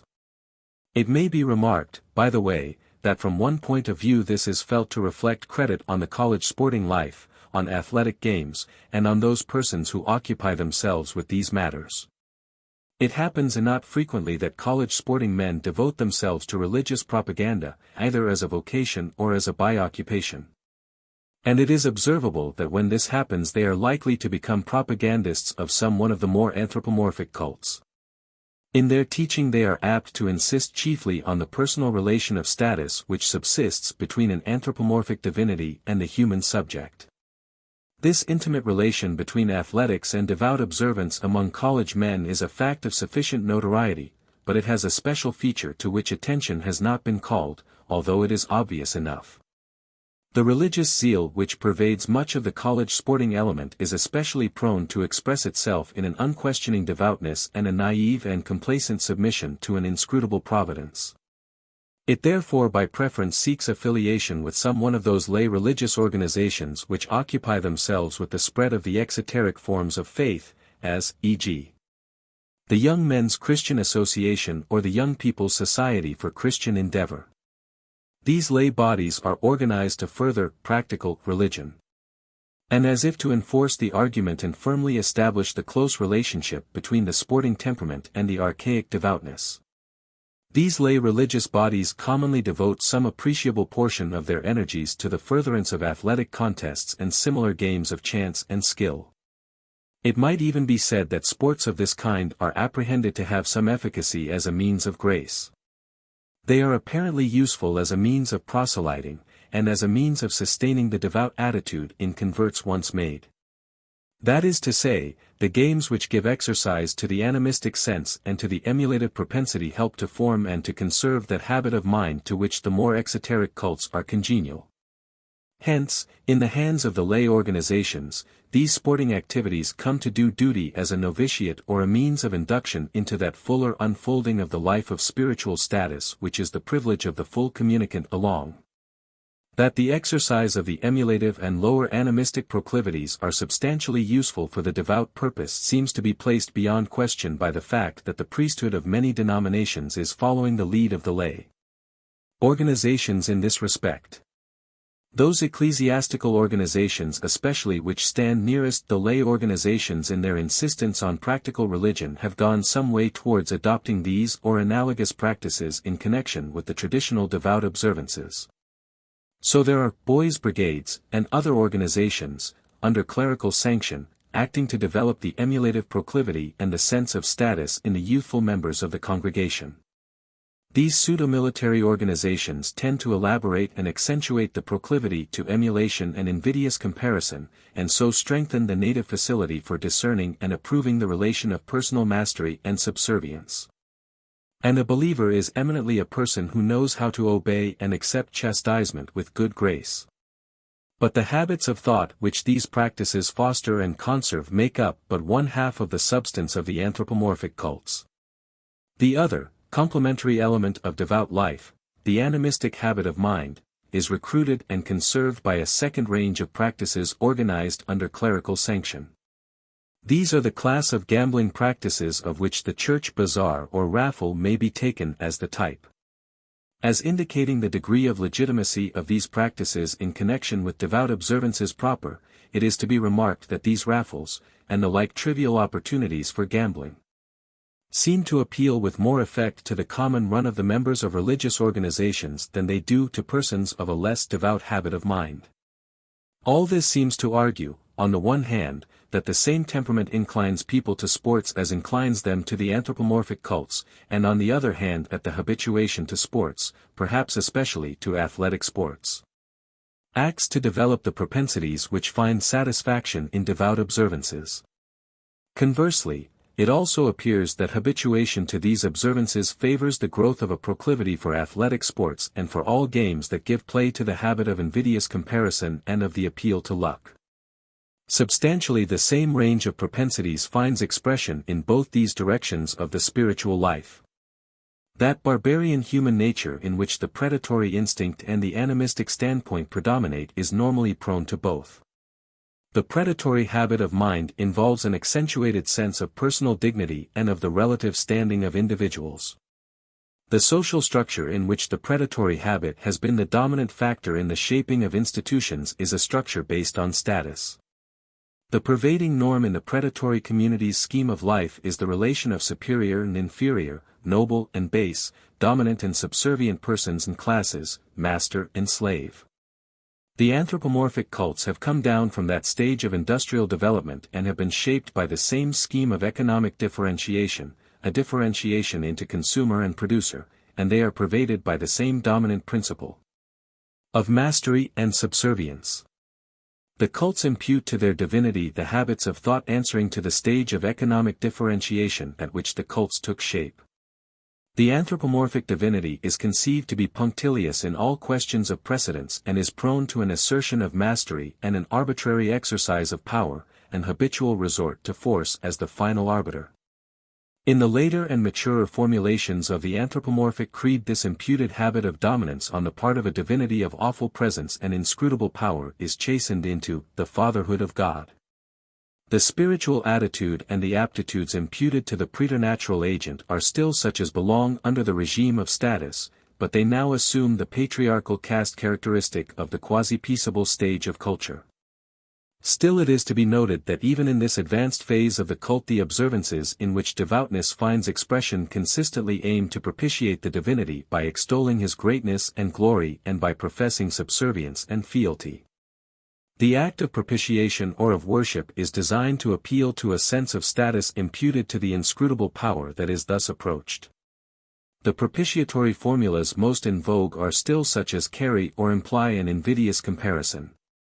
A loyal attachment to the person of an anthropomorphic divinity endowed with such an archaic human nature implies the like archaic propensities in the devotee. For the purposes of economic theory, the relation of fealty, whether to a physical or to an extra-physical person, is to be taken as a variant of that personal subservience which makes up so large a share of the predatory and the quasi-peaceable scheme of life. The barbarian conception of the divinity, as a warlike chieftain inclined to an overbearing manner of government, has been greatly softened through the milder manners and the sober habits of life that characterize those cultural phases which lie between the early predatory stage and the present. But even after this chastening of the devout fancy, and the consequent mitigation of the harsher traits of conduct and character that are currently imputed to the divinity, there still remains in the popular apprehension of the divine nature and temperament a very substantial residue of the barbarian conception. So it comes about, for instance, that in characterizing the divinity in his relations to the process of human life, speakers and writers are still able to make effective use of similes borrowed from the vocabulary of war and of the predatory manner of life, as well as of locutions which involve an invidious comparison. Figures of speech of this import are used with good effect even in addressing the less warlike modern audiences, made up of adherents of the blander variants of the creed. This effective use of barbarian epithets and terms of comparison by popular speakers argues that the modern generation has retained a lively appreciation of the dignity and merit of the barbarian virtues.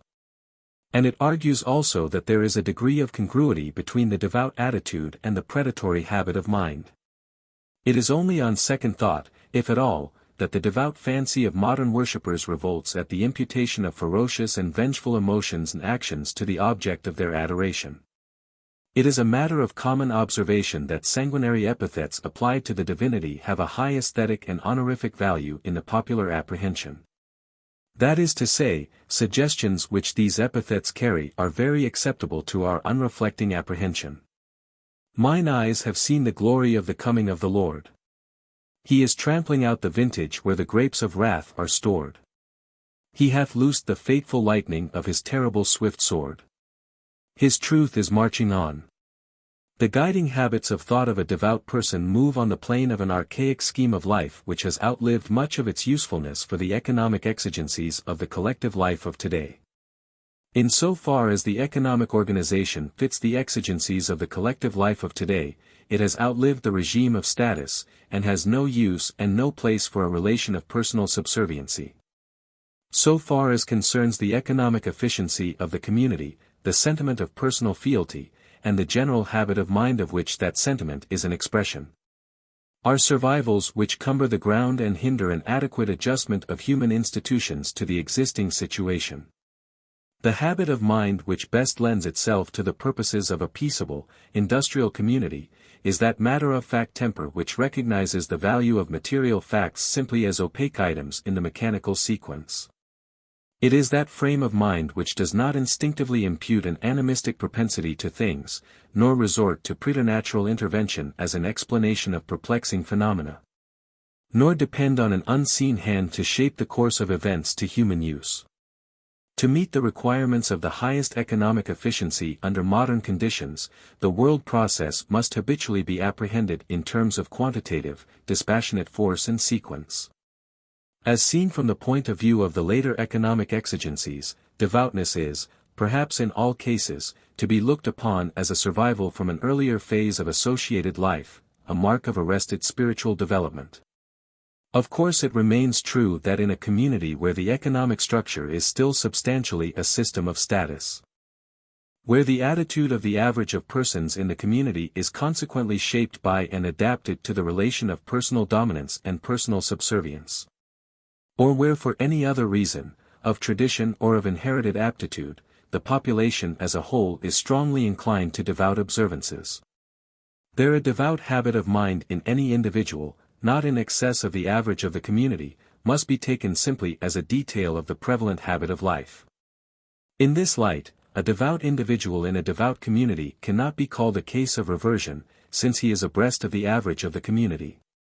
But as seen from the point of view of the modern industrial situation, exceptional devoutness, devotional zeal that rises appreciably above the average pitch of devoutness in the community, may safely be set down as in all cases an atavistic trait. It is, of course, equally legitimate to consider these phenomena from a different point of view. They may be appreciated for a different purpose, and the characterization here offered may be turned about. In speaking from the point of view of the devotional interest, or the interest of devout taste, it may, with equal cogency, be said that the spiritual attitude bred in men by the modern industrial life is unfavorable to a free development of the life of faith. It might fairly be objected to the later development of the industrial process that its discipline tends to materialism, to the elimination of filial piety. From the aesthetic point of view, again, something to a similar purport might be said. But, however legitimate and valuable these and the like reflections may be for their purpose, they would not be in place in the present inquiry, which is exclusively concerned with the valuation of these phenomena from the economic point of view. The grave economic significance of the anthropomorphic habit of mind and of the addiction to devout observances must serve as apology for speaking further on a topic which it cannot but be distasteful to discuss at all as an economic phenomenon in a community so devout as ours. Devout observances are of economic importance as an index of a concomitant variation of temperament, accompanying the predatory habit of mind and so indicating the presence of industrially disserviceable traits. They indicate the presence of a mental attitude which has a certain economic value of its own by virtue of its influence upon the industrial serviceability of the individual. But they are also of importance more directly, in modifying the economic activities of the community, especially as regards the distribution and consumption of goods.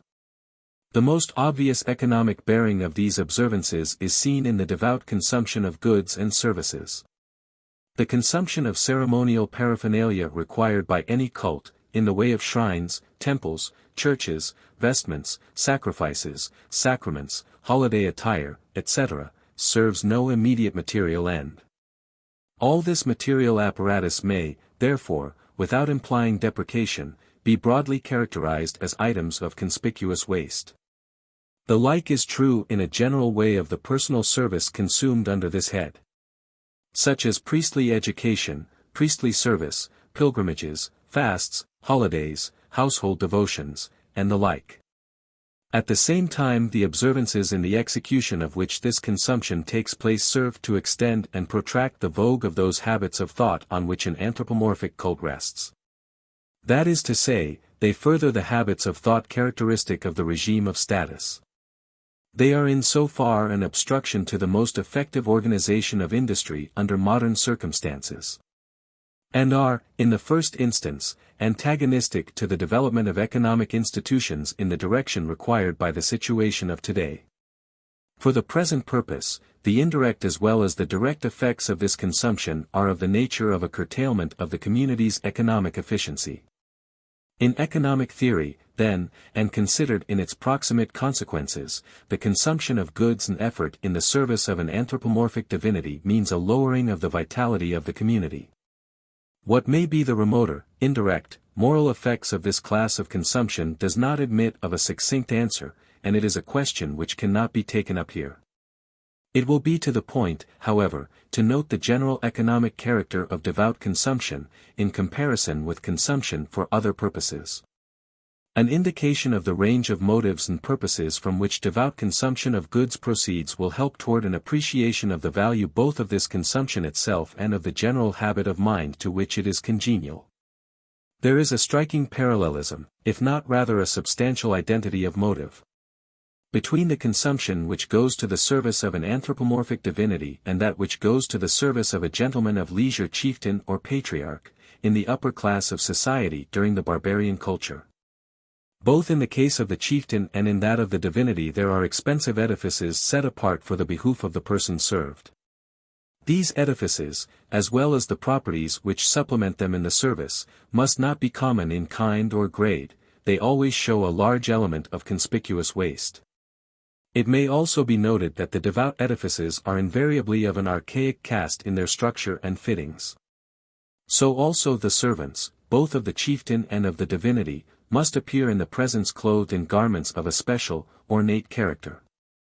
The characteristic economic feature of this apparel is a more than ordinarily accentuated conspicuous waste. Together with the secondary feature, more accentuated in the case of the priestly servants than in that of the servants or courtiers of the barbarian potentate, that this court dress must always be in some degree of an archaic fashion. Also the garments worn by the lay members of the community when they come into the presence, should be of a more expensive kind than their everyday apparel. Here, again, the parallelism between the usage of the chieftain's audience hall and that of the sanctuary is fairly well marked. In this respect there is required a certain ceremonial cleanness of attire, the essential feature of which, in the economic respect, is that the garments worn on these occasions should carry as little suggestion as may be of any industrial occupation or of any habitual addiction to such employments as are of material use. This requirement of conspicuous waste and of ceremonial cleanness from the traces of industry extends also to the apparel, and in a less degree to the food, which is consumed on sacred holidays. That is to say, on days set apart, taboo, for the divinity or for some member of the lower ranks of the preternatural leisure class.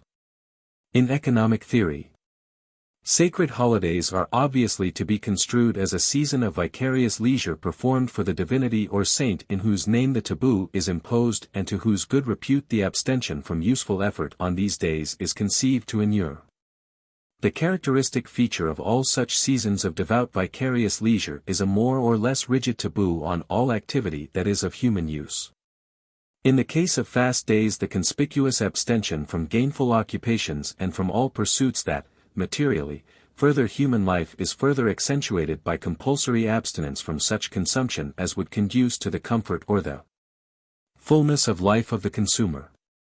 It may be remarked, parenthetically, that secular holidays are of the same origin, by slightly remoter derivation. They shade off by degrees from the genuinely sacred days, through an intermediate class of semi-sacred birthdays of kings and great men who have been in some measure canonized, to the deliberately invented holiday set apart to further the good repute of some notable event or some striking fact, to which it is intended to do honor, or the good fame of which is felt to be in need of repair. The remoter refinement in the employment of vicarious leisure as a means of augmenting the good repute of a phenomenon or datum is seen at its best in its very latest application. A day of vicarious leisure has in some communities been set apart as Labor Day.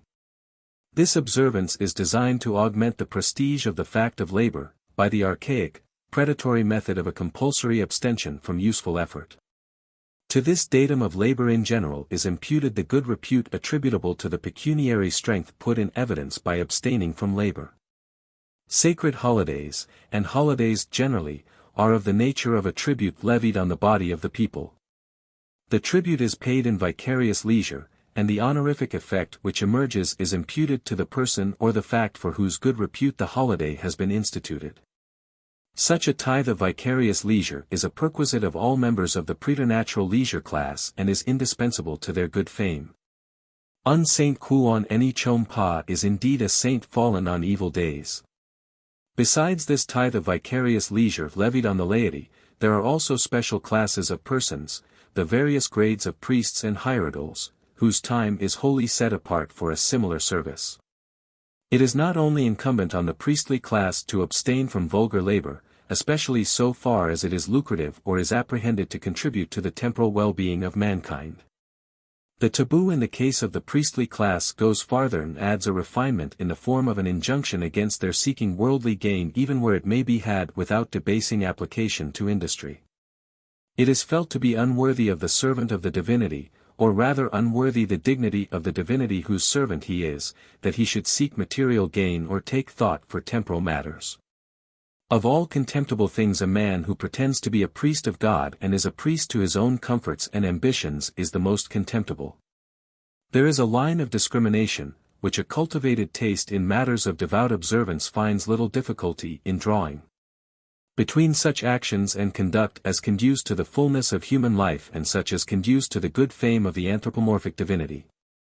And the activity of the priestly class, in the ideal barbarian scheme, falls wholly on the hither side of this line. What falls within the range of economics falls below the proper level of solicitude of the priesthood in its best estate. Such apparent exceptions to this rule as are afforded, for instance, by some of the medieval orders of monks, the members of which actually labored to some useful end, scarcely impugn the rule. These outlying orders of the priestly class are not a sacerdotal element in the full sense of the term. And it is noticeable also that these doubtfully sacerdotal orders, which countenanced their members in earning a living, fell into disrepute through offending the sense of propriety in the communities where they existed. The priest should not put his hand to mechanically productive work, but he should consume in large measure. But even as regards his consumption it is to be noted that it should take such forms as do not obviously conduce to his own comfort or fullness of life. It should conform to the rules governing vicarious consumption, as explained under that head in an earlier chapter. It is not ordinarily in good form for the priestly class to appear well-fed or in hilarious spirits. Indeed, in many of the more elaborate cults the injunction against other than vicarious consumption by this class frequently goes so far as to enjoin mortification of the flesh. And even in those modern denominations which have been organized under the latest formulations of the creed, in a modern industrial community, it is felt that all levity and avowed zest in the enjoyment of the good things of this world is alien to the true clerical decorum. Whatever suggests that these servants of an invisible master are living a life, not of devotion to their master's good fame, but of application to their own ends, jars harshly on our sensibilities as something fundamentally and eternally wrong. They are a servant class, although, being servants of a very exalted master, they rank high in the social scale by virtue of this borrowed light. Their consumption is vicarious consumption. And since, in the advanced cults, their master has no need of material gain, their occupation is vicarious leisure in the full sense. Whether therefore ye eat, or drink, or whatsoever ye do, do all to the glory of God.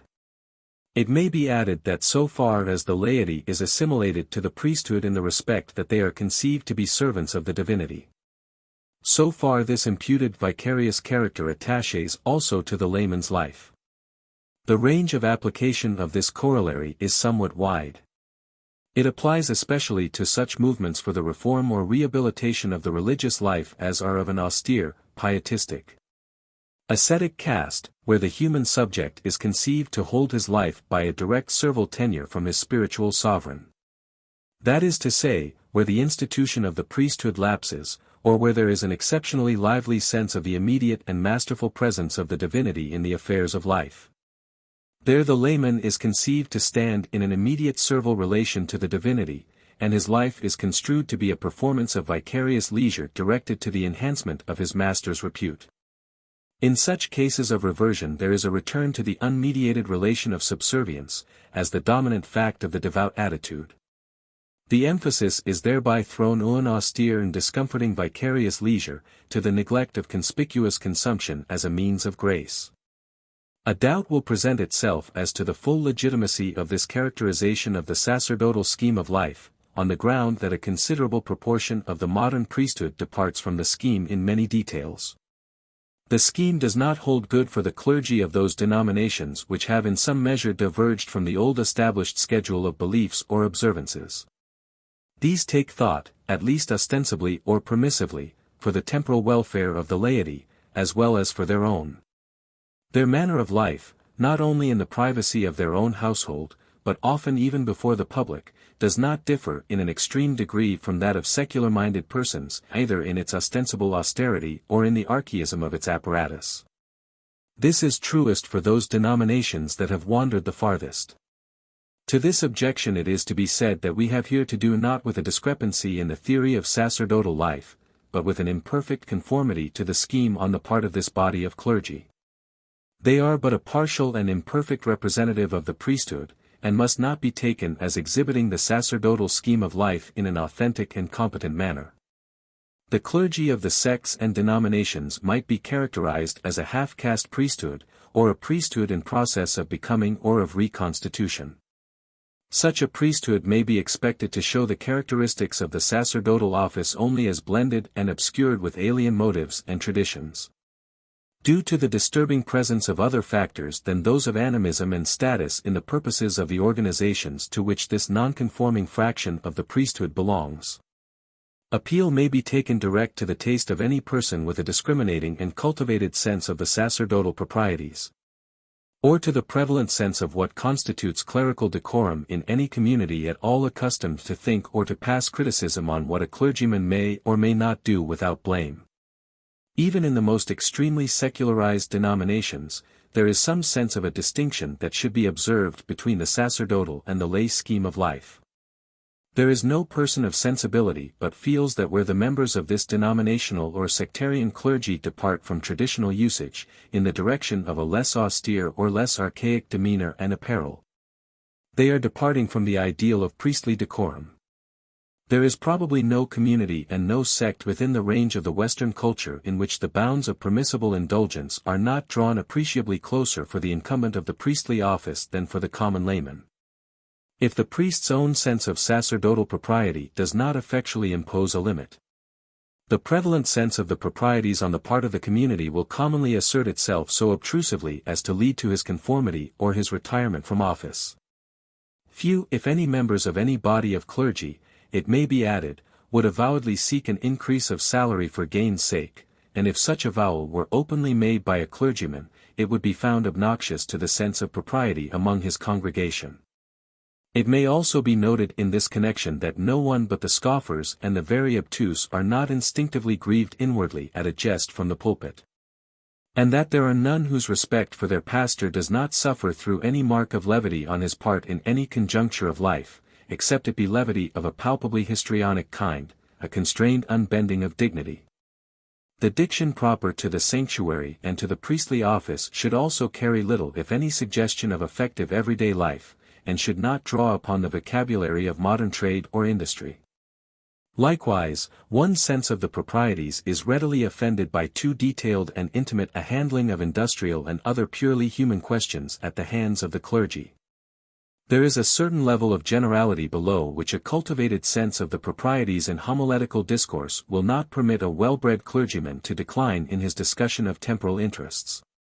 These matters that are of human and secular consequence simply should properly be handled with such a degree of generality and aloofness as may imply that the speaker represents a master whose interest in secular affairs goes only so far as to permissively countenance them. It is further to be noticed that the nonconforming sects and variants whose priesthood is here under discussion, vary among themselves in the degree of their conformity to the ideal scheme of sacerdotal life. In a general way it will be found that the divergence in this respect is widest in the case of the relatively young denominations, and especially in the case of such of the newer denominations as have chiefly a lower middle-class constituency. They commonly show a large admixture of humanitarian, philanthropic, or other motives which cannot be classed as expressions of the devotional attitude, such as the desire of learning or of conviviality, which enter largely into the effective interest shown by members of these organizations. The nonconforming or sectarian movements have commonly proceeded from a mixture of motives, some of which are at variance with that sense of status on which the priestly office rests. Sometimes, indeed, the motive has been in good part a revulsion against a system of status. Where this is the case, the institution of the priesthood has broken down in the transition, at least partially. The spokesman of such an organization is at the outset a servant and representative of the organization, rather than a member of a special priestly class and the spokesman of a divine master. And it is only by a process of gradual specialization that, in succeeding generations, this spokesman regains the position of priest, with a full investiture of sacerdotal authority, and with its accompanying austere Archaic and vicarious manner of life. The like is true of the breakdown and redintegration of devout ritual after such a revulsion. The priestly office, the scheme of sacerdotal life, and the schedule of devout observances are rehabilitated only gradually, insensibly, and with more or less variation in details. As a persistent human sense of devout propriety reasserts its primacy in questions touching the interest in the preternatural, and it may be added, as the organization increases in wealth, and so acquires more of the point of view and the habits of thought of a leisure class. Beyond the priestly class, and ranged in an ascending hierarchy, ordinarily comes a superhuman vicarious leisure class of saints, angels, etc., or their equivalents in the ethnic cults. These rise in grade, one above another, according to elaborate system of status. The principle of status runs through the entire hierarchical system, both visible and invisible. The good fame of these several orders of the supernatural hierarchy also commonly requires a certain tribute of vicarious consumption and vicarious leisure. In many cases they accordingly have devoted to their service suborders of attendants or dependents who perform a vicarious leisure for them. After much the same fashion as was found in an earlier chapter to be true of the dependent leisure class under the patriarchal system. It may not appear without reflection how these devout observances and the peculiarity of temperament which they imply, or the consumption of goods and services which is comprised in the cult, stand related to the leisure class of a modern community, or to the economic motives of which that class is the exponent in the modern scheme of life. To this end a summary review of certain facts bearing on this relation will be useful. It appears from an earlier passage in this discussion that for the purpose of the collective life of today, especially so far as concerns the industrial efficiency of the modern community, the characteristic traits of the devout temperament are a hindrance rather than a help. It should accordingly be found that the modern industrial life tends selectively to eliminate these traits of human nature from the spiritual constitution of the classes that are immediately engaged in the industrial process. It should hold true, approximately, that devoutness is declining or tending to obsolescence among the members of what may be called the effective industrial community. At the same time it should appear that this aptitude or habit survives in appreciably greater vigor among those classes which do not immediately or primarily enter into the community's life process as an industrial factor. It has already been pointed out that these latter classes, which live by, rather than in, the industrial process, are roughly comprised under two categories: 1, the leisure class proper, which is shielded from the stress of the economic situation, and 2, the indigent classes, including the lower-class delinquents, which are unduly exposed to the stress. In the case of the former class an archaic habit of mind persists because no effectual economic pressure constrains this class to an adaptation of its habits of thought to the changing situation. While in the latter the reason for a failure to adjust their habits of thought to the altered requirements of industrial efficiency is innutrition, absence of such surplus of energy as is needed in order to make the adjustment with facility, together with a lack of opportunity to acquire and become habituated to the modern point of view. The trend of the selective process runs in much the same direction in both cases. From the point of view which the modern industrial life inculcates, phenomena are habitually subsumed under the quantitative relation of mechanical sequence. The indigent classes not only fall short of the modicum of leisure necessary in order to appropriate and assimilate the more recent generalizations of science which this point of view involves, but they also ordinarily stand in such a relation of personal dependence or subservience to their pecuniary superiors as materially to retard their emancipation from habits of thought proper to the regime of status. The result is that these classes in some measure retain that general habit of mind the chief expression of which is a strong sense of personal status, and of which devoutness is one feature. In the older communities of the European culture, the hereditary leisure class, together with the mass of the indigent population, are given to devout observances in an appreciably higher degree than the average of the industrious middle class. Wherever a considerable class of the latter character exists. But in some of these countries, the two categories of conservative humanity named above comprise virtually the whole population. Where these two classes greatly preponderate, their bent shapes popular sentiment to such an extent as to bear down any possible divergent tendency in the inconsiderable middle class, and imposes a devout attitude upon the whole community.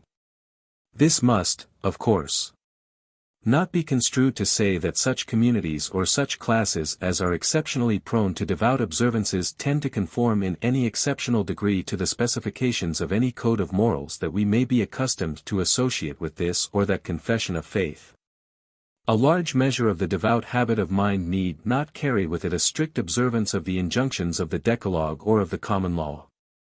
Indeed, it is becoming somewhat of a commonplace with observers of criminal life in European communities that the criminal and dissolute classes are, if anything, rather more devout, and more naively so, than the average of the population.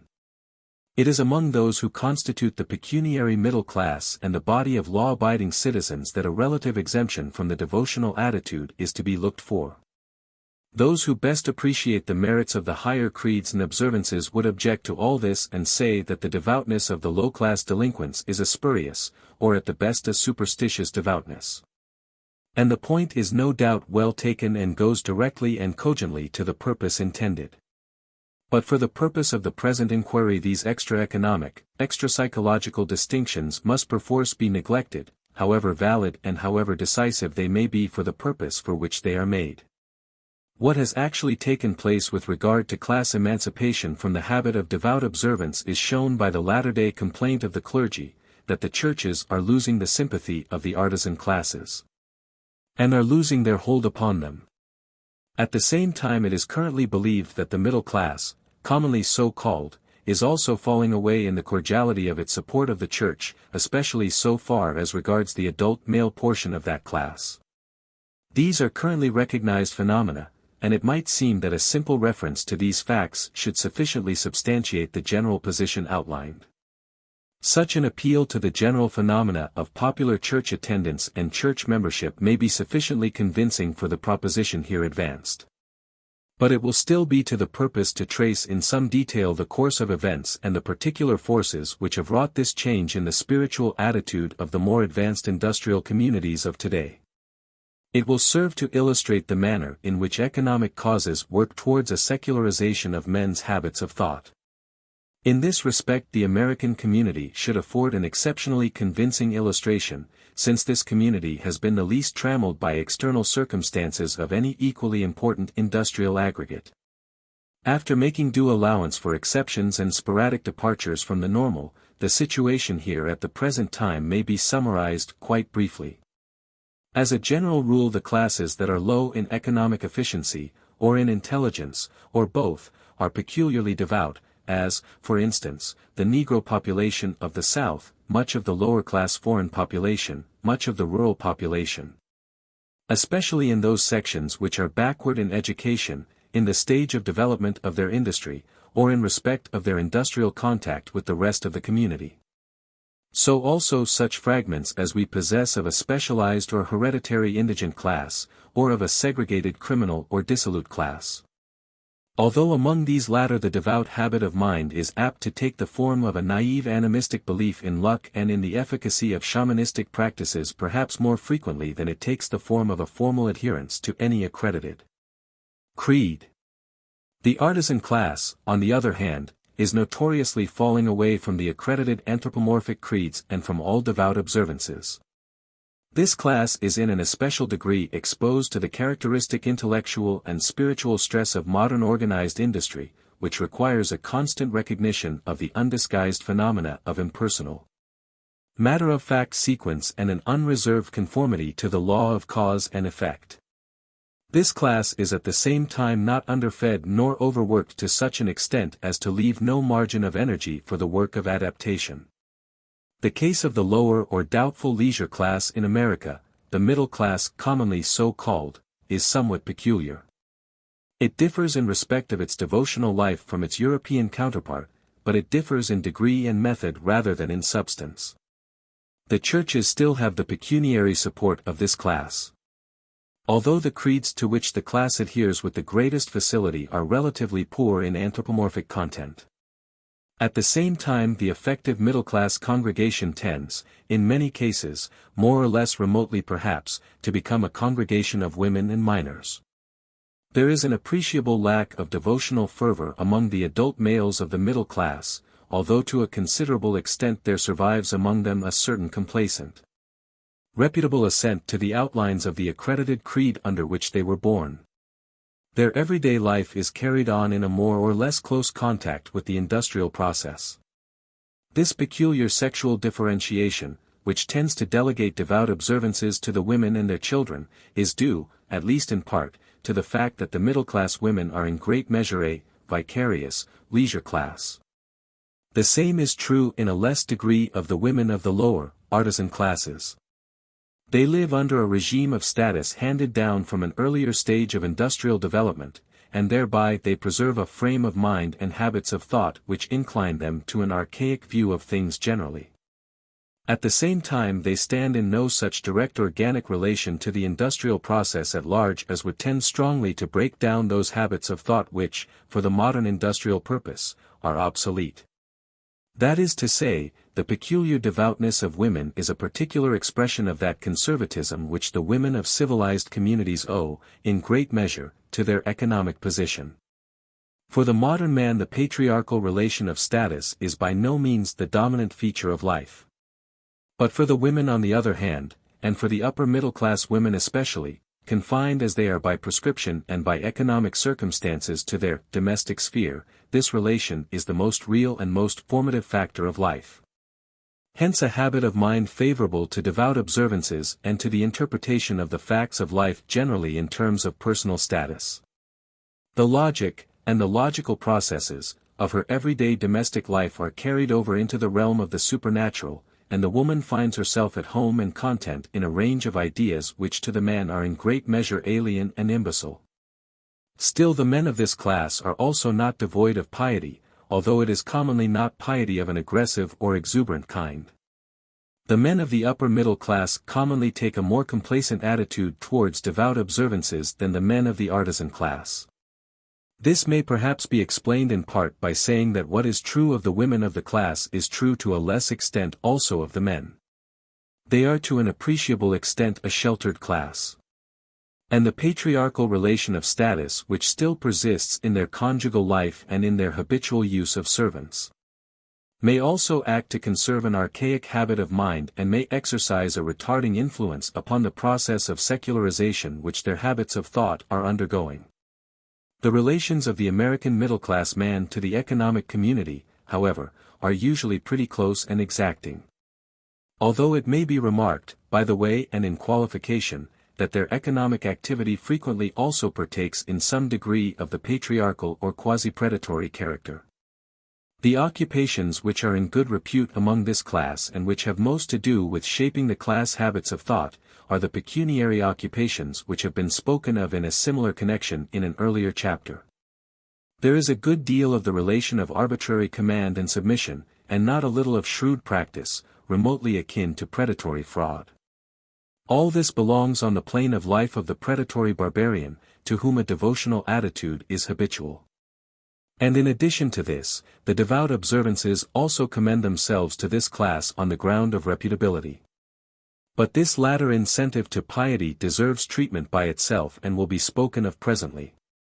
There is no hereditary leisure class of any consequence in the American community, except in the South. This Southern leisure class is somewhat given to devout observances, more so than any class of corresponding pecuniary standing in other parts of the country. It is also well known that the creeds of the South are of a more old-fashioned cast than their counterparts in the North. Corresponding to this more archaic devotional life of the South is the lower industrial development of that section. The industrial organization of the South is at present, and especially it has been until quite recently, of a more primitive character than that of the American community taken as a whole. It approaches nearer to handicraft, in the paucity and rudeness of its mechanical appliances, and there is more of the element of mastery and subservience.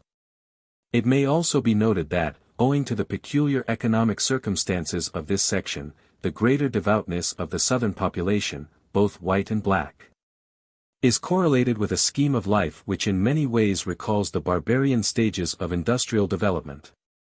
Among this population offenses of an archaic character also are and have been relatively more prevalent and are less deprecated than they are elsewhere. As, for example, duels, brawls, feuds, drunkenness, horse racing, cockfighting, gambling, male sexual incontinence, evidenced by the considerable number of mulattoes. There is also a livelier sense of honor, an expression of sportsmanship and a derivative of predatory life. As regards the wealthier class of the North, the American leisure class in the best sense of the term, it is, to begin with, scarcely possible to speak of an hereditary devotional attitude.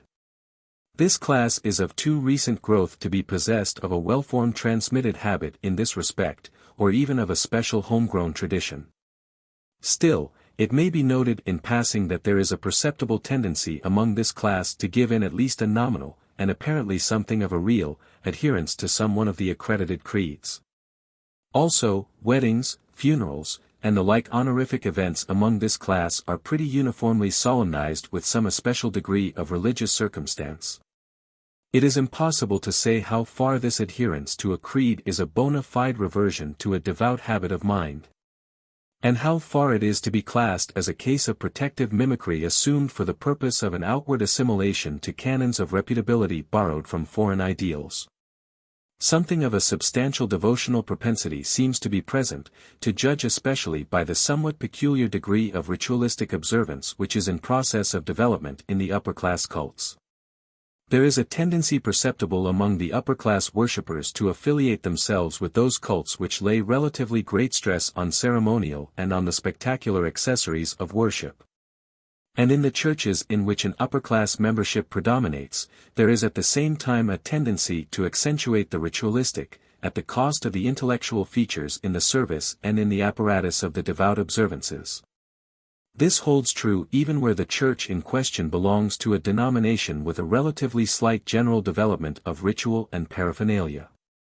This peculiar development of the ritualistic element is no doubt due in part to a predilection for conspicuously wasteful spectacles, but it probably also in part indicates something of the devotional attitude of the worshippers. So far as the latter is true, it indicates a relatively archaic form of the devotional habit. The predominance of spectacular effects in devout observances is noticeable in all devout communities at a relatively primitive stage of culture and with a slight intellectual development. It is especially characteristic of the barbarian culture. Here there is pretty uniformly present in the devout observances a direct appeal to the emotions through all the avenues of sense. And a tendency to return to this naive, sensational method of appeal is unmistakable in the upper-class churches of today. It is perceptible in a less degree in the cults which claim the allegiance of the lower leisure class and of the middle classes. There is a reversion to the use of colored lights and brilliant spectacles, a freer use of cymbals, orchestral music and incense, and one may even detect in processionals and recessionals, and in richly varied genuflectional evolutions, an incipient reversion to so antique an accessory of worship as the sacred dance. This reversion to spectacular observances is not confined to the upper-class cults, although it finds its best exemplification and its highest accentuation in the higher pecuniary and social altitudes. The cults of the lower-class devout portion of the community, such as the Southern Negroes and the backward foreign elements of the population, of course also show a strong inclination to ritual, symbolism, and spectacular effects, as might be expected from the antecedents and the cultural level of those classes. With these classes the prevalence of ritual and anthropomorphism are not so much a matter of reversion as of continued development out of the past. But the use of ritual and related features of devotion are also spreading in other directions. In the early days of the American community the prevailing denominations started out with a ritual and paraphernalia of an austere simplicity. But it is a matter familiar to every one that in the course of time these denominations have, in a varying degree, adopted much of the spectacular elements which they once renounced. In a general way, this development has gone hand in hand with the growth of the wealth and the ease of life of the worshippers and has reached its fullest expression among those classes which grade highest in wealth and repute. The causes to which this pecuniary stratification of devoutness is due have already been indicated in a general way in speaking of class differences in habits of thought. Class differences as regards devoutness are but a special expression of a generic fact. The lax allegiance of the lower middle class, or what may broadly be called the failure of filial piety among this class, is chiefly perceptible among the town populations engaged in the mechanical industries. In a general way, one does not, at the present time, look for a blameless filial piety among those classes whose employment approaches that of the engineer and the mechanician. These mechanical employments are in a degree a modern fact. The handicraftsmen of earlier times, who served an industrial end of a character similar to that now served by the mechanician, were not similarly refractory under the discipline of devoutness. The habitual activity of the men engaged in these branches of industry has greatly changed, as regards its intellectual discipline, since the modern industrial processes have come into vogue. And the discipline to which the mechanician is exposed in his daily employment affects the methods and standards of his thinking also on topics which lie outside his everyday work. Familiarity with the highly organized and highly impersonal industrial processes of the present acts to derange the animistic habits of thought. The workman's office is becoming more and more exclusively that of discretion and supervision in a process of mechanical, dispassionate sequences. So long as the individual is the chief and typical prime mover in the process. So long as the obtrusive feature of the industrial process is the dexterity and force of the individual handicraftsman. So long the habit of interpreting phenomena in terms of personal motive and propensity suffers no such considerable and consistent derangement through facts as to lead to its elimination. But under the later developed industrial processes, when the prime movers and the contrivances through which they work are of an impersonal, non-individual character, the grounds of generalization habitually present in the workman's mind and the point of view from which he habitually apprehends phenomena is an enforced cognizance of matter-of-fact sequence. The result, so far as concerts the workman's life of faith, is a proclivity to undevout skepticism. It appears, then, that the devout habit of mind attains its best development under a relatively archaic culture. The term devout being of course here used in its anthropological sense simply, and not as implying anything with respect to the spiritual attitude so characterized, beyond the fact of a proneness to devout observances. It appears also that this devout attitude marks a type of human nature which is more in consonance with the predatory mode of life than with the later developed, more consistently and organically industrial life process of the community. It is in large measure an expression of the archaic habitual sense of personal status, the relation of mastery and subservience, and it therefore fits into the industrial scheme of the predatory and the quasi-peaceable culture. But does not fit into the industrial scheme of the present. It also appears that this habit persists with greatest tenacity among those classes in the modern communities whose everyday life is most remote from the mechanical processes of industry and which are the most conservative also in other respects. While for those classes that are habitually in immediate contact with modern industrial processes, and whose habits of thought are therefore exposed to the constraining force of technological necessities, that animistic interpretation of phenomena and that respect of persons on which devout observance proceeds are in process of obsolescence. And also, as bearing especially on the present discussion, it appears that the devout habit to some extent progressively gains in scope and elaboration among those classes in the modern communities to whom wealth and leisure accrue in the most pronounced degree. In this as in other relations, the institution of a leisure class acts to conserve, and even to rehabilitate, that archaic type of human nature and those elements of the archaic culture which the industrial evolution of society in its later stages acts to eliminate. 13. Survivals of the non-invidious interests. In an increasing proportion as time goes on, the anthropomorphic cult, with its code of devout observations, suffers a progressive disintegration through the stress of economic exigencies and the decay of the system of status. As this disintegration proceeds, there come to be associated and blended with the devout attitude certain other motives and impulses that are not always of an anthropomorphic origin, nor traceable to the habit of personal subservience. Not all of these subsidiary impulses that blend with the habit of devoutness in the later devotional life are altogether congruous with the devout attitude or with the anthropomorphic apprehension of the sequence of phenomena. The origin being not the same, their action upon the scheme of devout life is also not in the same direction. In many ways they traverse the underlying norm of subservience or vicarious life to which the code of devout observations and the ecclesiastical and sacerdotal institutions are to be traced as their substantial basis. Through the presence of these alien motives the social and industrial regime of status gradually disintegrates, and the canon of personal subservience loses the support derived from an unbroken tradition. Extraneous habits and proclivities encroach upon the field of action occupied by this canon, and it presently comes about that the ecclesiastical and sacerdotal structures are partially converted to other uses. In some measure alien to the purposes of the scheme of devout life as it stood in the days of the most vigorous and characteristic development of the priesthood.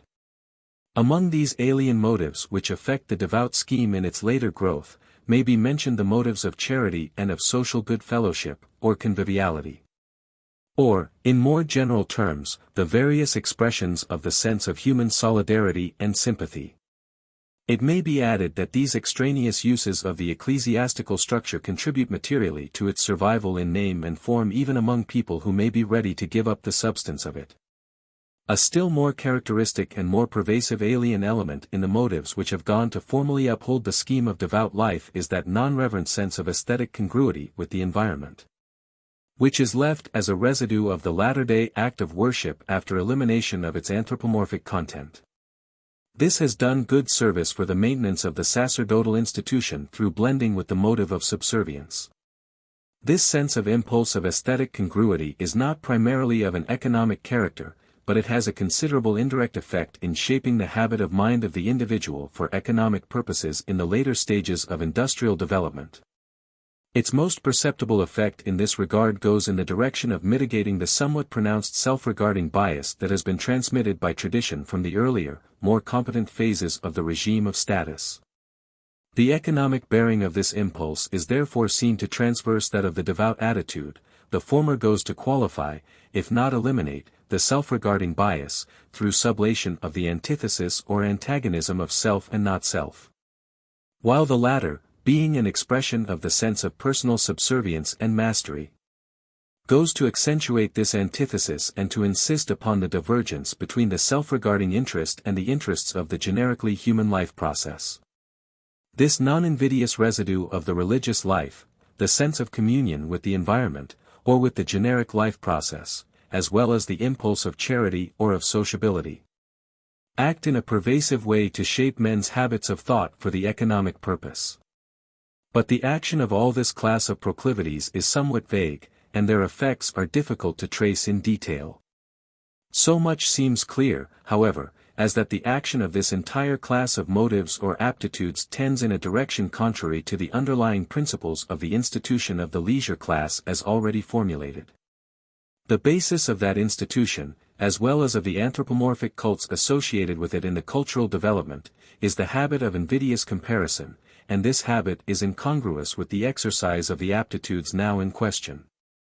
The substantial canons of the leisure class scheme of life are a conspicuous waste of time and substance and a withdrawal from the industrial process. While the particular aptitudes here in question assert themselves, on the economic side, in a deprecation of waste and of a feudal manner of life, and in an impulse to participation in or identification with the life process. Whether it be on the economic side or in any other of its phases or aspects. It is plain that these aptitudes and habits of life to which they give rise where circumstances favor their expression, or where they assert themselves in a dominant way, run counter to the leisure class scheme of life. But it is not clear that life under the leisure class scheme, as seen in the later stages of its development, tends consistently to the repression of these aptitudes or to exemption from the habits of thought in which they express themselves. The positive discipline of the leisure class scheme of life goes pretty much all the other way. In its positive discipline, by prescription and by selective elimination, the leisure class scheme favors the all-pervading, all-dominating primacy of the canons of waste and invidious comparison at every conjuncture of life. But in its negative effects the tendency of the leisure class discipline is not so unequivocally true to the fundamental canons of the scheme. In its regulation of human activity for the purpose of pecuniary decency the leisure class canon insists on withdrawal from the industrial process. That is to say, it inhibits activity in the directions in which the impecunious members of the community habitually put forth their efforts. Especially in the case of women, and more particularly as regards the upper class and upper middle class women of advanced industrial communities. This inhibition goes so far as to insist on withdrawal even from the emulative process of accumulation by the quasi-predator methods of the pecuniary occupations. The pecuniary or the leisure class culture, which set out as an emulative variant of the impulse of workmanship, is in its latest development beginning to neutralize its own ground. By eliminating the habit of invidious comparison in respect of efficiency, or even of pecuniary standing. On the other hand, the fact that members of the leisure class, both men and women, are to some extent exempt from the necessity of finding a livelihood in a competitive struggle with their fellows, makes it possible for members of this class not only to survive, but even, within bounds, to follow their bent in case they are not gifted with the aptitudes which make for success in the competitive struggle. That is to say, in the latest and fullest development of the institution. The livelihood of members of this class does not depend on the possession and the unremitting exercise of those aptitudes are therefore greater in the higher grades of the leisure class than in the general average of a population living under the competitive system.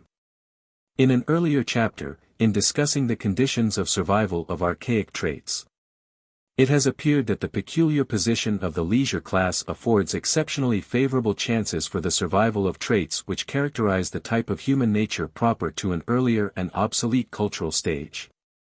The class is sheltered from the stress of economic exigencies, and is in this sense withdrawn from the rude impact of forces which make for adaptation to the economic situation. The survival in the leisure class, and under the leisure class scheme of life, of traits and types that are reminiscent of the predatory culture has already been discussed. These aptitudes and habits have an exceptionally favorable chance of survival under the leisure class regime. Not only does the sheltered pecuniary position of the leisure class afford a situation favorable to the survival of such individuals as are not gifted with the complement of aptitudes required for serviceability in the modern industrial process, but the leisure class canons of reputability at the same time enjoin the conspicuous exercise of certain predatory aptitudes. The employments in which the predatory aptitudes find exercise serve as an evidence of wealth, birth, and withdrawal from the industrial process. The survival of the predatory traits under the leisure class culture is furthered both negatively, through the industrial exemption of the class, and positively, through the sanction of the leisure class canons of decency. With respect to the survival of traits characteristic of the anti-predatory savage culture the case is in some degree different. The sheltered position of the leisure class favors the survival also of these traits. But the exercise of the aptitudes for peace and goodwill does not have the affirmative sanction of the Code of Proprieties. Individuals gifted with a temperament that is reminiscent of the anti-predatory culture are placed at something of an advantage within the leisure class, as compared with similarly gifted individuals outside the class, in that they are not under a pecuniary necessity to thwart these aptitudes that make for a non-competitive life. But such individuals are still exposed to something of a moral constraint which urges them to disregard these inclinations, in that the Code of Proprieties enjoins upon them habits of life based on the predatory aptitudes. So long as the system of status remains intact, and so long as the leisure class has other lines of non-industrial activity to take to than obvious killing of time in aimless and wasteful fatigation, so long no considerable departure from the leisure class scheme of reputable life is to be looked for. The occurrence of non-predatory temperament with the class at that stage is to be looked upon as a case of sporadic reversion.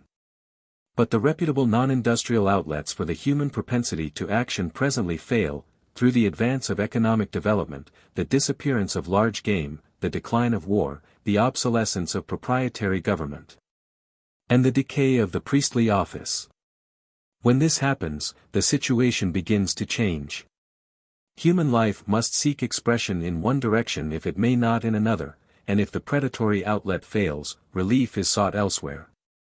As indicated above, the exemption from pecuniary stress has been carried farther in the case of the leisure-class women of the advanced industrial communities than in that of any other considerable group of persons.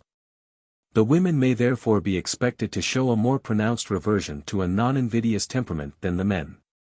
But there is also among men of the leisure class a perceptible increase in the range and scope of activities that proceed from aptitudes which are not to be classed as self-regarding, and the end of which is not an invidious distinction. So, for instance, the greater number of men who have to do with industry in the way of pecuniarily managing an enterprise take some interest and some pride in seeing that the work is well done and is industrially effective. And this even apart from the profit which may result from any improvement of this kind. The efforts of commercial clubs and manufacturers' organizations in this direction of non-invidious advancement of industrial efficiency are also well known. The tendency to some other than an invidious purpose in life has worked out in a multitude of organizations, the purpose of which is some work of charity or of social amelioration. These organizations are often of a quasi-religious or pseudo-religious character, and are participated in by both men and women. Examples will present themselves in abundance on reflection, but for the purpose of indicating the range of the propensities in question and of characterizing them, some of the more obvious concrete cases may be cited. Such, for instance, are the agitation for temperance and similar social reforms, for prison reform, for the spread of education, for the suppression of vice, and for the avoidance of war by arbitration, disarmament, or other means. Such are, in some measure, university settlements, neighborhood guilds, the various organizations typified by the Young Men's Christian Association and Young People's Society for Christian Endeavor, sewing clubs, art clubs, and even commercial clubs. Such are also, in some slight measure, the pecuniary foundations of semi-public establishments for charity, education, or amusement. Whether they are endowed by wealthy individuals or by contributions collected from persons of smaller means, in so far as these establishments are not of a religious character. It is of course not intended to say that these efforts proceed entirely from other motives than those of a self-regarding kind. What can be claimed is that other motives are present in the common run of cases, and that the perceptibly greater prevalence of effort of this kind under the circumstances of the modern industrial life than under the unbroken regime of the principle of status indicates the presence in modern life of an effective skepticism with respect to the full legitimacy of an emulative scheme of life. It is a matter of sufficient notoriety to have become a commonplace jest that extraneous motives are commonly present among the incentives to this class of work, motives of a self-regarding kind, and especially the motive of an invidious distinction. To such an extent is this true, that many ostensible works of disinterested public spirit are no doubt initiated and carried on with a view primarily to the enhanced repute or even to the pecuniary gain of their promoters.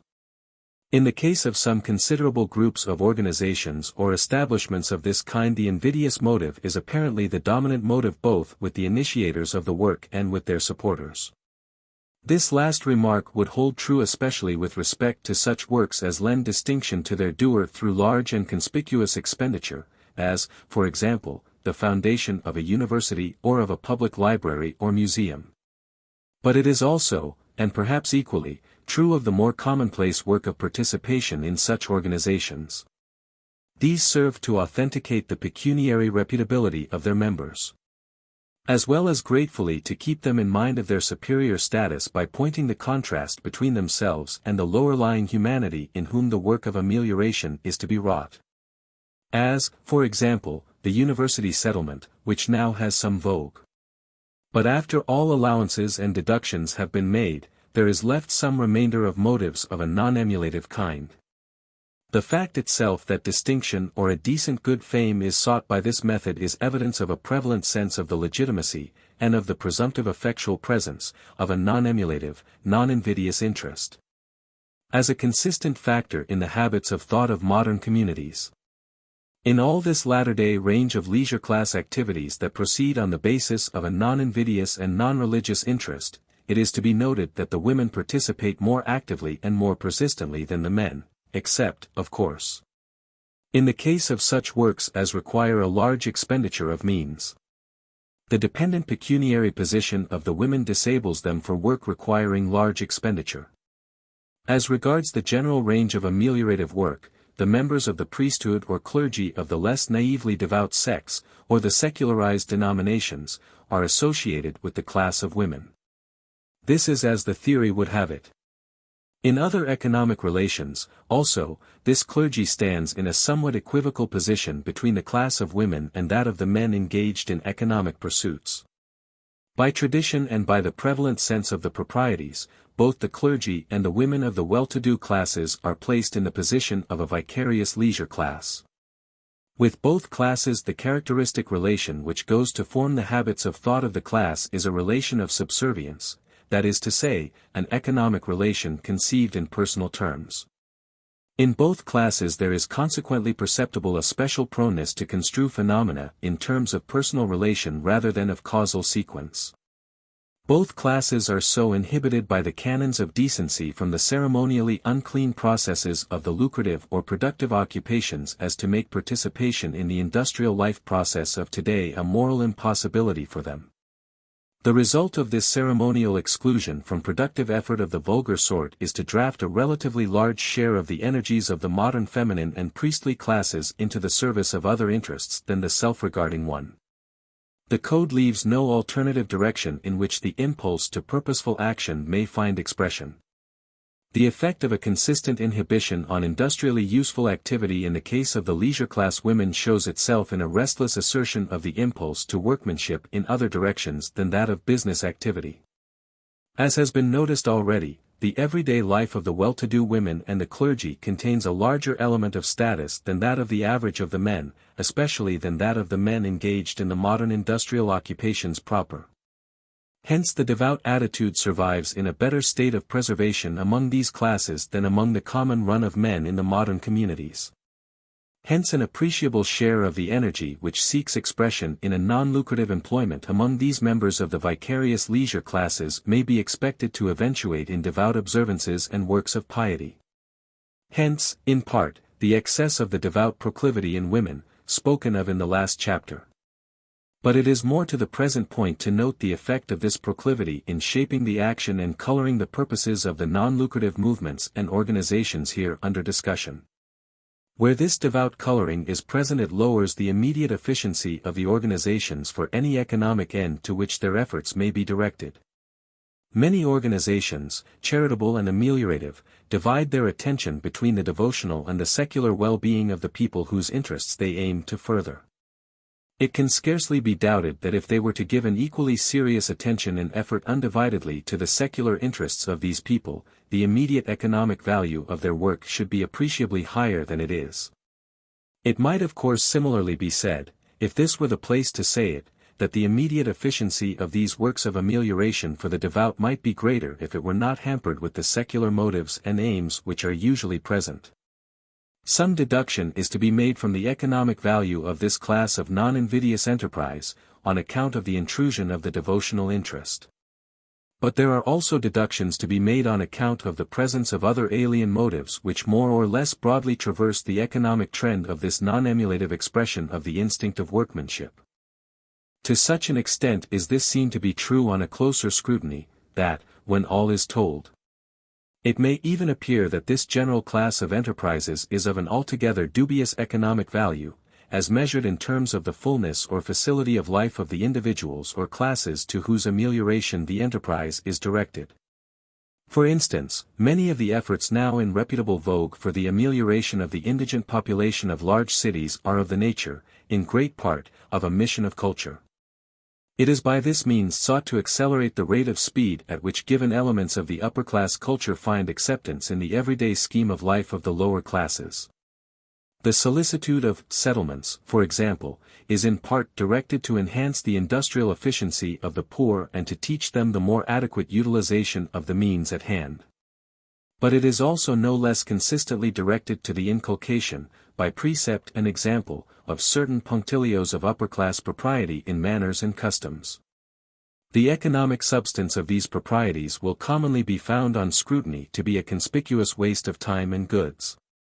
Those good people who go out to humanize the poor are commonly, and advisedly, extremely scrupulous and silently insistent in matters of decorum and the decencies of life. They are commonly persons of an exemplary life and gifted with a tenacious insistence on ceremonial cleanness in the various items of their daily consumption. The cultural or civilizing efficacy of this inculcation of correct habits of thought with respect to the consumption of time and commodities is scarcely to be overrated. Nor is its economic value to the individual who acquires these higher and more reputable ideals inconsiderable. Under the circumstances of the existing pecuniary culture, the reputability, and consequently the success of the individual is in great measure dependent on his proficiency in demeanor and methods of consumption that argue habitual waste of time and goods. But as regards the ulterior economic bearing of this training in worthier methods of life, it is to be said that the effect wrought is in large part a substitution of costlier or less efficient methods of accomplishing the same material results.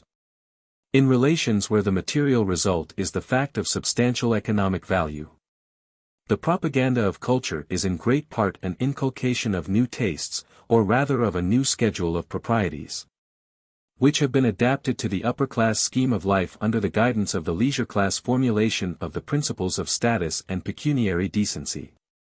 This new schedule of proprieties is intruded into the lower-class scheme of life from the code elaborated by an element of the population whose life lies outside the industrial process.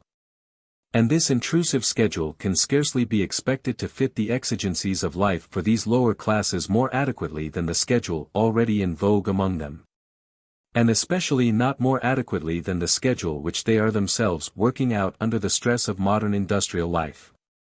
All this of course does not question the fact that the proprieties of the substituted schedule are more decorous than those which they displace.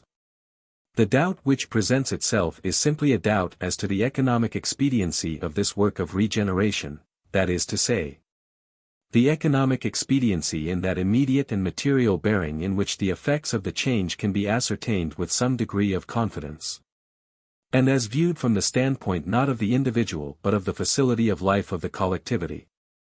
For an appreciation of the economic expediency of these enterprises of amelioration, therefore, their effective work is scarcely to be taken at its face value. Even where the aim of the enterprise is primarily an economic one and where the interest on which it proceeds is in no sense self-regarding or invidious. The economic reform wrought is largely of the nature of a permutation in the methods of conspicuous waste. But something further is to be said with respect to the character of the disinterested motives and canons of procedure in all work of this class that is affected by the habits of thought characteristic of the pecuniary culture. And this further consideration may lead to a further qualification of the conclusions already reached. As has been seen in an earlier chapter, the canons of reputability or decency under the pecuniary culture insist on habitual futility of effort as the mark of a pecuniarily blameless life. There results not only a habit of disesteem of useful occupations, but there results also what is of more decisive consequence in guiding the action of any organized body of people that lays claim to social good repute. There is a tradition which requires that one should not be vulgarly familiar with any of the processes or details that have to do with the material necessities of life. One may meritoriously show a quantitative interest in the well-being of the vulgar, through subscriptions or through work on managing committees and the like. One may, perhaps even more meritoriously, show solicitude in general and in detail for the cultural welfare of the vulgar, in the way of contrivances for elevating their tastes and affording them opportunities for spiritual amelioration. But one should not betray an intimate knowledge of the material circumstances of vulgar life, or of the habits of thought of the vulgar classes, such as would effectually direct the efforts of these organizations to a materially useful end. This reluctance to avow an unduly intimate knowledge of the lower class conditions of life in detail of course prevails in very different degrees in different individuals. But there is commonly enough of it present collectively in any organization of the kind in question profoundly to influence its course of action. By its cumulative action in shaping the usage and precedents of any such body, this shrinking from an imputation of unseemly familiarity with vulgar life tends gradually to set aside the initial motives of the enterprise in favor of certain guiding principles of good repute, ultimately reducible to terms of pecuniary merit. So that in an organization of long standing the initial motive of furthering the facility of life in these classes comes gradually to be an ostensible motive only, and the vulgarly effective work of the organization tends to obsolescence. What is true of the efficiency of organizations for non-invidious work in this respect is true also as regards the work of individuals proceeding on the same motives. Though it perhaps holds true with more qualification for individuals than for organized enterprises. The habit of gauging merit by the leisure class canons of wasteful expenditure and unfamiliarity with vulgar life, whether on the side of production or of consumption, is necessarily strong in the individuals who aspire to do some work of public utility. And if the individual should forget his station and turn his efforts to vulgar effectiveness, the common sense of the community, the sense of pecuniary decency, would presently reject his work and set him right. An example of this is seen in the administration of bequests made by public-spirited men for the single purpose, at least ostensibly, of furthering the facility of human life in some particular respect. The objects for which bequests of this class are most frequently made at present are schools, libraries, hospitals, and asylums for the infirm or unfortunate. The avowed purpose of the donor in these cases is the amelioration of human life in the particular respect which is named in the bequest. But it will be found an invariable rule that in the execution of the work not a little of other motives, frequency incompatible with the initial motive, is present and determines the particular disposition eventually made of a good share of the means which have been set apart by the bequest. Certain funds, for instance, may have been set apart as a foundation for a foundling asylum or a retreat for invalids. The diversion of expenditure to honorific waste in such cases is not uncommon enough to cause surprise or even to raise a smile. An appreciable share of the funds is spent in the construction of an edifice faced with some aesthetically objectionable but expensive stone, covered with grotesque and incongruous details, and designed in its battlement walls and turrets and its massive portals and strategic approaches, to suggest certain barbaric methods of warfare. The interior of the structure shows the same pervasive guidance of the canons of conspicuous waste and predatory exploit. The windows, for instance, to go no farther into detail, are placed with a view to impress their pecuniary excellence upon the chance beholder from the outside, rather than with a view to effectiveness for their ostensible end in the convenience or comfort of the beneficiaries within. And the detail of interior arrangement is required to conform itself as best it may to this alien but imperious requirement of pecuniary beauty. In all this, of course, it is not to be presumed that the donor would have found fault, or that he would have done otherwise if he had taken control in person. It appears that in those cases where such a personal direction is exercised, where the enterprise is conducted by direct expenditure and superintendence instead of by bequest, the aims and methods of management are not different in this respect. Nor would the beneficiaries, or the outside observers whose ease or vanity are not immediately touched, be pleased with a different disposition of the funds. It would suit no one to have the enterprise conducted with a view directly to the most economical and effective use of the means at hand for the initial, material end of the foundation. All concerned, whether their interest is immediate and self-regarding, or contemplative only, agree that some considerable share of the expenditure should go to the higher or spiritual needs derived from the habit of an invidious comparison in predatory exploit and pecuniary waste. But this only goes to say that the canons of emulative and pecuniary reputability so far pervade the common sense of the community as to permit no escape or evasion. Even in the case of an enterprise which ostensibly proceeds entirely on the basis of a non-invidious interest. It may even be that the enterprise owes its honorific virtue, as a means of enhancing the donor's good repute, to the imputed presence of this non-invidious motive, but that does not hinder the invidious interest from guiding the expenditure. The effectual presence of motives of an emulative or invidious origin in non-emulative works of this kind might be shown at length and with detail, in any one of the classes of enterprise spoken of above. Where these honorific details occur, in such cases, they commonly masquerade under designations that belong in the field of the aesthetic, ethical, or economic interest.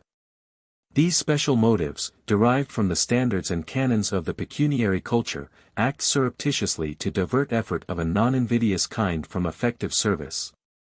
without disturbing the agent's sense of good intention or obtruding upon his consciousness the substantial futility of his work.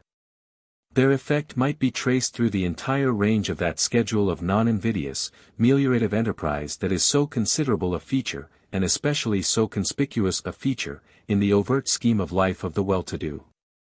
But the theoretical bearing is perhaps clear enough and may require no further illustration, especially as some detailed attention will be given to one of these lines of enterprise, the establishments for the higher learning, in another connection. Under the circumstances of the sheltered situation in which the leisure class is placed, there seems, therefore, to be something of a reversion to the range of non-invidious impulses that characterizes the anti-predatory savage culture. The reversion comprises both the sense of workmanship and the proclivity to indolence and good fellowship. But in the modern scheme of life, canons of conduct based on pecuniary or invidious merit stand in the way of a free exercise of these impulses.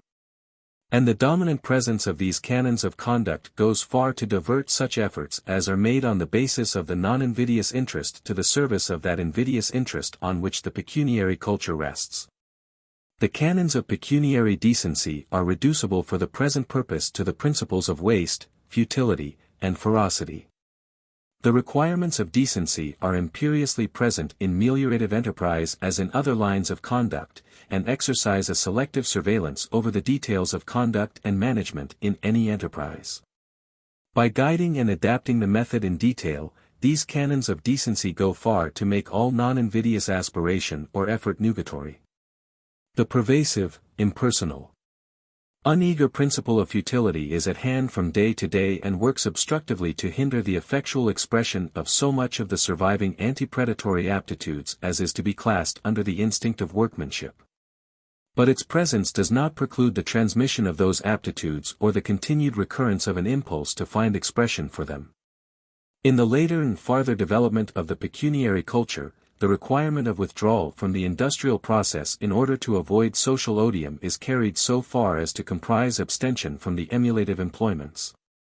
At this advanced stage, the pecuniary culture negatively favors the assertion of the non-invidious propensities by relaxing the stress laid on the merit of emulative, predatory, or pecuniary occupations, as compared with those of an industrial or productive kind.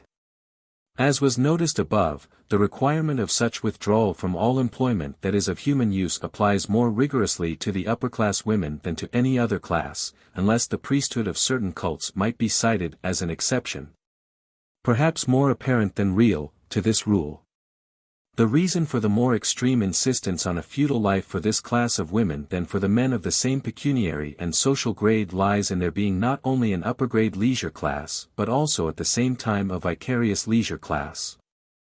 There is in their case a double ground for a consistent withdrawal from useful effort. It has been well and repeatedly said by popular writers and speakers who reflect the common sense of intelligent people on questions of social structure and function that the position of woman in any community is the most striking index of the level of culture attained by the community. And it might be added, by any given class in the community. This remark is perhaps truer as regards the stage of economic development than as regards development in any other respect.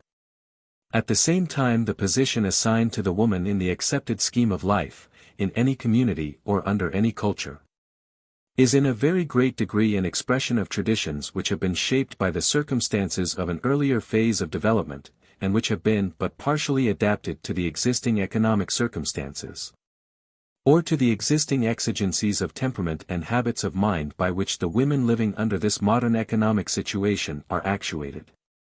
The fact has already been remarked upon incidentally in the course of the discussion of the growth of economic institutions generally, and in particular in speaking of vicarious leisure and of dress. That the position of women in the modern economic scheme is more widely and more consistently at variance with the promptings of the instinct of workmanship than is the position of the men of the same classes. It is also apparently true that the woman's temperament includes a larger share of this instinct that approves peace and disapproves futility. It is therefore not a fortuitous circumstance that the women of modern industrial communities show a livelier sense of the discrepancy between the accepted scheme of life and the exigencies of the economic situation.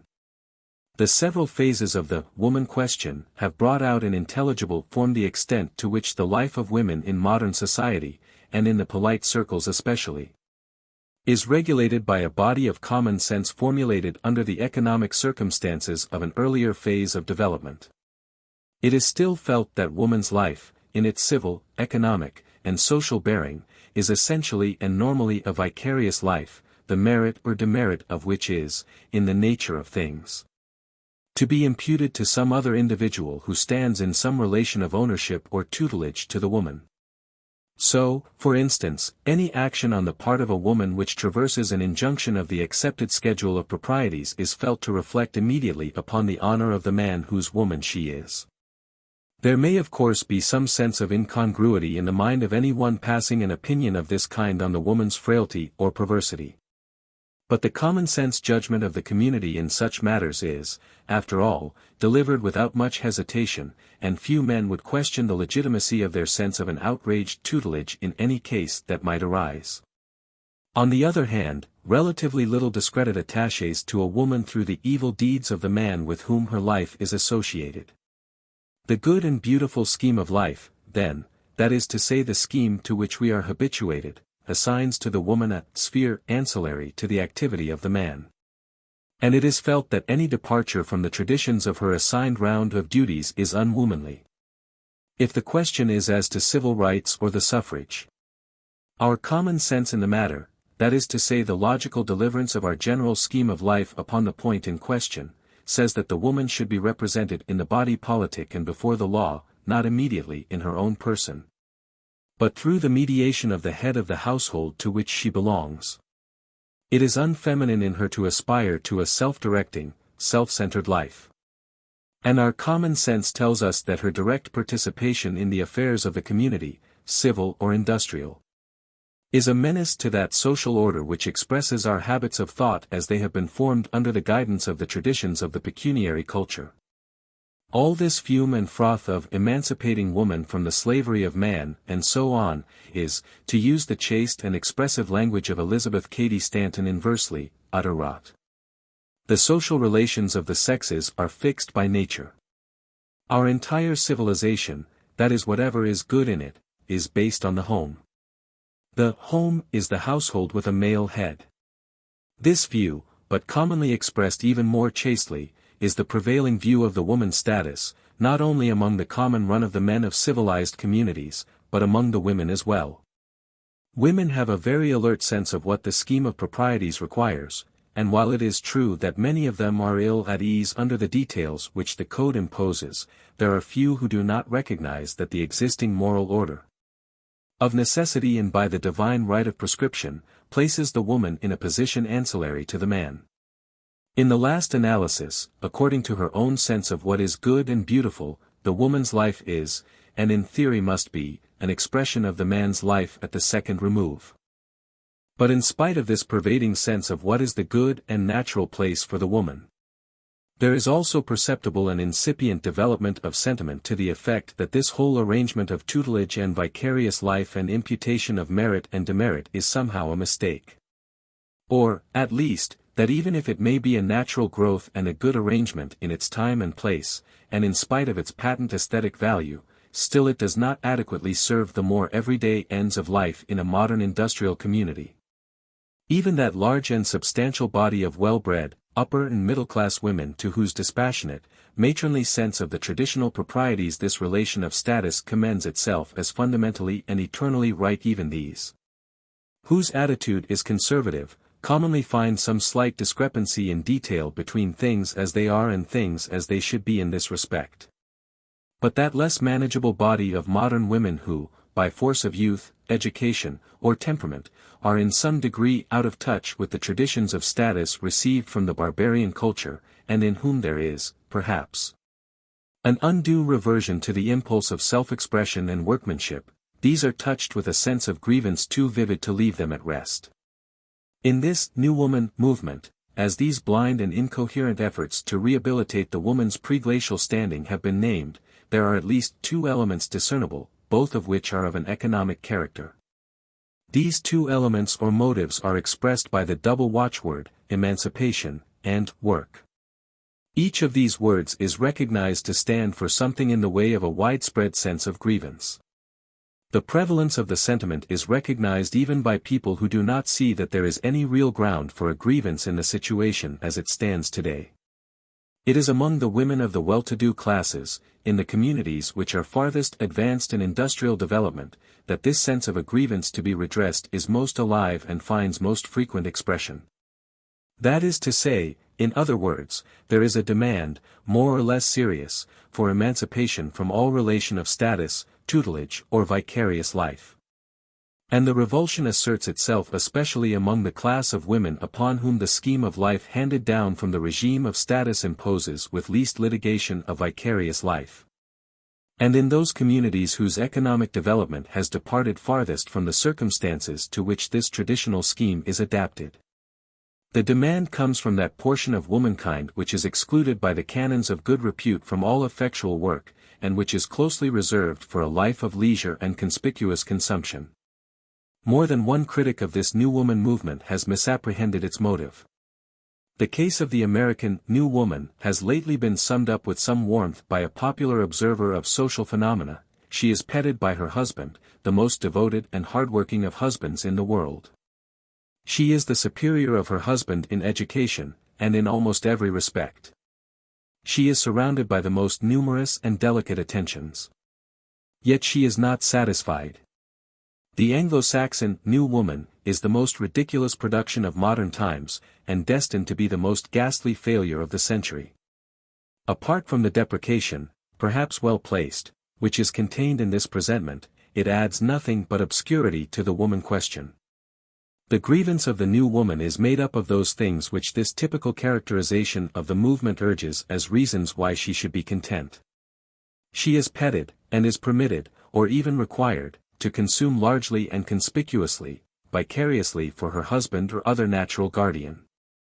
She is exempted, or debarred, from vulgarly useful employment, in order to perform leisure vicariously for the good repute of her natural, pecuniary, guardian. These offices are the conventional marks of the unfree, at the same time that they are incompatible with the human impulse to purposeful activity. But the woman is endowed with her share which there is reason to believe is more than an even share, of the instinct of workmanship, to which futility of life or of expenditure is obnoxious. She must unfold her life activity in response to the direct, unmediated stimuli of the economic environment with which she is in contact. The impulse is perhaps stronger upon the woman than upon the man to live her own life in her own way and to enter the industrial process of the community at something nearer than the second remove. So long as the woman's place is consistently that of a drudge, she is, in the average of cases, fairly contented with her lot.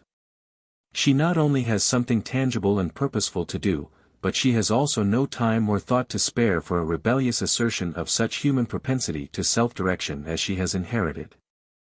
And after the stage of universal female drudgery is past, and a vicarious leisure without strenuous application becomes the accredited employment of the women of the well-to-do classes, the prescriptive force of the canon of pecuniary decency, which requires the observance of ceremonial futility on their part, will long preserve high-minded women from any sentimental leaning to self-direction and a sphere of usefulness. This is especially true during the earlier phases of the pecuniary culture, while the leisure of the leisure class is still in great measure a predatory activity. An active assertion of mastery in which there is enough of tangible purpose of an invidious kind to admit of its being taken seriously as an employment to which one may without shame put one's hand. This condition of things has obviously lasted well down into the present in some communities. It continues to hold to a different extent for different individuals, varying with the vividness of the sense of status and with the feebleness of the impulse to workmanship with which the individual is endowed. But where the economic structure of the community has so far outgrown the scheme of life based on status that the relation of personal subservience is no longer felt to be the sole, natural, human relation, there the ancient habit of purposeful activity will begin to assert itself in the less conformable individuals against the more recent, relatively superficial, relatively ephemeral habits and views which the predatory and the pecuniary culture have contributed to our scheme of life. These habits and views begin to lose their coercive force for the community or the class in question so soon as the habit of mind and the views of life due to the predatory and the quasi-peaceable discipline cease to be in fairly close accord with the later developed economic situation. This is evident in the case of the industrious classes of modern communities. For them the leisure class scheme of life has lost much of its binding force, especially as regards the element of status. But it is also visibly being verified in the case of the upper classes, though not in the same manner. The habits derived from the predatory and quasi-peaceable culture are relatively ephemeral variants of certain underlying propensities and mental characteristics of the race, which it owes to the protracted discipline of the earlier, proto-anthropoid cultural stage of peaceable, relatively undifferentiated economic life carried on in contact with a relatively simple and invariable material environment. When the habits superinduced by the emulative method of life have ceased to enjoy the section of existing economic exigencies, a process of disintegration sets in whereby the habits of thought of more recent growth and of a less generic character to some extent yield the ground before the more ancient and more pervading spiritual characteristics of the race. In a sense, then, the New Woman movement marks a reversion to a more generic type of human character, or to a less differentiated expression of human nature. It is a type of human nature which is to be characterized as proto-anthropoid, and, as regards the substance if not the form of its dominant traits, it belongs to a cultural stage that may be classed as possibly subhuman. The particular movement or evolutional feature in question of course shares this characterization with the rest of the later social development. In so far as this social development shows evidence of a reversion to the spiritual attitude that characterizes the earlier, undifferentiated stage of economic revolution. Such evidence of a general tendency to reversion from the dominance of the invidious interest is not entirely wanting, although it is neither plentiful nor unquestionably convincing. The general decay of the sense of status in modern industrial communities goes some way as evidence in this direction. And the perceptible return to a disapproval of futility in human life, and a disapproval of such activities as serve only the individual gain at the cost of the collectivity or at the cost of other social groups, is evidence to a like effect. There is a perceptible tendency to deprecate the infliction of pain, as well as to discredit all marauding enterprises. Even where these expressions of the invidious interest do not tangibly work to the material detriment of the community or of the individual who passes an opinion on them. It may even be said that in the modern industrial communities the average, dispassionate sense of men says that the ideal character is a character which makes for peace, goodwill, and economic efficiency, rather than for a life of self-seeking, force, fraud, and mastery. The influence of the leisure class is not consistently for or against the rehabilitation of this proto-anthropoid human nature. So far as concerns the chance of survival of individuals endowed with an exceptionally large share of the primitive traits, the sheltered position of the class favors its members directly by withdrawing them from the pecuniary struggle. But indirectly, through the leisure class canons of conspicuous waste of goods and effort, the institution of a leisure class lessens the chance of survival of such individuals in the entire body of the population. The decent requirements of waste absorb the surplus energy of the population in an invidious struggle and leave no margin for the non-invidious expression of life. The remoter, less tangible, spiritual effects of the discipline of decency go in the same direction and work perhaps more effectually to the same end. The canons of decent life are an elaboration of the principle of invidious comparison, and they accordingly act consistently to inhibit all non-invidious effort and to inculcate the self-regarding attitude.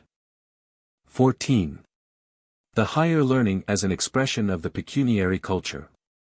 To the end that suitable habits of thought on certain heads may be conserved in the incoming generation, a scholastic discipline is sanctioned by the common sense of the community and incorporated into the accredited scheme of life. The habits of thought which are so formed under the guidance of teachers and scholastic traditions have an economic value, a value as affecting the serviceability of the individual, no less real than the similar economic value of the habits of thought formed without such guidance under the discipline of everyday life. Whatever characteristics of the accredited scholastic scheme and discipline are traceable to the predilections of the leisure class or to the guidance of the canons of pecuniary merit are to be set down to the account of that institution. And whatever economic value these features of the educational scheme possess are the expression in detail of the value of that institution. It will be in place, therefore, to point out any peculiar features of the educational system which are traceable to the leisure class scheme of life, whether as regards the aim and method of the discipline, or as regards the compass and character of the body of knowledge inculcated. It is in learning proper, and more particularly in the higher learning, that the influence of leisure class ideals is most patent. And since the purpose here is not to make an exhaustive collation of data showing the effect of the pecuniary culture upon education, but rather to illustrate the method and trend of the leisure class influence in education, a survey of certain salient features of the higher learning, such as may serve this purpose, is all that will be attempted.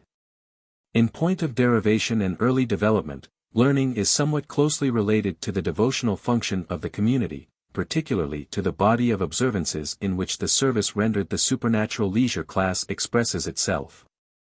The service by which it is sought to conciliate supernatural agencies in the primitive cults is not an industrially profitable employment of the community's time and effort. It is, therefore, in great part, to be classed as a vicarious leisure performed for the supernatural powers with whom negotiations are carried on and whose goodwill the service and the professions of subservience are conceived to procure.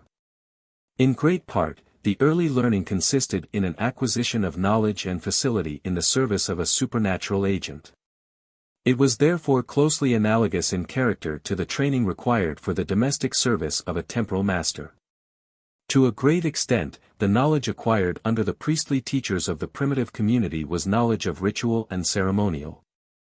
That is to say, a knowledge of the most proper, most effective, or most acceptable manner of approaching and of serving the preternatural agents. What was learned was how to make oneself indispensable to these powers, and so to put oneself in a position to ask, or even to require, their intercession in the course of events or their abstention from interference in any given enterprise. Propitiation was the end, and this end was sought, in great part, by acquiring facility in subservience. It appears to have been only gradually that other elements than those of efficient service of the master found their way into the stock of priestly or shamanistic instruction. The priestly servitor of the inscrutable powers that move in the external world came to stand in the position of a mediator between these powers and the common run of unrestricted humanity. For he was possessed of a knowledge of the supernatural etiquette which would admit him into the presence. And as commonly happens with mediators between the vulgar and their masters, whether the masters be natural or preternatural, he found it expedient to have the means at hand tangibly to impress upon the vulgar the fact that these inscrutable powers would do what he might ask of them. Hence, presently, a knowledge of certain natural processes which could be turned to account for spectacular effect, together with some sleight of hand, came to be an integral part of priestly lore. Knowledge of this kind passes for knowledge of the unknowable, and it owes its serviceability for the sacerdotal purpose to its recondite character. It appears to have been from this source that learning, as an institution, arose, and its differentiation from this its parent stock of magic ritual and shamanistic fraud has been slow and tedious, and is scarcely yet complete even in the most advanced of the higher seminaries of learning. The recondite element in learning is still, as it has been in all ages, a very attractive and effective element for the purpose of impressing, or even imposing upon, the unlearned. And the standing of the savant in the mind of the altogether unlettered is in great measure rated in terms of intimacy with the occult forces.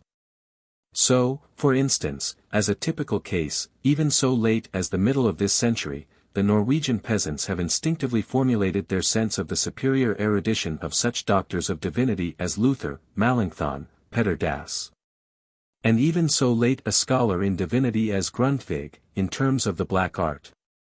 These, together with a very comprehensive list of minor celebrities, both living and dead, have been reputed masters in all magical arts. And a high position in the ecclesiastical personnel has carried with it, in the apprehension of these good people, an implication of profound familiarity with magical practice and the occult sciences. There is a parallel fact nearer home, similarly going to show the close relationship, in popular apprehension, between erudition and the unknowable. And it will at the same time serve to illustrate, in somewhat coarse outline, the bent which leisure class life gives to the cognitive interest. While the belief is by no means confined to the leisure class, that class today comprises a disproportionately large number of believers in occult sciences of all kinds and shades. By those whose habits of thought are not shaped by contact with modern industry, the knowledge of the unknowable is still felt to the ultimate if not the only true knowledge.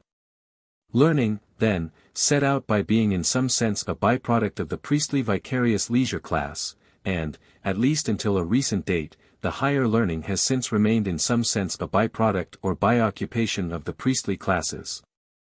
As the body of systematized knowledge increased, there presently arose a distinction, traceable very far back in the history of education, between esoteric and exoteric knowledge. The former, so far as there is a substantial difference between the two, comprising such knowledge as is primarily of no economic or industrial effect. And the latter comprising chiefly knowledge of industrial processes and of natural phenomena which were habitually turned to account for the material purposes of life. This line of demarcation has in time become, at least in popular apprehension, the normal line between the higher learning and the lower. It is significant, not only as an evidence of their close affiliation with the priestly craft, but also as indicating that their activity to a good extent falls under that category of conspicuous leisure known as manners and breeding.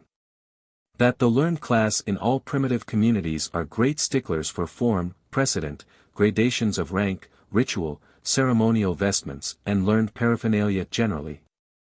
This is of course to be expected, and it goes to say that the higher learning, in its incipient phase, is a leisure class occupation, more specifically an occupation of the vicarious leisure class employed in the service of the supernatural leisure class. But this predilection for the paraphernalia of learning goes also to indicate a further point of contact or of continuity between the priestly office and the office of the savant. In point of derivation, learning, as well as the priestly office, is largely an outgrowth of sympathetic magic. And this magical apparatus of form and ritual therefore finds its place with the learned class of the primitive community as a matter of course. The ritual and paraphernalia have an occult efficacy for the magical purpose. So that their presence as an integral factor in the earlier phases of the development of magic and science is a matter of expediency, quite as much as of affectionate regard for symbolism simply. This sense of the efficacy of symbolic ritual, and of sympathetic effect to be wrought through dexterous rehearsal of the traditional accessories of the act or end to be compassed, is of course present more obviously and in larger measure in magical practice than in the discipline of the sciences, even of the occult sciences. But there are, I apprehend, few persons with a cultivated sense of scholastic merit to whom the ritualistic accessories of science are altogether an idle matter. The very great tenacity with which these ritualistic paraphernalia persist through the later course of the development is evident to any one who will reflect on what has been the history of learning in our civilization. Even today there are such things in the usage of the learned community as the cap and gown, matriculation, initiation, and graduation ceremonies, and the conferring of scholastic degrees, dignities, and prerogatives in a way which suggests some sort of a scholarly apostolic succession. The usage of the priestly orders is no doubt the proximate source of all these features of learned ritual, vestments, sacramental initiation, the transmission of peculiar dignities and virtues by the imposition of hands, and the like. But their derivation is traceable back of this point, to the source from which the specialized priestly class proper came to be distinguished from the sorcerer on the one hand and from the menial servant of a temporal master on the other hand. So far as regards both their derivation and their psychological content, these usages and the conceptions on which they rest belong to a stage in cultural development no later than that of the Angekok and the Rainmaker. Their place in the later phases of devout observance, as well as in the higher educational system, is that of a survival from a very early animistic phase of the development of human nature. These ritualistic features of the educational system of the present and of the recent past, it is quite safe to say, have their place primarily in the higher, liberal, and classic institutions and grades of learning, rather than in the lower, technological, or practical grades, and branches of the system. So far as they possess them, the lower and less reputable branches of the educational scheme have evidently borrowed these things from the higher grades. And their continued persistence among the practical schools, without the sanction of the continued example of the higher and classic grades, would be highly improbable, to say the least. With the lower and practical schools and scholars, the adoption and cultivation of these usages is a case of mimicry, due to a desire to conform as far as may be to the standards of scholastic reputability maintained by the upper grades and classes, who have come by these accessory features legitimately, by the right of lineal devolution. The analysis may even be safely carried a step farther. Ritualistic survivals and reversions come out in fullest vigor and with the freest air of spontaneity among those seminaries of learning which have to do primarily with the education of the priestly and leisure classes. Accordingly it should appear, and it does pretty plainly appear, on a survey of recent developments in college and university life, that wherever schools founded for the instruction of the lower classes in the immediately useful branches of knowledge grow into institutions of the higher learning, the growth of ritualistic ceremonial and paraphernalia and of elaborate scholastic functions goes hand in hand with the transition of the schools in question from the field of homely practicality into the higher, classical sphere. The initial purpose of these schools, and the work with which they have chiefly had to do at the earlier of these two stages of their evolution, has been that of fitting the young of the industrious classes for work. On the higher, classical plane of learning to which they commonly tend, their dominant aim becomes the preparation of the youth of the priestly and the leisure classes, or of an incipient leisure class, for the consumption of goods, material and immaterial, according to a conventionally accepted, reputable scope and method. This happy issue has commonly been the fate of schools founded by friends of the people, for the aid of struggling young men, and where this transition is made in good form there is commonly, if not invariably, a coincident change to a more ritualistic life in the schools. In the school life of today, learned ritual is in a general way best at home in schools whose chief end is the cultivation of the humanities. This correlation is shown, perhaps more neatly than anywhere else, in the life history of the American colleges and universities of recent growth. There may be many exceptions from the rule, especially among those schools which have been founded by the typically reputable and ritualistic churches, and which, therefore, started on the conservative and classical plane or reached the classical position by a short cut. But the general rule as regards the colleges founded in the newer American communities during the present century has been that so long as the constituency from which the colleges have drawn their pupils has been dominated by habits of industry and thrift, so long the reminiscences of the medicine man have found but a scant and precarious acceptance in the scheme of college life. But so soon as wealth begins appreciably to accumulate in the community, and so soon as a given school begins to lean on a leisure class constituency, there comes also a perceptibly increased insistence on scholastic ritual and on conformity to the ancient forms as regards vestments and social and scholastic solemnities. So, for instance, there has been an approximate coincidence between the growth of wealth among the constituency which supports any given college of the Middle West and the date of acceptance, first into tolerance and then into imperative vogue, of evening dress for men and of the décolleté for women, as the scholarly vestments proper to occasions of learned solemnity or to the seasons of social amenity within the college circle.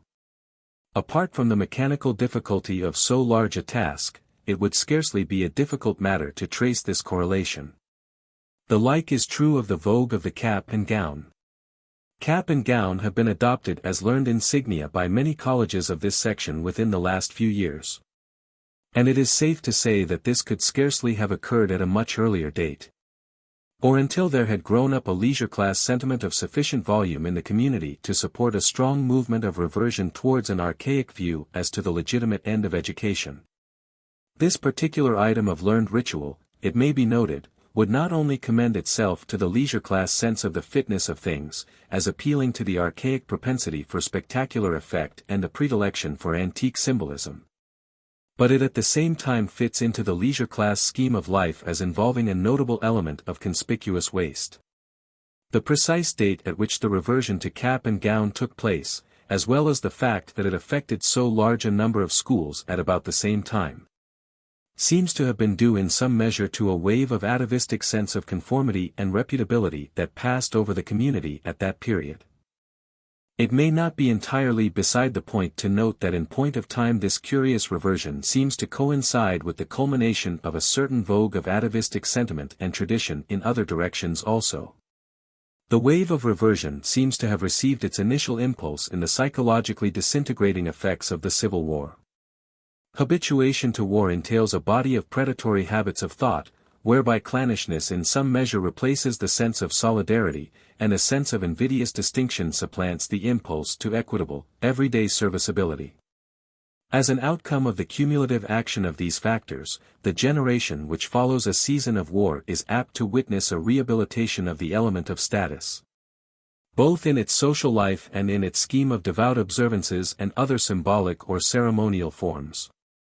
Throughout the 80s, and less plainly traceable through the 70s also, there was perceptible a gradually advancing wave of sentiment favoring quasi-predatory business habits, insistence on status, anthropomorphism, and conservatism generally.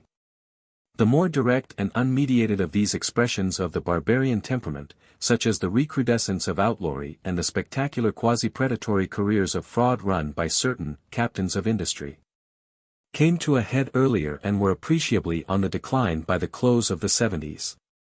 The recrudescence of anthropomorphic sentiment also seems to have passed its most acute stage before the close of the 80s.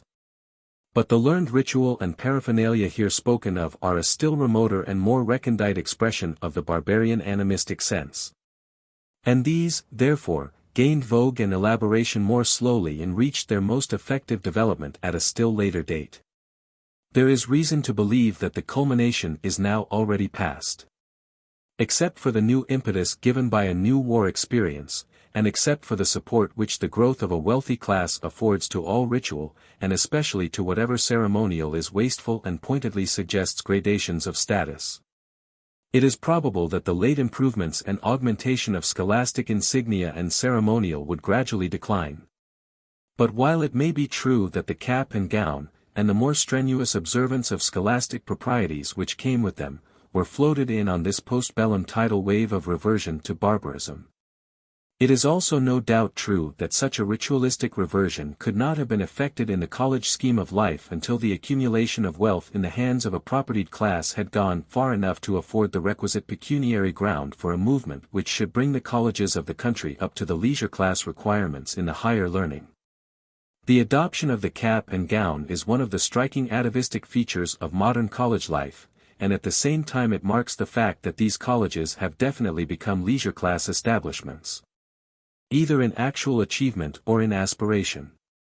As further evidence of the close relation between the educational system and the cultural standards of the community, it may be remarked that there is some tendency latterly to substitute the captain of industry in place of the priest as the head of seminaries of the higher learning. The substitution is by no means complete or unequivocal. Those heads of institutions are best accepted who combine the sacerdotal office with a high degree of pecuniary efficiency. There is a similar but less pronounced tendency to entrust the work of instruction in the higher learning to men of some pecuniary qualification. Administrative ability and skill in advertising the enterprise count for rather more than they once did, as qualifications for the work of teaching. This applies especially in those sciences that have most to do with the everyday facts of life, and it is particularly true of schools in the economically single-minded communities. This partial substitution of pecuniary for sacerdotal efficiency is a concomitant of the modern transition from conspicuous leisure to conspicuous consumption, as the chief means of reputability. The correlation of the two facts is probably clear without further elaboration. The attitude of the schools and of the learned class towards the education of women serves to show in what manner and to what extent learning has departed from its ancient station of priestly and leisure class prerogatives. And it indicates also what approach has been made by the truly learned to the modern, economic or industrial, matter-of-fact standpoint. The higher schools and the learned professions were until recently taboo to the women. These establishments were from the outset, and have in great measure continued to be, devoted to the education of the priestly and leisure classes. The women, as has been shown elsewhere, were the original subservient class, and to some extent, especially so far as regards their nominal or ceremonial position, they have remained in that relation down to the present. There has prevailed a strong sense that the admission of women to the privileges of the higher learning, as to the illusion and mysteries, would be derogatory to the dignity of the learned craft. It is therefore only very recently, and almost solely in the industrially most advanced communities, that the higher grades of schools have been freely opened to women. And even under the urgent circumstances prevailing in the modern industrial communities, the highest and most reputable universities show an extreme reluctance in making the move. The sense of class worthiness, that is to say of status, of a honorific differentiation of the sexes according to a distinction between superior and inferior intellectual dignity, survives in a vigorous form in these corporations of the aristocracy of learning.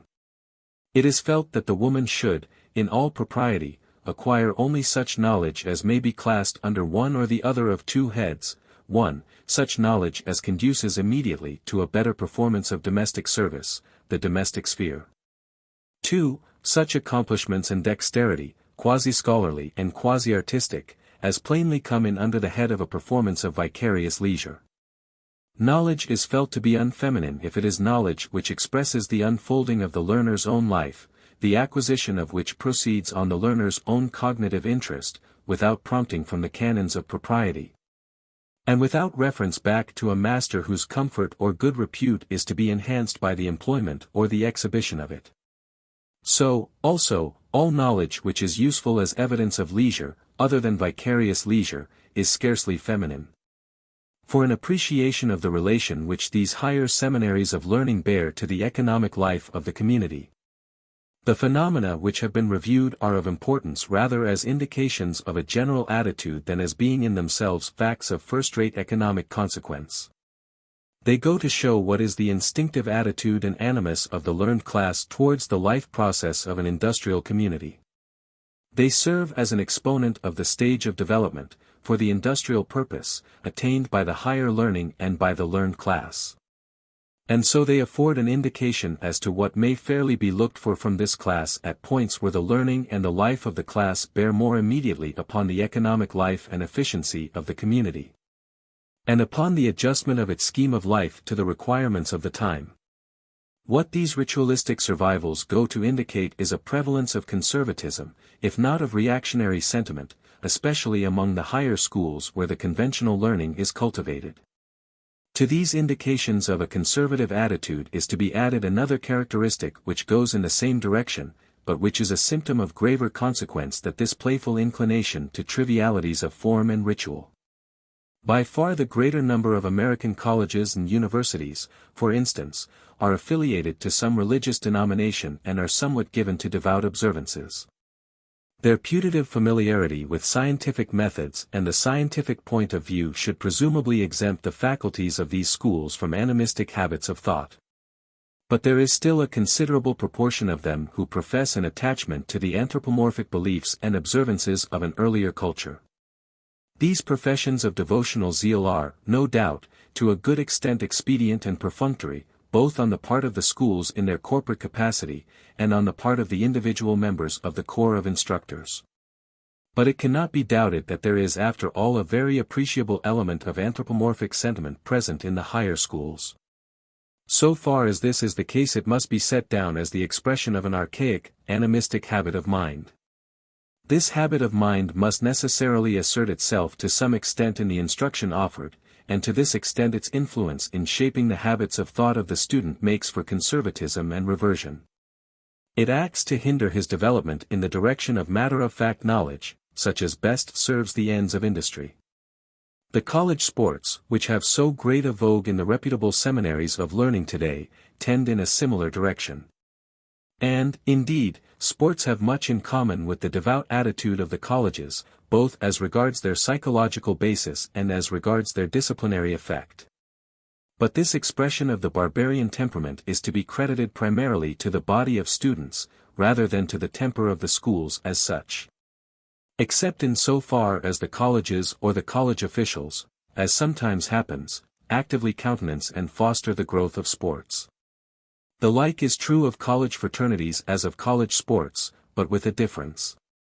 The latter are chiefly an expression of the predatory impulse simply, the former are more specifically an expression of that heritage of clannishness which is so large a feature in the temperament of the predatory barbarian. It is also noticeable that a close relation subsists between the fraternities and the sporting activity of the schools. After what has already been said in an earlier chapter on the sporting and gambling habit, it is scarcely necessary further to discuss the economic value of this training in sports and in factional organization and activity.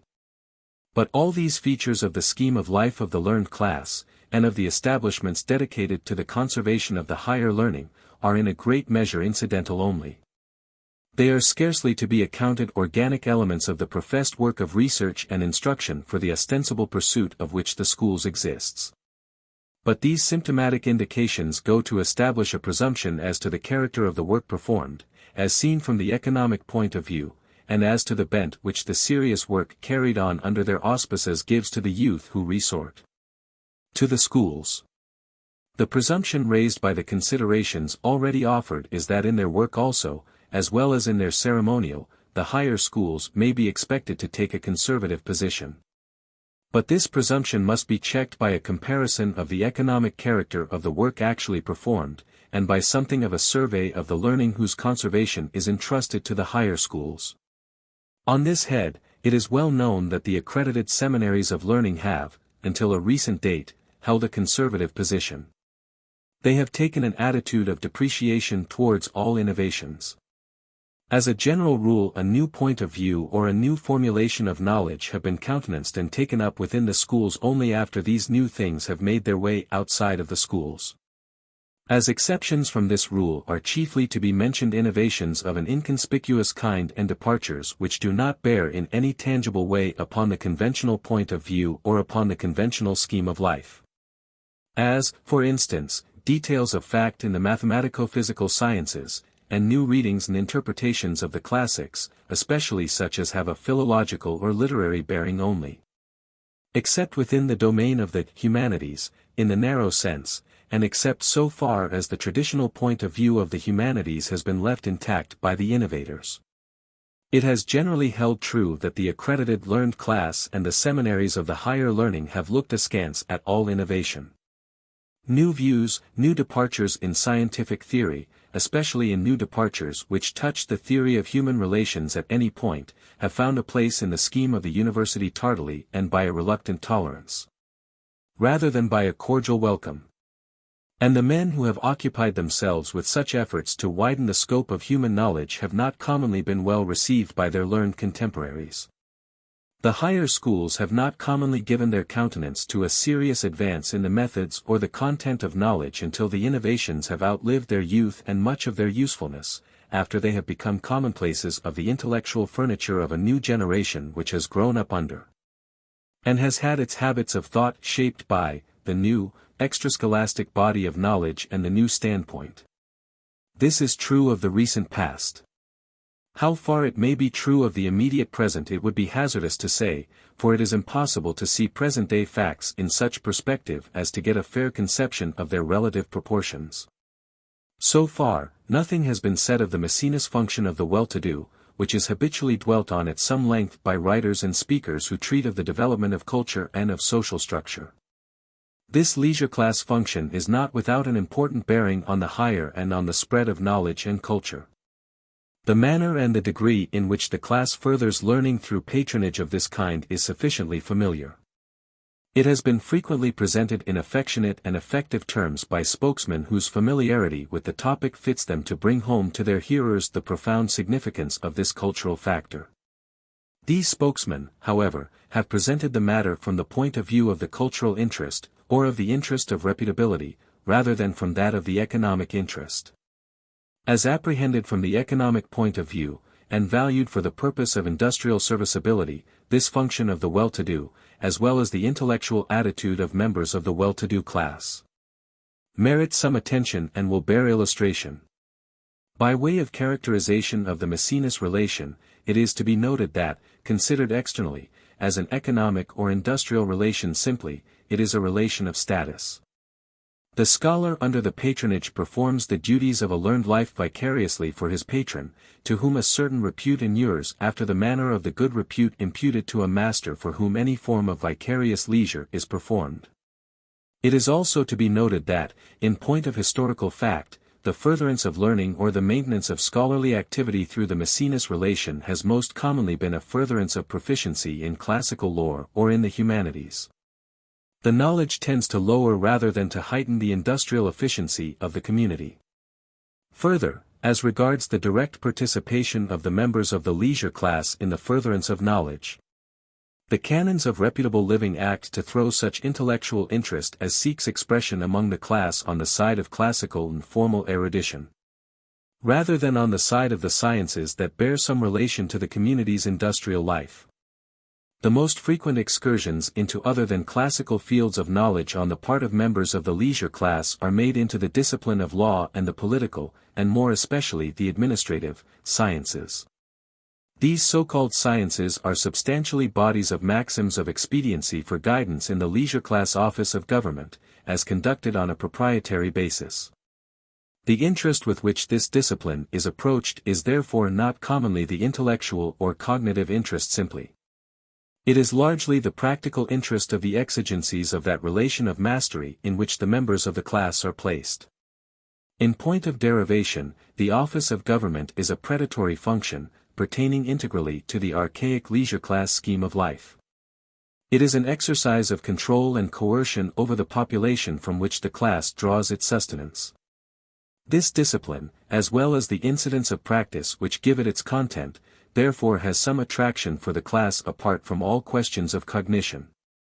All this holds true wherever and so long as the governmental office continues, in form or in substance, to be a proprietary office.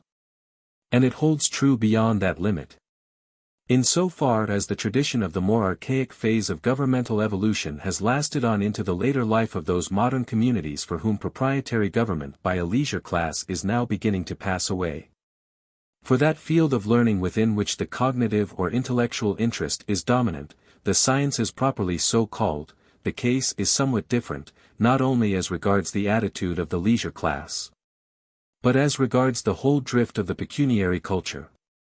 Knowledge for its own sake, the exercise of the faculty of comprehensive without ulterior purpose, should, it might be expected, be sought by men whom no urgent material interest diverts from such a quest.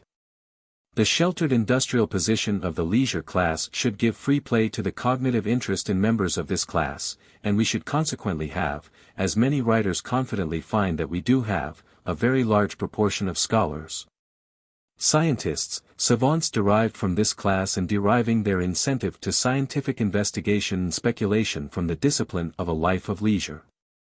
Some such result is to be looked for, but there are features of the leisure class scheme of life, already sufficiently dwelt upon, which go to divert the intellectual interest of this class to other subjects than that causal sequence in phenomena which makes the content of the sciences.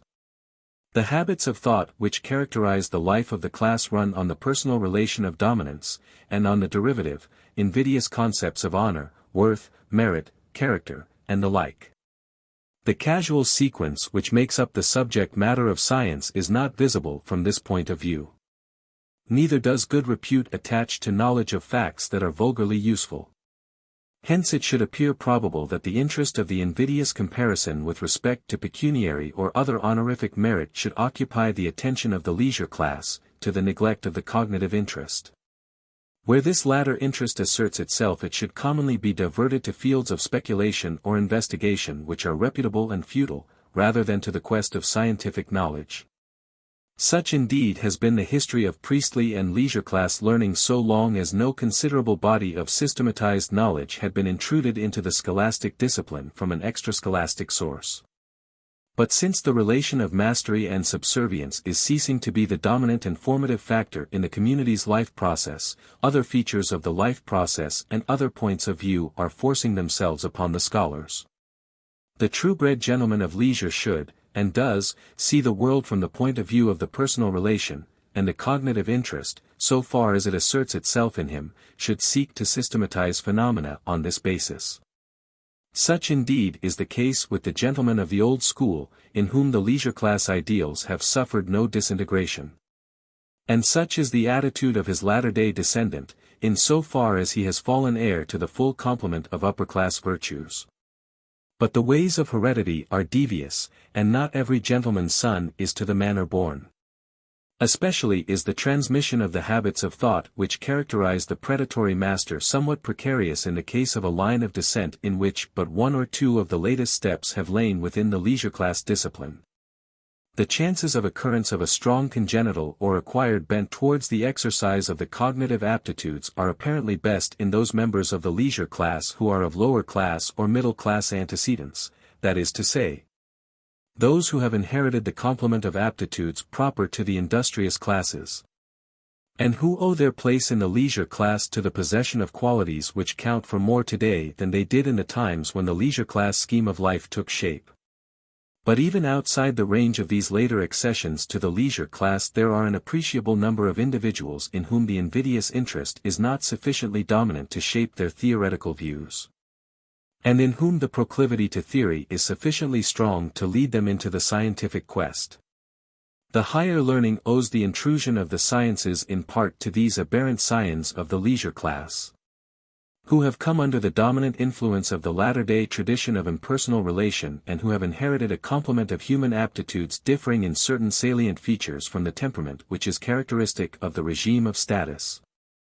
But it owes the presence of this alien body of scientific knowledge also in part, and in a higher degree, to members of the industrious classes who have been in sufficiently easy circumstances to turn their attention to other interests than that of finding daily sustenance, and whose inherited aptitudes and anthropomorphic point of view does not dominate their intellectual processes.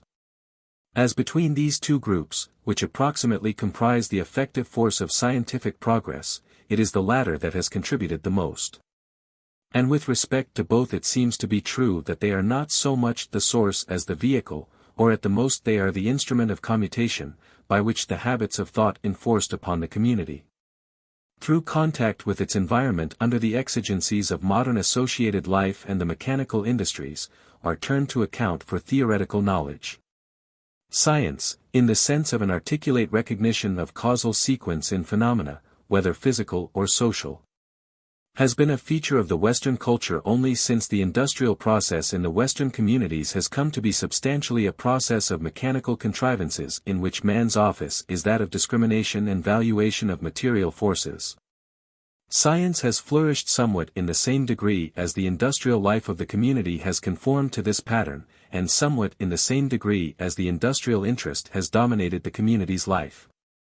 And science, and scientific theory especially, has made headway in the several departments of human life and knowledge in proportion as each of these several departments has successively come into closer contact with the industrial process and the economic interest. Or perhaps it is truer to say, in proportion as each of them has successively escaped from the dominance of the conceptions of personal relation or status, and of the derivative canons of anthropomorphic fitness and honorific worth.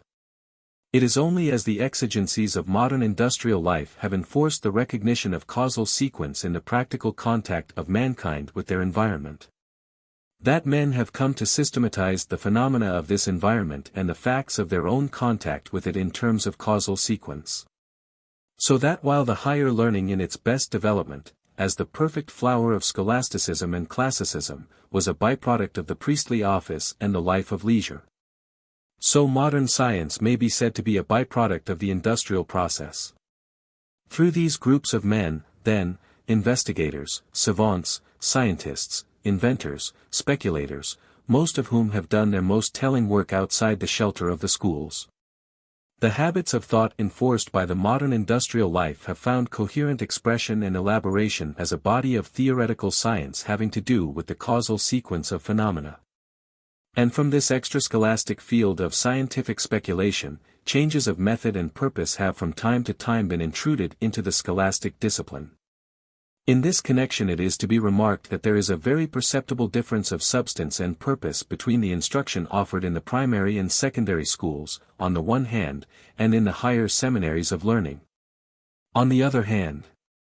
The difference in point of immediate practicality of the information imparted and of the proficiency acquired may be of some consequence and may merit the attention which it has from time to time received. But there is more substantial difference in the mental and spiritual bent which is favored by the one and the other discipline. This divergent trend in discipline between the higher and the lower learning is especially noticeable as regards the primary education in its latest development in the advanced industrial communities. Here the instruction is directed chiefly to proficiency or dexterity, intellectual and manual, in the apprehension and employment of impersonal facts, in their casual rather than in their honorific incidents. It is true, under the traditions of the earlier days, when the primary education was also predominantly a leisure-class commodity, a free use is still made of emulation as a spur to diligence in the common run of primary schools. But even this use of emulation as an expedient is visibly declining in the primary grades of instruction in communities where the lower education is not under the guidance of the ecclesiastical or military tradition. All this holds true in a peculiar degree, and more especially on the spiritual side, of such portions of the educational system as have been immediately affected by kindergarten methods and ideals. The peculiarly non-invidious trend of the kindergarten discipline, and the similar character of the kindergarten influence in primary education beyond the limits of the kindergarten proper, should be taken in connection with what has already been said of the peculiar spiritual attitude of leisure-class womankind under the circumstances of the modern economic situation. The kindergarten discipline is at its best, or at its farthest remove from ancient patriarchal and pedagogical ideals, in the advanced industrial communities, where there is a considerable body of intelligent and idle women, and where the system of status has somewhat abated in rigor under the disintegrating influence of industrial life and in the absence of a consistent body of military and ecclesiastical traditions. It is from these women in easy circumstances that it gets its moral support. The aims and methods of the kindergarten commend themselves with a special effect to this class of women who are ill at ease under the pecuniary code of reputable life. The kindergarten, and whatever the kindergarten spirit counts for in modern education, therefore, is to be set down, along with the New Woman movement, to the account of that revulsion against futility and invidious comparison which the leisure-class life under modern circumstances induces in the women most immediately exposed to its discipline. In this way it appears that, by indirection, the institution of a leisure class here again favors the growth of a non-invidious attitude, which may, in the long run, prove a menace to the stability of the institution itself, and even to the institution of individual ownership on which it rests. During the recent past some tangible changes have taken place in the scope of college and university teaching. These changes have in the main consisted in a partial displacement of the humanities, those branches of learning which are conceived to make for the traditional, culture, character, tastes, and ideals, by those more matter-of-fact branches which make for civic and industrial efficiency.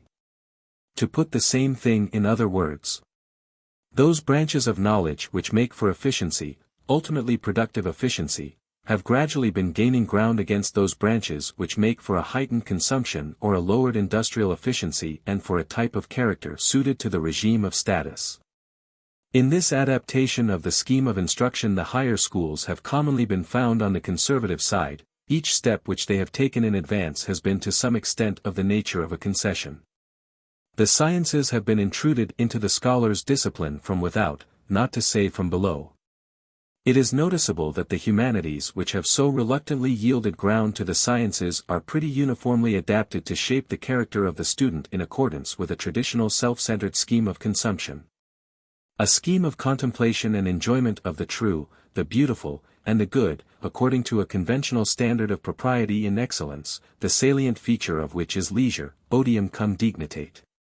In language veiled by their own habituation to the archaic, decorous point of view, the spokesmen of the humanities have insisted upon the ideal embodied in the maxim, fruges consumere nati. This attitude should occasion no surprise in the case of schools which are shaped by and rest upon a leisure-class culture. The professed grounds on which it has been sought, as far as might be, to maintain the received standards and methods of culture intact are likewise characteristic of the archaic temperament and of the leisure class theory of life. The enjoyment and the bent derived from habitual contemplation of the life, ideals, speculations, and methods of consuming time and goods, in vogue among the leisure class of classical antiquity, for instance, is felt to be higher, nobler, worthier, than what results in these respects from a like familiarity with the everyday life and the knowledge and aspirations of commonplace humanity in a modern community. That learning the content of which is an unmitigated knowledge of latter-day men and things is by comparison lower, base, ignoble. One even hears the epithet subhuman applied to this matter-of-fact knowledge of mankind and of everyday life. This contention of the leisure class spokesman of the humanities seems to be substantially sound. In point of substantial fact, the gratification and the culture, or the spiritual attitude or habit of mind, resulting from an habitual contemplation of the anthropomorphism, clannishness, and leisurely self-complacency of the gentleman of an early day, or from a familiarity with the animistic superstitions and the exuberant truculence of the Homeric heroes, for instance, is, aesthetically considered, more legitimate than the corresponding results derived from a matter-of-fact knowledge of things and a contemplation of latter-day civic or workmanlike efficiency. There can be but little question that the first-named habits have the advantage in respect of aesthetic or honorific value, and therefore in respect of the worth, which is made the basis of award in the comparison. The content of the canons of taste, and more particularly of the canons of honor, is in the nature of things a resultant of the past life and circumstances of the race, transmitted to the later generation by inheritance or by tradition. And the fact that the protracted dominance of a predatory, leisure-class scheme of life has profoundly shaped the habit of mind and the point of view of the race in the past, is a sufficient basis for an aesthetically legitimate dominance of such a scheme of life in very much of what concerns matters of taste in the present. For the purpose in hand, canons of taste are race habits, acquired through a more or less protracted habituation to the approval or disapproval of the kind of things upon which a favorable or unfavorable judgment of taste is passed. Other things being equal, the longer and more unbroken the habituation, the more legitimate is the canon of taste in question. All this seems to be even truer of judgments regarding worth or honor than of judgments of taste generally. But whatever may be the aesthetic legitimacy of the derogatory judgment passed on the newer learning by the spokesman of the humanities, and however substantial may be the merits of the contention that the classic lore is worthier and results in a more truly human culture and character, it does not concern the question in hand. The question in hand is as to how far these branches of learning, and the point of view for which they stand in the educational system, help or hinder an efficient collective life under modern industrial circumstances, how far they further a more facile adaptation to the economic situation of today. The question is an economic, not an aesthetic one. And the leisure class standards of learning which find expression in the deprecatory attitude of the higher schools towards matter-of-fact knowledge are, for the present purpose, to be valued from this point of view only. For this purpose the use of such epithets as noble, base, higher, lower, etc., is significant only as showing the animus and the point of view of the disputants, whether they contend for the worthiness of the new or of the old. All these epithets are honorific or humilific terms, that is to say, they are terms of invidious comparison, which in the last analysis fall under the category of the reputable or the disreputable. That is, they belong within the range of ideas that characterizes the scheme of life of the regime of status, that is, they are in substance an expression of sportsmanship, of the predatory and animistic habit of mind. That is, they indicate an archaic point of view and theory of life, which may fit the predatory stage of culture and of economic organization from which they have sprung, but which are, from the point of view of economic efficiency in the broader sense, disserviceable anachronisms. The classics, and their position of prerogative in the scheme of education to which the higher seminaries of learning cling with such a fond predilection, serve to shape the intellectual attitude and lower the economic efficiency of the new learned generation. They do this not only by holding up an archaic ideal of manhood, but also by the discrimination which they inculcate with respect to the reputable and the disreputable in knowledge. This result is accomplished in two ways: 1, by inspiring an habitual aversion to what is merely useful, as contrasted with what is merely honorific in learning, and so shaping the tastes of the novice that he comes in good faith to find gratification of his tastes solely, or almost solely, in such exercise of the intellect as normally results in no industrial or social gain. And 2, by consuming the learner's time and effort in acquiring knowledge which is of no use except in so far as this learning has by convention become incorporated into the sum of learning required of the scholar, and has thereby affected the terminology and diction employed in the useful branches of knowledge. Except for this terminological difficulty, which is itself a consequence of the vogue of the classics of the past, a knowledge of the ancient languages, for instance, would have no practical bearing for any scientist or any scholar not engaged on work primarily of a linguistic character. Of course, all this has nothing to say as to the cultural value of the classics, nor is there any intention to disparage the discipline of the classics or the bent which their study gives to the student. That bent seems to be of an economically disserviceable kind, but this fact, somewhat notorious indeed, need disturb no one who has the good fortune to find comfort and strength in the classical lore. The fact that classical learning acts to derange the learner's workmanlike attitudes should fall lightly upon the apprehension of those who hold workmanship of small account in comparison with the cultivation of decorous ideals. I am fides eti pax eti. Hanos pudorque priscus et neglecta redire virtus audet. Owing to the circumstance that this knowledge has become part of the elementary requirements in our system of education, the ability to use and to understand certain of the dead languages of Southern Europe is not only gratifying to the person who finds occasion to parade his accomplishments in this respect, but the evidence of such knowledge serves at the same time to recommend any savant to his audience, both lay and learned. It is currently expected that a certain number of years shall have been spent in acquiring this substantially useless information, and its absence creates a presumption of hasty and precarious learning, as well as of a vulgar practicality that is equally obnoxious to the conventional standards of sound scholarship and intellectual force. The case is analogous to what happens in the purchase of any article of consumption by a purchaser who is not an expert judge of materials or of workmanship. He makes his estimate of value of the article chiefly on the ground of the apparent expensiveness of the finish of those decorative parts and features which have no immediate relation to the intrinsic usefulness of the article. The presumption being that some sort of ill-defined proportion subsists between the substantial value of an article and the expense of adornment added in order to sell it. The presumption that there can ordinarily be no sound scholarship where a knowledge of the classics and humanities is wanting leads to a conspicuous waste of time and labor on the part of the general body of students in acquiring such knowledge. The conventional insistence on a modicum of conspicuous waste as an incident of all reputable scholarship has affected our canons of taste and of serviceability in matters of scholarship in much the same way as the same principle has influenced our judgment of the serviceability of manufactured goods. It is true, since conspicuous consumption has gained more and more on conspicuous leisure as a means of repute, the acquisition of the dead languages is no longer so imperative a requirement as it once was, and its talismanic virtue as a voucher of scholarship has suffered a concomitant impairment.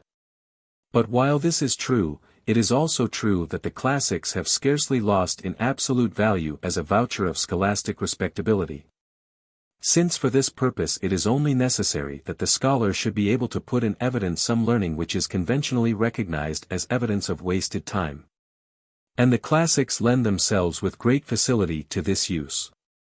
Indeed, there can be little doubt that it is their utility as evidence of wasted time and effort, and hence of the pecuniary strength necessary in order to afford this waste, that has secured to the classics their position of prerogative in the scheme of higher learning, and has led to their being esteemed the most honorific of all learning. They serve the decorative ends of leisure-class learning better than any other body of knowledge, and hence they are an effective means of reputability. In this respect the classics have until lately had scarcely a rival. They still have no dangerous rival on the continent of Europe, but lately, since college athletics have won their way into a recognized standing as an accredited field of scholarly accomplishment, This latter branch of learning, if athletics may be freely classed as learning, has become a rival of the classics for the primacy in leisure class education in American and English schools. Athletics have an obvious advantage over the classics for the purpose of leisure class learning, since success as an athlete presumes, not only waste of time, but also waste of money, as well as the possession of certain highly unindustrial archaic traits of character and temperament. In the German universities, the place of athletics and Greek letter fraternities, as a leisure class scholarly occupation, has in some measure been supplied by a skilled and graded inebriety and a perfunctory dueling. The leisure class and its standard of virtue, archaism and waste, can scarcely have been concerned in the introduction of the classics into the scheme of the higher learning. But the tenacious retention of the classics by the higher schools, and the high degree of reputability which still attaches to them, are no doubt due to their conforming so closely to the requirements of archaism and waste. Classic always carries this connotation of wasteful and archaic, whether it is used to denote the dead languages or the obsolete or obsolescent forms of thought and diction in the living language, or to denote other items of scholarly activity or apparatus to which it is applied with less aptness. So the archaic idiom of the English language is spoken of as classic English. Its use is imperative in all speaking and writing upon serious topics, and a facile use of it lends dignity to even the most commonplace and trivial string of talk. The newest form of English diction is of course never written. The sense of that leisure class propriety which requires archaism in speech is present even in the most illiterate or sensational writers in sufficient force to prevent such a lapse. On the other hand, the highest and most conventionalized style of archaic diction is, quite characteristically, properly employed only in communications between an anthropomorphic divinity and his subjects. Midway between these extremes lies the everyday speech of leisure class conversation and literature. Elegant diction, whether in writing or speaking, is an effective means of reputability. It is of moment to know with some precision what is the degree of archaism conventionally required in speaking on any given topic. Usage differs appreciably from the pulpit to the marketplace. The latter, as might be expected, admits the use of relatively new and effective words and turns of expression, even by fastidious persons. A discriminative avoidance of neologisms is honorific, not only because it argues that time has been wasted in acquiring the obsolescent habit of speech, but also as showing that the speaker has from infancy habitually associated with persons who have been familiar with the obsolescent idiom. It thereby goes to show his leisure class antecedents. Great purity of speech is presumptive evidence of several lives spent in other than vulgarly useful occupations, although its evidence is by no means entirely conclusive to this point. As felicitous an instance of feudal classicism as can well be found, outside of the Far East, is the conventional spelling of the English language. A breach of the proprieties in spelling is extremely annoying and will discredit any writer in the eyes of all persons who are possessed of a developed sense of the true and beautiful. English orthography satisfies all the requirements of the canons of reputability under the law of conspicuous waste. It is archaic, cumbrous, and ineffective, its acquisition consumes much time and effort, failure to acquire it is easy of detection. Therefore it is the first and readiest test of reputability in learning, and conformity to its ritual is indispensable to a blameless scholastic life. On this head of purity of speech, as at other points where a conventional usage rests on the canons of archaism and waste, the spokesmen for the usage instinctively take an apologetic attitude. It is contended, in substance, that a punctilious use of ancient and accredited locutions will serve to convey thought more adequately and more precisely than would be the straightforward use of the latest form of spoken English. Whereas it is notorious that the ideas of today are effectively expressed in the slang of today. Classic speech has the honorific virtue of dignity. It commands attention and respect as being the accredited method of communication under the leisure class scheme of life, because it carries a pointed suggestion of the industrial exemption of the speaker. The advantage of the accredited locutions lies in their reputability. They are reputable because they are cumbrous and out of date, and therefore argue waste of time and exemption from the use and the need of direct and forcible speech. The end.